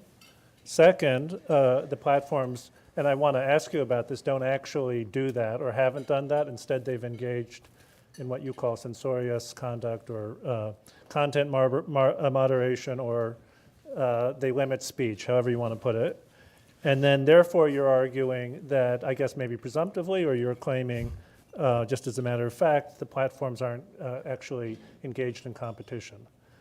So on the first, is it true that consumers are actually, or users are actually going onto social media platforms seeking the free exchange of ideas?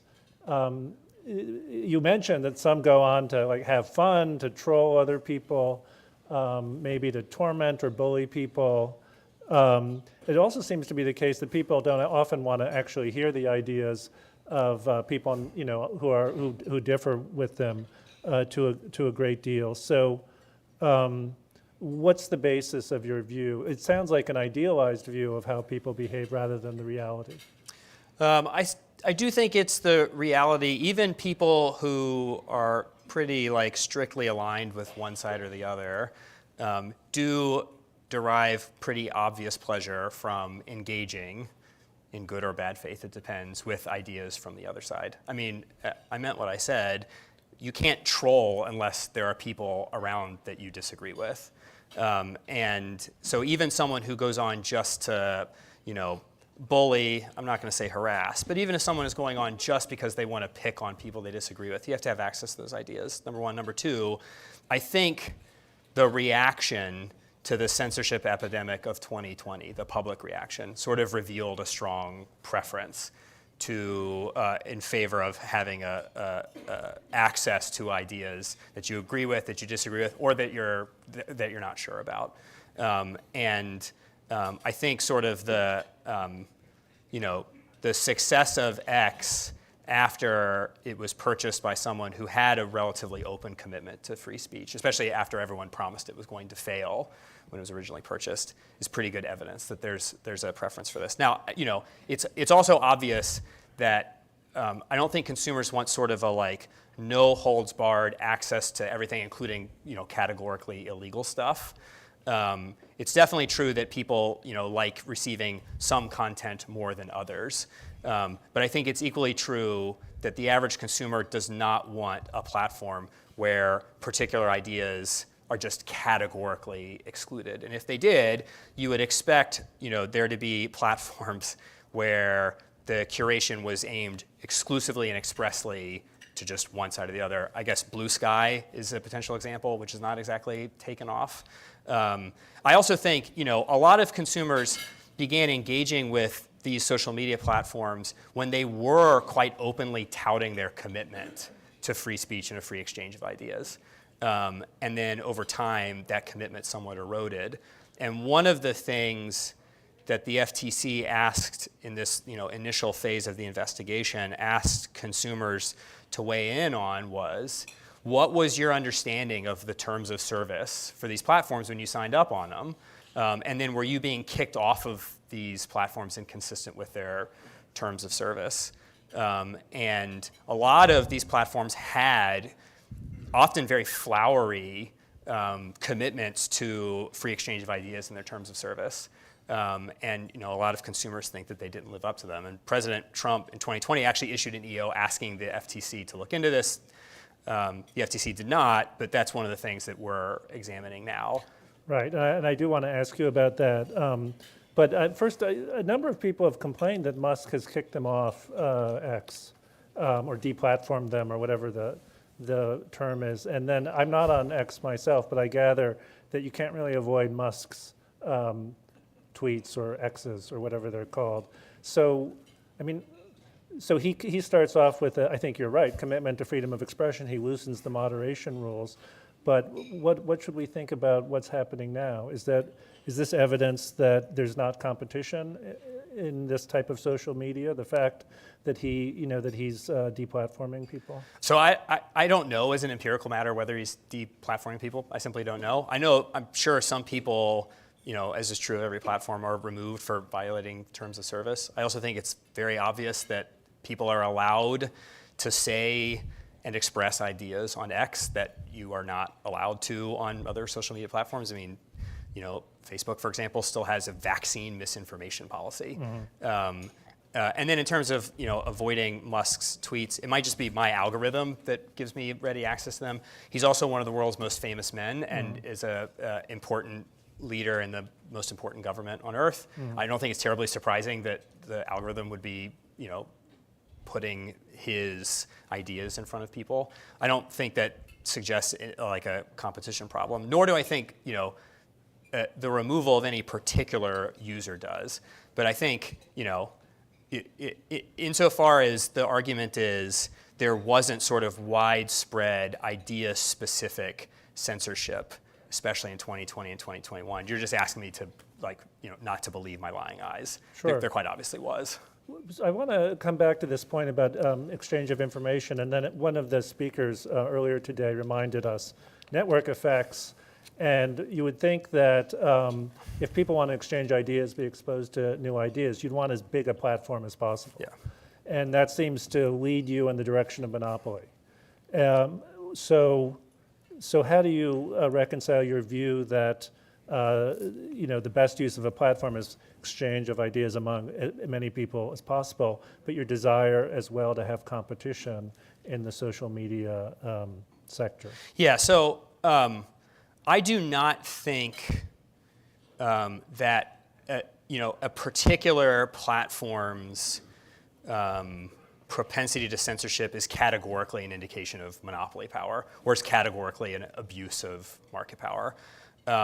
Honestly, the sort of like social media problem that has concerned me more before the purchase of X was the sort of eerie similarity of the censorship policies across all of these platforms, including like the almost identically coterminous decision to eject Parler from the online world entirely at the exact same time, to get President Trump off of all the social media platforms within a couple hours of each other.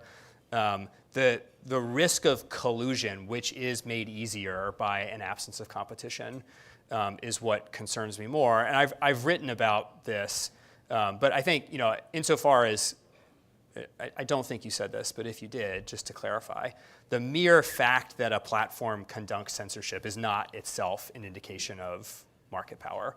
The thing that concerned, I think, a lot of Americans in 2020 and 2021 was that all these platforms seemed to basically move in lockstep on a variety of social issues.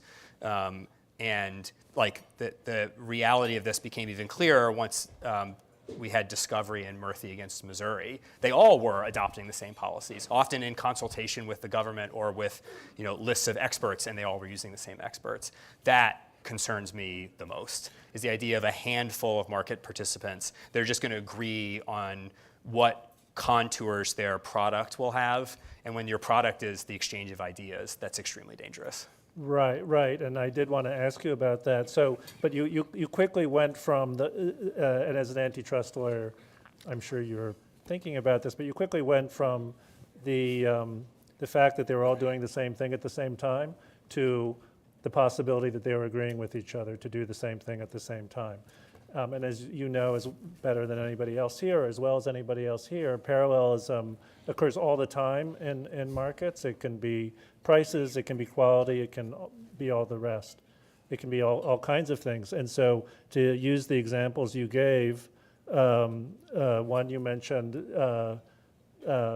pushing Trump off the platforms. This was immediately in response to the election controversy. Responses. Well, maybe. I just mean as a temporal matter. Right, but no, it happened after. It does not follow it was a response. It is entirely possible that they talked to each other about kicking off the world's most famous man. And I think that's the issue I'm concerned about, is if there are only a handful, that sort of collusion is very easy. Or if there's a willing partner in the government to sort of like communicate amongst the various platforms what the rules are going to be. It's very easy to do if there's only a small handful of them. Right, but so you're worried that they might have entered into an agreement, but you don't have any evidence, is that no, right? And nor did I say that. My contention is, same with the ejection of Parler. Mm-hmm. These decisions being made coterminously could just be conscious or unconscious parallelism. Mm-hmm. Could also be the result of collusion. Collusion is made easier if there are fewer participants, and that is the concern that I'm discussing. Okay. You also mentioned just now your concern that the government during the Biden administration pressured the social media platforms to censor, as you would put it, limit what people have been saying about, what people were saying about COVID. Now, that doesn't sound like an antitrust problem, at least. Do you think that's an antitrust problem if the government says to these platforms, look, you're saying things on or allowing speech on your platforms that are causing people not to get vaccinated, with the result that this epidemic is going to get much worse? Is that an antitrust problem, or is it a different kind of problem, or is it not a problem at all? I think it's a problem, and it isn't necessarily an antitrust problem. So I think Murthy itself revealed two things going on. There was pressure applied. The court said it wasn't coercive for First Amendment purposes, but there's definitely pressure, consultation, collusion between the platforms and the government. There also was repeated references to the record of all of the platforms consulting with private outside experts on what the rules should be. That is potentially an antitrust problem if there's an agreement among them that we're going to use these experts to help us set the rules. Even if the sort of collusion pressure from the government isn't an antitrust problem, it is a problem for a civic society, and it is a problem made easier if there are fewer market participants. If there's a wider smattering of market participants, it's harder for the government to get on the horn with everyone and pressure them equally. It's easier basically to buck the government because there are more people. It's harder for the government to apply pressure across the board. If there's just a handful of these companies that the government has to pressure, it's just easier to pull that off. And even if that's not an antitrust problem directly, like that conduct isn't an antitrust problem directly because of Pennington or state action or whatever, I don't think it follows that we throw up our hands and say, oh, well, antitrust laws can't address this directly. That is a problem, and it is a problem made easier by concentration in the market.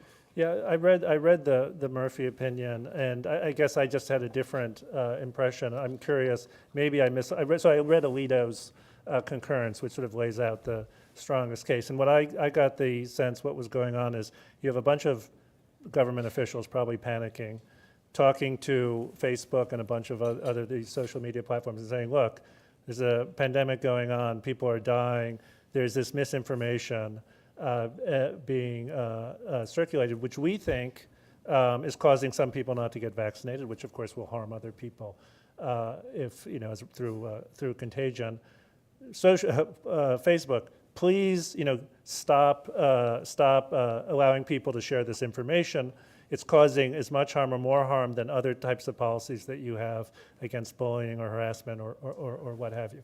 Now, that just sounds to me like the government, very strongly trying to encourage people in the private sector to act in a way that would advance the public good. Is that pressure, or is that sort of unacceptable pressure in your view for the government to say to these independent institutions, we want you to do that, or is there something else going on? So I think it depends on sort of whose version you believe. I don't know if you read the district court opinion. The district court's view was this wasn't just, hey, do us a solid or do the country a solid. It was like, do it or else. Yeah, what is the or else? That's what I didn't get. What was the threat, the implicit threat, however you saw it? I think it's the same threat that a government can always potentially inflict on any marketplace participant, which is we can make your life difficult. The regulators can show up, they can audit, they can investigate, they can cost you a lot of money, and the path of least resistance is do what we say. I mean, this is not dissimilar to the issue the Supreme Court confronted with the New York financial regulators, calling up people and saying, quit doing business with the NRA or else. And the or else is just, we have a tremendous array of investigative tools. Those tools are expensive when applied to you, even if we don't win at the end of the day. So knuckle under. And the court's conclusion for state action purposes was it wasn't sufficient to transform the social media companies into arms of the state. I just don't think it follows from that sort of doctrinal nicety that the problem isn't government officials backed with potential coercive power, formal and informal, calling up social media companies and saying the following ideas are to be proscribed, proscribe them. And having worked in the government a fair amount, I think your view is either very charitable or maybe a little naive about what happens on a phone call between a private company and its regulator. So the government shouldn't call up private institutions and tell them, do this, stop saying this, or we're going to punish you? I do generally think the government should not threaten private people with punishment because of things they're saying, unless they are criminal, yeah. All right, good to know. Let's talk about the the advertiser boycott issue. Also, you said you've said it before that you're worried about. You think that advertisers colluded or might have colluded to boycott social media platforms that displayed speech that they didn't like. Could you tell us more about that? Definitely did not say they did collude. I said they might have, yes. Yeah, that this risk is real and needs to be confronted and taken seriously. I mean, look, part of the way that people who have ideas get them out there is they make a living by promulgating the ideas. You are one of them. You get this, incredibly protected job at the University of Chicago to sort of say whatever you want. Other people participating in the marketplace of ideas can say what they want as long as they can get the eyeballs to pay attention to them. And part of the way that you sort of make sure you can keep getting the eyeballs is advertising. And this isn't just true of social media platforms. This is true for a huge array of just individual speakers who have views both acceptable to the elites and dissident. Bloggers, YouTubers, people on X, all over the place. Part of the way that they get their ideas out there, and they can afford to keep getting the ideas out there, is if they can attract advertisers. If advertisers get into a back room and agree, we aren't going to put our stuff next to this guy or woman or his or her ideas, right? That is a form of concerted refusal to deal. The antitrust laws condemn concerted refusals to deal. Now, of course, because of the First Amendment, we don't have a categorical antitrust prohibition on boycotts. When a boycott ceases to be economic for purposes of the antitrust laws and becomes purely First Amendment activity, the courts have not been super clear. It's sort of a we know it when we see it type of thing. But the concern I raised in that concurrence with which I am deeply concerned is if advertisers either get in a room together and say, we're not going to do advertising next to this idea, right? Or they say, we're going to agree that this third party decides which ideas get advertisement and which don't. We're just going to let them do it, right? We are going to dry up the idea because we are drying up the person who has the idea's ability to make money off of that idea. And unless those people can get tenure, they need to keep attracting eyeballs because that's how they make a living. And drying up the advertising will dry up the idea. And so that the risk of an advertiser boycott is a pretty serious risk to the free exchange of ideas. Just parenthetically, having tenure does not guarantee you any eyeballs, Yeah. I'm afraid. Fair. But, we write for very small. That's right. Just a few pairs of eyeballs. But again, although having gone to law school, I know they pay a lot to see and hear you, so. Yeah, well, that's true. Again, I just want to press you on this a bit. We see parallel conduct. We see a bunch of advertisers who are worried about their brand. And as rational economic actors, they don't want their advertisements to be on a platform that people associate with stuff they abhor, whether on the left or on the right. And so just seeing them pulling their ads from platforms that host offensive speech in whatever way, it could be just speech that the advertiser itself doesn't like. That's not a problem. It's only if they get in the back room. But when we talk about advertisers, we're talking about thousands of countries, thousands of companies around the country or around the world. There's no back room that they could all fit in together. Is it plausible at all that they engaged in collusion? Or you mentioned also that they consulted with third parties, but it would seem to me, this is just business as usual. There are third parties out there that study brand management and how people react to, how the association of an advertisement with a particular type of speech might affect business. What's the basis for actually trying to investigate in this kind of setting? So can they all get into a back room and agree, having represented trade associations? The answer is yes. Have they? I don't know. No one's looked at it. At least, no one has publicly looked at it. But is this a possibility? Of course, number one. Number two, there are lots of advertisers. They tend to use a small handful of advertising agencies to make a lot of these decisions for them. There also are a lot of advertisers, but there aren't that many huge advertisers. And a decision by a bunch of huge advertisers to cut off access could have massive downstream economic effects on speakers who need access to advertising. But again, I don't think you're saying this. The fact that there is, coterminous identical conduct, this is true across all of antitrust law, does not mean there's an antitrust violation. But, where there is smoke, there is not always fire, but there might be. And the whole point of having the antitrust enforcement agencies is when you see smoke, at least take a look. And I think, this could have been for a number of reasons, but one of the most prominent, you can call it brand safety managers if you want, was GARM.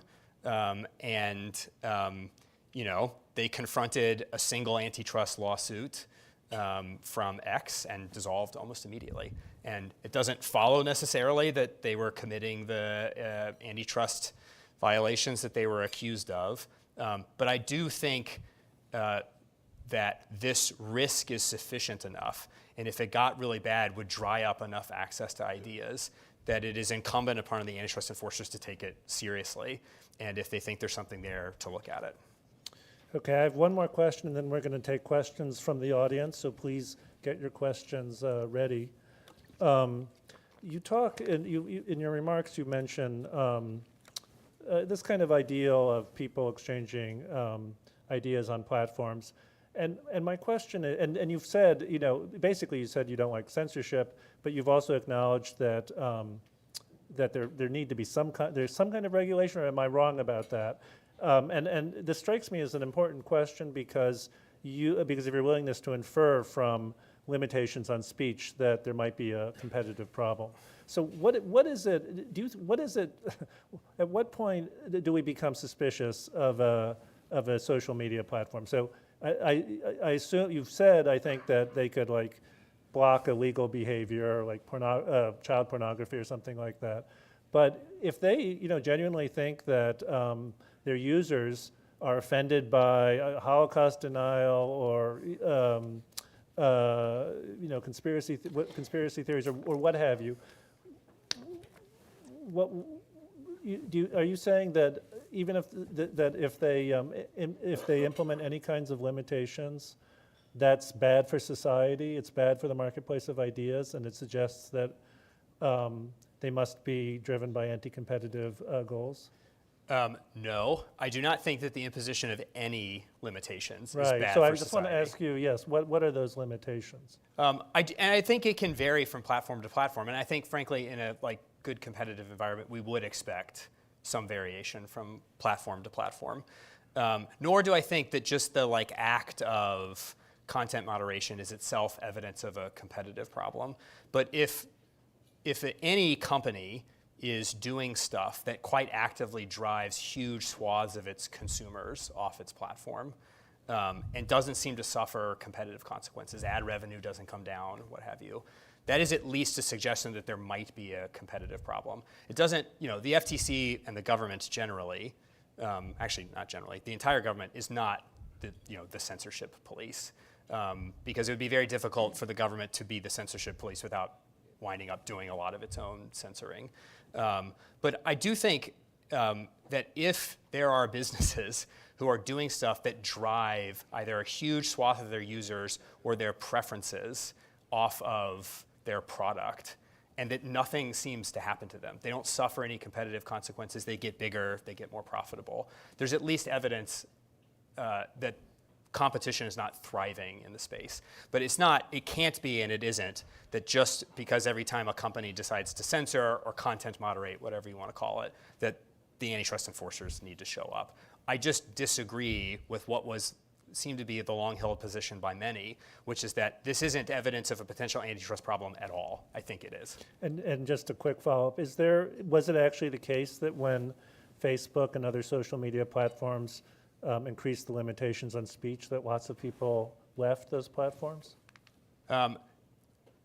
People left.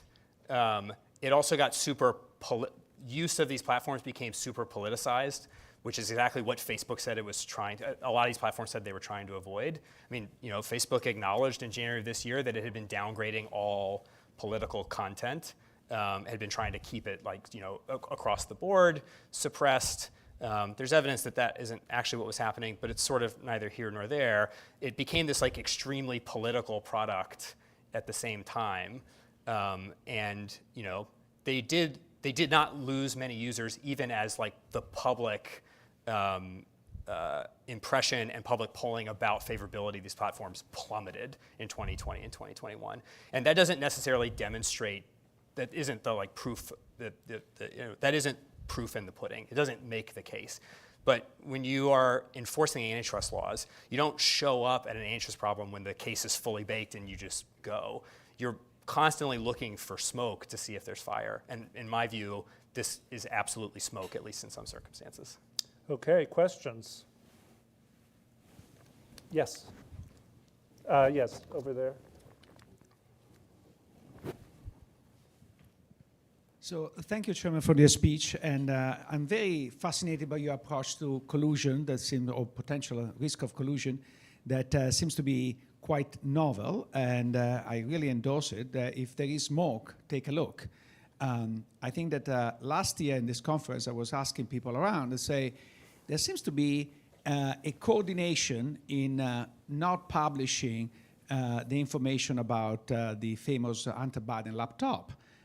Why there was not an antitrust enforcement on this issue, because that's really a serious issue. And I hope that you apply the same rule across the board, because there are a lot of potential risk of collusion, a lot of cases where there is smoke. And if you take a look in all those cases, would be the most interesting 4 years ahead of us. Let me give you a suggestion, for example, because in a lot of industries, not only they are the trade association, but they are the consultants that play a role in giving the same suggestion to everybody. A colleague at different university told me that he was in a former life a consultant and went to a bank and suggested this regional bank to increase the fees. And then the regional bank, what they did is actually recommended him to all the other competitors. So he went to all the other competitors and they all increased the fees. So, and unlike the case of newspaper where we maybe see the evidence, in the case of consultants, we don't, because they don't publish actually who they consult for. So I hope you're going to look at the smoke and you're going to ask all the consultants to publish the list of who they consult for, and you look into that. Thank you. I didn't hear a question, but I'll I can comment on it nonetheless.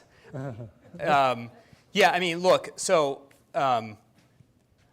two things. My view of the antitrust agencies is that they're cops on the beat, and you're supposed to walk around the markets, and if you see something that looks like trouble, you take a look. You don't prejudge, but you take a look. On the collusion thing, obviously collusion under antitrust laws requires some agreement on something.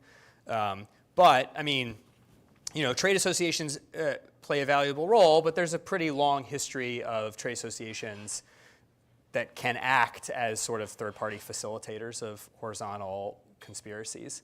You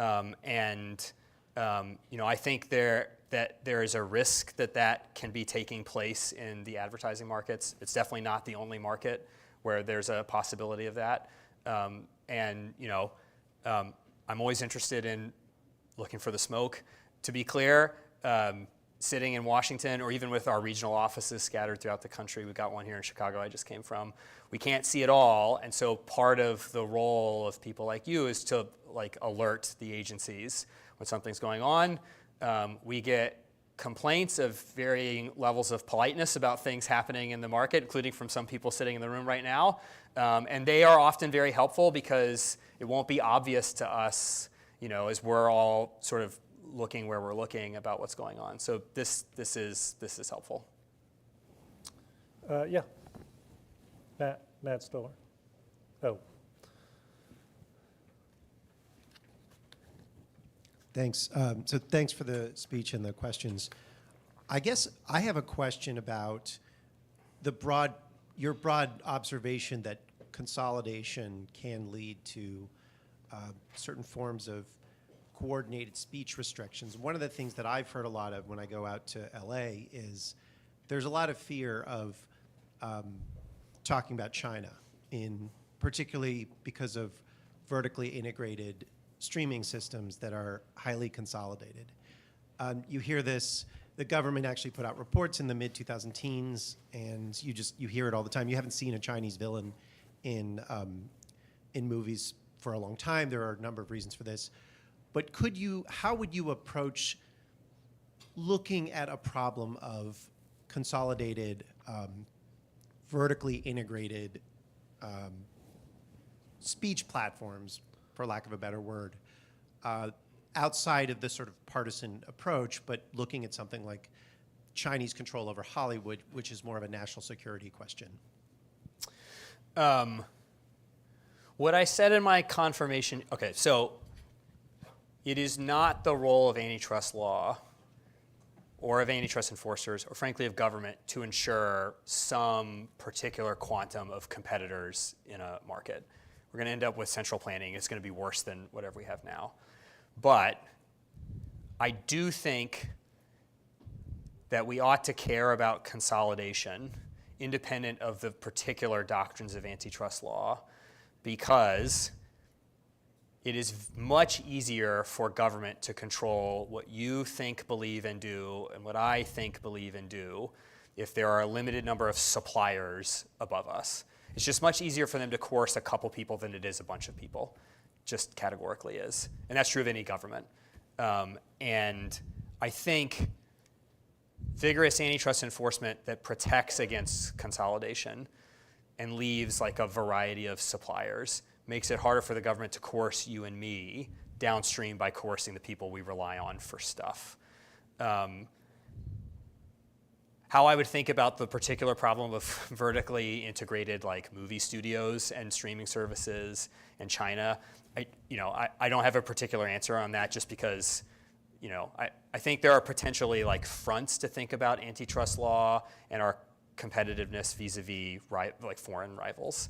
That isn't generally how antitrust law has constructed it, although I do think there are like interesting antitrust theories about whether like a merger that would give a foreign government more control over a particular industry should matter to the merger analysis. I'm open to that prospect generally. It isn't traditionally what antitrust law has said, but it's at least an interesting like line of inquiry. But I think my view is antitrust law its job is not just to be anti-consolidation and make sure there's a certain number of competitors. But if you've got vigorous antitrust enforcement, you can resist consolidation and therefore resist the coercion of the individual or of the family downstream from just coercing the supplier. That's the thing that makes me very nervous about a limited number of suppliers of anything.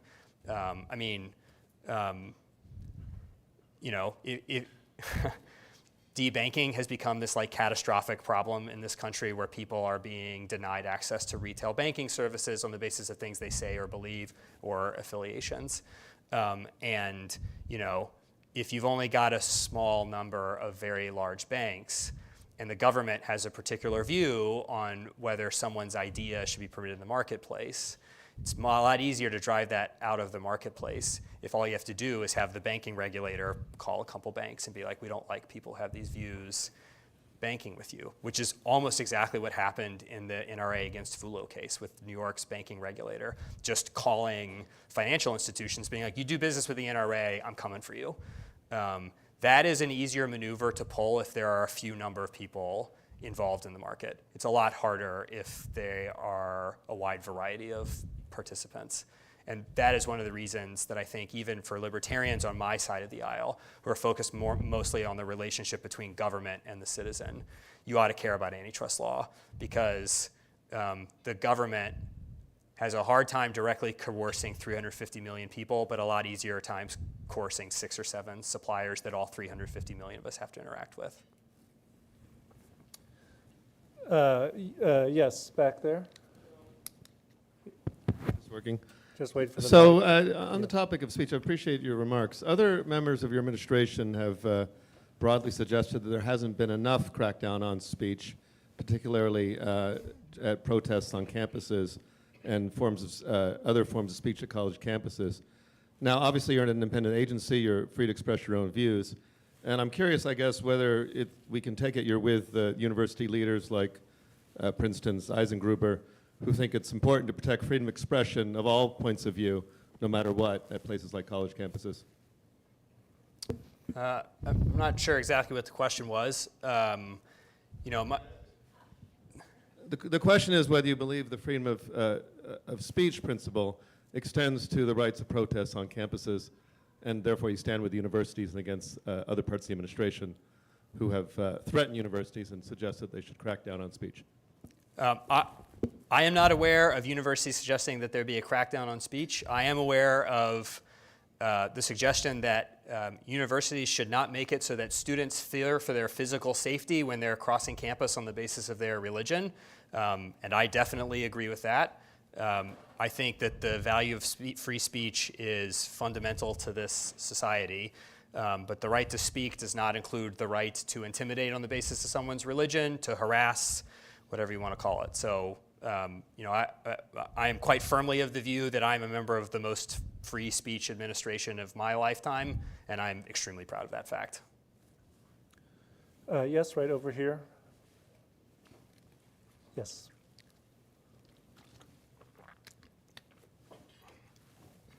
Oh, hi, this is Barry Lynn, and I agreed with a lot of what you said, and as an organization, our organization, a few years back, just as a for instance, we condemned Facebook for knocking Alex Jones off the platform. May he burn in hell. We condemned AWS for knocking Parler off.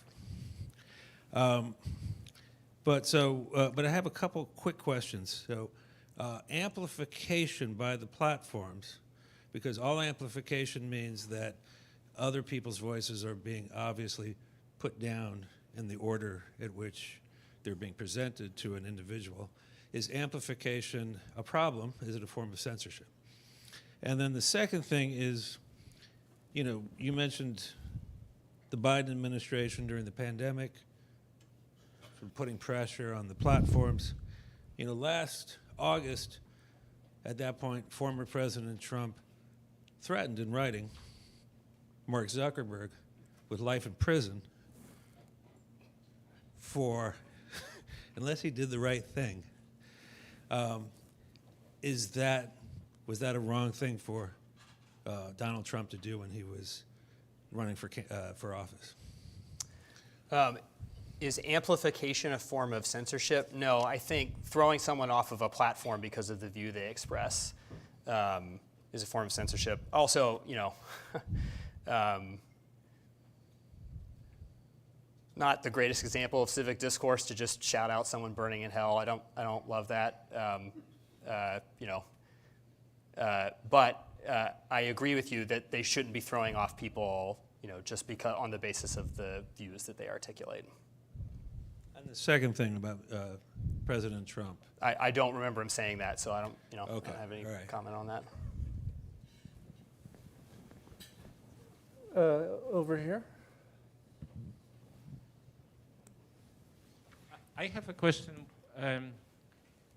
Let's put it that way. So I think when the agency is considering entering into new areas, and I think free speech would be one in the US, then potentially the institutional guarantees matter. So I wanted to ask you about your view on the independence of competition agencies in a context of actions as the one you discussed, that potentially there might be a smoke. Sure. I've made my view on this extremely clear a lot. I think that the idea of independent organs of executive power is very difficult to square with democracy.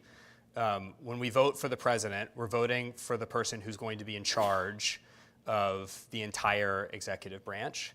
I guarantee that almost no one in this room would want me to be able to wield executive power free of political accountability. I guarantee no one in this room would want that. And I don't think in a democratic society